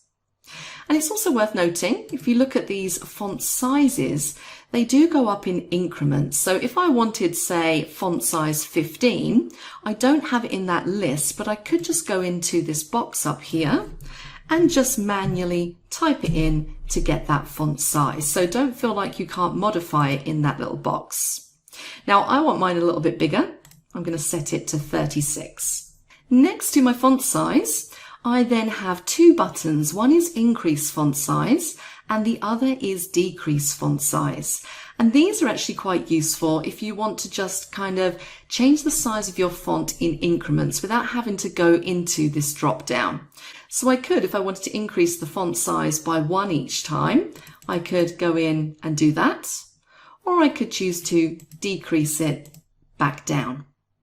The button we have next to that is to change the case. So again, if I wanted to put my title all into uppercase, I could select that.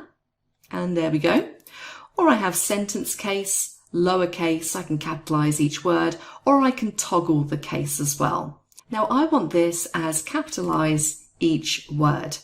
And then next in this little group, we have a clear all formatting. So if you decide that you no longer want to have all of the formatting that you've applied, you can just very quickly clear all of it by clicking on that clear all formatting button. The bottom row in this little group, we have bold, which will make your text bold. We have italics, which again will make your text italic if you prefer. And we also have an underline option as well. Now you'll notice the underline has a little drop down and it allows you to choose the underline style. So we have things in there like solid line, double line, dash line, so on and so forth. So you do have some additional options underneath there. Now I don't want underline turned on. I'm just going to turn that back off. You also have a strike through option. So if you're someone who maybe deals with a lot of contracts, then you might find this option very useful. It will just allow you to put a strike through the piece of selected text. And then you have options for subscript and superscript as well. So for words like H2O, things like that, you could think about using these. Next to that, we then have some text effects. So this is really sort of changing the color and the look and feel of the piece of selected text. And there's quite a few options that you have in here. Some of them are a lot nicer than others, but some of these can actually look really effective depending on the type of document that you have. I will say when it comes to applying effects and colors and things like that to your documents, always bear in mind who your audience is. You don't want to make something too jokey looking or too comical or too unprofessional if it's for work purposes. So just bear that in mind. Obviously, if you're doing something like a flyer or a newsletter or something like that, then that will be totally fine. But just bear in mind who your audience is going to be. So I could, if I wanted to, select this fill just here. And I have more options in there for adjusting things like the outline color. I can apply a shadow if I want to, reflection, or a glow. So some options for you to play around with in there. The next button along is a highlight color. So this is probably better further down in this document. If I wanted to go through and maybe highlight something, I could highlight a piece of text. And I could choose to highlight it like so. So this is very similar to having a highlighter pen and just kind of striking through on a piece of paper. And then finally, we have the font color option. So if I wanted to change the color of the font, just select it, and then you can select from the color palette. So lots of different options in that font group. And don't forget, if you click that little drop down, you'll find that you have a few more options underneath here as well. So a lot of these are repeated. So you've got things like font, font style, size, font color, underline style. We've got all of those on the ribbon. We don't have underline color on the ribbon. So if you do select an underline style, you can from here select a color from the color palette for that underline. You have strike through, double strike through, superscript, subscript, small caps, all caps. So a few different things in there which you don't have on the ribbon. You then have an advanced tab as well. So this will allow you to adjust things like the character spacing. So with that, we're talking about the amount of space you have between each letter. So if you want to kind of widen it out, then you can definitely do that. So lots of different options here also under this advanced area. So that's the basics of applying character formatting to selected text. In the next module, we're going to utilize the Format Painter, which is a really efficient way of taking formatting from one piece of text and pasting it across onto something else. So please join me for that.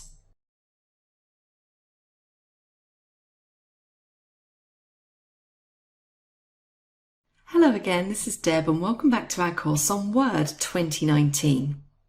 In this module, we're going to take a look at utilising the Format Painter tool in order to copy formatting from one piece of text to another. So in the previous module, we were looking at this flyer here, so Smith flyer, and we'd been through and we'd looked at some of the formatting options that you can apply to the text in your document. Now you can see very obviously the title here has some formatting applied to it. And what I want to do is I want to take this formatting and I want to apply it to this Who We Are heading, which is further down in the document. Now obviously I could do that by utilizing the same methods I did in the previous module. So I could highlight where it says Who We Are, I could go into my font group and I could apply those different attributes. So I could select the text effects, I could change the font size, font color, so on and so forth. But that's not a particularly efficient way of doing things. A much better way of doing it is to essentially copy the formatting from the title and paste it over the top of the subtitle. And we do that using the Format Painter. So let's take a look at how we would do that. The first thing you need to do is to make your selection. So we want to select the piece of text which has the formatting that we want to copy. I'm then going to go up to the Home ribbon, and in this first group, the clipboard group, we have an option for Format Painter. I'm going to click it once. And as I hover my mouse back over my text, you can see that my cursor has changed to a small little paintbrush. So that tells me that my Format Painter is now activated. All I need to do now is essentially wipe it over the text where I want to paste that formatting. So I'm just going to click and drag over. And there we go. It's applied that exact same formatting. Now, what about if I wanted to do that for the next heading down, so the one that says Buying a Home? You can see that once I've copied it once, the Format Painter gets deactivated, so my cursor is back to just a regular looking cursor. If I want to do lots of format painting in a document, the secret here is to double click on the Format Painter. So I'm going to select my text, and this time I'm going to double click on Format Painter. I'm gonna swipe it over Buying a Home. And if you look now, you can see the Format Painter is still activated because we double clicked, and I can carry on swiping throughout my document. So let's just do these final ones. And there we go. And then to come out of Format Painter, you can either press the Escape key on your keyboard or just click on Format Painter again to take you back to a regular cursor. So that's a much more efficient way of copying formatting across as opposed to manually applying those individual font attributes. So now we have a better understanding of how to apply character formatting. We can move on to the next section, which is working with numbers. So please join me for that.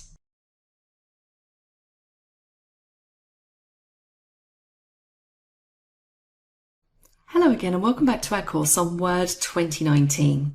This is Deb and we're about to jump into our next module, which is working with numbers. Now, occasionally in a Word document, you might have some kind of list that you want to apply numbering to. And when I say numbering, that might be 1, 2, 3, or it might be A, B, C, or maybe Roman numerals or something along those lines. You can also number paragraphs as well. So this is what we're going to explore in this module. So the first thing we're going to do is we're going to create a list. So I just have a new blank document open on the screen, and I'm going to create a very basic list of 4 names. So I'm going to start with my name. We're then going to have Adam, we're going to have Jenny, and we're going to have Chris. And I want to number each of these names. Now, as with most things in Word, the first step is to select what we want to number. So I'm going to use my mouse and I'm just going to highlight all of those names. I'm then going to jump up to that home ribbon, and in this paragraph group, this is where you'll find your numbering drop down. And as I hover over, you can see the tooltip there says create a numbered list, and then click the arrow for more numbering formats.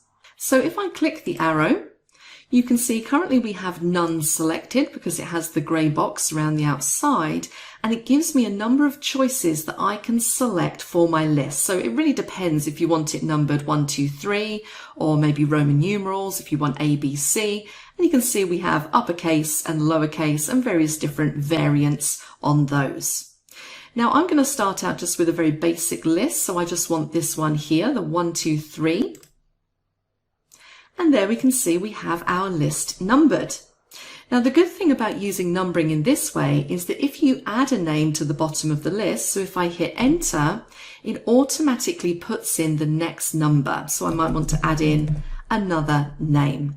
If I hit enter again, if I decide at this point that I don't want that number there, I can just hit my backspace key, or alternatively, let me just undo that step. I could just choose to turn off numbering. So just click that numbering button again, and it will take me back to the margin, and I can carry on typing paragraph or whatever it is that I want to type into this document. If I decided that I wanted to change the way this was numbered, so maybe I wanted it to say A, B, C instead, again, it's a simple case of highlighting, going back up to your numbering options and selecting the option that you want, like so. So I'm going to select my list once more. I'm going to go back up to that numbering drop down, and you can see that the formats that I've recently used will be listed at the top, so that makes it a lot easier for me to access. If we move down to some of these options that we have at the bottom, this change list level, we're actually going to look at that when we look at outline numbering. I just want to draw your attention to this here, define new number format. So this allows you to go in and really customize how your numbering looks. So currently I have my number style set to ABC, but I could go in and change that to something else if I wanted to. And I can also change the font of my numbering. So again, if I wanted it to look slightly different, so maybe Arial, I'm going to say bold, and let's do 12. And I'm going to say I want my numbers to be red. And you can see in the preview at the bottom what that's going to look like. So it's now in Arial font, it's bold, it's slightly bigger, and it's also red. And click on OK, and OK again. And there we go. Let's jump back into there. So define new number format. And you can also choose your alignment. So currently I have mine set to left alignment, but I could choose to center it or put it over on the right. So that makes some minor adjustments as to the placement of that numbering as well. Now I'm going to say OK just here. I'm going to jump back up, and this time we're going to look at this set numbering value. Now this is useful if you want to create another list underneath. So if I was to start another list, so if I just press enter, I'm just going to backspace that out. And let's do some more names. I'm going to say Rob, James, Brooke. I'm going to highlight them, and I'm going to apply some numbering. You can see the numbering carries on from the numbering above. So it's gone straight down to F, G, and H. Now it might be that because this is a separate list that I actually want to restart this back at A. And that is where I would define that new number. So I'm going to go back up into numbering. I'm going to go to set numbering value, And I'm going to say set value, and then we're going to go to A. Click on OK. And there we go. I now have my separate list. So if you don't define that, then it's going to continue on from the list before. So just be aware of that when you're working with your numbering. Now I just quickly want to switch across to the Smith flyer that we were working on earlier. So I'm going to go up to View. I'm going to go to Switch Windows, and I'm going to go back to my Smith flyer document. And in here I have some paragraphs, and what I want to do is I want to show you how numbering works when it comes to paragraphs. So I'm going to click at the start of the first paragraph, and I'm just going to click on the numbering button. And you can see there it's numbered the entire paragraph. Let's do it for the second one, and you can see it continues through. Click at the front of the third one. Now when I click at the front of the third one and apply the numbering, you'll see something different happens. Just the first line is numbered. Let's do it for the others. Now the reason why that's happening is because these three have a line break in there. So we've hit enter and we've gone on to the second line. So as far as Word is concerned, those are completely new paragraphs essentially. Whereas the first two here are kind of continuous sentences that just run on. So these are considered to be paragraphs. So just be aware of that. I just really wanted to show you that numbering doesn't just apply to lists that you create, but you can also apply it to paragraphs. I'm going to jump very briefly back to our other document. So let's go to Switch Windows and back to our document 1.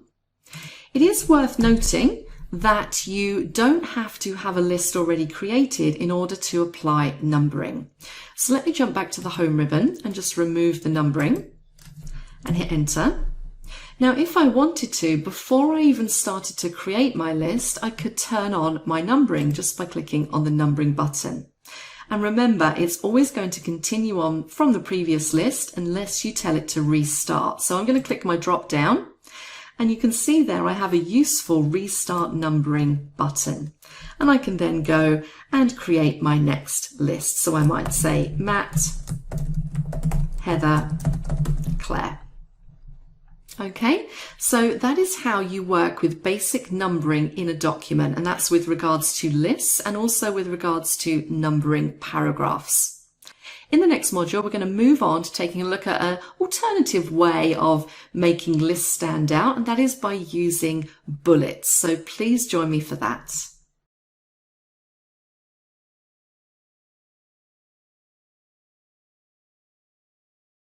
Hello again and welcome back to our course on Word 2019. We've just got through working with numbered lists in a document, and now I want to talk to you a little bit about working with bullets, which is slightly different to numbering, but along the same lines. So what we're looking at here is our document, and I just have a basic list, again, just those names that we were looking at previously, and they're numbered 1 to 7 currently. And I want to change these, instead of numbers, I want to have bullets. And if you're not sure what a bullet is, it's just really like a symbol, and there's various different symbols that you can use as your bullets.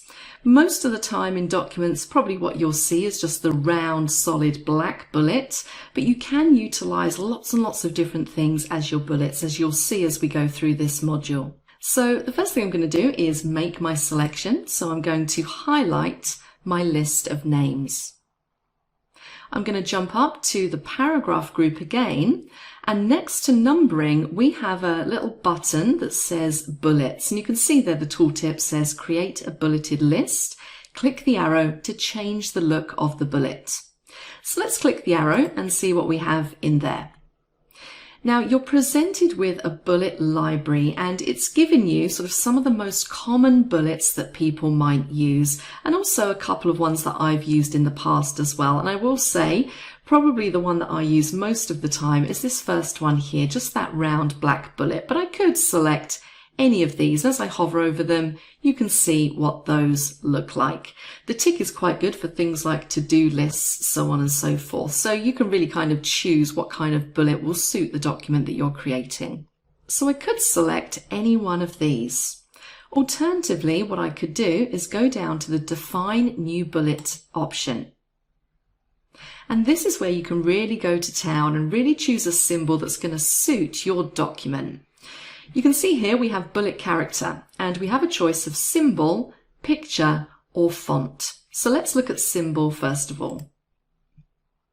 So this will open up your symbol dialog box, and symbols essentially are just fonts, and they're divided down into fonts. So there's lots and lots of different symbols in here. I will say, because there are so many, it would take you a long time to go through them all looking for something appropriate. But a lot of the time, some of the best ones that you'll use, or some of the most popular, you'll find under web dings. So we have lots of interesting things which we could add into our document.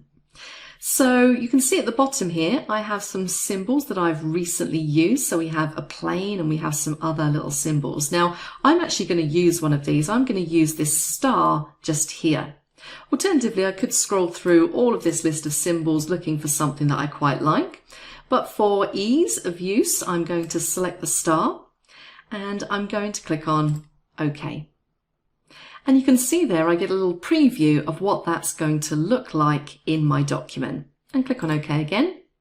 And my numbering has now been changed to that particular symbol. Now if I want to get a little bit more complex, I could choose a picture, either one that I have stored off or one that I can find on the web. So let's change these bullets from symbols into a picture. I'm going to keep my list highlighted. I'm going to jump back up to that bullets drop down and back down into define new bullet. And you can probably guess where I'm about to head. We are now jumping to this picture option in the middle. And you can see here I get a few different options. I can choose a picture from a file. So that would be if you have one saved off to your desktop or My Documents or a local drive, you could pick it up from there. I can choose to search the internet for an image, or I can choose one that I have saved into OneDrive cloud storage. Now, in this case, I'm going to search for a Bing image. So I'm going to say, let's just keep this simple. I'm going to say dog. And there you can see it's gone away. It's done a search for the word dog on Bing, and it's presented me with a number of images. And again, remember always to check the copyright on images. If you're just downloading something off the internet, you want to make sure that it has a Creative Commons license in order for you to be able to use it in your document. So I'm currently filtering for images which only have a Creative Commons license. So I know that any of these are good to use. So I can go through and I'm going to choose this one just here. And I'm going to select Insert and click on OK. And there we go. We have a cute little image of a dog, which adds a little bit more interest into your document. Now, another way that you might want to use bullets or images or symbols even is if I was to type underneath here, my telephone number is, and then I'm just going to put in like that. What I could do is I could add the telephone symbol into my sentence. So maybe I want to put it in here in between telephone and number. I can insert my cursor where I want it to go. I can go to the insert ribbon and I'm going to go all the way across to the last group on the right hand side where it says symbols, and I'm going to click on symbol. And again, it's going to give me a list of all of the ones that I've used recently, but I'm going to go to more symbols, and I'm going to select the telephone icon just here, or the telephone symbol, which is under the Wingdings font, and click on Insert and Close. And you can see that I've now utilized those symbols not only in my bullets, but also just within a line of text. So that's something else cool that you can do with symbols in your documents. And it's worth remembering that with these symbols, they are treated as fonts. So you can do things such as change the color of them just by highlighting and utilizing your font options. So I can change it to red just by changing the font color, because they are essentially fonts, not pictures, they're symbols. So hopefully that gives you an idea of how you can apply basic bullets and also some more advanced bullets using symbols and pictures that you have saved off into your documents. In the next module, we're going to take a look at how you can create an outline from scratch, so please join me for that.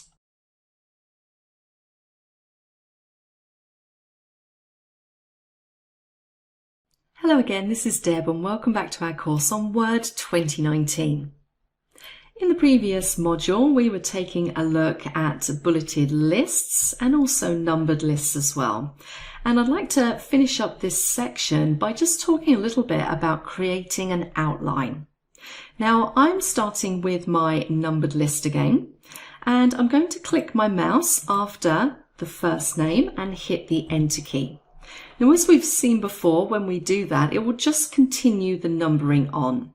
But what about if I want to make this a second level number? Well, very simply, I can press the Tab key on my keyboard, and that will give me a second level of numbering. So it's very important for you to know these terms. So using your Tab key will demote a level, and using Shift Tab will promote. Okay, so as I've done Shift Tab, it's taken it back to that first level numbering. Tab will put it down to second level numbering. So I'm now going to type something about Deborah. I'm going to say she was voted the top employee in 2017. And when I hit Enter, you'll see that it continues on with that level of numbering. So I could then type in voted the top employee in 2018 and hit Enter. Now, if I wanted to come out of there again, I could just do Shift Tab, and that will take me back to there. Alternatively, I could backspace if I wanted to remove it altogether. So now I'm going to jump back across to our Smith flyer, and we can take a look at how we can apply outline level numbering to paragraphs. So from the View tab, I'm going to click on Switch Windows and go back to my Smith flyer. And I'm going to highlight all the way down from who we are to we're growing. So let's make that selection. And this time what I'm going to do is I'm going to go to my home ribbon, and I'm going to go to this button just here, the multi-level list. So let's click the drop down and see what we have in there. I have a few different choices that I could make. So again, it really depends on how you want your outline level numbering to look. Now, I want mine to look like this. So I want my first level to have a number 1, my second level, a small a, my third level, Roman numerals, so on and so forth. So let's select that one.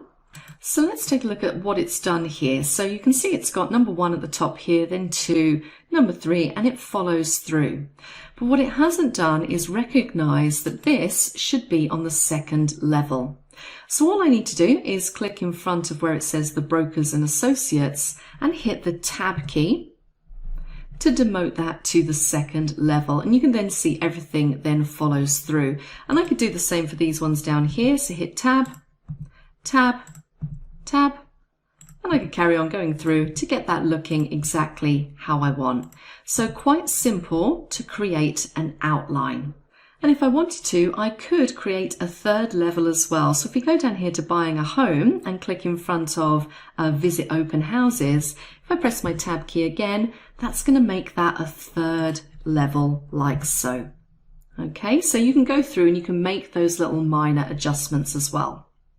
Now, what if I wanted to change the whole of the outline again? Well, let's make our selection once more. Go up to our outline level numbering, and I could go to Define New Multi-Level List. And what this will allow me to do is really get granular and really customize how my multi-level list looks. So you can see here I have 9 levels, and you can see those listed out there. So the first level is going to be a number 1. We then have A, I, and then so on and so forth. And I can go in and I can select a level, and I can make some really granular changes to the formatting. So if I wanted to, for my level 1s, I could change the font by going into here, making it something completely different. By making my selections, I could even change the color if I wanted to. And that's how it will look. I could go to level 2, and I could change the number star for this level if I wanted to, and change it to Roman numerals instead. I could change the number alignment, the text indent, loads of different ways that I can format how my multi-level list looks. So it's definitely worth going in there and really customizing so you can just very quickly apply your newly customized multi-level numbering to your document. So just know that you can go into here and define that new multi-level list. I'm going to click cancel because I'm fairly happy with how mine looks. So that's the way you can define your outline numbering for an entire document. So if you already have a document sort of laid out, you can go in there, highlight it all, select your multi-level list, and then promote and demote as necessary, or even get a bit granular and change each level of your list. That pretty much finishes up this section. In the next module, we're going to do a practice exercise. So I will see you over there. Hello everyone, and welcome back again to our course on Word 2019. We're now down at the Section 3 practice exercise, where we're going to practice the skills we've learned in relation to character formatting in Word. So the first thing I'd like you to do for me is to create a new blank document. I'd then like you to just make a list of 10 things that you want to accomplish this week, and I want you to number the list. Then, under each level 1 item, I'd like you to add a second level item, which talks a little bit about the first level. Then in the autocorrect options, I want you to add an entry to the list so that you can type your initials into any document and it will produce your name. I'd then like you to close the file and you don't need to save. What I would then like you to do is to open the file called Practice Presentation 3. I'd like you to have a little bit of a practice just selecting text, and you can refer to the attached document selection techniques if you need a refresher. Then, using cut and paste, switch this text in the first paragraph, and you can see the text listed below. And I'd like you to switch that text in the dark blue box with the text in the last paragraph. I'd then like you to replace Heather Lapierre at the bottom of the document with your name. And I want you to use your initials that you set up in the autocorrect options. Finally, I'd like you to save and close this file and name the file My Practice Presentation 3. Wow, quite a lot to get to in that practice exercise. I hope you survived. You're doing a great job. I will see you in the next section.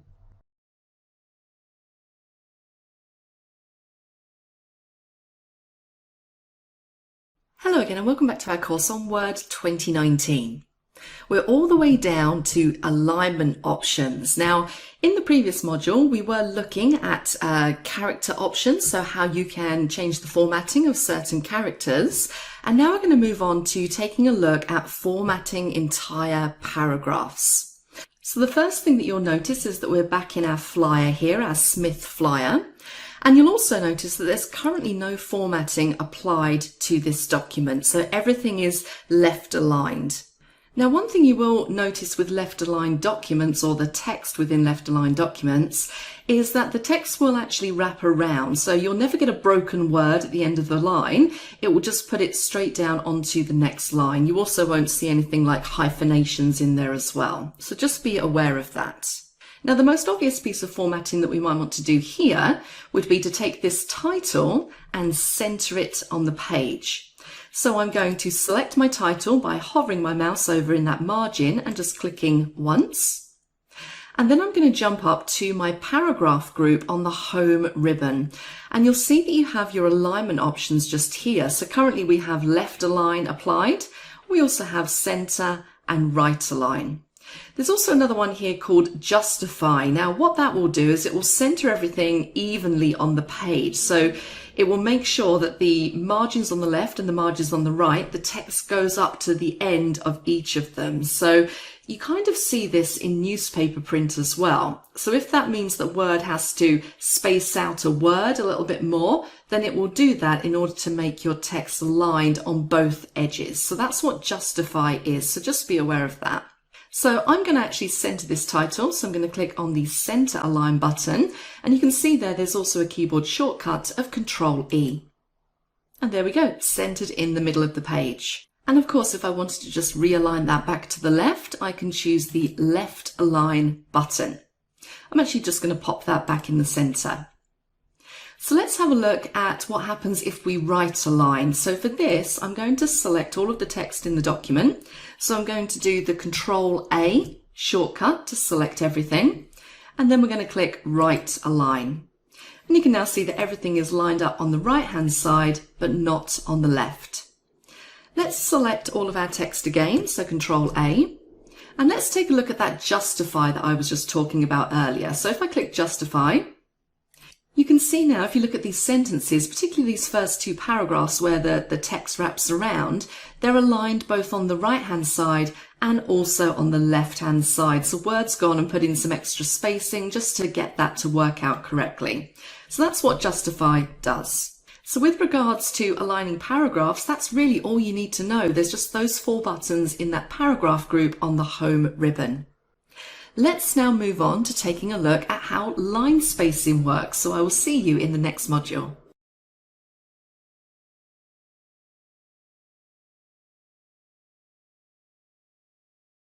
Hello again and welcome back to our course on Word 2019. We're now down to module 4.2 on line spacing.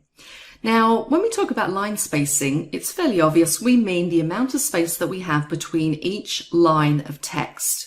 And if I give you a quick example here, so I just have a blank document, I'm just going to type in the word draft and hit enter. Now you'll see that when I hit enter, the cursor doesn't appear directly under the word draft, it appears a little way down, so there is a small gap in there. And that was developed mainly because a lot of the time people didn't want to type directly under the text above. If you imagine a title, you normally want a little bit of space in there. So what you'll find, the default in Word nowadays is to have a little bit of a gap in there. And of course you can adjust it, which is what we're going to look at in this module.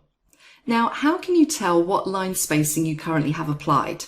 Well, if you jump up to that paragraph group again, you'll see that there is a button right in the middle there called Line and Paragraph Spacing. And there's a drop-down arrow, so let's click it and see what we have in there. And you can see here currently, it's not showing me any line spacing. Now if I click next to Draft, where we have that, and go back to the same button, click the drop-down, and you can see that I have my line spacing here set to 1.15, and I can tell that because it's got the tick next to it. So I could change it to whatever I wanted to if I wasn't particularly happy with that amount of line spacing. You can also see at the bottom, because we have this option here, remove space after paragraph, that's also another indicator that there is some line spacing in there. Now let me illustrate this a little bit better by using our Smith Flyer document. So I'm going to jump back to it using Switch Windows. And what I'm going to do is I'm just going to start by highlighting the entire document. So Control A again. I'm going to go up to my paragraphs and I can choose any of these. And as I hover over them, you'll see how that line spacing changes. So it gets wider as we go down. Now, in general, 1.15 is a little bit easier for people to read than something like 1, which is a bit too close together. So if this is quite a long document and people are going to be reading it, then 1.15 is actually a really nice line spacing, but you could increase that if you wanted to. It's entirely up to you. Now, I had my whole document selected there, which is why everything is changing. But if I was just interested in changing the line spacing on a specific paragraph, again, just make the correct selection before you go in and change that line spacing. Now, one more thing I want to show you in here, and I'm just going to click my mouse at the end of the title. I'm going to go back up into that line spacing drop down, and this time we're going to go to line spacing options. And you'll see I get this little dialog box pop up. And the third little group here is the spacing group. And this is where you can really get quite granular as to how much space you actually want before or after the text. So currently mine's set to 0. My line spacing is set to multiple, and you can see there is that 1.15 that I set it to. But I could go in and change it to single line spacing. I could change it to 1.5 lines, and you can see in the preview at the bottom what that's going to look like. So double line spacing is a bit wider.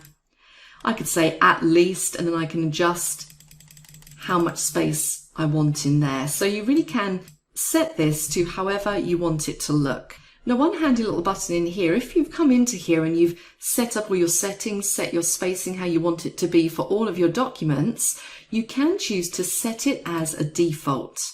And it will then ask you if you just want to set it as the default spacing for this document only, or all documents based on the normal .m template. So that's entirely up to you.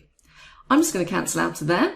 So just remember that if you do set it for all documents, every time you create a new document, you'll get whatever line spacing you've set in this area below.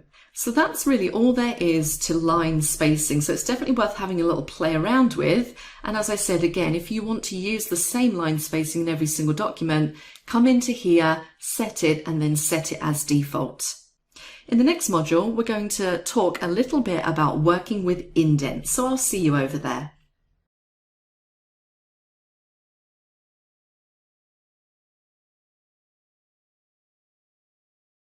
Hi everyone and welcome back to Word 2019. This is Deb and I'm back with you to talk about working with indents in your document.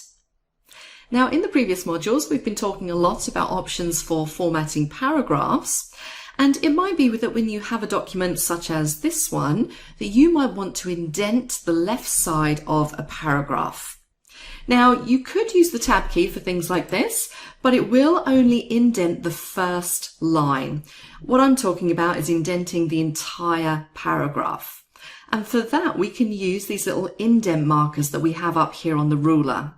So now that I've tabbed that first line, if you look at this little indent marker just here, you can see it's moved it along ½ an inch.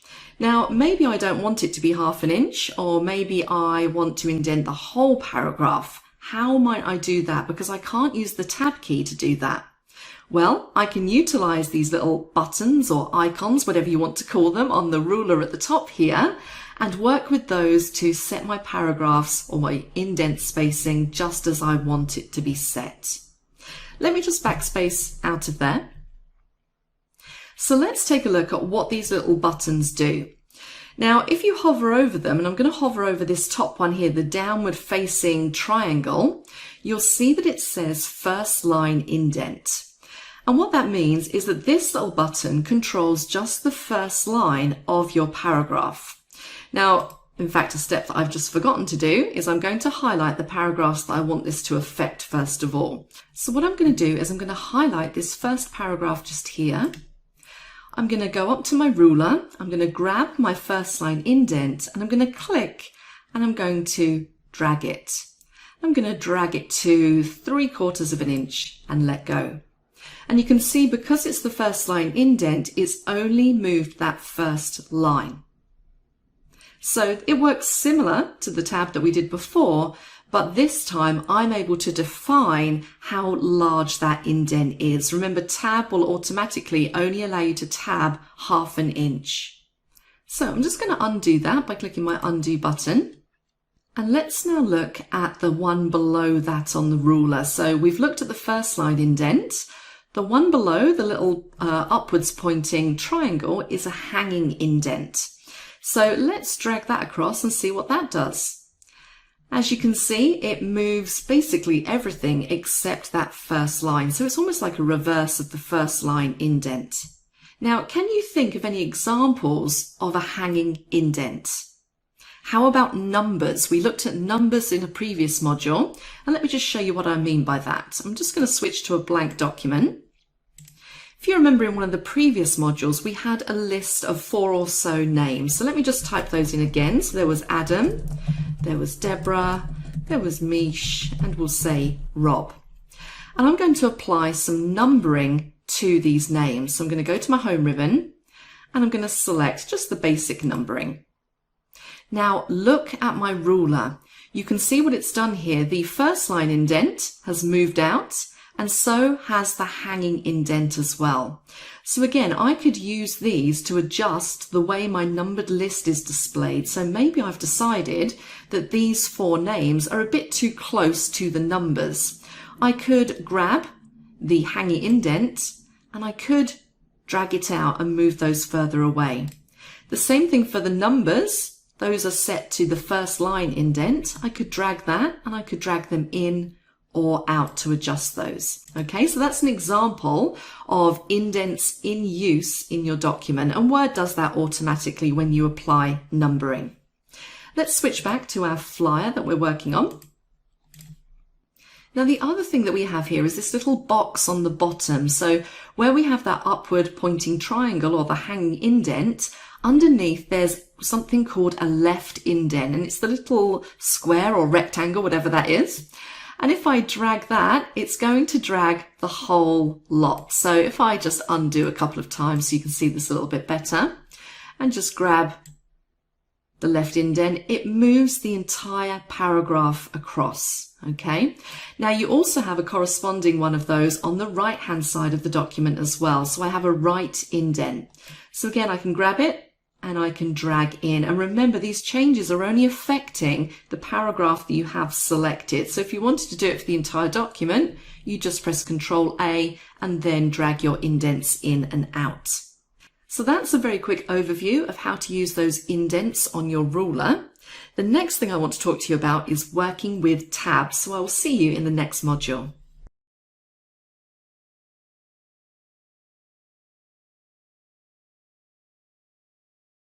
Hi everyone, and welcome back to our course on Word 2019. We're now down in section 4 and we're going to start talking a little bit more about the use of tabs in your documents. And this is a really good feature in Microsoft Word. And what a tab actually is, it means that when you hit the tab key, it will essentially allow you to override the default tab spacing of 1/2 inch. As we've seen previously, if I just click my mouse on the top of this document, if I press my tab key, it's going to tab me across 1/2 inch each time. So with tabs, you can set them to whatever distance you want. And you can also change the kind of tab that you're using in your document as well. So if you just look at this example that I have here, I just have a blank document open and I have a little, what looks like a table. All of my information is nicely in columns and everything looks nice and lined up.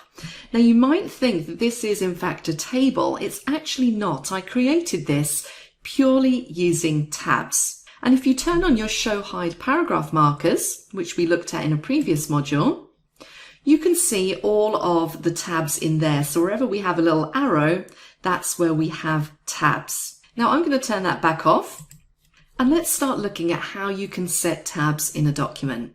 Now you might be wondering, where are my tabs? Well, they're actually quite hard to see if you don't know where they are. If you look up at the ruler and cast your eyes off to the left-hand side, you'll see this very small little sort of back to front L just here. It's just below the quick access toolbar. And if you hover your mouse over, you'll see it says Right Tab. If I click on it, it moves to the next tab, which is a decimal tab.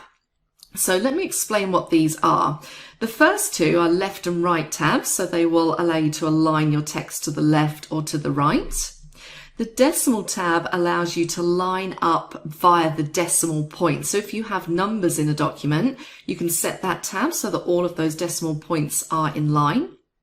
You then have a bar tab, which you will sometimes see used in CVs or resumes. So if you've ever seen a resume that has kind of a line running down the middle and there's information on both sides, that's normally created using a bar tab.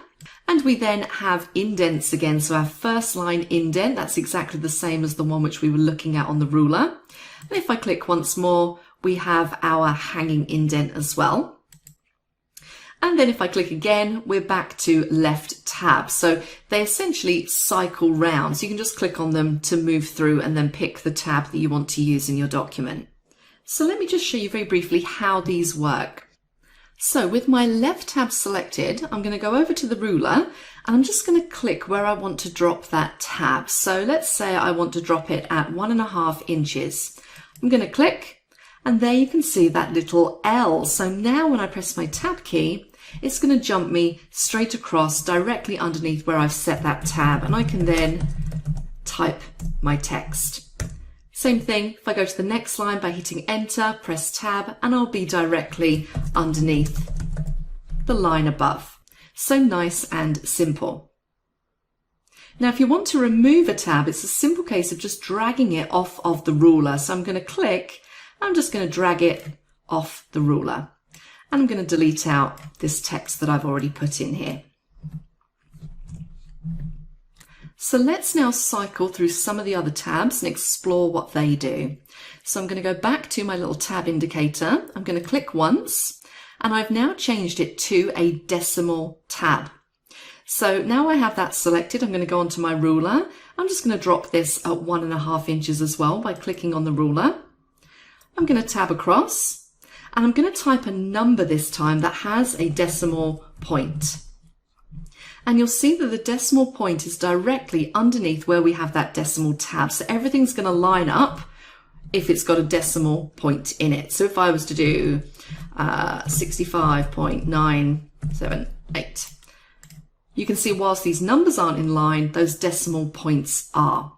Let's delete that out and get rid of our tab by dragging it off the ruler. Let's go back and cycle to the next one, which is the bar tab. Now I'm going to come in here and I'm going to put that bar tab at 2.5 inches like so. And you can see it gives me a little line in there, so I can type some text. I can press tab and I can go the other side. As I said, you might see this in things like resumes where you have your personal details on one side and then maybe your education, previous employment on the other. So a bar tab is useful for that kind of thing. Let's delete out and cycle to our next tab. Now these two, we've already looked at these. These are the indents and we looked at those in the previous module. So I'm going to skip over those indents for the time being. And this time we're going to cycle to the center tab. So again, let's just put this at 2.5. Click on the ruler. I'm going to type my name again. And you can see that it's perfectly centered underneath that tab. Let's drag that tab off and delete. And the final one that we're going to look at is the Right Align tab. Now with this one, what I'm going to do is I'm going to put this all the way at the end of the ruler. So sort of by where we've got number 6 on the ruler, and click. And now when I press tab, you'll see my cursor jumps all the way over to that right hand side. And as I start typing, my characters print to the left so that everything is lined up nicely on the right hand side. So those are the different tabs that you can use in your document, and which ones you use really depend on what you're trying to line up. Now again, let me just delete that out and just drag that tab off the ruler. So in this table that I already have created, if I click within it, you can see the tabs that I have set up for these columns down here. So if you look at the ruler, you can see that I have a left tab set up there and all of the addresses are aligned to the left. For the amount column, I have a decimal tab set up, so everything is in line with the decimal points. And then finally, in the last column here, I have a right tab set up, so everything's in line on the right-hand side. So that's how I've constructed this little table down here, or this columns of information. So now what I'm going to do is I'm basically going to recreate this little table that we have below in the top half of this document. So I'm going to set up my tabs first of all. So the first thing I'm going to do is I'm going to grab the left tab. So I'm going to cycle through and I'm going to drop that tab roughly there.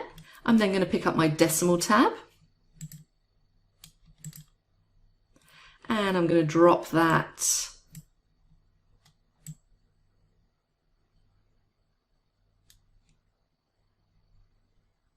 just about there.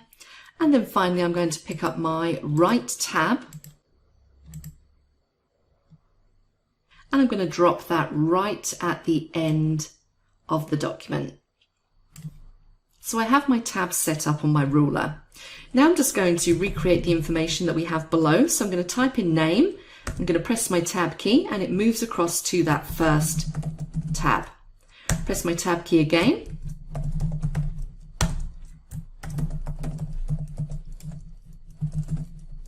I'm going to hit enter and then I'm going to type in Adam Lacey 123 Elm Street and we're going to say $25.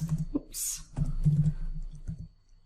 And telephone 555-8967. and hit enter.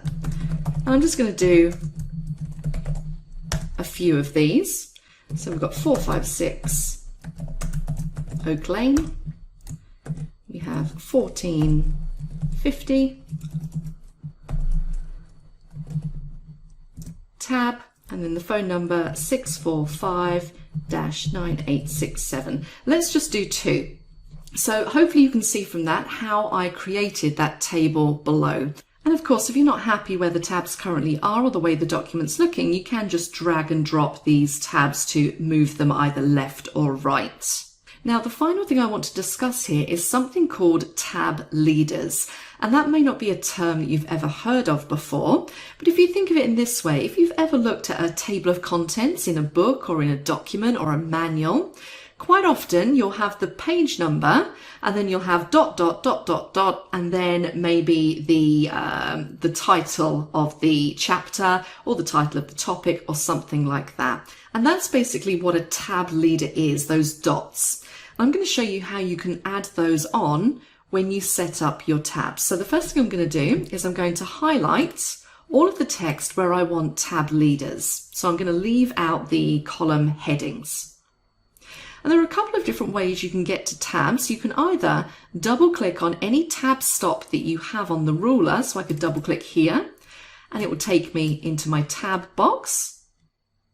Or if I just click cancel there, in the paragraph group, if you click this little drop down arrow, you have a tabs button at the bottom of this box, and that will take you to exactly the same place. Now what you'll see in here are all the tabs that you currently have set up for the selected area. So you can see here I have tabs at 2 inches, 4.25 and 6.13. And currently I don't have any leaders set. So you can see at the bottom here we have leader and currently it's set to none. So I'm going to set a leader. Now what you need to do is you need to select your first tab stop. So mine is the one at 2 inches. And I can choose a style of leader. So I can have dots, I can have dashes, or I can have a solid horizontal line. Now I'm going to use dots. So I'm going to click on number 2. And you have to click on set. Very important and very easy to forget. Let's click on set. And you have to do the same thing for each of the tabs that you have. So I'm going to go to 4.25. I'm going to select the dots and click set. And then finally 6.13 and set. And click on OK. And there you go. You'll see I get my leaders in between my columns. So that's lovely if you're doing something like a table of contents. It just adds a really professional edge. So hopefully that's given you more of an idea as to how you can set up different types of tab stops on your ruler and also how you can add those leaders in there as well. We've made it all the way to the end of section 4 now, so all that's left for you to do is a quick practice exercise before we move on to managing and sorting lists in section 5. So I will see you over there. Hello everyone and welcome back to our course on Word 2019. We're now down to section 4 practice exercise, and this is where I want you to practice some of the skills that we've learnt in relation to paragraph formatting. So the first thing I'd like you to do for me is to open the file called Module Practice 4. I'd then like you to go in and change the line spacing for the entire document to 1.0 and no space after the Enter key. I'd then like you to center the title on the page and then indent the first paragraph at 0.75 inches on the left and 5.25 inches on the right. I'd then like you to place a right align tab at 6 inches and move the date over to that tab. Once you've done all that, you can save and close the file. Great job, everyone. It looks like you are ready for the next section, so I will see you over there.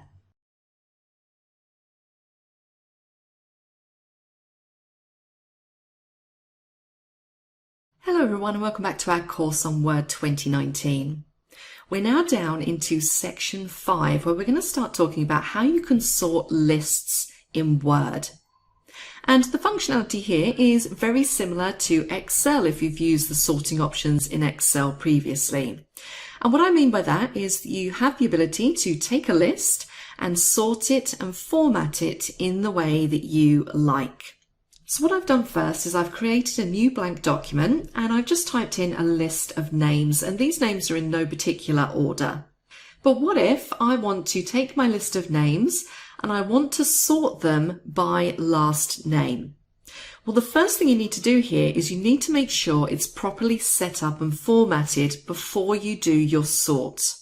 And what I mean by that is that you need to tell Word how these names are separated. So if I turn on my Show Hide markers, you can see here that I have a dot in between each, which means that I have a space in there. So essentially, my words are separated by a space. So I need to tell Word that it's looking for a space character.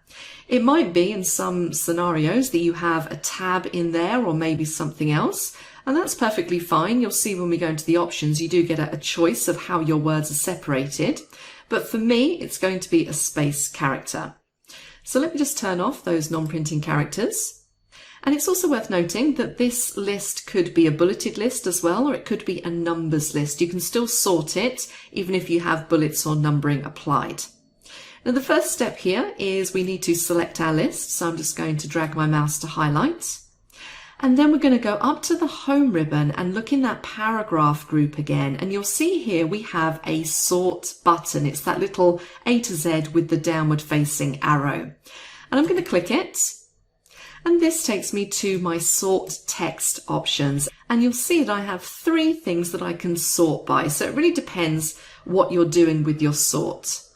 Now the first thing I need to do, as I said before, is I need to tell Word that my names, the first name and last name, are separated by a space character. So I'm going to jump straight into this options button at the bottom.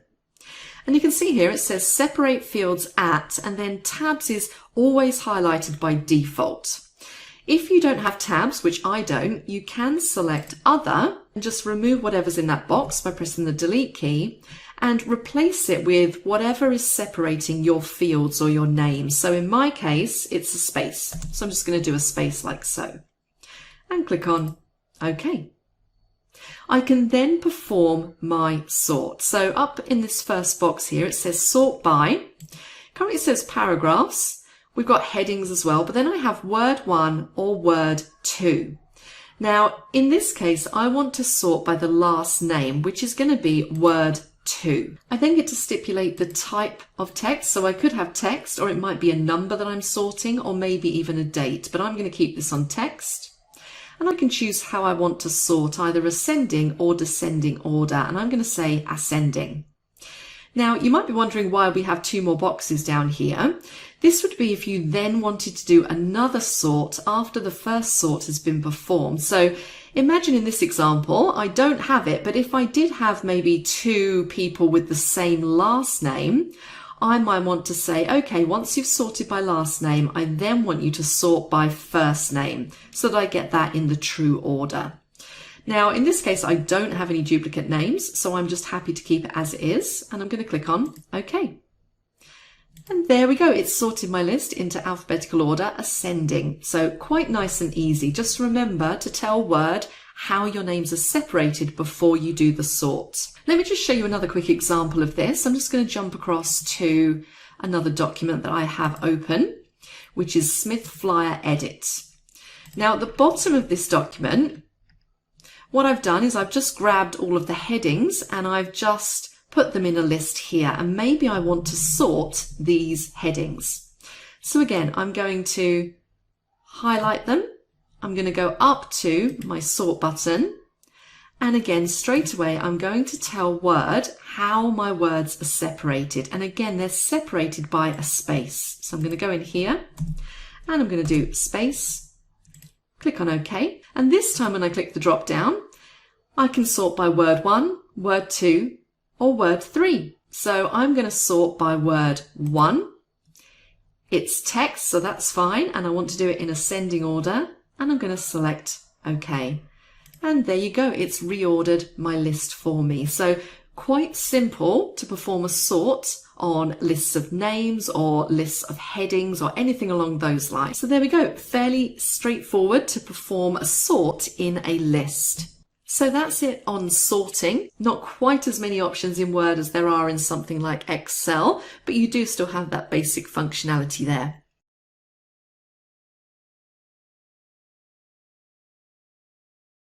Hello everyone and welcome to your Outlook 2019 training course.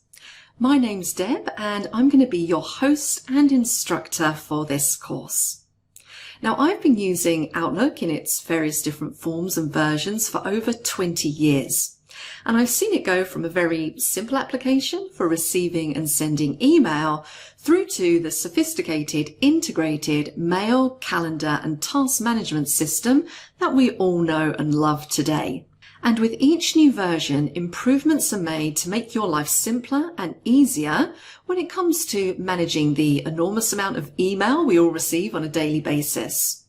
And Outlook 2019 makes it easier than ever to keep on top of your email, stay organized with calendar, and keep track of tasks and to-do items. In this course, I aim to provide you with a comprehensive overview of the different features available in Outlook 2019.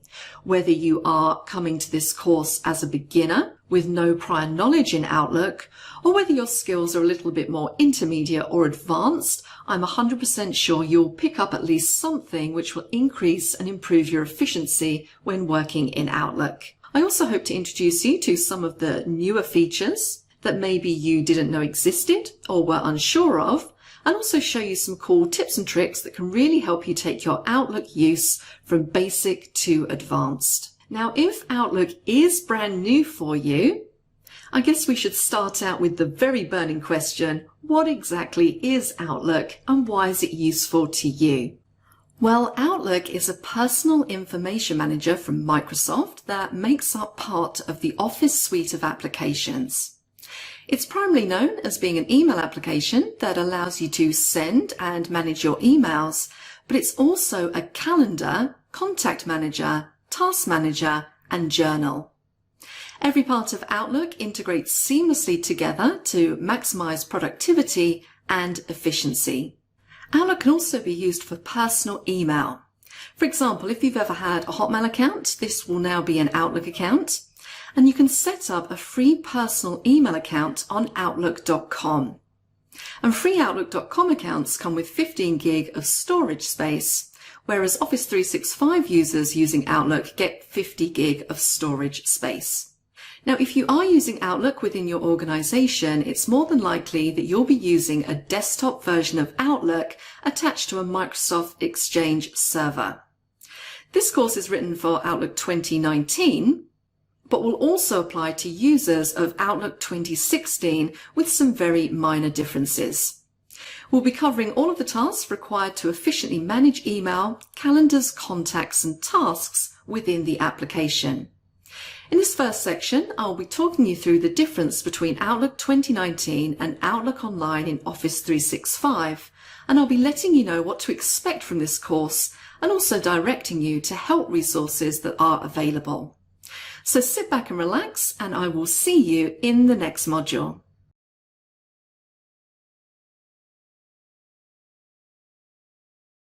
Hello everyone and welcome back to this course on Outlook 2019. In this module, I want to talk to you very briefly about the difference between Outlook 2019 and Outlook Online in Office 365. Now, I know there is always so much confusion surrounding this, so I just want to make sure that you're clear on it before we move forward. Now, what I currently have on my screen is Outlook 2019, the desktop version. And this is the version that this course is based on and the version that we'll be working through over the course of the next few sections. Now, this is what we would call a standalone application. So, for example, if I wanted to purchase a copy of Outlook 2019, I could jump onto Google or Bing. I could type in Purchase Outlook 2019 and I'd be taken to a page where I could download the software onto my PC.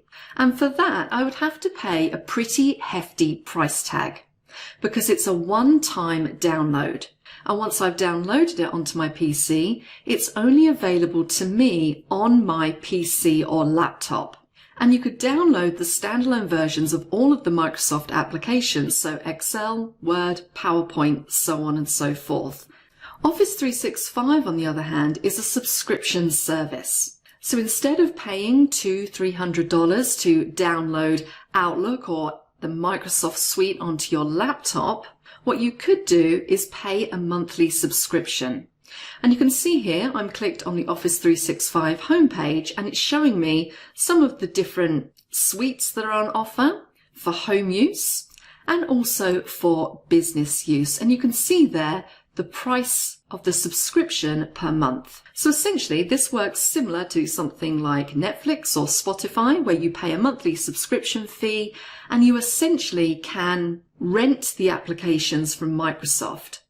So any Office 365 subscription allows you to download all of the Microsoft applications. So that includes Outlook. And you can download them onto your PC. And the good thing about Office 365 is that you can download all of the applications on 5 separate devices.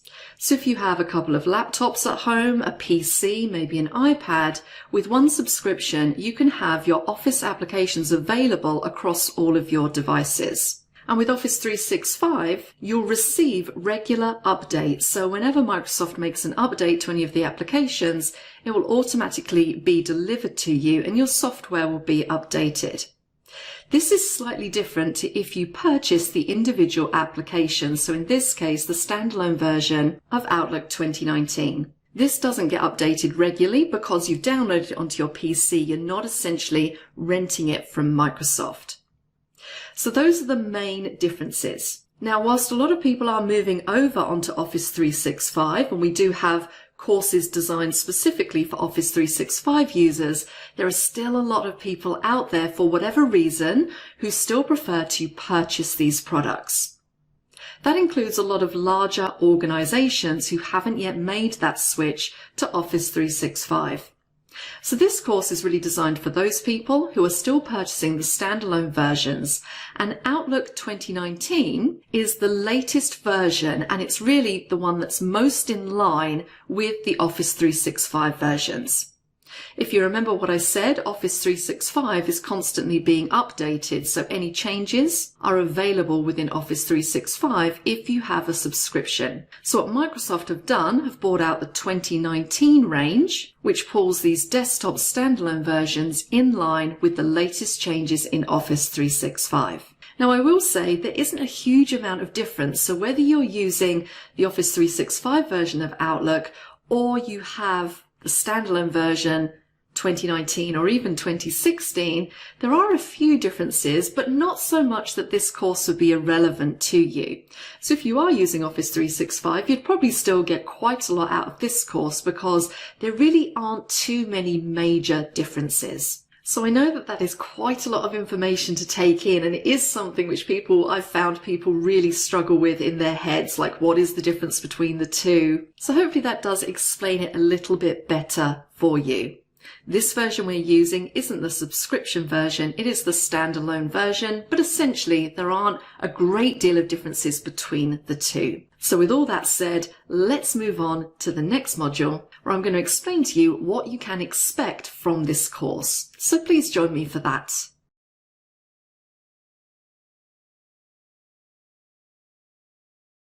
Hello everyone, and welcome back to our course on Outlook 2019.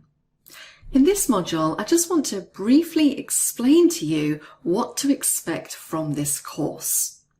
Now, this course is divided down into 10 sections, and each section contains between 5 and 10 different modules, with a total of 55 modules in the entire course. Now, within each module, you will find a video, and that video will be between 5 and 12 minutes long.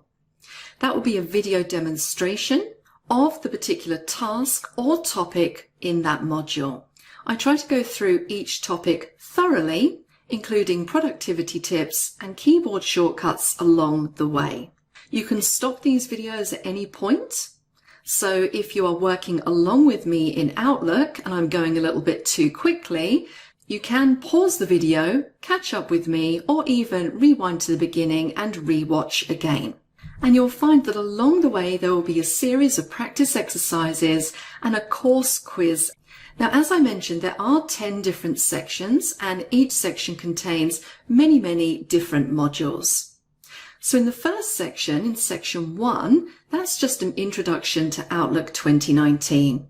So I'm going to give you an overview of Outlook, introduce you to things like keyboard shortcuts, and show you where you can go to find help with Outlook.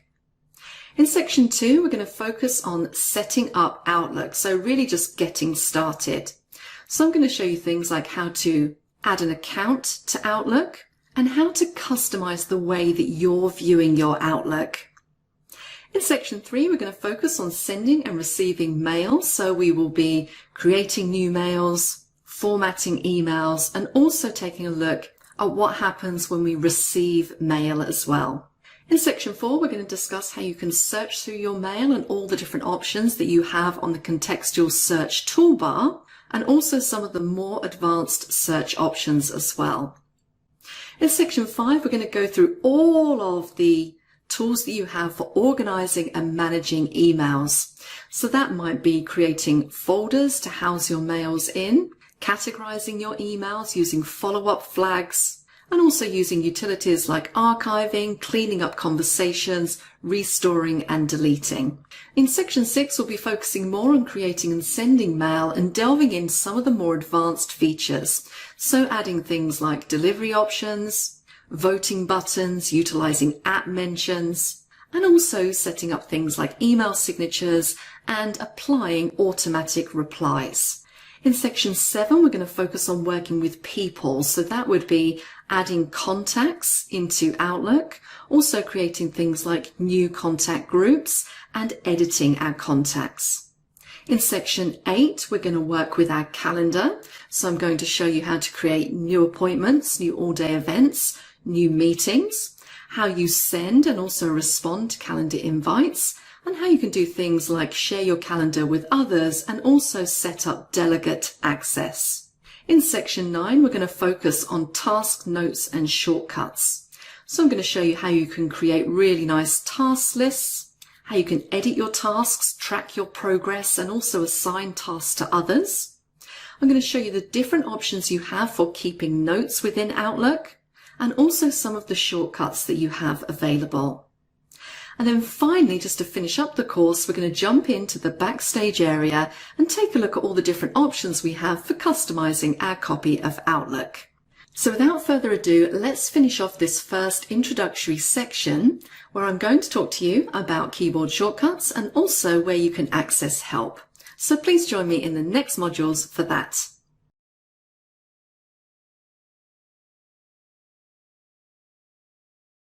Hello again and welcome back to our course on Outlook 2019.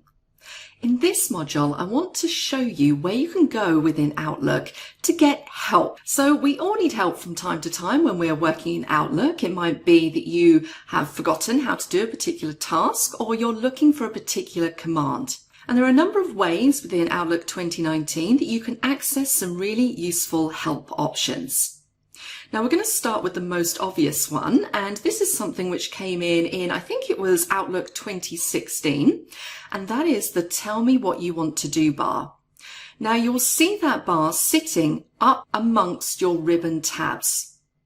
So you'll see a little light bulb icon, and then you'll have a little box up there that says Tell Me What You Want to Do. And this is great if you're looking for help or information on a particular task that you're trying to do within Outlook. So all you need to do is hover your mouse over the Tell Me What You Want to Do box, and you'll see there that there is also a keyboard shortcut of Alt plus Q. And it says there in the screen tip, just start typing here to bring features to your fingertips and get some help. And that's pretty much exactly what it does. So if I click in this box, and maybe I'm not sure how to categorize emails, so I can start to type in what I'm looking for. And you'll see it's an intelligent search. So as I type, Outlook is pulling up suggestions for me. And I can see there that the top one is categorize. And straight away, it's popping me out all of those different categories that I can add to my emails to make them stand out and to group them together. If I was looking for something like automatic replies, or out of office as it's most commonly known, I could start to type in automatic, and if I click automatic replies, it pulls up the exact dialog box that I need in order to set an automatic reply. So it's a really great way of jumping straight to a command that you're interested in. So don't forget about that, the tell me what you want to do box. Now another way to access help, and this is help again on any commands that you might be interested in, but also to access things like helpful tutorials on specific things in Outlook, you have a dedicated help ribbon. Now, if for some reason when you're looking at your Outlook you don't see this help ribbon, it might be that you just haven't turned that ribbon on. So let me show you very quickly where you go to turn this ribbon on in case yours is turned off. Let's jump to File and go into our Backstage area, and we're going to move directly down to our Outlook options. And you'll find all of the options related to the ribbons underneath the Customize Ribbon category. Now over in the right hand side, you'll see here it says Main Tabs, and then we have a number of these tabs ticked. And one of the ones that I have ticked is Help. So you might find that if you don't have that Help ribbon showing, it just means that your tick isn't in the box like this. So make sure you pop a tick in there, click on OK, and then you should find your Help ribbon. Now in here again you have numerous different help options, so if we just click on this first one, and again you can pull up Microsoft Help automatically using the shortcut key of F1, and this will pop a pane out on the right hand side, and once again you can browse through the different categories. So if I jump to Get Started, it's going to go through the basics of setting up my email account. If I click the arrow to go back to the main menu, I could choose a different category to browse to, and I have all of these subcategories that I can browse through. Alternatively, if I was searching for something very specific and didn't want to go through all of these categories, I can use the search bar at the top, and maybe I'm looking at better ways of managing my junk mail, and it pulls up all of those junk mail help topics. So a really nice little way of being able to access help whilst you're still working within Outlook 2019. And I'm going to close that pane down once I'm done. Now there are lots of other options up here. So for example, you could contact support if you wanted to. So again, this is going to pop a pane out on the right hand side. You can type a message and you can send. You can suggest a feature. So if you think to yourself, wow, I really wish I could do such and such in Outlook, then you have an option there to suggest a feature to Microsoft. Whether they take you up on that though is another matter, but you definitely can make suggestions for things to be added into Outlook. The other main one I really want to point out to you here is this Show Training option. Now, a lot of the time, in my experience, people tend to learn a little bit better when they're watching demonstration videos. And this is exactly what this button will show you. It will give you access to all of the Outlook training videos from directly within Outlook 2019. So again, they're divided down into categories, but I could jump to Quick Start just here, and I could access a video about how to add an email account to Outlook. So if training videos is your thing and that's how you enjoy or find that you learn best, you definitely have access to all of these underneath that Show Training option on the Help ribbon. So there you go, a few different ways for you to gain some really insightful and helpful information relating to different topics within Outlook 2019. That's it on Help for now. Please join me in the next module.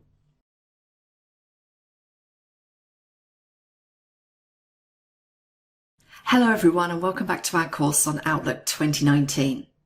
We're still in this first section where we're getting ourselves geared up to dive into our main course. Now before we do that, the final thing I want to point out to you here is I just want to mention keyboard shortcuts. You're going to hear me refer to keyboard shortcuts quite a lot as we go through this course. And again, if you're not sure what I mean by the term keyboard shortcuts, it's a quick way of performing tasks.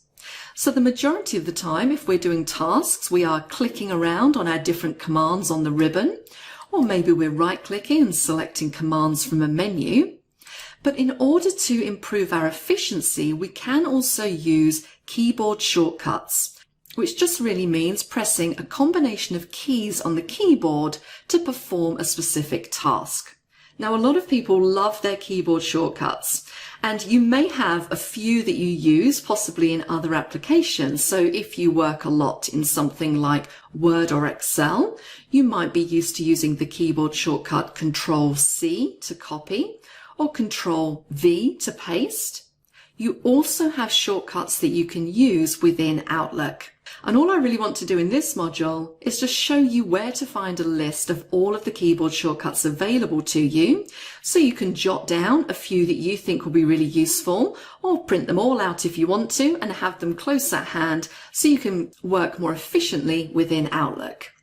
So I'm currently clicked on the Home ribbon, and I'm just going to hover my mouse over this first icon that says New Mail.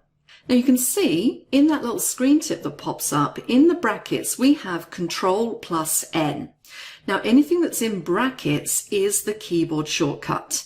So essentially, if I press Control-N on my keyboard, it's going to action that. It's going to create a new email. And you'll see for many of these items, as you hover over, you will have a keyboard shortcut. So there, for ignoring conversations, Control+Delete. Delete, Control+D. Archive is just a backspace. Reply, Control+R, so on and so forth. There are so many shortcuts available in Outlook, you're definitely not going to remember all of them off the top of your head. But you will find that over time, there will be a few that you use consistently, and you will always remember those ones. Now, if you do want to expand your use of keyboard shortcuts, the best way of finding out or getting a list of what they all are is to jump up into this Tell Me What You Want to Do area. And if we click in here, I'm going to type in keyboard shortcuts. It's telling me there are 10 results in the help file, so I'm going to click on that. And my help pane is going to open up. Now I'm going to drag that out. You see I'm just dragging the window, and I'm going to make that a bit bigger. And the first item there is keyboard shortcuts for Outlook. So let's click on that link. And essentially it gives me a little bit of information about keyboard shortcuts. And then I have lots of different headings, so shortcuts for navigation, shortcuts for creating items or files, formatting, so on and so forth. So they're divided down into sections. So if I click on frequently used shortcuts, I get this little table, and it gives me all of my shortcut keys to perform these tasks. And as I said, there are a lot of them. So you might want to go through them and just jot down some which you think you might use most frequently. Another thing that's worth pointing out, a little trick, is if you press the Alt key on your keyboard, can you see what's come up on the ribbon now? I have various different numbers and letters assigned to different parts of my ribbon. So I can see that if I want to jump to that Home ribbon, I can press the H key. It jumps me to the Home ribbon. And now if I want to create a new email, it's got N1 assigned to it. So I can say N1, and it creates me a new email. So sometimes that's a little bit quicker than memorizing keyboard shortcuts. Just press your Alt key and then you get those shortcuts come up. So if I wanted to jump to this folder ribbon, I would press O. Takes me to my folder ribbon. If I want to create a new folder, I can press N. And now it gives me the Create New Folder dialog box. So a few different options in there for you when it comes to keyboard shortcuts. So that is it for this first introductory section. We're now going to actually do some work. And we're going to move into section 2, where we're going to be talking about how you can set up your Outlook. So please join me for that.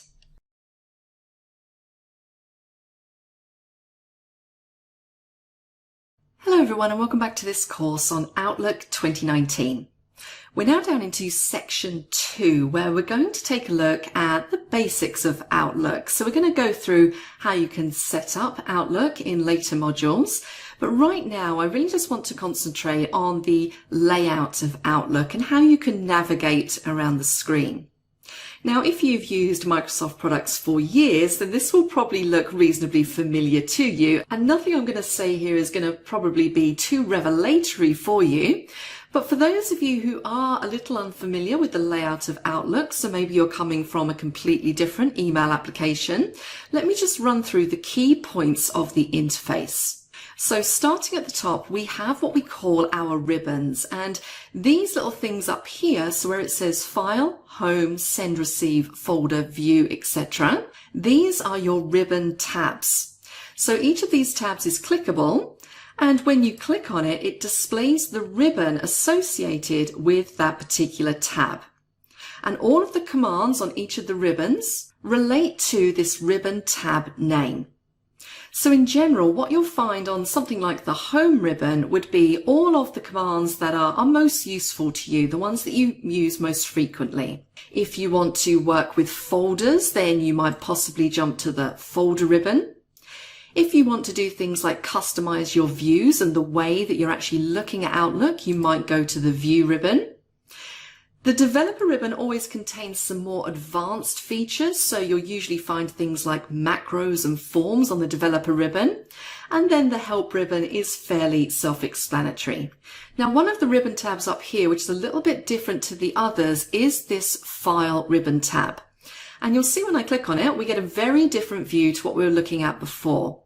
So when you click on File, it essentially takes you into what we refer to as the Backstage area. And again, this is standard now across all of the Microsoft applications. So if you use Excel, Word, PowerPoint, every time you click on File, it's going to take you into the Backstage area. And the way that I like to think of this is it's more like the administration side of Outlook. So this is where you can come to set up more email accounts. You can export your information out of Outlook.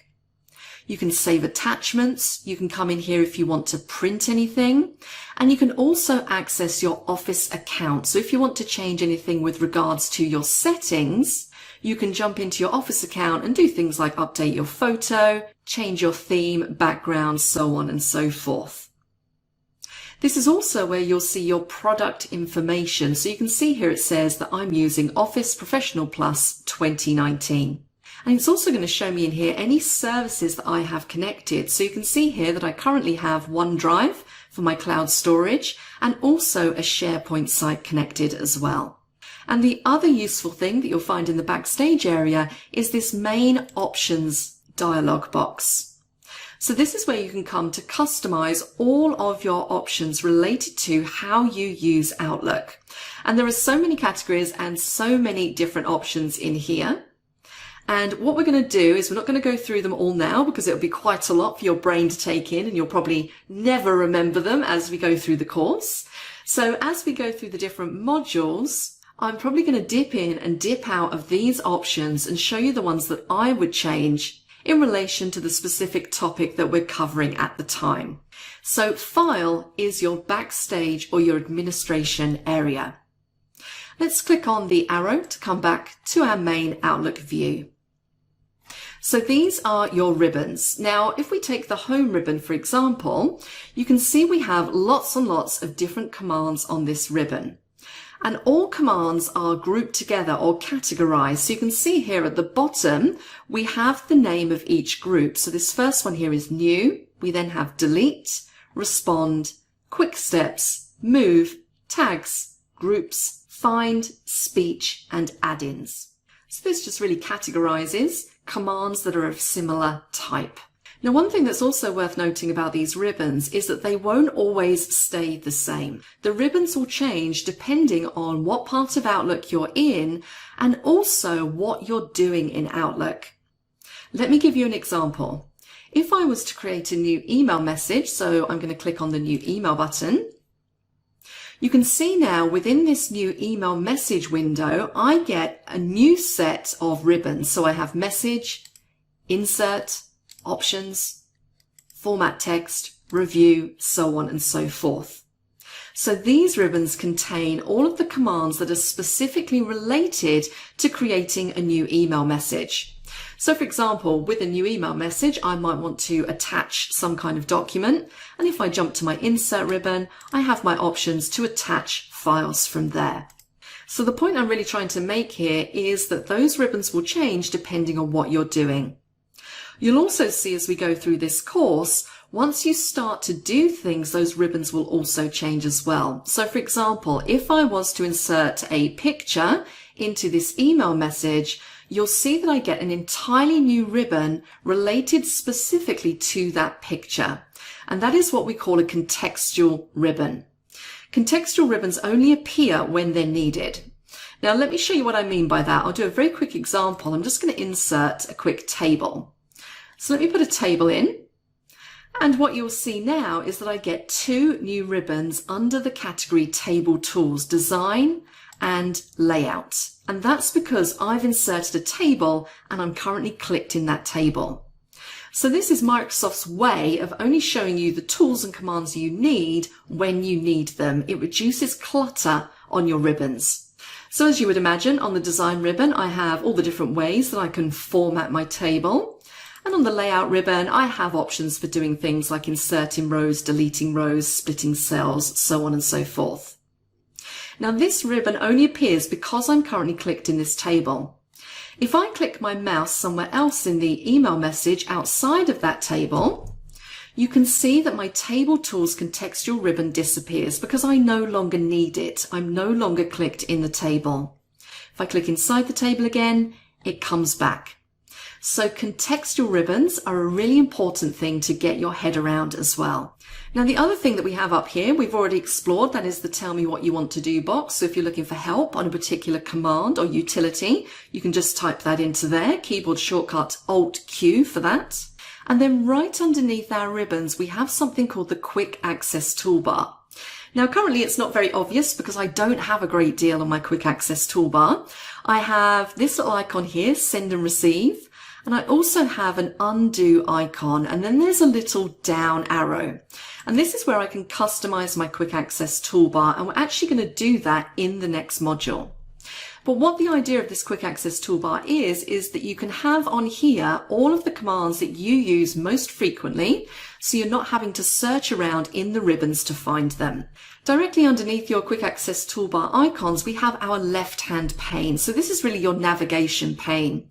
And it's where you access your mailbox and any folders that you have attached.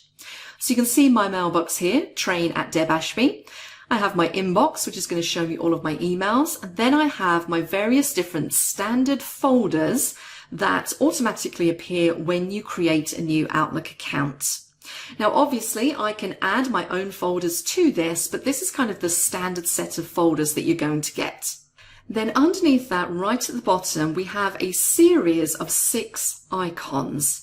And I always say to people, it's worth remembering that Outlook is far more than just email. You have access to your Outlook calendar. You have access to your contacts or people. You have access to a to-do list. You have access to a notes section.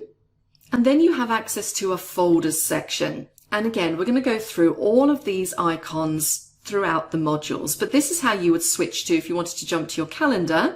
You can see as I hover over, I get a little quick preview. But if I want to jump to my full calendar, if I just click that icon, and it's going to switch me to my calendar. So very easy to jump between the different parts of Outlook. Then of course, finally in the middle, we have our main Outlook view. So currently, because I'm clicked on inbox, I'm seeing all of the mails that I have in my inbox. So you can see the current information I'm displaying is from, so who the email is from, the subject, when it was received, the size, the category, if there's been a category applied, if anyone's been mentioned, and I'm going to talk about that later in the course, and also if anything's been flagged as well. Now all of these column headings are customizable again. And when we look at the views section, I'm going to show you how you can create your own column headings, but this is kind of fairly standard, and this in general is how I would have my Outlook set up. Now, one other thing you may notice, and again, this is something that's fairly new for Outlook, is that we have 2 different styles of inbox. We have the focused inbox, which is what we clicked on now, and then we have other over here. Now this might be a feature you like or you dislike, and I'm going to go through exactly what the focused inbox is in a later module, and I'm also going to show you how to turn it off if you don't like viewing your emails this way. Just above our email list we have our search feature, so this will allow me to search for particular mails, and I can search within current mailbox, current folder, subfolders, so on and so forth. And then finally, running along the bottom, we have our status bar. Now, I don't have a great deal of information showing in my status bar, but it does show me that I have 12 items. You can see that all the way over on the left-hand side in the corner. I have 7 reminders, and I can click to view my reminders. It's telling me that all my folders are up to date, so they're synchronized. And it tells me that I'm connected to the Microsoft Exchange server. I also then have 2 different ways that I can view my inbox. So I'm currently on normal view, which is going to show me all pinned panes.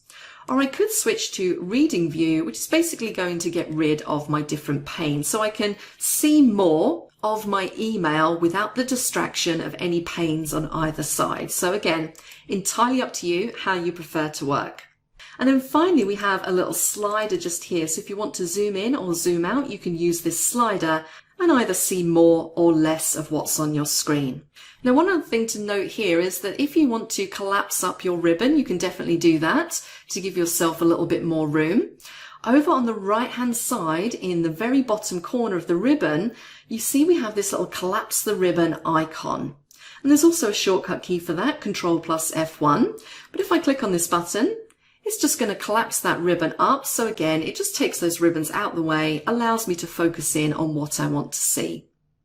Now, if I want to bring the ribbons back, if I just click on any of the ribbons, so if I say home, for example, now because I collapsed it, every time I click away, the ribbons are going to disappear. But if you decide that you actually want them back permanently, just click on one of the ribbons and then go back over to the right hand side, and you'll see that we now have a pin the ribbon icon. Again, Control F1, and that will pin those ribbons back in place. And then finally in the top corner, we have our standard Microsoft buttons. We have our cross, which is going to close all of Outlook. We have our restore down, so that's going to minimize or maximize your Outlook window. We have the minimize button, which is going to basically minimize all of Outlook down into the system tray. And then we have some ribbon display options. So again, I can choose to auto hide the ribbon, I can show just the tabs, or I can show tabs and commands. So currently I have my ribbon tab showing and all of the commands, but if I just wanted to show tabs, I could do that as well, which pretty much takes it to the same view as when we collapsed the ribbon. So a few different ribbon view options just there. And that is basically it. We've just seen in a few minutes there how you can navigate efficiently around the Outlook interface. That's it for this module. Please join me in the next one.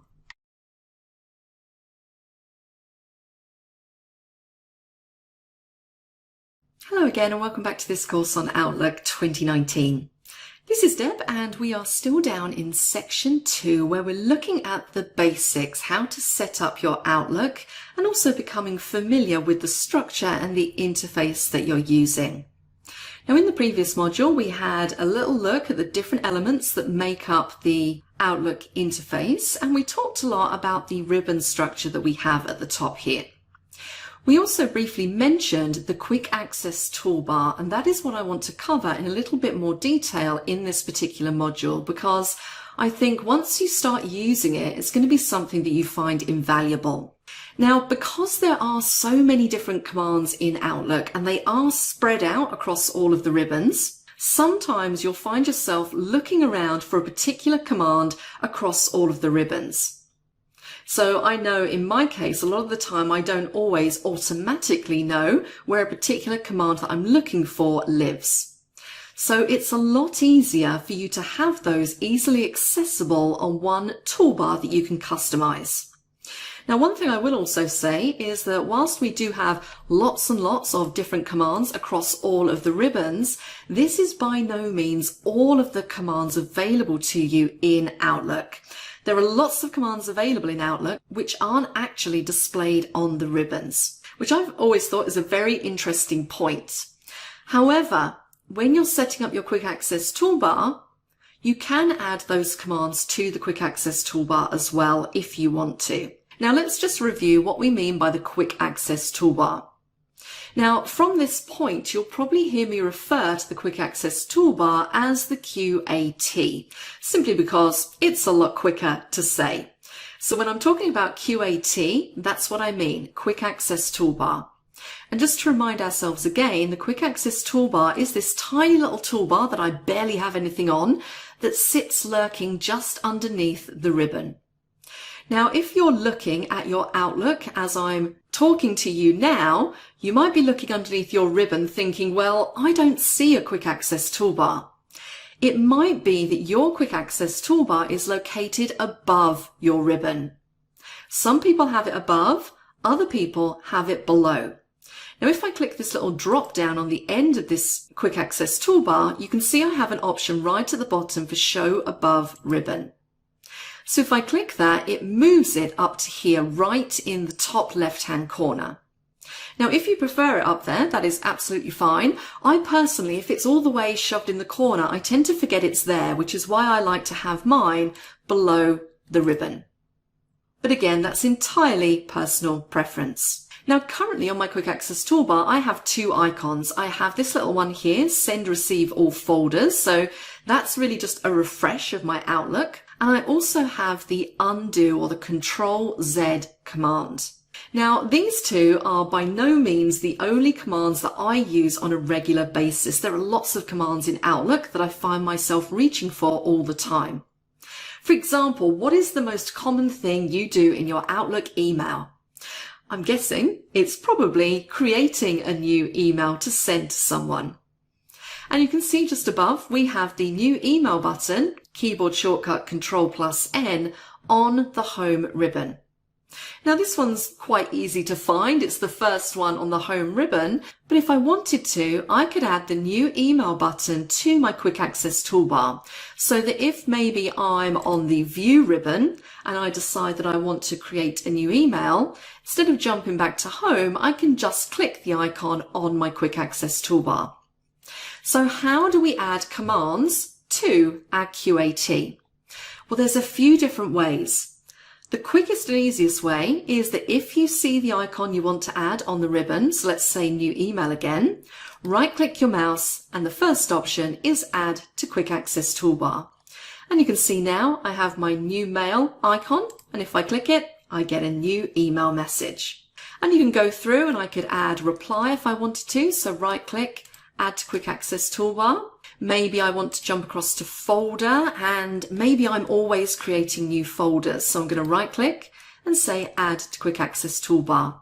So you can see that I'm building up a catalog of commands that I use frequently and making them super accessible to me. It makes me a lot more efficient when I'm working in Outlook. Now, aside from right clicking and adding to the quick access toolbar, if you want to access all of the commands in Outlook, and if you remember I said not all of them are available on the ribbons, you can click this drop down and you could go down to more commands. Now this essentially jumps you into the Outlook options, which we looked briefly at when we went into the file or the Backstage area. And it jumps you to the quick access toolbar section of Outlook options. Now what you'll see here is that on the right hand side, this is what's currently on my quick access toolbar. So you can see send and receive, undo, new item, reply, and new folder. On the left hand side, this is where I can choose which commands I want to add to my quick access toolbar. And these commands are all categorized. So currently I'm only displaying the most popular commands in Outlook 2019. Now if I click the drop down, you can see here I have one for all commands. And this is going to show me every single command available in Outlook.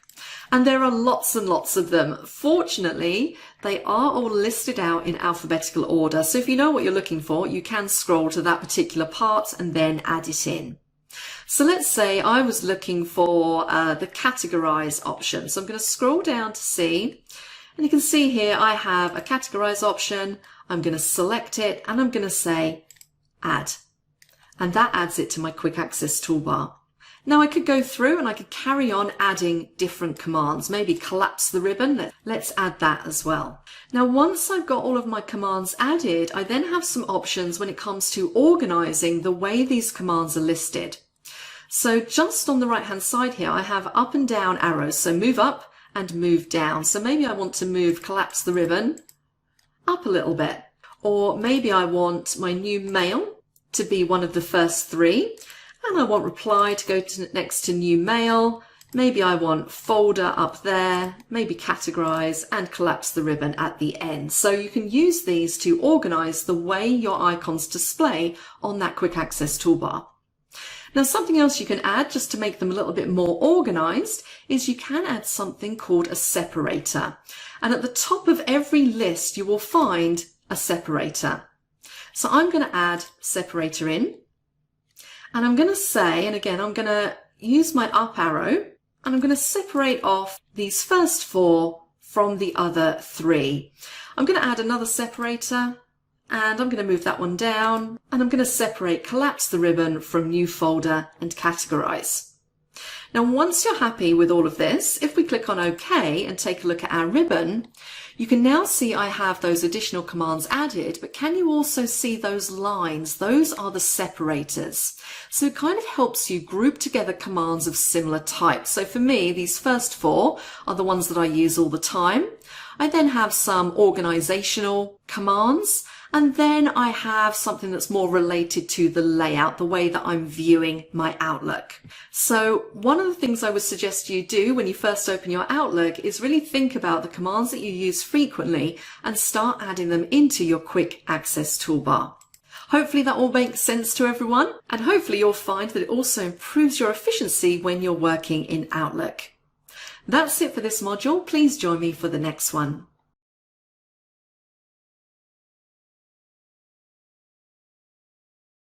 Hello again and welcome back to our course on Outlook 2019. This is Deb and we are still down in section 2 where we're basically looking at the basics of Outlook 2019. Now in the previous module we looked at how you can increase your efficiency by adding commands to the quick access toolbar. And what I want to do in this module is really show you how to attach an email account to your Outlook. Now you may be wondering what I mean by that. Well, if you cast your eyes over to the left-hand side of the screen, in the folders pane, you can see that I have my email account attached here. So this is my email address, and I have various different folders underneath there. Now it might be that I also want to attach another email account. So if I have a personal account, so maybe something like a Gmail account or another Exchange account or a Hotmail account or something along those lines, I can also set that up so I can view those mails in my Outlook. So it's like having numerous different mailboxes which you can access from your Outlook 2019 account. So I really just want to run you through the process. It is very simple and straightforward. The only pieces of information that you require in order to do this is you need to know the email address of the account that you want to set up. So in my case, I'm going to set up my personal account. And you also need to know what email application essentially it uses. So whether it's Gmail, Hotmail, Live, Exchange, whatever it might be. And obviously you need to know your password for the account as well. So let me show you how quick and easy it is to set up another email account in your Outlook. Now for this, we're going to jump into the Backstage area again. So if you can remember back from one of the earlier modules, in order to do that, we click on the File tab. And this jumps us into our account information. You can see here the tab I'm currently on is the Info tab. And the first option we have here is Account Settings. So let's click on that. And we want to go into the first one, Account Settings. And you can see that it says there, add and remove accounts or change existing connection settings. So it's also worth noting that you can remove any unwanted accounts that you've added from here as well. So let's click and jump into there. So in this Account Settings dialog box, I have a number of different tabs running across the top. Now, the only one I really care about here is this Email tab. And currently it's showing me the mailbox that I have attached to my Outlook. And I have a tick by this mailbox because this is my default mailbox. Now, if I wanted to add another mailbox into here, all I need to do is click on the New button. Now you can see here that Outlook has picked up an old Outlook email address that I used to use. So it's given me that as my default option as an account that I want to add. Now I actually don't want to add this particular account, so I'm going to delete that out. And I'm going to type in the name of the account that I do want to add, which is essentially just the email address of my account. And you can see that this one is a Gmail account. Now we do have some advanced options. You can say, let me set up my account manually, but wherever possible, if I can, I like to let Outlook do all the work. So I'm going to say connect. And what it's asking me to do now is to log into my Google account. So again, I'm going to go in with my email address. I'm going to click on next. And I'm going to type in my password. And click sign in. I get a little warning message there from Google saying that Microsoft is going to have access to my Google account. So I'm going to say that that's fine. I'm going to allow. And there we go. It was as easy as that. So you can see it says account successfully added, and it's added my Gmail account as an IMAP account.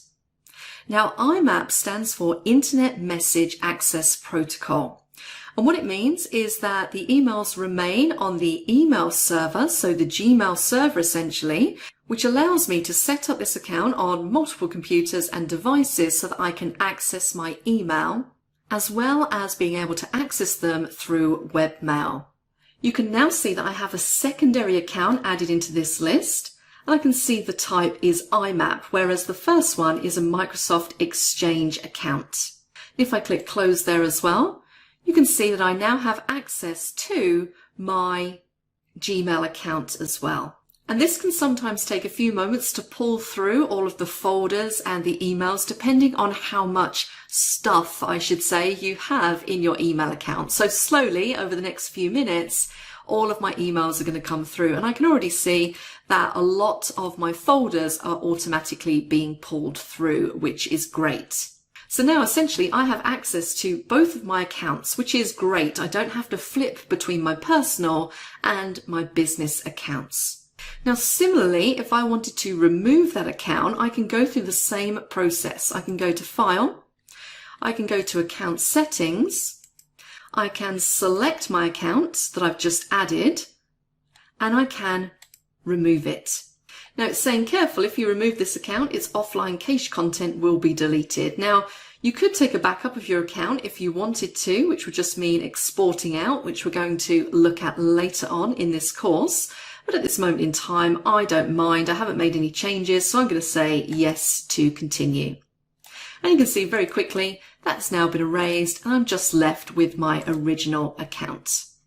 So hopefully that's shown you how easy it is to combine multiple accounts into your Outlook 2019 account, which makes it super efficient when you do have numerous different mail accounts that you want to manage all in one place. That's it for this module. I will see you in the next one.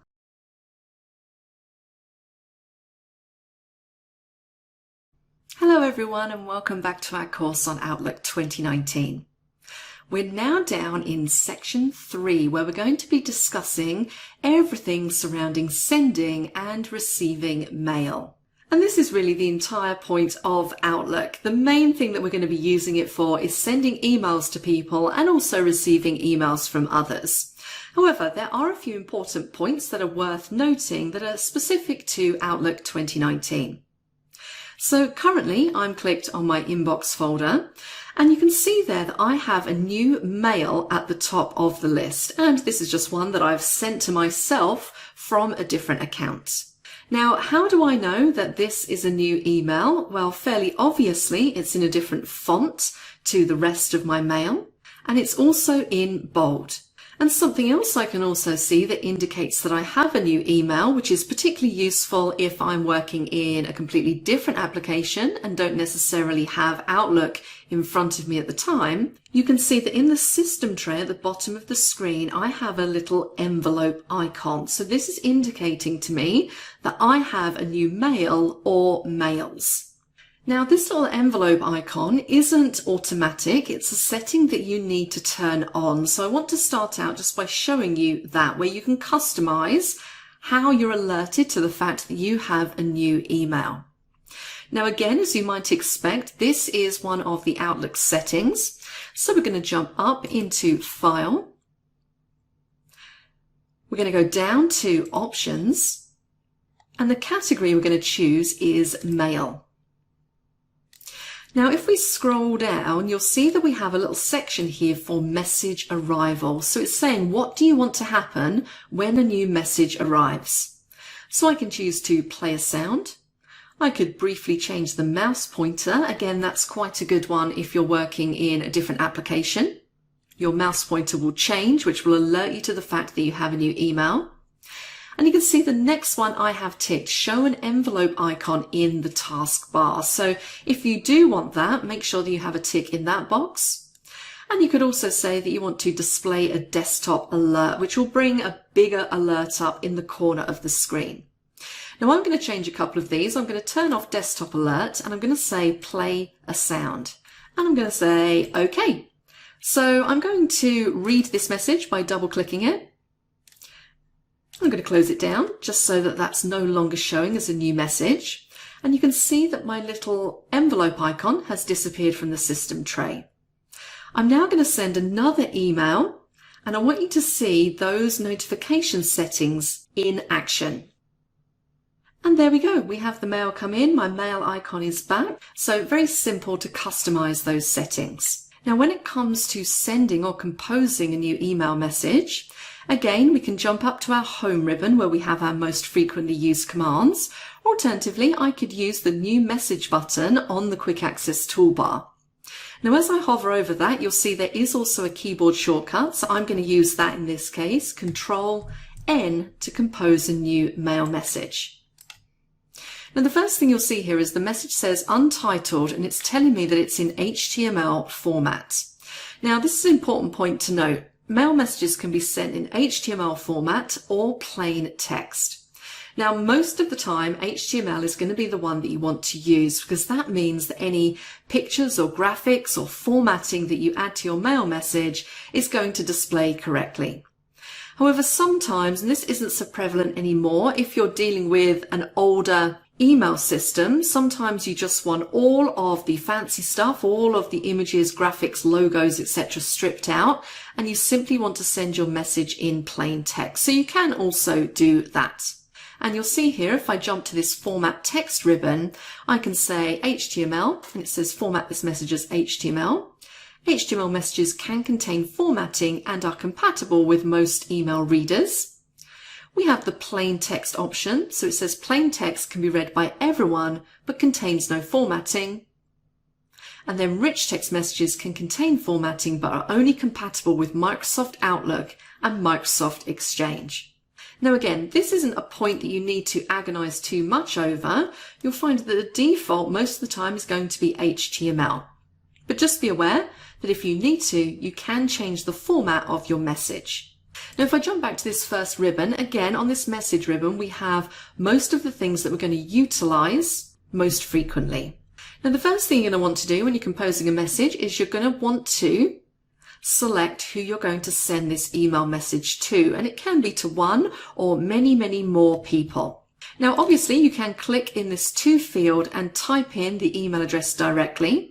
Alternatively, if you have contacts set up in Outlook, and again, this is something we're going to cover a bit later, if you click on the To button, you can select a contact from your different address books. So I'm going to click on My Contacts, and this shows me all of my particular contacts.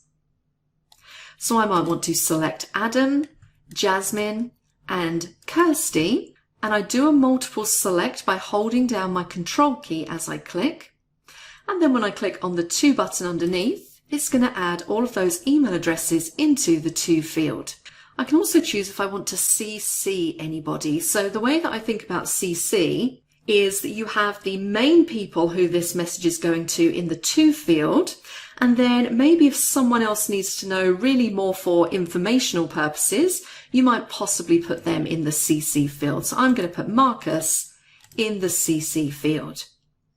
Now you also have an option for BCC or blind carbon copy. And this is if you want to send somebody the mail, but you don't want anybody else to be able to see that you've also sent that person this email. So in this case, I'm going to BCC Jasmine and click on OK. And it adds all of those email addresses into the relevant fields. Now, if I wanted to add one on the end here manually, all I would need to do would be to click on the end, do a semicolon, space, and then I can go ahead and I can type the email address. I then need to add a subject to my email. So let's say that this is going to be about the summer party. And then I can click in the main body of my mail and start to compose my message. Now there are a whole ton of formatting options that you have when it comes to writing messages. So let me type in a brief message. So I have my brief message now added into my email. Now that's absolutely fine, but currently it's not particularly interesting, not particularly vibrant. It's all the same font, all the same size. So if I want to start formatting this email, you'll see that I have a Format Text ribbon. And on this ribbon, we have all of our different options when it comes to formatting. And this has improved so much in Outlook over the years. I remember a number of years ago, there was some very basic formatting that you could do in your emails. But now, really, it feels a lot more like you're almost working in a Word document as opposed to typing an email, particularly with things that you'll find underneath the insert ribbon. You can do things like insert tables, pictures, even shapes, icons, and 3D models directly into your email. So for example, let me just show you one of these. If I press enter a couple of times to add a bit more interest to this email, I'm going to stay on the insert ribbon and I'm going to utilize this icons option we have in the illustrations group. Now, if you've never come across icons before, you will find icons in all of the Microsoft applications. And they're a really great way of being able to add icons into your documents, emails, spreadsheets, presentations without leaving the application that you're in. So I'm going to search for an icon related to party. And there we go. We get a few of them just here. So I'm going to choose the balloons and I'm going to say insert. And it inserts that little icon for me. Now, if you remember what I was saying before about contextual ribbons, so those ribbons that only appear as and when they're needed, you can see that now I've inserted this icon, and an icon is considered to be a graphic. If you look up at my ribbons now, you can see that I have an additional ribbon, and it comes under the heading Graphics Tools. We now have this Format ribbon, and all of these options relate to this particular icon. So if I want to change the color of this icon, I can go to Graphics Fill and I can change it to a different color. So let's say red. I could even give it a little bit of an outline if I wanted to. So let's give it a black outline, like so. And as I click away, that ribbon disappears. So don't forget all the options you have for inserting different items into your email available on this insert ribbon. Now let's go back to format text for one moment. Now it might be that I actually want to make the text of all of this email a little bit bigger. So I could click and drag my mouse, or alternatively, if I click somewhere within my message and press the Control-A keyboard shortcut, that's going to highlight all of my text. And I'm now going to go up and I'm going to change the font size. I'm going to make it size 14, like so. Now some other formatting options I might want to do. I want to make this bigger and better text stand out a little bit more. So I'm going to highlight it and I'm actually going to click the little drop down in the corner here. So you'll see within some of these groups you have a little diagonal arrow. And that essentially takes you into some more advanced options for your font formatting. Now I'm going to say I want the words bigger and better in all caps. I'm also going to make it bold, and I'm going to change the font color to red and click on OK. And there we go. So I have all of my regular font formatting options available in this font group. And again, if you're used to using applications like Word, these will be very familiar to you. We also have our paragraph options here. So if you want to add bulleted lists, numbered lists, you want to do some aligning, you have all of those options in there as well. So I might want to add something into this email. And then I might have a list of tasks. And again, I could highlight all of these, go up to my paragraph group and add my bullet points like so. So automatically now this email looks a lot more interesting. The key points stand out. I've added some interest with a little bit of an icon, and I've also organized my list a little bit better using bullet points. So don't forget about all the different formatting options that you have on the Format Text ribbon and also the Insert ribbon as well. Now, there are so many different options when it comes to sending your message, and we're going to go through some of those in the next few modules. So at this point, probably what I'm going to want to do is, once I've read it over, is I'm probably going to want to run a spell check. So I'm going to go to the Review tab. I'm going to say Spelling and Grammar. And it's telling me I've got no spelling errors, which is very rare for me, but I'm going to say OK. And I'm going to determine that I'm pretty much happy with this email. I am ready to send it. Now, what if I'd got halfway through this email and maybe got called off to a different task, or maybe I had to go out to a meeting or to lunch, and I didn't just want to leave this message open on my screen? What I could do is save my message as a draft. So again, up on my quick access toolbar, I have a save option, Control S. So I'm going to say save. I'm going to close this message down.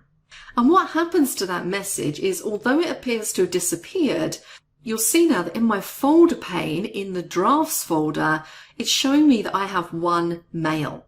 So when I click on my drafts folder, there is my email. So if you just click save and close the message, it's going to be saved into your drafts folder. You can jump in there, reopen it, continue with your message, and then when you're ready, you can click send.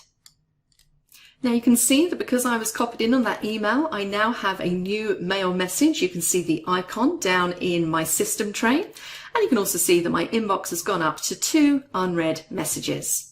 If you want to view all of the messages that you've sent, if you click on the Sent Items folder, you can see in there all of the messages that you've sent through. So a very simple process to receive messages and also to send them. That's it for this module. I will see you in the next one.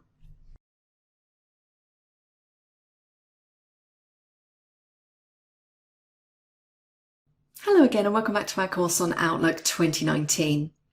We're still down in section 3, where we've been looking at sending and receiving emails. And in this very, very quick module, I really just want to showcase to you one of the newer features that you'll find in Outlook. And this is a feature again which came in around Outlook 2016, I believe it was. It may have been there in 2013, I can't quite remember. And that is something called the focused inbox. Now, if you're anything like me, your emails are probably overflowing in your inbox most of the time. And the focused inbox is a feature that's been introduced to reduce the noise and enable you to focus only on those most important messages. And the way it works is that focused inbox is a feature that essentially uses machine learning to control the overflow of emails by analyzing incoming messages and, based on the contents, placing the most important emails in the focused tab and assigning everything else to the other tab. Now, if you're wondering what I'm talking about, if you look just above my list of emails, you can see I have focused and other. And currently I'm clicked on focused because it's showing in blue font and it has that line underneath. So essentially, when you receive an email, Outlook is going to analyze the contents of that email to determine if that is an important email for you. And it's also going to learn from your actions as well. So for example, if you get a newsletter every single week, and maybe you signed up for this newsletter a year ago, and you delete that email every single week without reading it, Outlook is going to analyze your behavior so that when you receive that email next, it knows that you always delete this message, and it's going to put it in the other tab because it's not going to deem it as an important message. So what Outlook is trying to do here is to really just help you focus on the most important emails.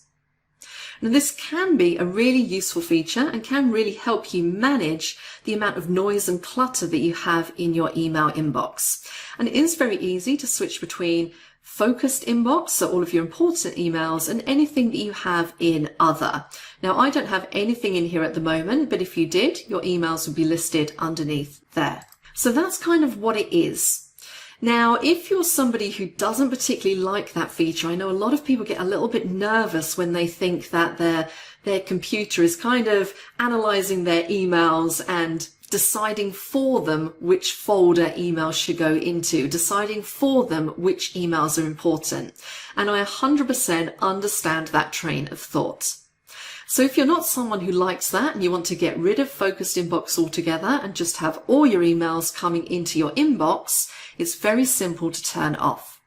If you jump up to the View ribbon, you can see we have a little group there called Focused Inbox, and currently, because I have mine turned on, the icon is showing in grey. And all I need to do to turn it off is click on the button again, and you can now see that that changes. I no longer have Focused and Other, I just have all emails and any that are currently unread. So again, entirely up to you if you like or dislike that feature. You will also find this feature in Outlook on the web, so if you have an Office 365 account and you access your Outlook mail through there, you'll find that you do have the focused inbox option as well, which again you can turn off or on depending on what your personal preference is. So that's it on this module. Really quick little module just to explain to you that new feature. I hope you enjoyed that. Please join me in the next module.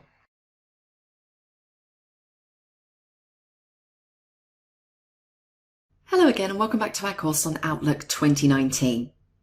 In this module, we're going to take a little bit of a further look at customizing our inbox and really setting it up so that it suits how we work. And there are a whole host of features available in Outlook to help you with this.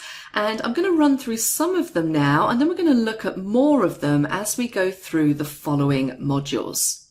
Now, the first thing that we're going to do here is we're going to jump up to the View ribbon, because this is the ribbon where you'll find a lot of the commands which are really going to help you customize the way that you're viewing your emails and the way that you're looking at your inbox. Now, the first group that we have here, which says Current View, this is where we can change the types of columns that we're seeing so we can make changes. So the first group we have there is related to how we're viewing our inbox. So currently the information that I can see when I'm looking at my emails in my inbox is I can see who it's from, the subject, when it was received, the size, categories, mentions, and flags. Now, all of those column headings can be changed, so you can really tailor the type of information that you want to see when you're looking at your emails.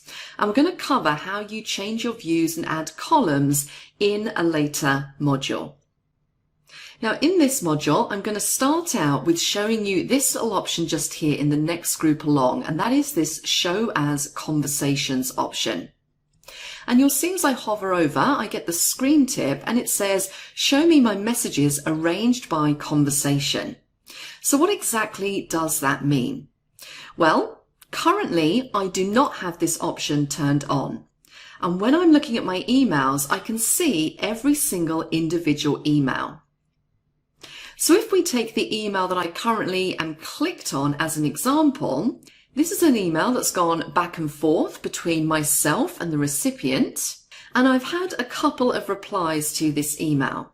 Now, when I don't have the Show as Conversations option checked, I can see every email. So every reply I receive to this email is going to show as a separate email in my inbox. Now, it might be that you like it set up this way, but let me just show you an alternative. And the alternative is utilizing this Show as Conversations option. So if I put a tick in this box, it will ask me, do I want to apply this setting to just this folder or my entire mailbox? So in this case, I'm going to say just this folder. And you can see what it essentially does is it groups all of those email replies together. So effectively, I now have this little collapse and expand button. So if I collapse it back up, I can just see one email, but if I click it, it's going to show me all of the replies underneath to that email. So it really helps me declutter my inbox by keeping all of the same conversation together, and I can choose whether I want to collapse that or expand that up. And of course, the one thing it's probably worth noting here is that you need to remember that you've done that. Otherwise, you might think you only have one email and forget that you can actually expand to see all of the emails underneath.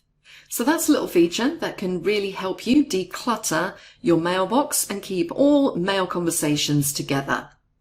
And of course, if you want to turn it off, just take the tick out of that box, apply it to this folder, and your emails will be listed separately again. Moving along, we've already discussed in the previous module what Show Focused Inbox does. So let's move on to our next option, which is Message Preview. Now, I currently have this turned off, but if you wanted to, you could display a short preview of the email message. So if I was to say, let's go for the maximum here, 3 lines, and I'm going to say apply to this folder, it's going to show me the first 3 lines of all of my emails. Now again, some people like this, some people find this a little bit messy looking.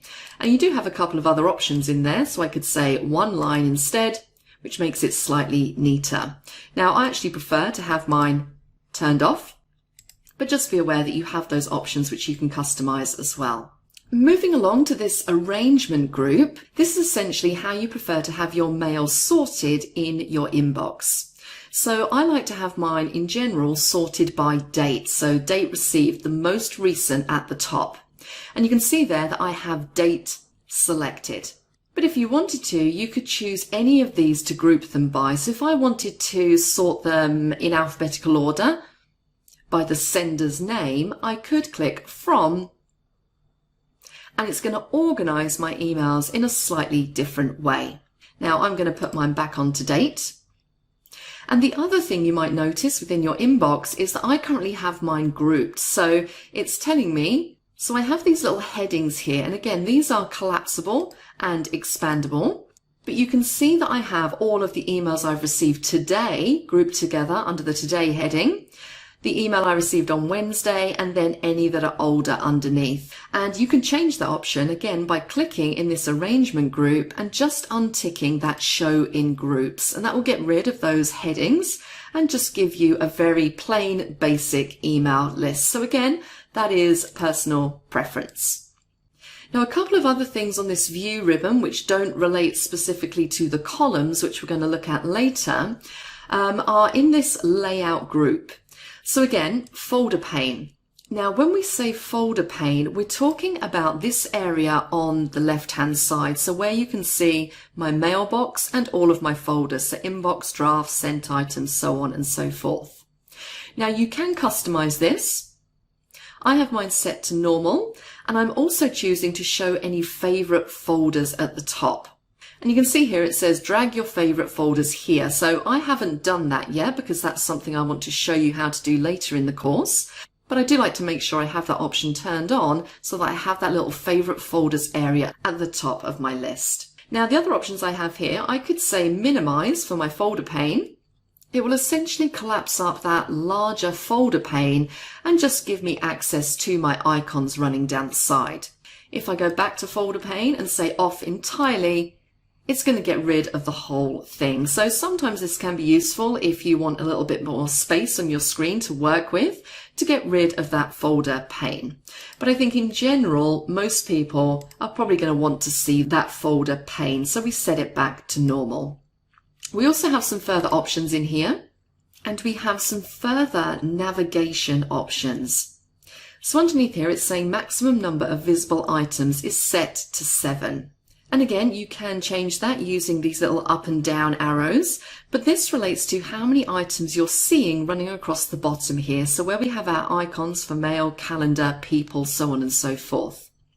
And you can also see that I have compact navigation selected, which is why I see these as icons If I was to remove the tick from this box and click on OK, you'll see that those icons will change to actual words, and it takes up a lot more room on your screen than those smaller icons. But again, sometimes people prefer to set their Outlook up this way. Now I'm going to jump back into options and I'm going to turn back on my compact navigation. And then the final thing I can do is change the order that I'm displaying these items. So you can see that I have mail, calendar, people, tasks, notes, folders, shortcuts. And you can see that reflected at the bottom of the screen: mail, calendar, people's tasks, so on and so forth. Now, if I wanted to change that order around, I can definitely do that. I can click on an item and choose to move it up or move it down. So it might be that I want to put my shortcuts before folders, and then when I click on OK, you'll see that those changes I've made take effect. So I changed them back to icons, and I also now have my shortcuts before my folders. So a few different options you can customize in there as well. Let's jump across to the reading pane. Now you're currently seeing here that I have my reading pane turned off. Now what that means is that in order to read the email message, I need to open the email message. So let's take this email from Jamie as an example. I need to double click on it in order to open that email and read it. However, if I turn on my reading pane, I don't need to double click to open the email in order to be able to see the contents. So again, if I go back up to reading pane and I say bottom, you can see it gives me this reading pane. So whichever email I'm currently clicked on, so again, it's the one from Jamie, I can actually see that without opening the email in itself. And if I don't like it running across the bottom, I could choose to put it on the right-hand side. So again, this is very much personal preference as to which method you prefer. Now, if we go back up to reading pane again, because there are some further options with regards to this. So you can also set up if you want to mark items as read when they're viewed in the reading pane. So if you remember, if we have a new email, like this one just here that I haven't yet read, summer party, if I choose to mark the item as read when viewed in the reading pane, it means that as soon as I click on this email and it displays in the reading pane, it's going to turn into an unread email.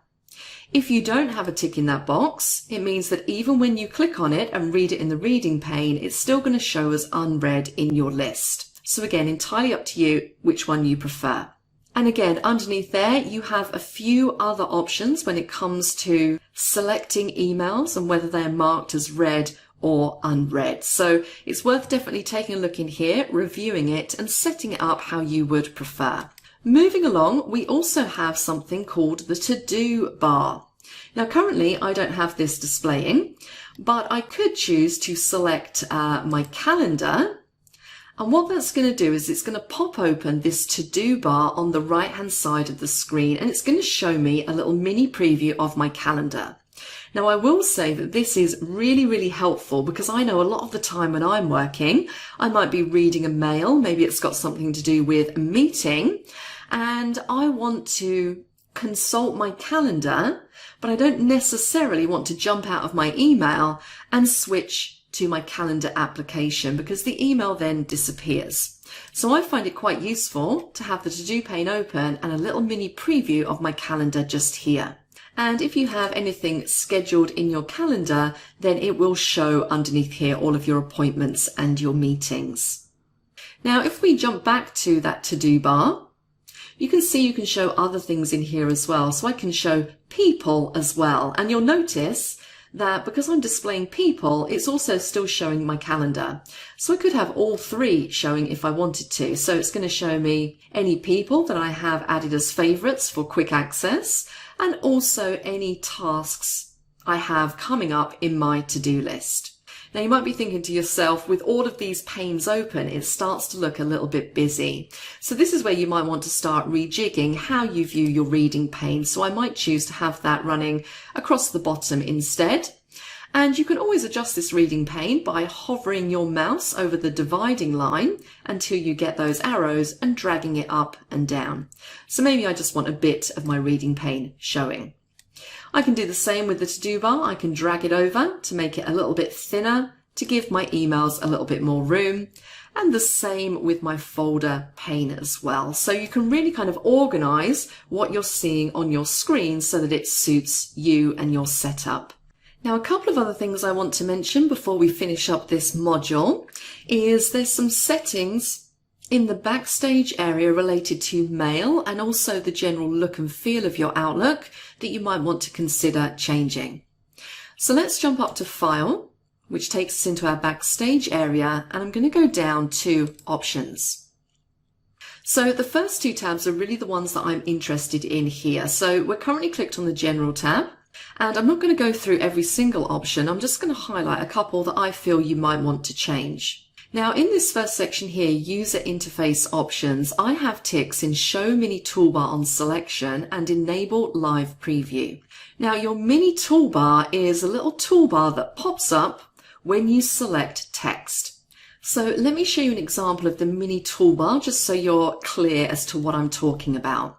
If I just cancel out of here for one moment and create a new email message, if I was to type hello, and that's all I'm going to put in here, but if I was to select this piece of text, so I'm going to double click, you'll see just above I get the mini toolbar. So this makes it super easy for me to access my text formatting options. So this little pop-up is your mini toolbar. Now, if you find that particularly annoying, then you can turn it off. And that is exactly what this little option is in the general settings. So if you don't like it, you can take a tick out of this box.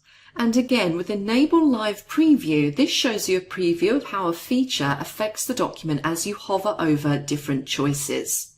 So again, if we take the example of a piece of text that I want to change, if I highlight the text and then maybe I want to change the font that I'm using, when I go up to my font and hover my mouse over the different font types, whether that be Arial or Calibri or Times New Roman, as I hover over, the font in my email is going to change depending on which one I'm currently hovered over. I don't have to select it, it's just giving me a preview prior to selection. And that is what we call a live preview. And again, I find that super useful, so I like to have mine turned on.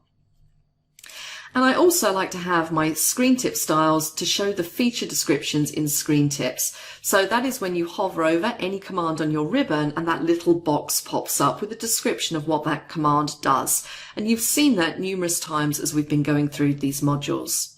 And finally down here, it says personalize your copy of Microsoft Office. And you can see that I have my username in there and my initials.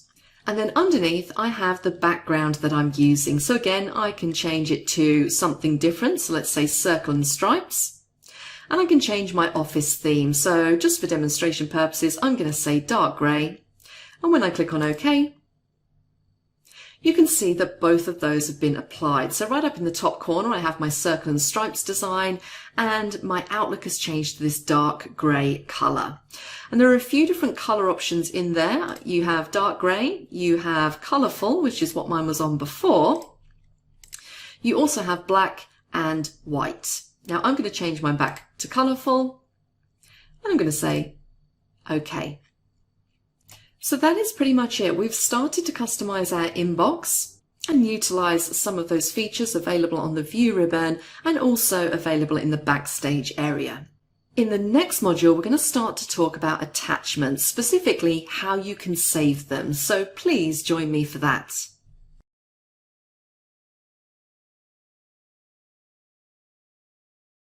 Hello again and welcome back to my course on Outlook 2019. In this module, I really want to focus in on the topic of saving attachments. Now, one of the most common things to receive in Outlook, in your mail, is some kind of document. That might be a Word document, a spreadsheet, or some other kind of file.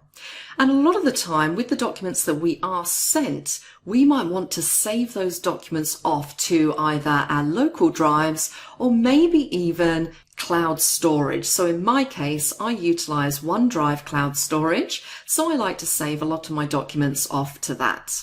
So I just want to show you a few different methods of easily being able to save documents that have been sent to you as attachments in emails. Now you'll see currently I'm clicked on an email from Marcus, and I know that this email has an attachment because I can see that little paperclip icon next to his name. Now when I view that email in my reading pane towards the bottom, I can see that I have an Excel spreadsheet attached to it called salesbudget.xlsx. And I want to save this off to my cloud storage, to OneDrive.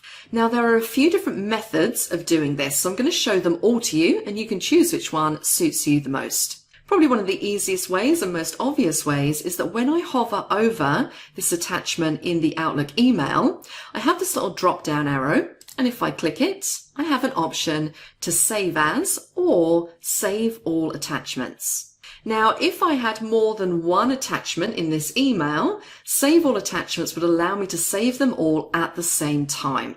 But I could still utilize this option even if I just have one. So let's do that. And you can see it's telling me that I have one attachment, sales budget. I'm going to say OK. It's going to open up my local drives and I can then navigate to a folder where I want to save this document. So I'm going to save this in my email attachments folder. By double clicking, I can see it's called sales budget. Now I'm going to say this is going to be called sales budget 1 because we're going to save this a few times. I'm going to say save. And if I now pull up my file explorer, I can see my attachment nicely saved off into that folder. So that's one method, by clicking that drop down arrow next to the attachment. Another method, which is even quicker, is to drag and drop. And I particularly like this method if I have lots of emails that I want to save off in completely different emails. Now the way that I do this, just to make it a little bit more efficient for myself, is I utilize the side-by-side feature in Windows 10. And this works from, I think it's Windows 7 onwards. So I'm just going to pick up my Outlook window. I'm going to drag it all the way over to the left-hand side of the screen until I see that ghosting. And when I let go, it fills one half of the screen, and I can select File Explorer to fill the other half of the screen, so I can see both at the same time. So now, if I want to save this sales budget, all I need to do is click it, drag, and drop. And there we go. Straight away, it's moved it across to that folder. So a super quick way of saving off your attachments. I'm just going to click on Maximize to bring my Outlook back. Now let's select that email from Marcus again, and let me show you a third way. You could, if you wanted to, go up to File, and you have a Save Attachments button in here as well.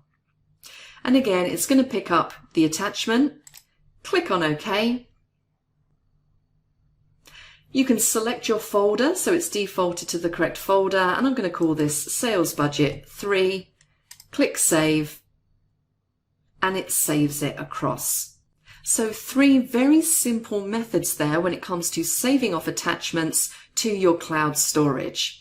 And again, if you prefer to put them on your desktop or in a local folder, that's absolutely fine. The method is exactly the same. You just select your desktop instead of your cloud storage folders.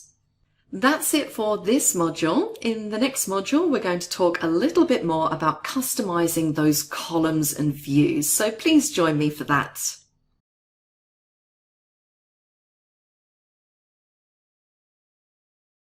Hello again and welcome back to our course on Outlook 2019.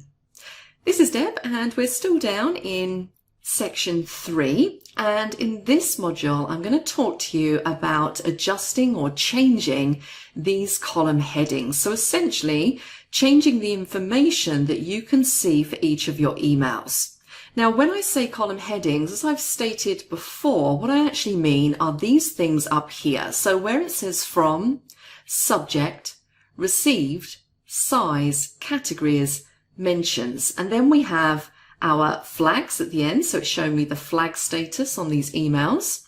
And at the beginning we have some icons as well. So I have a column here for importance, so if any of my emails were marked as high importance, I would see that in this column. I can see reminders. I get to see the icons, so when I've replied to a message I get this little mail icon with an arrow. And I also have an attachments column, so that's showing me which of my emails have an attachment with this safety pin icon. So essentially I have quite a few columns applied to this view of my email. And this is my current view, it's my default view. Now, depending on the information that's important to you and the information that you like to see, you may wish to change the way that this is organized. And that's what I want to explore in this particular module. Now, you'll find the tools to do this up on your view ribbon, which is where I'm currently clicked. And you'll see this first group, it says current view. And what I want to do is I want to make some changes to these column headings. So I'm going to jump straight into view settings. And this is really going to allow me to customize every element of my current view. And the first one there is columns. So let's click and see what we have in there. Now on the right hand side, it's showing me what columns I currently have applied to my view. So importance, reminder, icon, attachment from, subject, so on and so forth. So these are all of the columns I currently have displayed. Then on the left hand side, I have the available columns that I can add. And currently I'm displaying the frequently used fields. I do have other options in here, so I could choose to say all mail fields, which will give me a much more comprehensive list of everything that I could use as a column heading. So I'm going to make some changes in here. Now, most of these I tend to want to keep in my mail view. So importance, reminder, icon, attachment from, subject, received, and size are probably the ones that I like to see. But I'm not too fussed about these bottom three: categories, mentions, and flag status. So I'm going to select categories, click on the remove button, and I'm going to do the same for the other two. So click on mention, remove, and also remove flag status. And what I could do then is I could replace them with something else.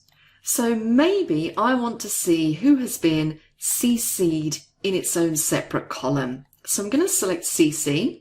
I'm going to click on add, and that adds it. Now again, I could reorganize these items in the column as well to just change the order which they appear. Now CC, I'm going to want to put that after from. So I'm going to say move up so it appears after the from column. So I've just made a couple of minor changes there. Of course, you could go through and add as many of these as you like. I'm going to click on OK. And I'm going to click OK again, just so you can see those changes in action. And there we go. So you can now see from, CC, subject, received, and size, and those columns I removed on the end have now disappeared. Now again, there's some weird spacing going on in here, so I can always reorganize my view by dragging these column headings. So I'm going to drag CC out a little bit. I'm going to make subject a little bit smaller.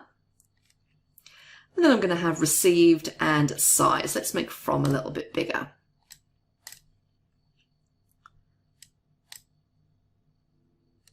There we go. So because I've reduced some of those columns, my email's starting to look a lot cleaner. Now, if I'm really happy with this view and I want this view applied to all of my folders. So what I mean by that is if I was to jump to my sent items folder, you'll see that that view or those changes that I've made don't apply to any other folders apart from the inbox. You can see here I still have categories, mentions, and flags in here. So if I jump back to inbox, what I want to do is I want to save this view and I want to apply it to all of my folders. So this time I'm going to go up to change view and I'm going to say save current view as a new view. And I'm going to call this Deb's view. And I want to say that it can be used on all mail and post folders and click on OK. Now, once I've done that, it still doesn't apply it to my other folders. I've just saved that view so that if I make any further changes, I can always revert back to my view. So if I want to apply this view to my other folders, if I click on change view again, I can say apply current view to other mail folders. So I'm going to expand my mailbox and I'm going to say I want to apply it to all of my inbox folders, basically everything that I have. And I'm going to say apply view to subfolders and click on OK. So now when I click on my sent items, you'll see that that view has been applied across everything. Now it might be the case that you choose to set up lots of different views and name them all different things. So if you want to manage or make any changes to the views that you've created, if you go up to Change View and go down to Manage Views. Now you'll see in this list, in this table, we have Compact, Single and Preview. Now these are Outlook's inbuilt views that you can use, they're default views. And then at the bottom we have the view that I just created. So if I want to make any changes to this, I select it and click on the Modify button. And that will allow me to jump back into columns, and I can go in and I can change more of this information if I wanted to. So I'm actually going to add another column into my view. So I'm going to add categories back in and click on OK and OK again. And I'm going to say Apply View. And now on the end here, I have my categories column. Now remember, if you do make a change to a current view, again, it's not going to be automatically applied to your other folders. So whilst I can see the categories column in Inbox, if I jump to Sent Items, it's still showing me my view without that categories column. So essentially what I would need to do would be go up to Change View and now save this view with the additional categories column as a new view. I'm just going to say Deb's Cat View and click on OK. And now I can apply that view to all of my other mail folders, including my subfolders. So essentially, every time you make a change and you save as a new view, it's going to add it into your Manage Views area.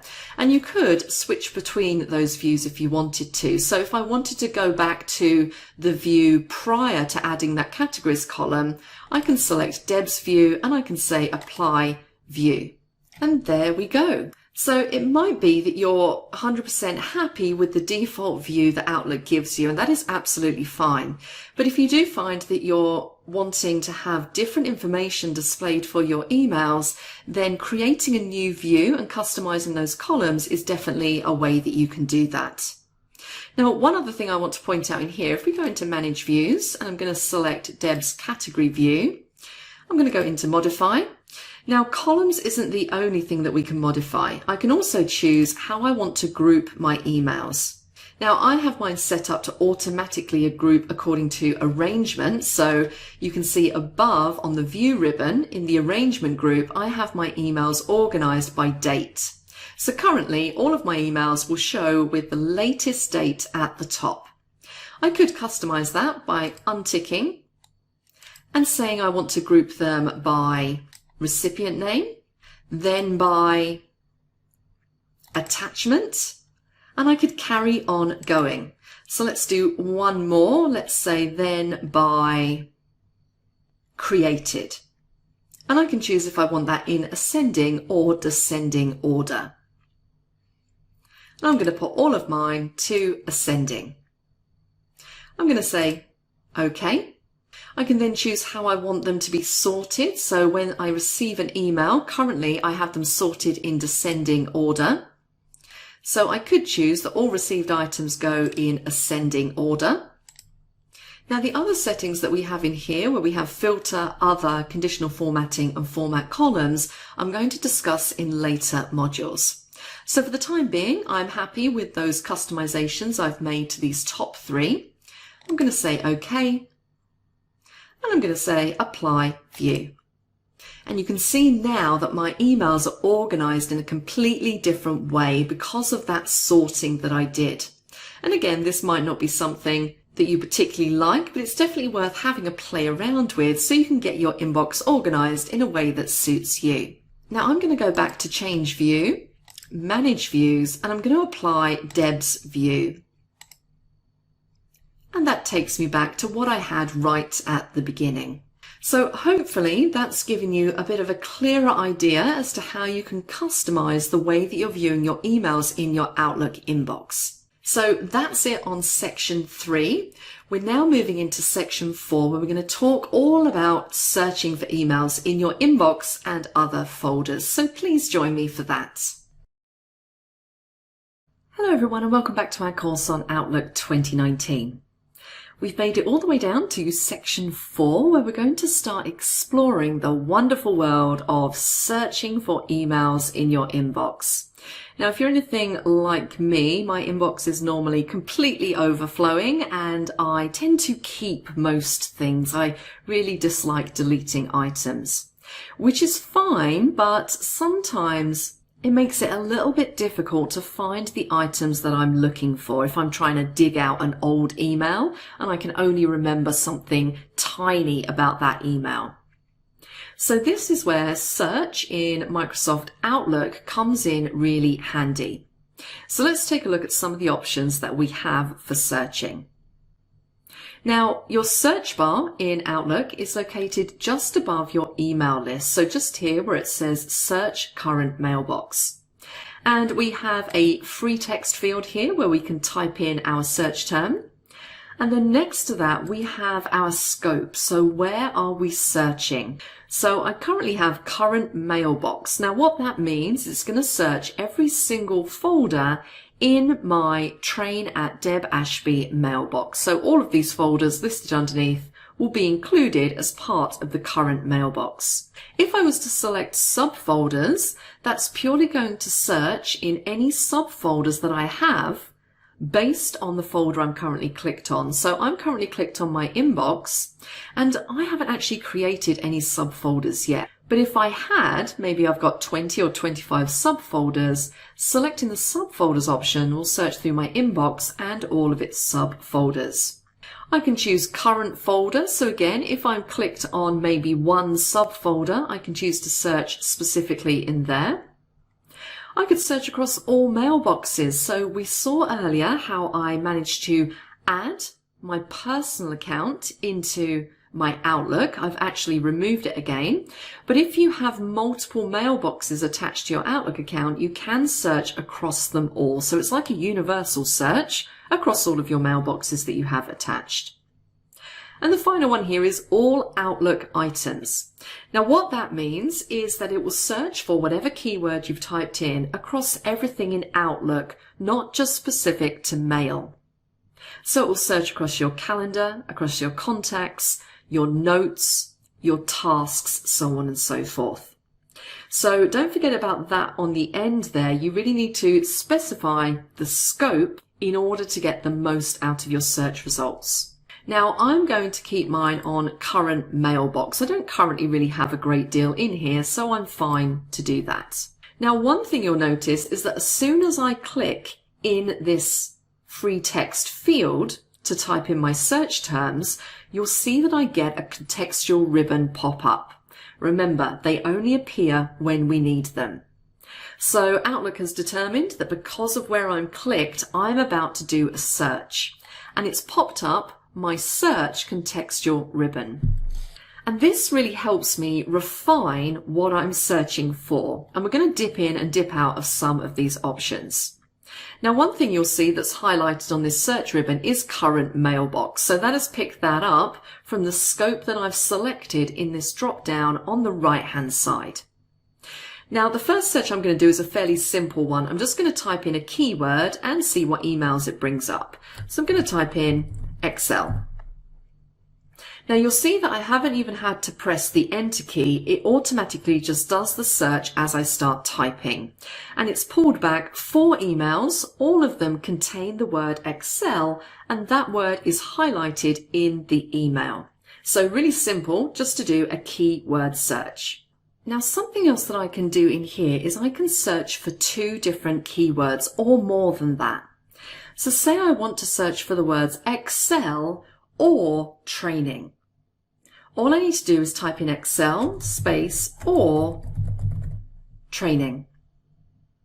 And now it pulls back all emails that contain the word Excel or contain the word training. And I could carry on going further, so I could say or sales, and it will pull back a lot more. Alternatively, so I'm just going to highlight and press my delete key. I could say Excel, which will pull back those initial 4 emails that contain the word Excel, and training. So now I only have 3 emails that contain both of those words. I could say and sales, and now I have no matches. So don't forget that you can combine keywords together using those and or switches. So that's one way that you can search in your email specifically for keywords. Now I'm going to click the cross to close this search down, and we're going to start again. Let's jump up and click in our Search Current Mailbox to get our contextual ribbon back, and let's look at some of these refine options that we have on this ribbon. So you can see here I can refine my results by from, subject, has attachment, categories, so on and so forth. So if I click on from, you can see in the search field here it puts the word from, and then it's inviting me to type in a sender's name. From Jamie, and it pulls back Jamie's email. I can clear that search once more. I could choose to search by subject. So again, subject, I could type in a keyword. So I'm going to say subject sales,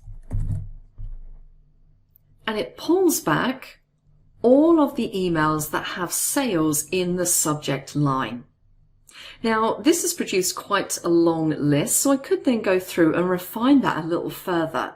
So if I was looking for an email that has sales in the subject line, but also has an attachment, I can then say has attachments, and it adds that criteria to my search terms. So now I'm only seeing emails with sales in the subject line which have an attachment, and I can see that indicated by the safety pin icon. I could then refine my search even further if I wanted to by specifying a date range.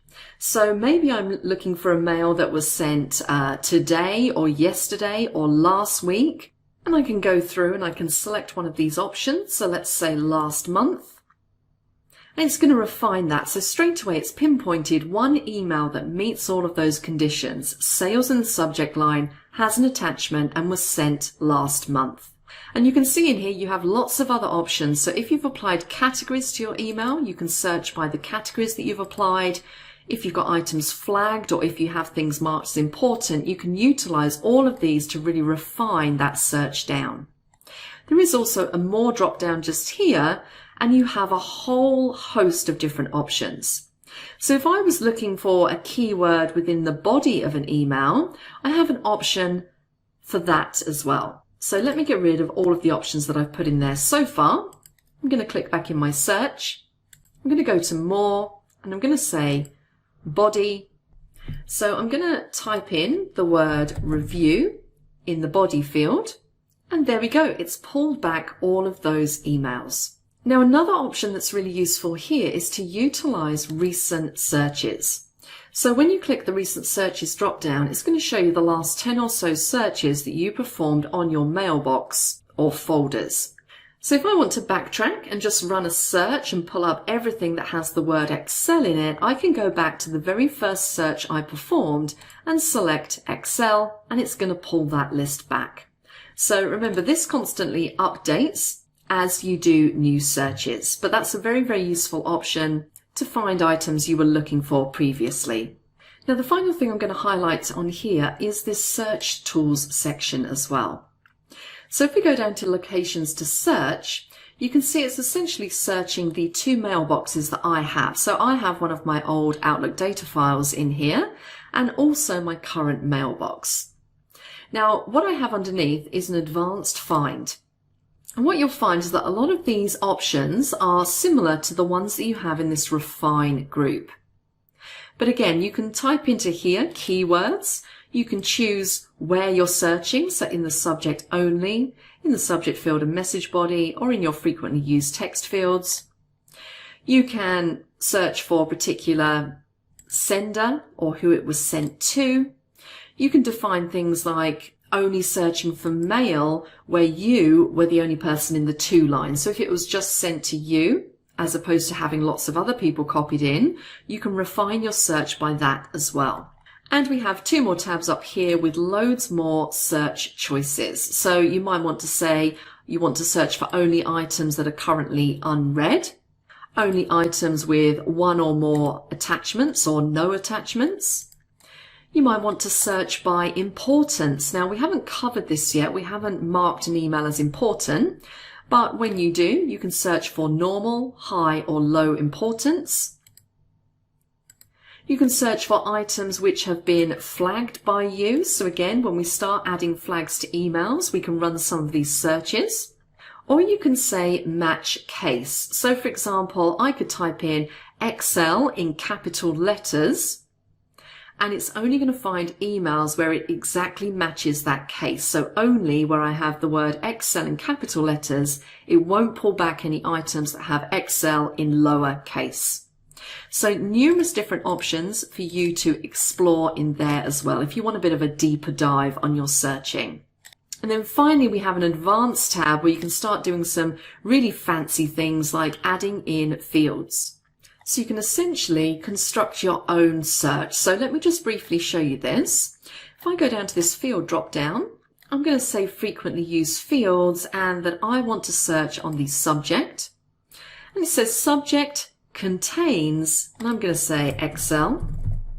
Then once I've typed that in, I select add to list and it's going to move it above, and I can then go through and build up some more fields. So I'm searching for emails with the subject is Excel, and I'm going to say address fields, and I want to search for emails from Jamie, add to list, and I could go on building up my search criteria. Then I could say find now. And there we go. Below, it's now found that one email from Jamie that contains the word Excel in the subject. And if I want to search again, I can say new search. And it says this will clear your current search, which I'm okay with. I can go back and add in more criteria. So you have some advanced find options lurking underneath search tools as well. And don't forget, if you want to clear your current search results, you just need to click on the cross or click on close search on the contextual ribbon, and that will pull all of your emails back. So that's the basics of how you search in your Outlook inbox and across all of your other inboxes and folders.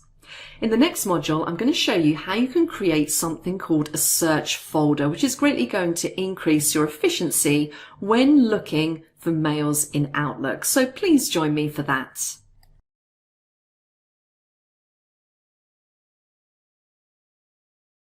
Hello again and welcome back to our course on Outlook 2019. In this section, we've been looking at searching, and in the previous module, I showed you a few different techniques, different ways and things that you can utilize within Outlook to really zero in on the mails that you want to find. In this module, I want to talk to you about how to use search folders, because search folders can be a way of helping you run searches that you run on a frequent basis with the most efficiency. Now, the best way for me to explain this to you is really just to show you. So if you do want to create a new search folder, you need to jump up to the folder ribbon. And you'll see the second option we have there is new search folder, keyboard shortcut Control-Shift-P. And if we just read the screen tip just there, it says a search folder displays messages based on a specified criteria. Some examples of search folders include all messages flagged for follow-up and unread mail. So let's click on New Search Folder. Now what I'm given here is a list of criteria that I could specify for my search folder. So maybe on a very frequent basis, I like to see just the mails that are unread in my mailbox. And the top option there is unread mail. So I'm going to say OK. Now what will happen here is it will run that search, so you can see now it's showing me all of the messages that I have unread. But also, if you look over to my folder pane, you'll see that now at the bottom I have a folder that says search folders, and it's showing me unread mail. So it's automatically created a folder for me that will stay there in my Outlook. Now, if I wanted to, I could right click on here and I could rename that folder. So if it has a bit of a strange name or you want to call it something else, you can definitely do that. In this case, I'm fairly happy with unread mail. That is meaningful enough to me. Now, when I click back on my inbox, which is going to pull back all of my mail, you can see that that unread mail folder is still there at the bottom. So if at any point when I'm working, I want to jump back in and check my unread mail, all I need to do is click on the search folder to see that. So that is the first example of a very simple search folder. Let's do another one. I'm going to go back up to folder, new search folder. Now, what about if I'm always very interested in mail coming from Marcus? So I could say create a search folder for mail from specific people. Now underneath it says show mail from these people. So if I click on choose, it's going to jump me to my Outlook address book. Now currently it's displaying my global address list. Now I want to see just my contacts. So I'm going to go to contacts. I'm going to select Marcus and make sure he is in that from field and click on OK. So now when I click OK, it's going to run a search for all mail specifically from Marcus and create a search folder based on that criteria. And there we go. I can see that I have 4 emails from Marcus and I can see my search folder has been created. Now in this case, I don't particularly like the name of that search folder. It's very long. It's got Marcus's whole email address in there. So again, I could right click and say rename folder. Alternatively, if I jump up to my folder ribbon, you can see I have a rename folder option up there as well. So I'm just going to say Marcus Mail. And again, if at any point I'm working away in my inbox, if I want to see all the mail from Marcus, I can just click on that search folder and it reruns that search. So hopefully you can see, as we're going through these simple examples, the benefits of creating your own search folders. Let's do another one, new search folder. Now, one that I find quite useful to have is this large mail search folder. As we work more and more with Outlook, sometimes we're receiving mails that are really large in size. So they might have multiple attachments. They might contain things like PowerPoint presentations that have loads and loads of graphics in them, things like that. And sometimes it's good to run a search on all of your emails, particularly if you're trying to do some housekeeping, to search for all of your mails that are very large in size. So I always like to have a large mail search folder. And I can choose the size of the mail. So currently I'm saying show mail at least this large, 100K, but if I wanted to, I could go in and I could modify that. Now in this example, I'm just going to keep it at that. I'm going to say OK. And it creates me a large mail folder. So again, I might want to rename this folder and just say large mail. So that's a great way of, if you find that your Outlook is starting to fill up, or maybe your IT admin has come to you and said you need to archive some emails. If you want to quickly find your emails that are the largest in size, that is a great search folder to have access to. Let's do another one, up to new search folder. And this time we're going to jump down to the bottom, because right at the bottom we can create our own custom search folder. And it says to specify the criteria, click on choose. And it's asking me for the name of my search folder. So I'm going to say Deb's Custom. And I'm then going to specify my criteria. And this takes me back to this search folder criteria dialog box. And we looked at this in the previous module, so this shouldn't be too unfamiliar to you. So maybe I'm interested in creating a search folder for emails that have Excel in the subject field. And I could go through and set lots of additional options. So if I wanted to see all of the emails that have Excel in the subject field and come from a specific person, I could add that into here too. So you can really build up your criteria and essentially create a custom search folder. Now in this example, I'm just going to add that in and click on OK. I'm going to say OK and OK again. And you can see it's automatically run that search. It's pulled back 2 results. And if I look in my search folders, I now have a Deb's custom search folder. So that's pretty much it on creating search folders. Hopefully you can see how useful they can be, and you can create as many as you like to your heart's content. One other thing we're going to start to do here before we move on is I'm just going to show you how to add folders into your favorites. I'm going to show you this now because we are actually on the ribbon that we need to be on. So if you cast your eyes up to the folder ribbon, and right in the center we have this little add to favorites button. And what this will do is that it will move whichever folder I have selected to this little favorites area, which appears just at the top of your folder list. And again, the idea is it just makes it quick to access your most frequently used folders. Now I'm going to move my large mail search folder up to this favorites area. So I'm going to select it and I'm going to click add to favorites. And you can now see it's moved to the top of my folder list. So all that means is that if I have my search folders closed, it's nice and quick for me to be able to run that particular search. Now we are going to add more folders to favorites as we go through, but I just wanted to drop that in before we move on to the next module. That's it for now. I will see you in the next module.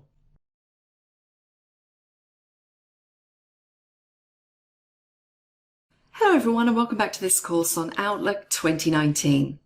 We're all the way down into section 5, where we're going to start talking about how you can organize and manage your emails. And the first topic we're going to cover in this module is ignoring conversations. Now, we've spoken before about conversations, and just to make this a little bit easier to understand, I've actually gone in and I've turned on my Show as Conversations option.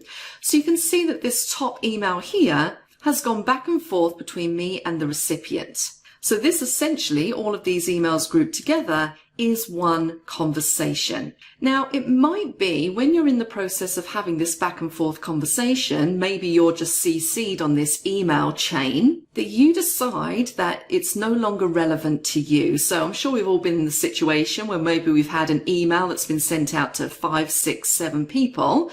It's going back and forth, people are replying, and maybe as the conversation goes through, it starts to become less and less relevant to us. Or maybe it wasn't really relevant to us at all, but we were CC'd for some informational purposes. Regardless, maybe we want to take ourselves out of this conversation. Now, in the past, I know that I have received emails from people saying, please can you remove me from the CC line, just so that they no longer receive these emails. But now you can essentially do it yourself by utilizing the ignore feature. And what it will do is when you ignore a conversation, it will remove all messages related to that conversation that you've got selected. And it will also move any future messages that come in related to that specific conversation to your deleted items folder. So let me take this one as an example, as we do have a bit of a conversation going on here. I'm going to select it. I'm going to jump up to the home ribbon, and in the delete group, you'll see that I have an option to ignore, and the keyboard shortcut there is Control+Delete. And the screen tip tells us move current and future messages in the selected conversation to the deleted items folder. So if I click on ignore, it says this action will apply to all items in the selected conversation. I'm happy with that, so I click on OK. Now it's telling me that this conversation and all future messages related to this conversation will be moved to the deleted items folder. And again, I'm happy with that, so I'm going to say ignore conversation. And they are instantly removed from my inbox. Now, if I jump across to deleted items, I can see that there are those messages in there that I've just ignored. So what that means is that when someone else replies to this conversation, they're going to go directly to my deleted items. They're not going to come into my inbox. So again, this is a great feature to use if you've been CC'd on something which isn't particularly relevant to you, or you want to remove yourself from further replies. Now, saying that, if you have ignored a conversation and you want to stop ignoring it, you can essentially do the reverse. So let's jump into deleted items. And what I'm going to do is, because I don't have these grouped by conversation, I'm going to go up to View and I'm going to say Show as Conversations in this folder. And there I can see my conversation at the top, so I'm going to select it. I'm going to go to Home, and you can see that the Ignore button is highlighted in grey, so that really tells me that this conversation is currently being ignored. So all I need to do to stop ignoring is click that button again. I'm going to say OK. And now my option is to stop ignoring the conversation. So I'm going to say stop ignoring. And then when I go back to my inbox, that conversation is back in my inbox. So another really great little feature to help you declutter the emails that you're receiving. That's it for this module. I will see you in the next one.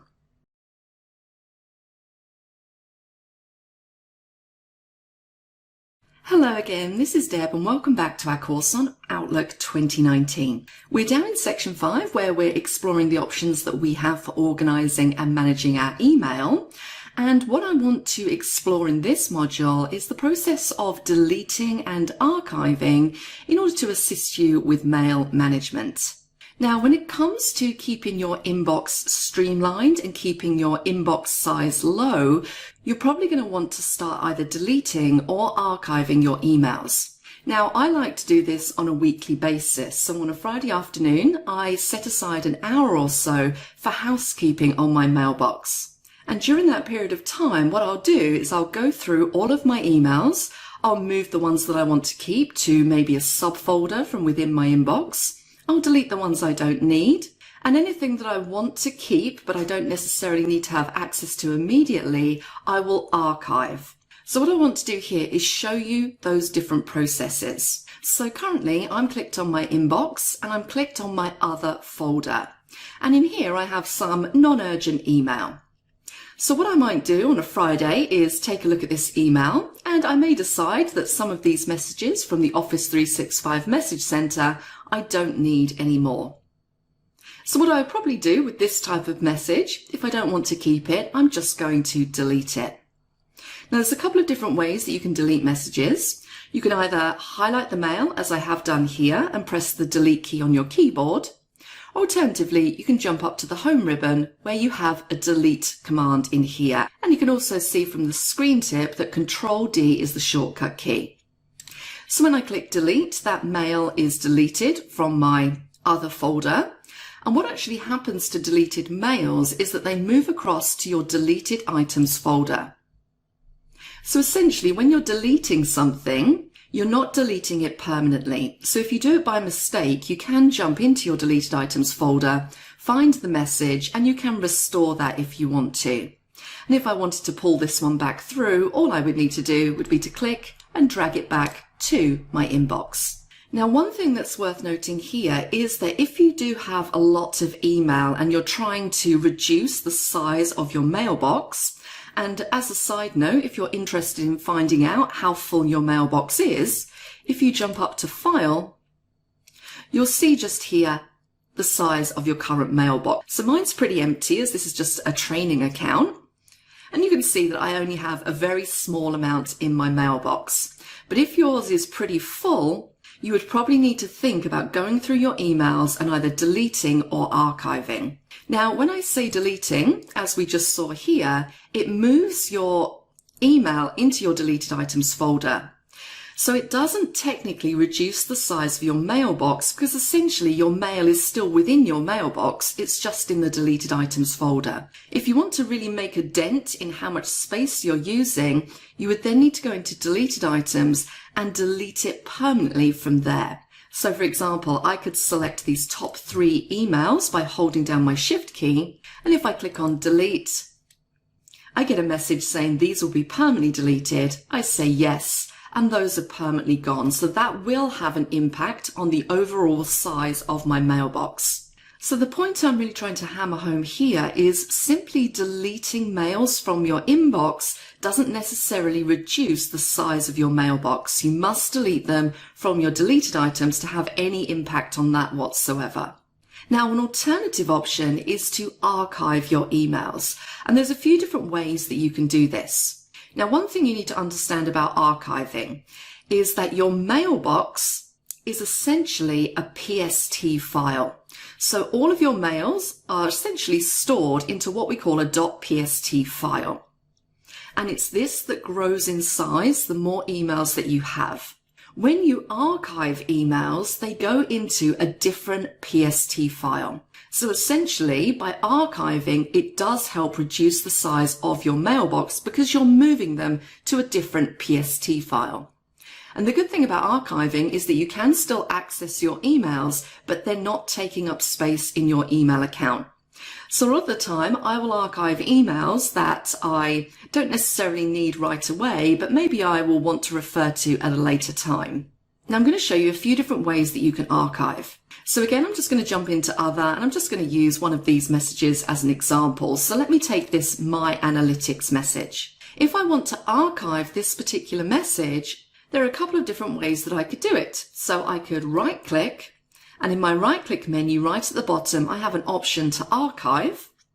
Alternatively, if I jump up to my home ribbon, next to the delete button, I have an archive button. And as I hover over, it says move this item to your archive folder with a shortcut key there of backspace. So I'm going to click on archive, and that message has now been moved out of my mailbox, out of this PST file, and into my archive PST file. And you'll see on the left-hand side that you actually have an archive folder. So if I click on this, you'll see that email now sitting there. Now, some other options that you have when it comes to archiving, you'll find in the Backstage area. So if we jump up to File, and in this Info section, if we go down to Tools, you'll see you have a number of different options to help you manage your mailbox. So one in there is Empty Deleted Items folder. So if you just want to do a blanket delete of everything in your deleted items, you can do that from here. You can also choose to clean up old items. And this will allow you to archive whole folders and subfolders. So I could then go through, I could choose a folder or a subfolder that I want to archive. And if I just want to make sure that I am archiving older items, I can set a date in here. So I could say archive items in the folders I've got selected that are older than a specific date. So I might want to say archive everything in my inbox that's older than the 17th of January 2020. And what you'll see is that it's archived those emails. And on the left-hand side, I now have an archives folder. And if I expand and click on the inbox, I'll find all of my archived emails. So I still have access to them, but they've essentially been moved out of my PST file, out of my mailbox, into my archives PST file. So doing this method does have an impact on how much space you're using in your mail account. So that is a nice way of archiving very quickly all old items in a specific folder or subfolder. Now, another thing I could do here to help me with this is I could set up auto archiving. Now, again, some people don't necessarily like this. They prefer to archive mails manually themselves or select those specific date options. But if you want Outlook to auto archive all old emails or archive by criteria that you set on a regular basis, you can set up auto archiving. So again, if we jump up to File and this time go down to Options, and we want to click on the Advanced tab just here. And you'll see right in the middle, we have an auto archive option, and it says reduce mailbox size by deleting or moving old items to an archive data file. So if I click Auto Archive Settings, I can then specify how often I want Outlook to run an auto archive. So I could set that to a week, to 2 weeks, to every month. And then I have various other different options that I can customize, such as where those items are being moved, so on and so forth. So this might be something that you want to set up to automate the management of your mailbox size. So definitely worth exploring some of those options and setting up to best suit how you like to work. Now again, if you have archived an item, and if I just click on the archive inbox, and you want to move those back to your mailbox, again, you can select them and just drag and drop back to your inbox. And all of those emails are back again. So a really nice simple way of managing your inbox size by deleting and also archiving. That's it for this module. I will see you in the next one.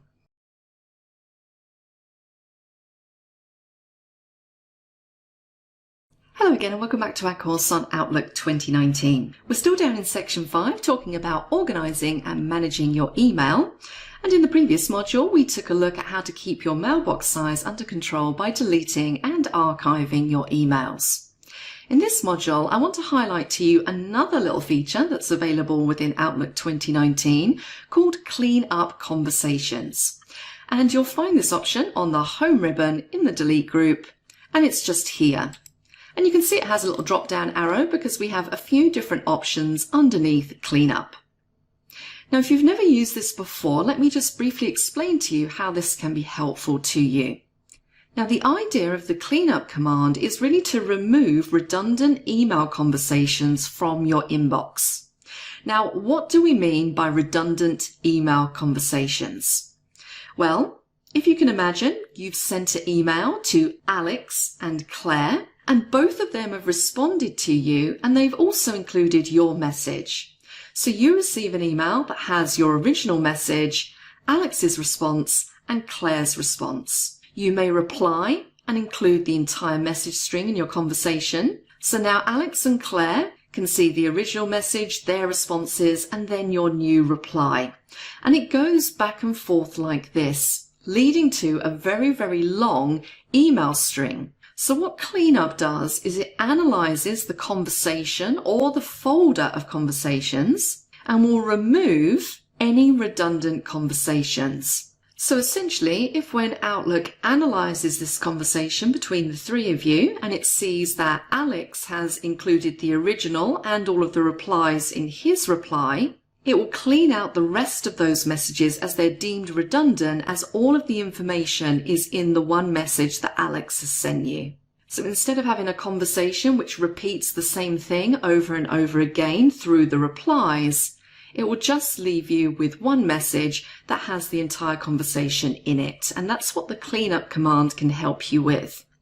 Now, as we just saw, we have a few different options and it really depends what you want to apply this to. So I'm clicked on this top message just here where there's been a few different replies, and I could choose to just clean up the conversation. Alternatively, if I want to apply this setting to the entire inbox folder, I can say clean up folder, and it's going to remove redundant messages from every conversation in the selected folder. So in this case, that would be my inbox.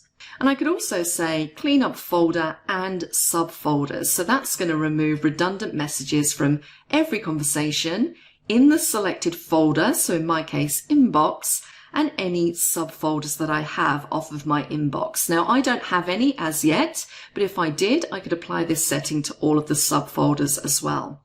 So it really depends what you want to do. So I'm going to say clean up on this top conversation. It says this action will apply to all items in the selected conversation. I'm going to say OK. And you can see now that little expand arrow has disappeared because everything is now just contained in this one email. So essentially, instead of having 4 different emails sitting in my inbox repeating the same information, it's deleted those redundant conversations and just left me with one email that contains the entire string. So this is another utility for really keeping the size of your email inbox down.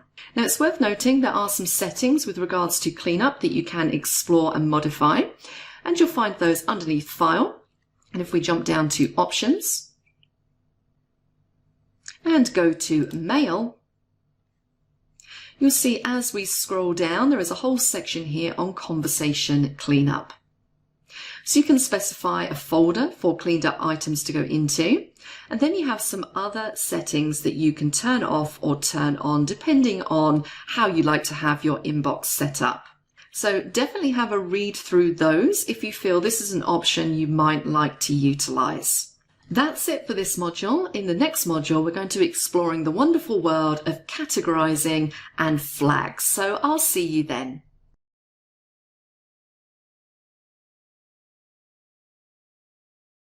Hello again and welcome back to our course on Outlook 2019.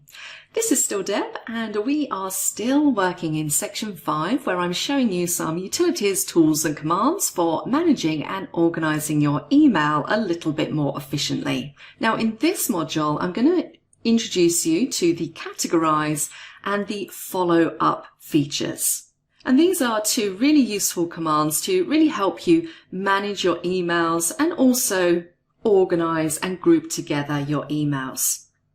Now, before we jump into these features, I'm going to add another field to my email. So you can see already on the end here, I've got the categories column, which is absolutely fine. We're going to utilize that in a moment. But I'm also going to add the follow-up column as well. Now, a quick way that I can modify these columns without going in and changing my view, as we saw before, is if I hover my mouse over one of the column headings and right-click, you can see I have a field chooser option. So I'm going to click that, and it pulls up this little field chooser pane. Now, I'm currently clicked on frequently used fields, which in this case is absolutely fine. And what I can do is go through and find the field or the column that I want to add to my email view. So I want to add this one, the follow-up flag. So all I need to do is click on it and then drag it up to my columns. And I want it to go on the end just here. If I just make that a little bit bigger, and there we go. We have our follow-up flag column. Now, what I also might want to do is this CC column, I don't really need this, it's getting in the way. I can remove this column as well. And the quickest and easiest way of removing a column is just to click on it and drag it off until you get that cross, let go, and it deletes it. So very quickly, I've been able to reorganize the columns that I'm seeing. Now, I will say that if you wanted this setup to apply to all of your folders and subfolders, it probably would be a good idea to save this as a new view and then apply that view to your other folders and subfolders. Otherwise, you're going to have to go into each one and do exactly what I did there, which isn't the most efficient way of doing things. So now we have that organized so that we can see our categories and our follow-up flags. Let's take a look at how we can utilize them to help us manage our mail. And we're going to start with categories.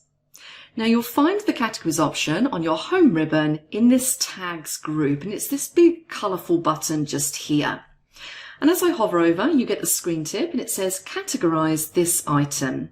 Categories applied to a conversation will be applied to all current and future items in the conversation. Now, what categories essentially allows you to do is group together conversations of the same type. And you can go in and then you can do things like search on all categories, things like that. Now, when we click the drop down, you'll see that our categories kind of have a generic name at the moment. We just have blue, green, purple, orange, red, and yellow.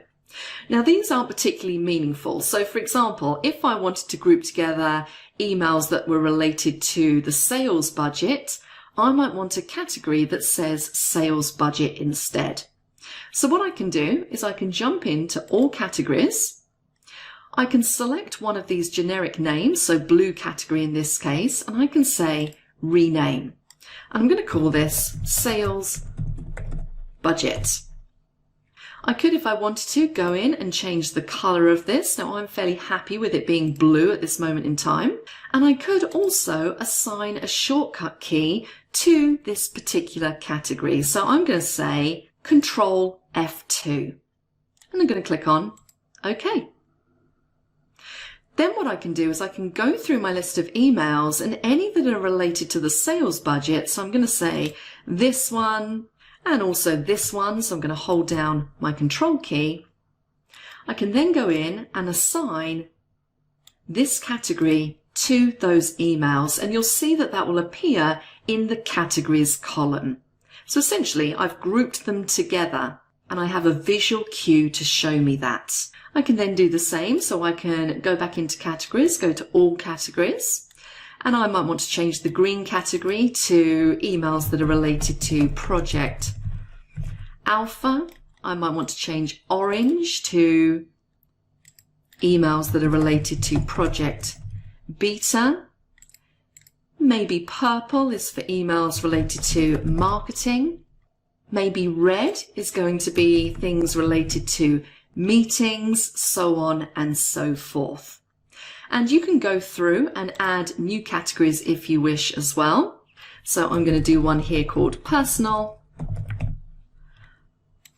And I'm going to give it a dark color and I'm going to say OK, and that will add that one in as well. And click on OK. So now I can go through and I can apply some of these categories. So I'm going to say these two are going to be related to meetings. And you can see there it's applying it to all conversations that I've had within that email. I'm going to say this one and this one are related to Project Alpha. This one is Project Beta. This one is going to be related to marketing. So for this one, I'm actually going to create a new category. So again, I'm going to go into all categories. I'm going to select yellow and I'm going to rename it. And this one is going to be related to training. I'm going to tick it and I'm going to say OK to apply that category. So essentially what I'm doing there is I'm grouping together and categorizing emails of the same type. Now another option I have in here, if I select this email up here, which doesn't currently have a category, is I could set a quick click category. Now what this would be is if there is one category that you use way more than any other, you might want that to be the default so that you can just click and it will apply that category. So I'm going to say that the majority of my emails at the moment are related to Project Alpha. So I'm going to click on OK. And then if I select this top email, if I go over to my categories column and click, it automatically applies that Project Alpha category. So again, that just makes me much more efficient when I'm applying my categories. Now, aside from the visual representation and the grouping together, you can also use categories very effectively when searching for specific emails. So you can search by category. So if I click in my search box, you can see in my search tools ribbon, I can refine my search results by category. So I might want to see all of the emails I have tagged as Project Alpha. And it's going to go away and it's going to filter by just Project Alpha category. So a really nice way there of grouping together your emails and being able to search for them easily. And this is one of the options that usually I will add to my quick access toolbar. And you can see that I have it over here. We added it at the beginning of the course and it just makes it super quick and easy for me to be able to add particular categories to my emails.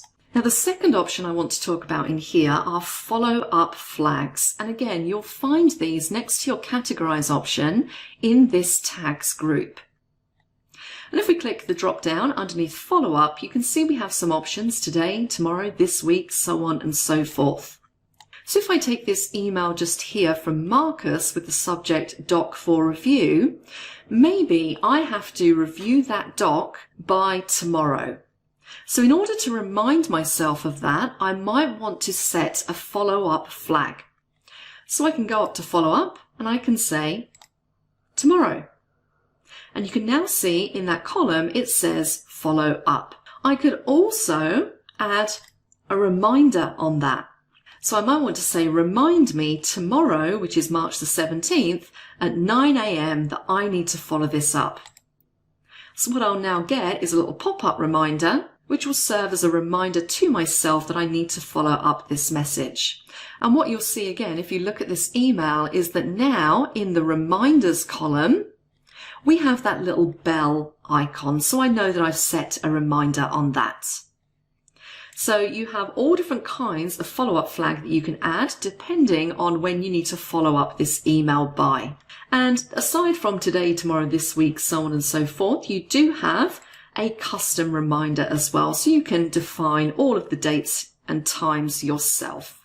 Now, if you've marked items for follow-up and you followed up and you want to remove this follow-up flag or essentially tell Outlook that this has been completed, if you jump up to follow up again, you can see that you have a mark complete option.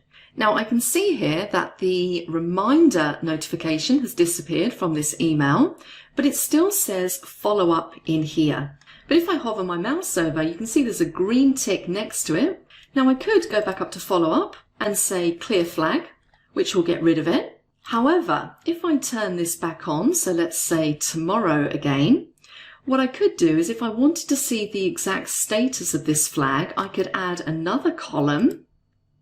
And this time I'm going to choose flag completed date and I'm going to drag that up here. And currently they all say none, but if I was to complete this follow-up flag, so let's go up to follow up again and say mark complete, it's essentially going to, if I make this a little bit bigger for the moment, give me the date and time that this task was completed on, like so. Now, one other thing that I want to just touch on here, because we are going to explore this a little bit later on, is if I mark this email with a follow-up flag, so I'm going to say next week, and then jump across to my tasks. And to switch to tasks, if you just go to your folder pane, it's one of these icons at the bottom. If I click on my tasks, you can see that that email has now been added into next week. So it's showing us something I need to action next week. Now we're going to cover this more when we get to the task section, but I just wanted to briefly show you that it does pull into there as well. Similarly, if you are viewing your Outlook using the to-do bar and you're showing tasks, you'll be able to see it in there as well. So it's a really nice way of keeping track of the things you need to follow up on, any action you need to take in the future. And again, when it comes to searching, you can of course search by any items that you have flagged. And there we go, it's pulling back that one that's active for next week. So that's a very brief run through of how you can utilize categories to group your emails together and flags to flag actions and tasks you need to complete. In the next module, we're going to talk about organizing your emails using folders and subfolders. So please join me for that.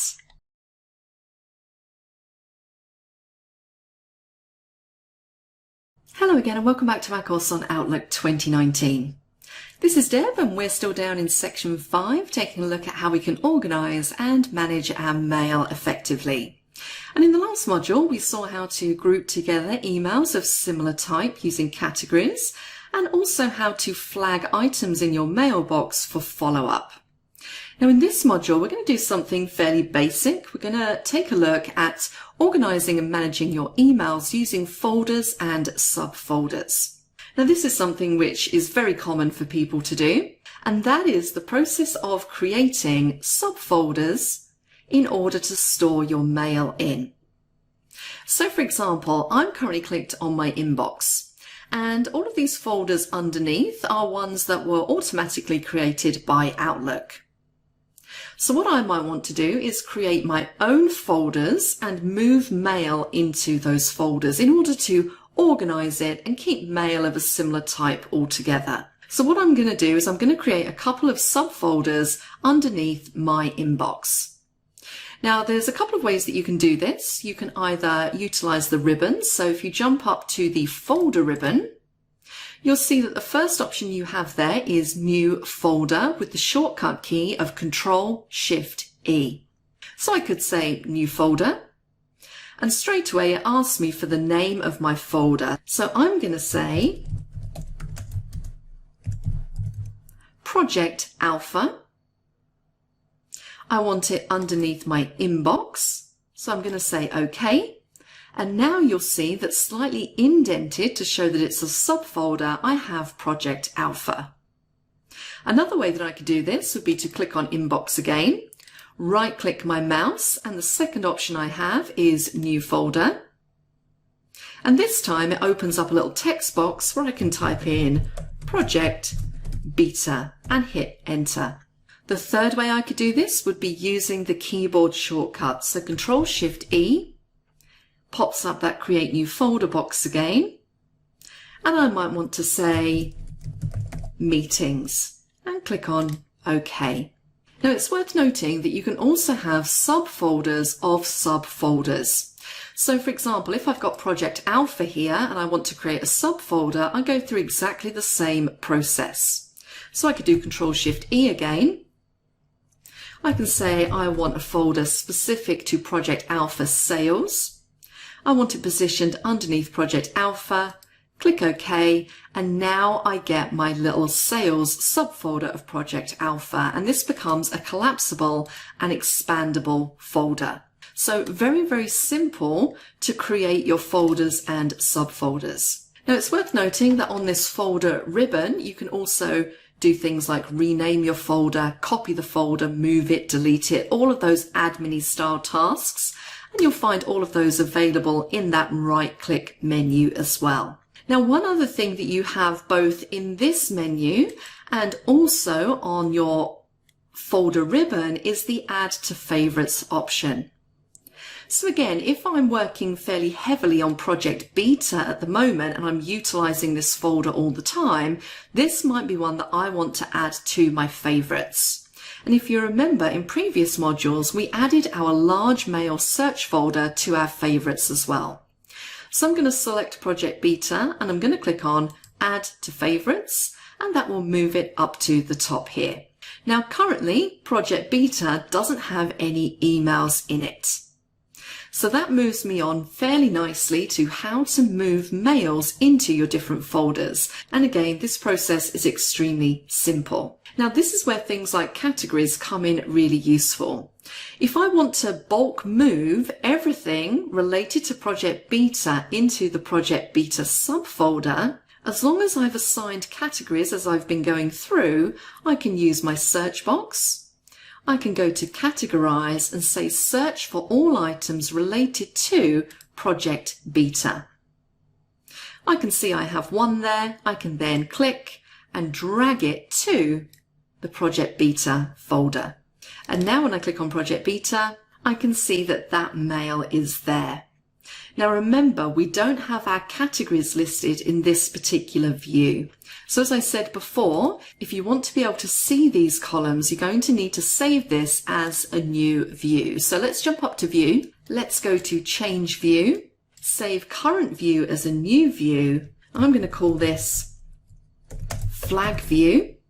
I'm going to click on OK, and then I'm going to say Apply Current View to other mail folders. And I'm going to apply this basically to everything in my mailbox and also to subfolders.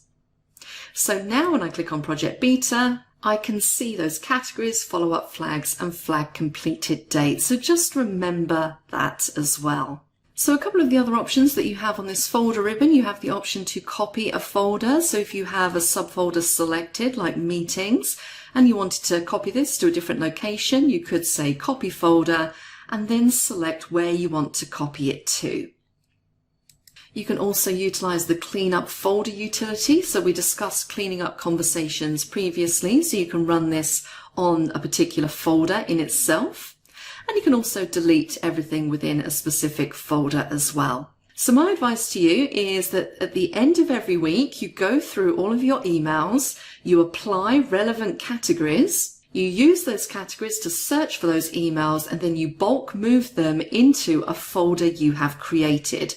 It keeps all of emails of the same type together, and it just makes your life so much easier when you're searching and looking for specific emails. So that's it on organizing your mails into folders and subfolders. In the next module, we're going to look at how you can use quick steps to process your email. So please join me for that.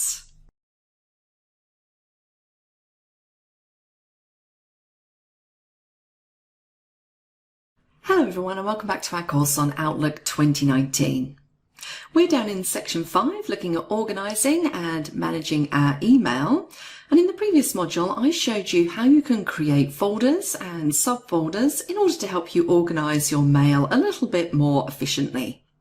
Now in this module, we're going to discuss something called quick steps. And what quick steps are a way of automatically processing your emails. So what exactly do I mean by that? Well, let's take a look at some of the quick steps that we have on offer to use. Now, jumping back up to our home ribbon, in the middle here, you'll see this group that says quick steps. And you can see as I hover over, it says quick steps gives you the ability to take multiple actions in one click. So essentially, it improves your efficiency when you're managing your email. Now, what we have in the top half of this quick steps box are some built-in ways to process your email.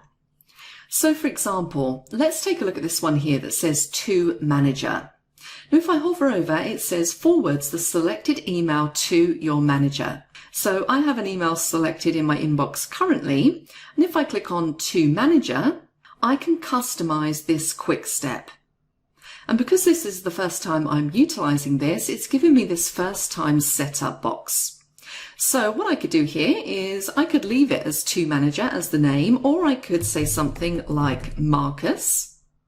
And then the action I want this quick step to take is that I want it to forward any mail that I have selected to Marcus. So again, I'm going to click on To, I'm going to go to my contacts, I'm going to select Marcus and click on OK. And I'm going to save that quick step. So now what you'll see is that if we look at the quick step, it's been renamed to Marcus, and it just means that in one click, any email or emails I have selected will automatically be forwarded to Marcus. So I'm going to choose from the other folder, and I'm just going to say this email here, the weekly digest. I want to forward this to Marcus so he can see the Office 365 changes.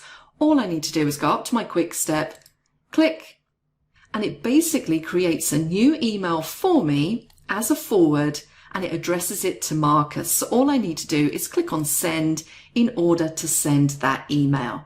So it makes the whole process of forwarding slightly quicker. Again, I could do something similar, like if I am working in a close-knit team and maybe I'm always emailing the same team members, instead of creating a new email and typing in their addresses each time, I could create a quick step for a new email to my team. So if I click on Team Email, I'm going to actually keep this as Team Email, and then I can just add the people that I want to send this email to. So again, I'm going to go to my contacts, I'm going to say Marcus, Kirsty, Stacy. I'm going to add all of those people, click on OK, and click Save.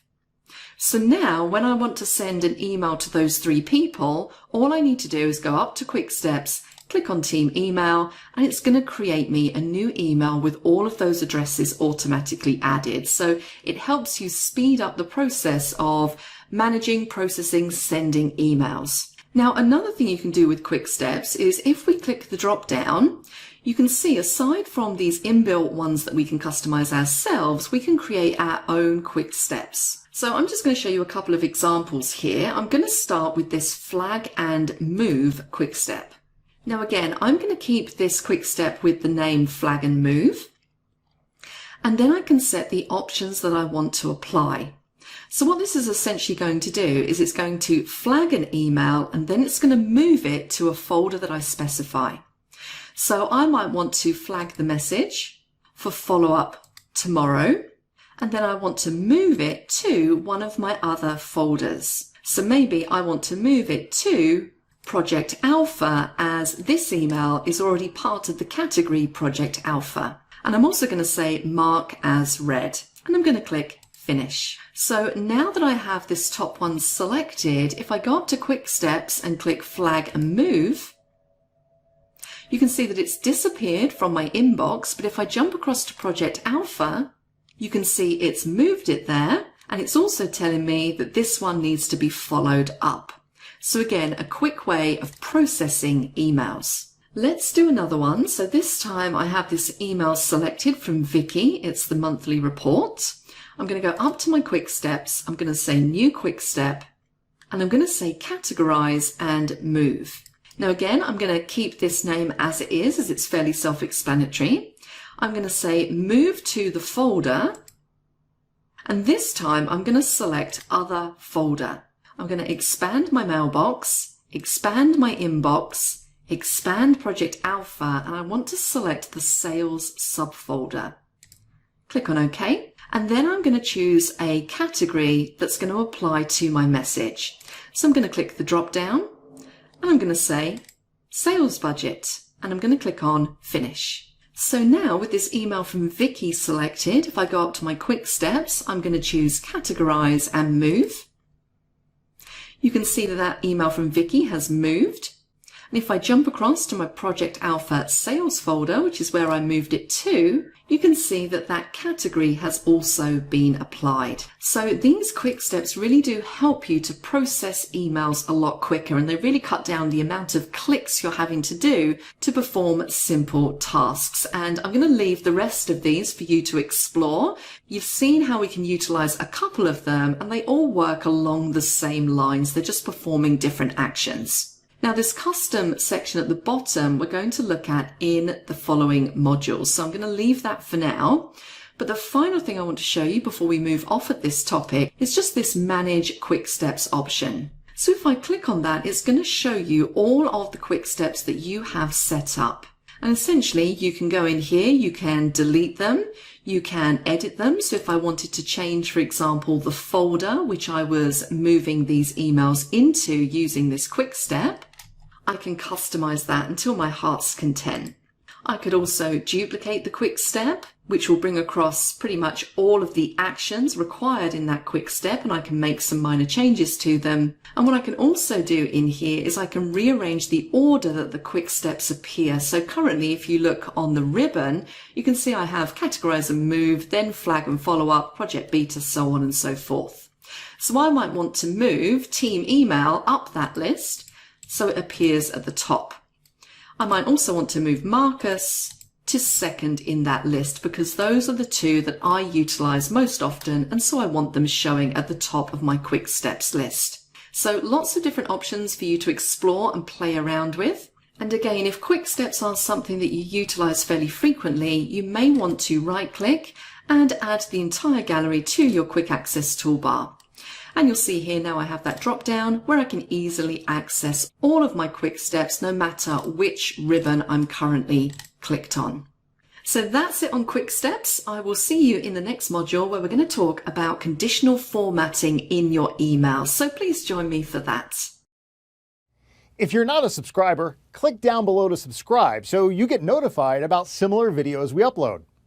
To get the course exercise files and follow along with this video, click over there. And click over there to watch more videos on YouTube from Simon Says It.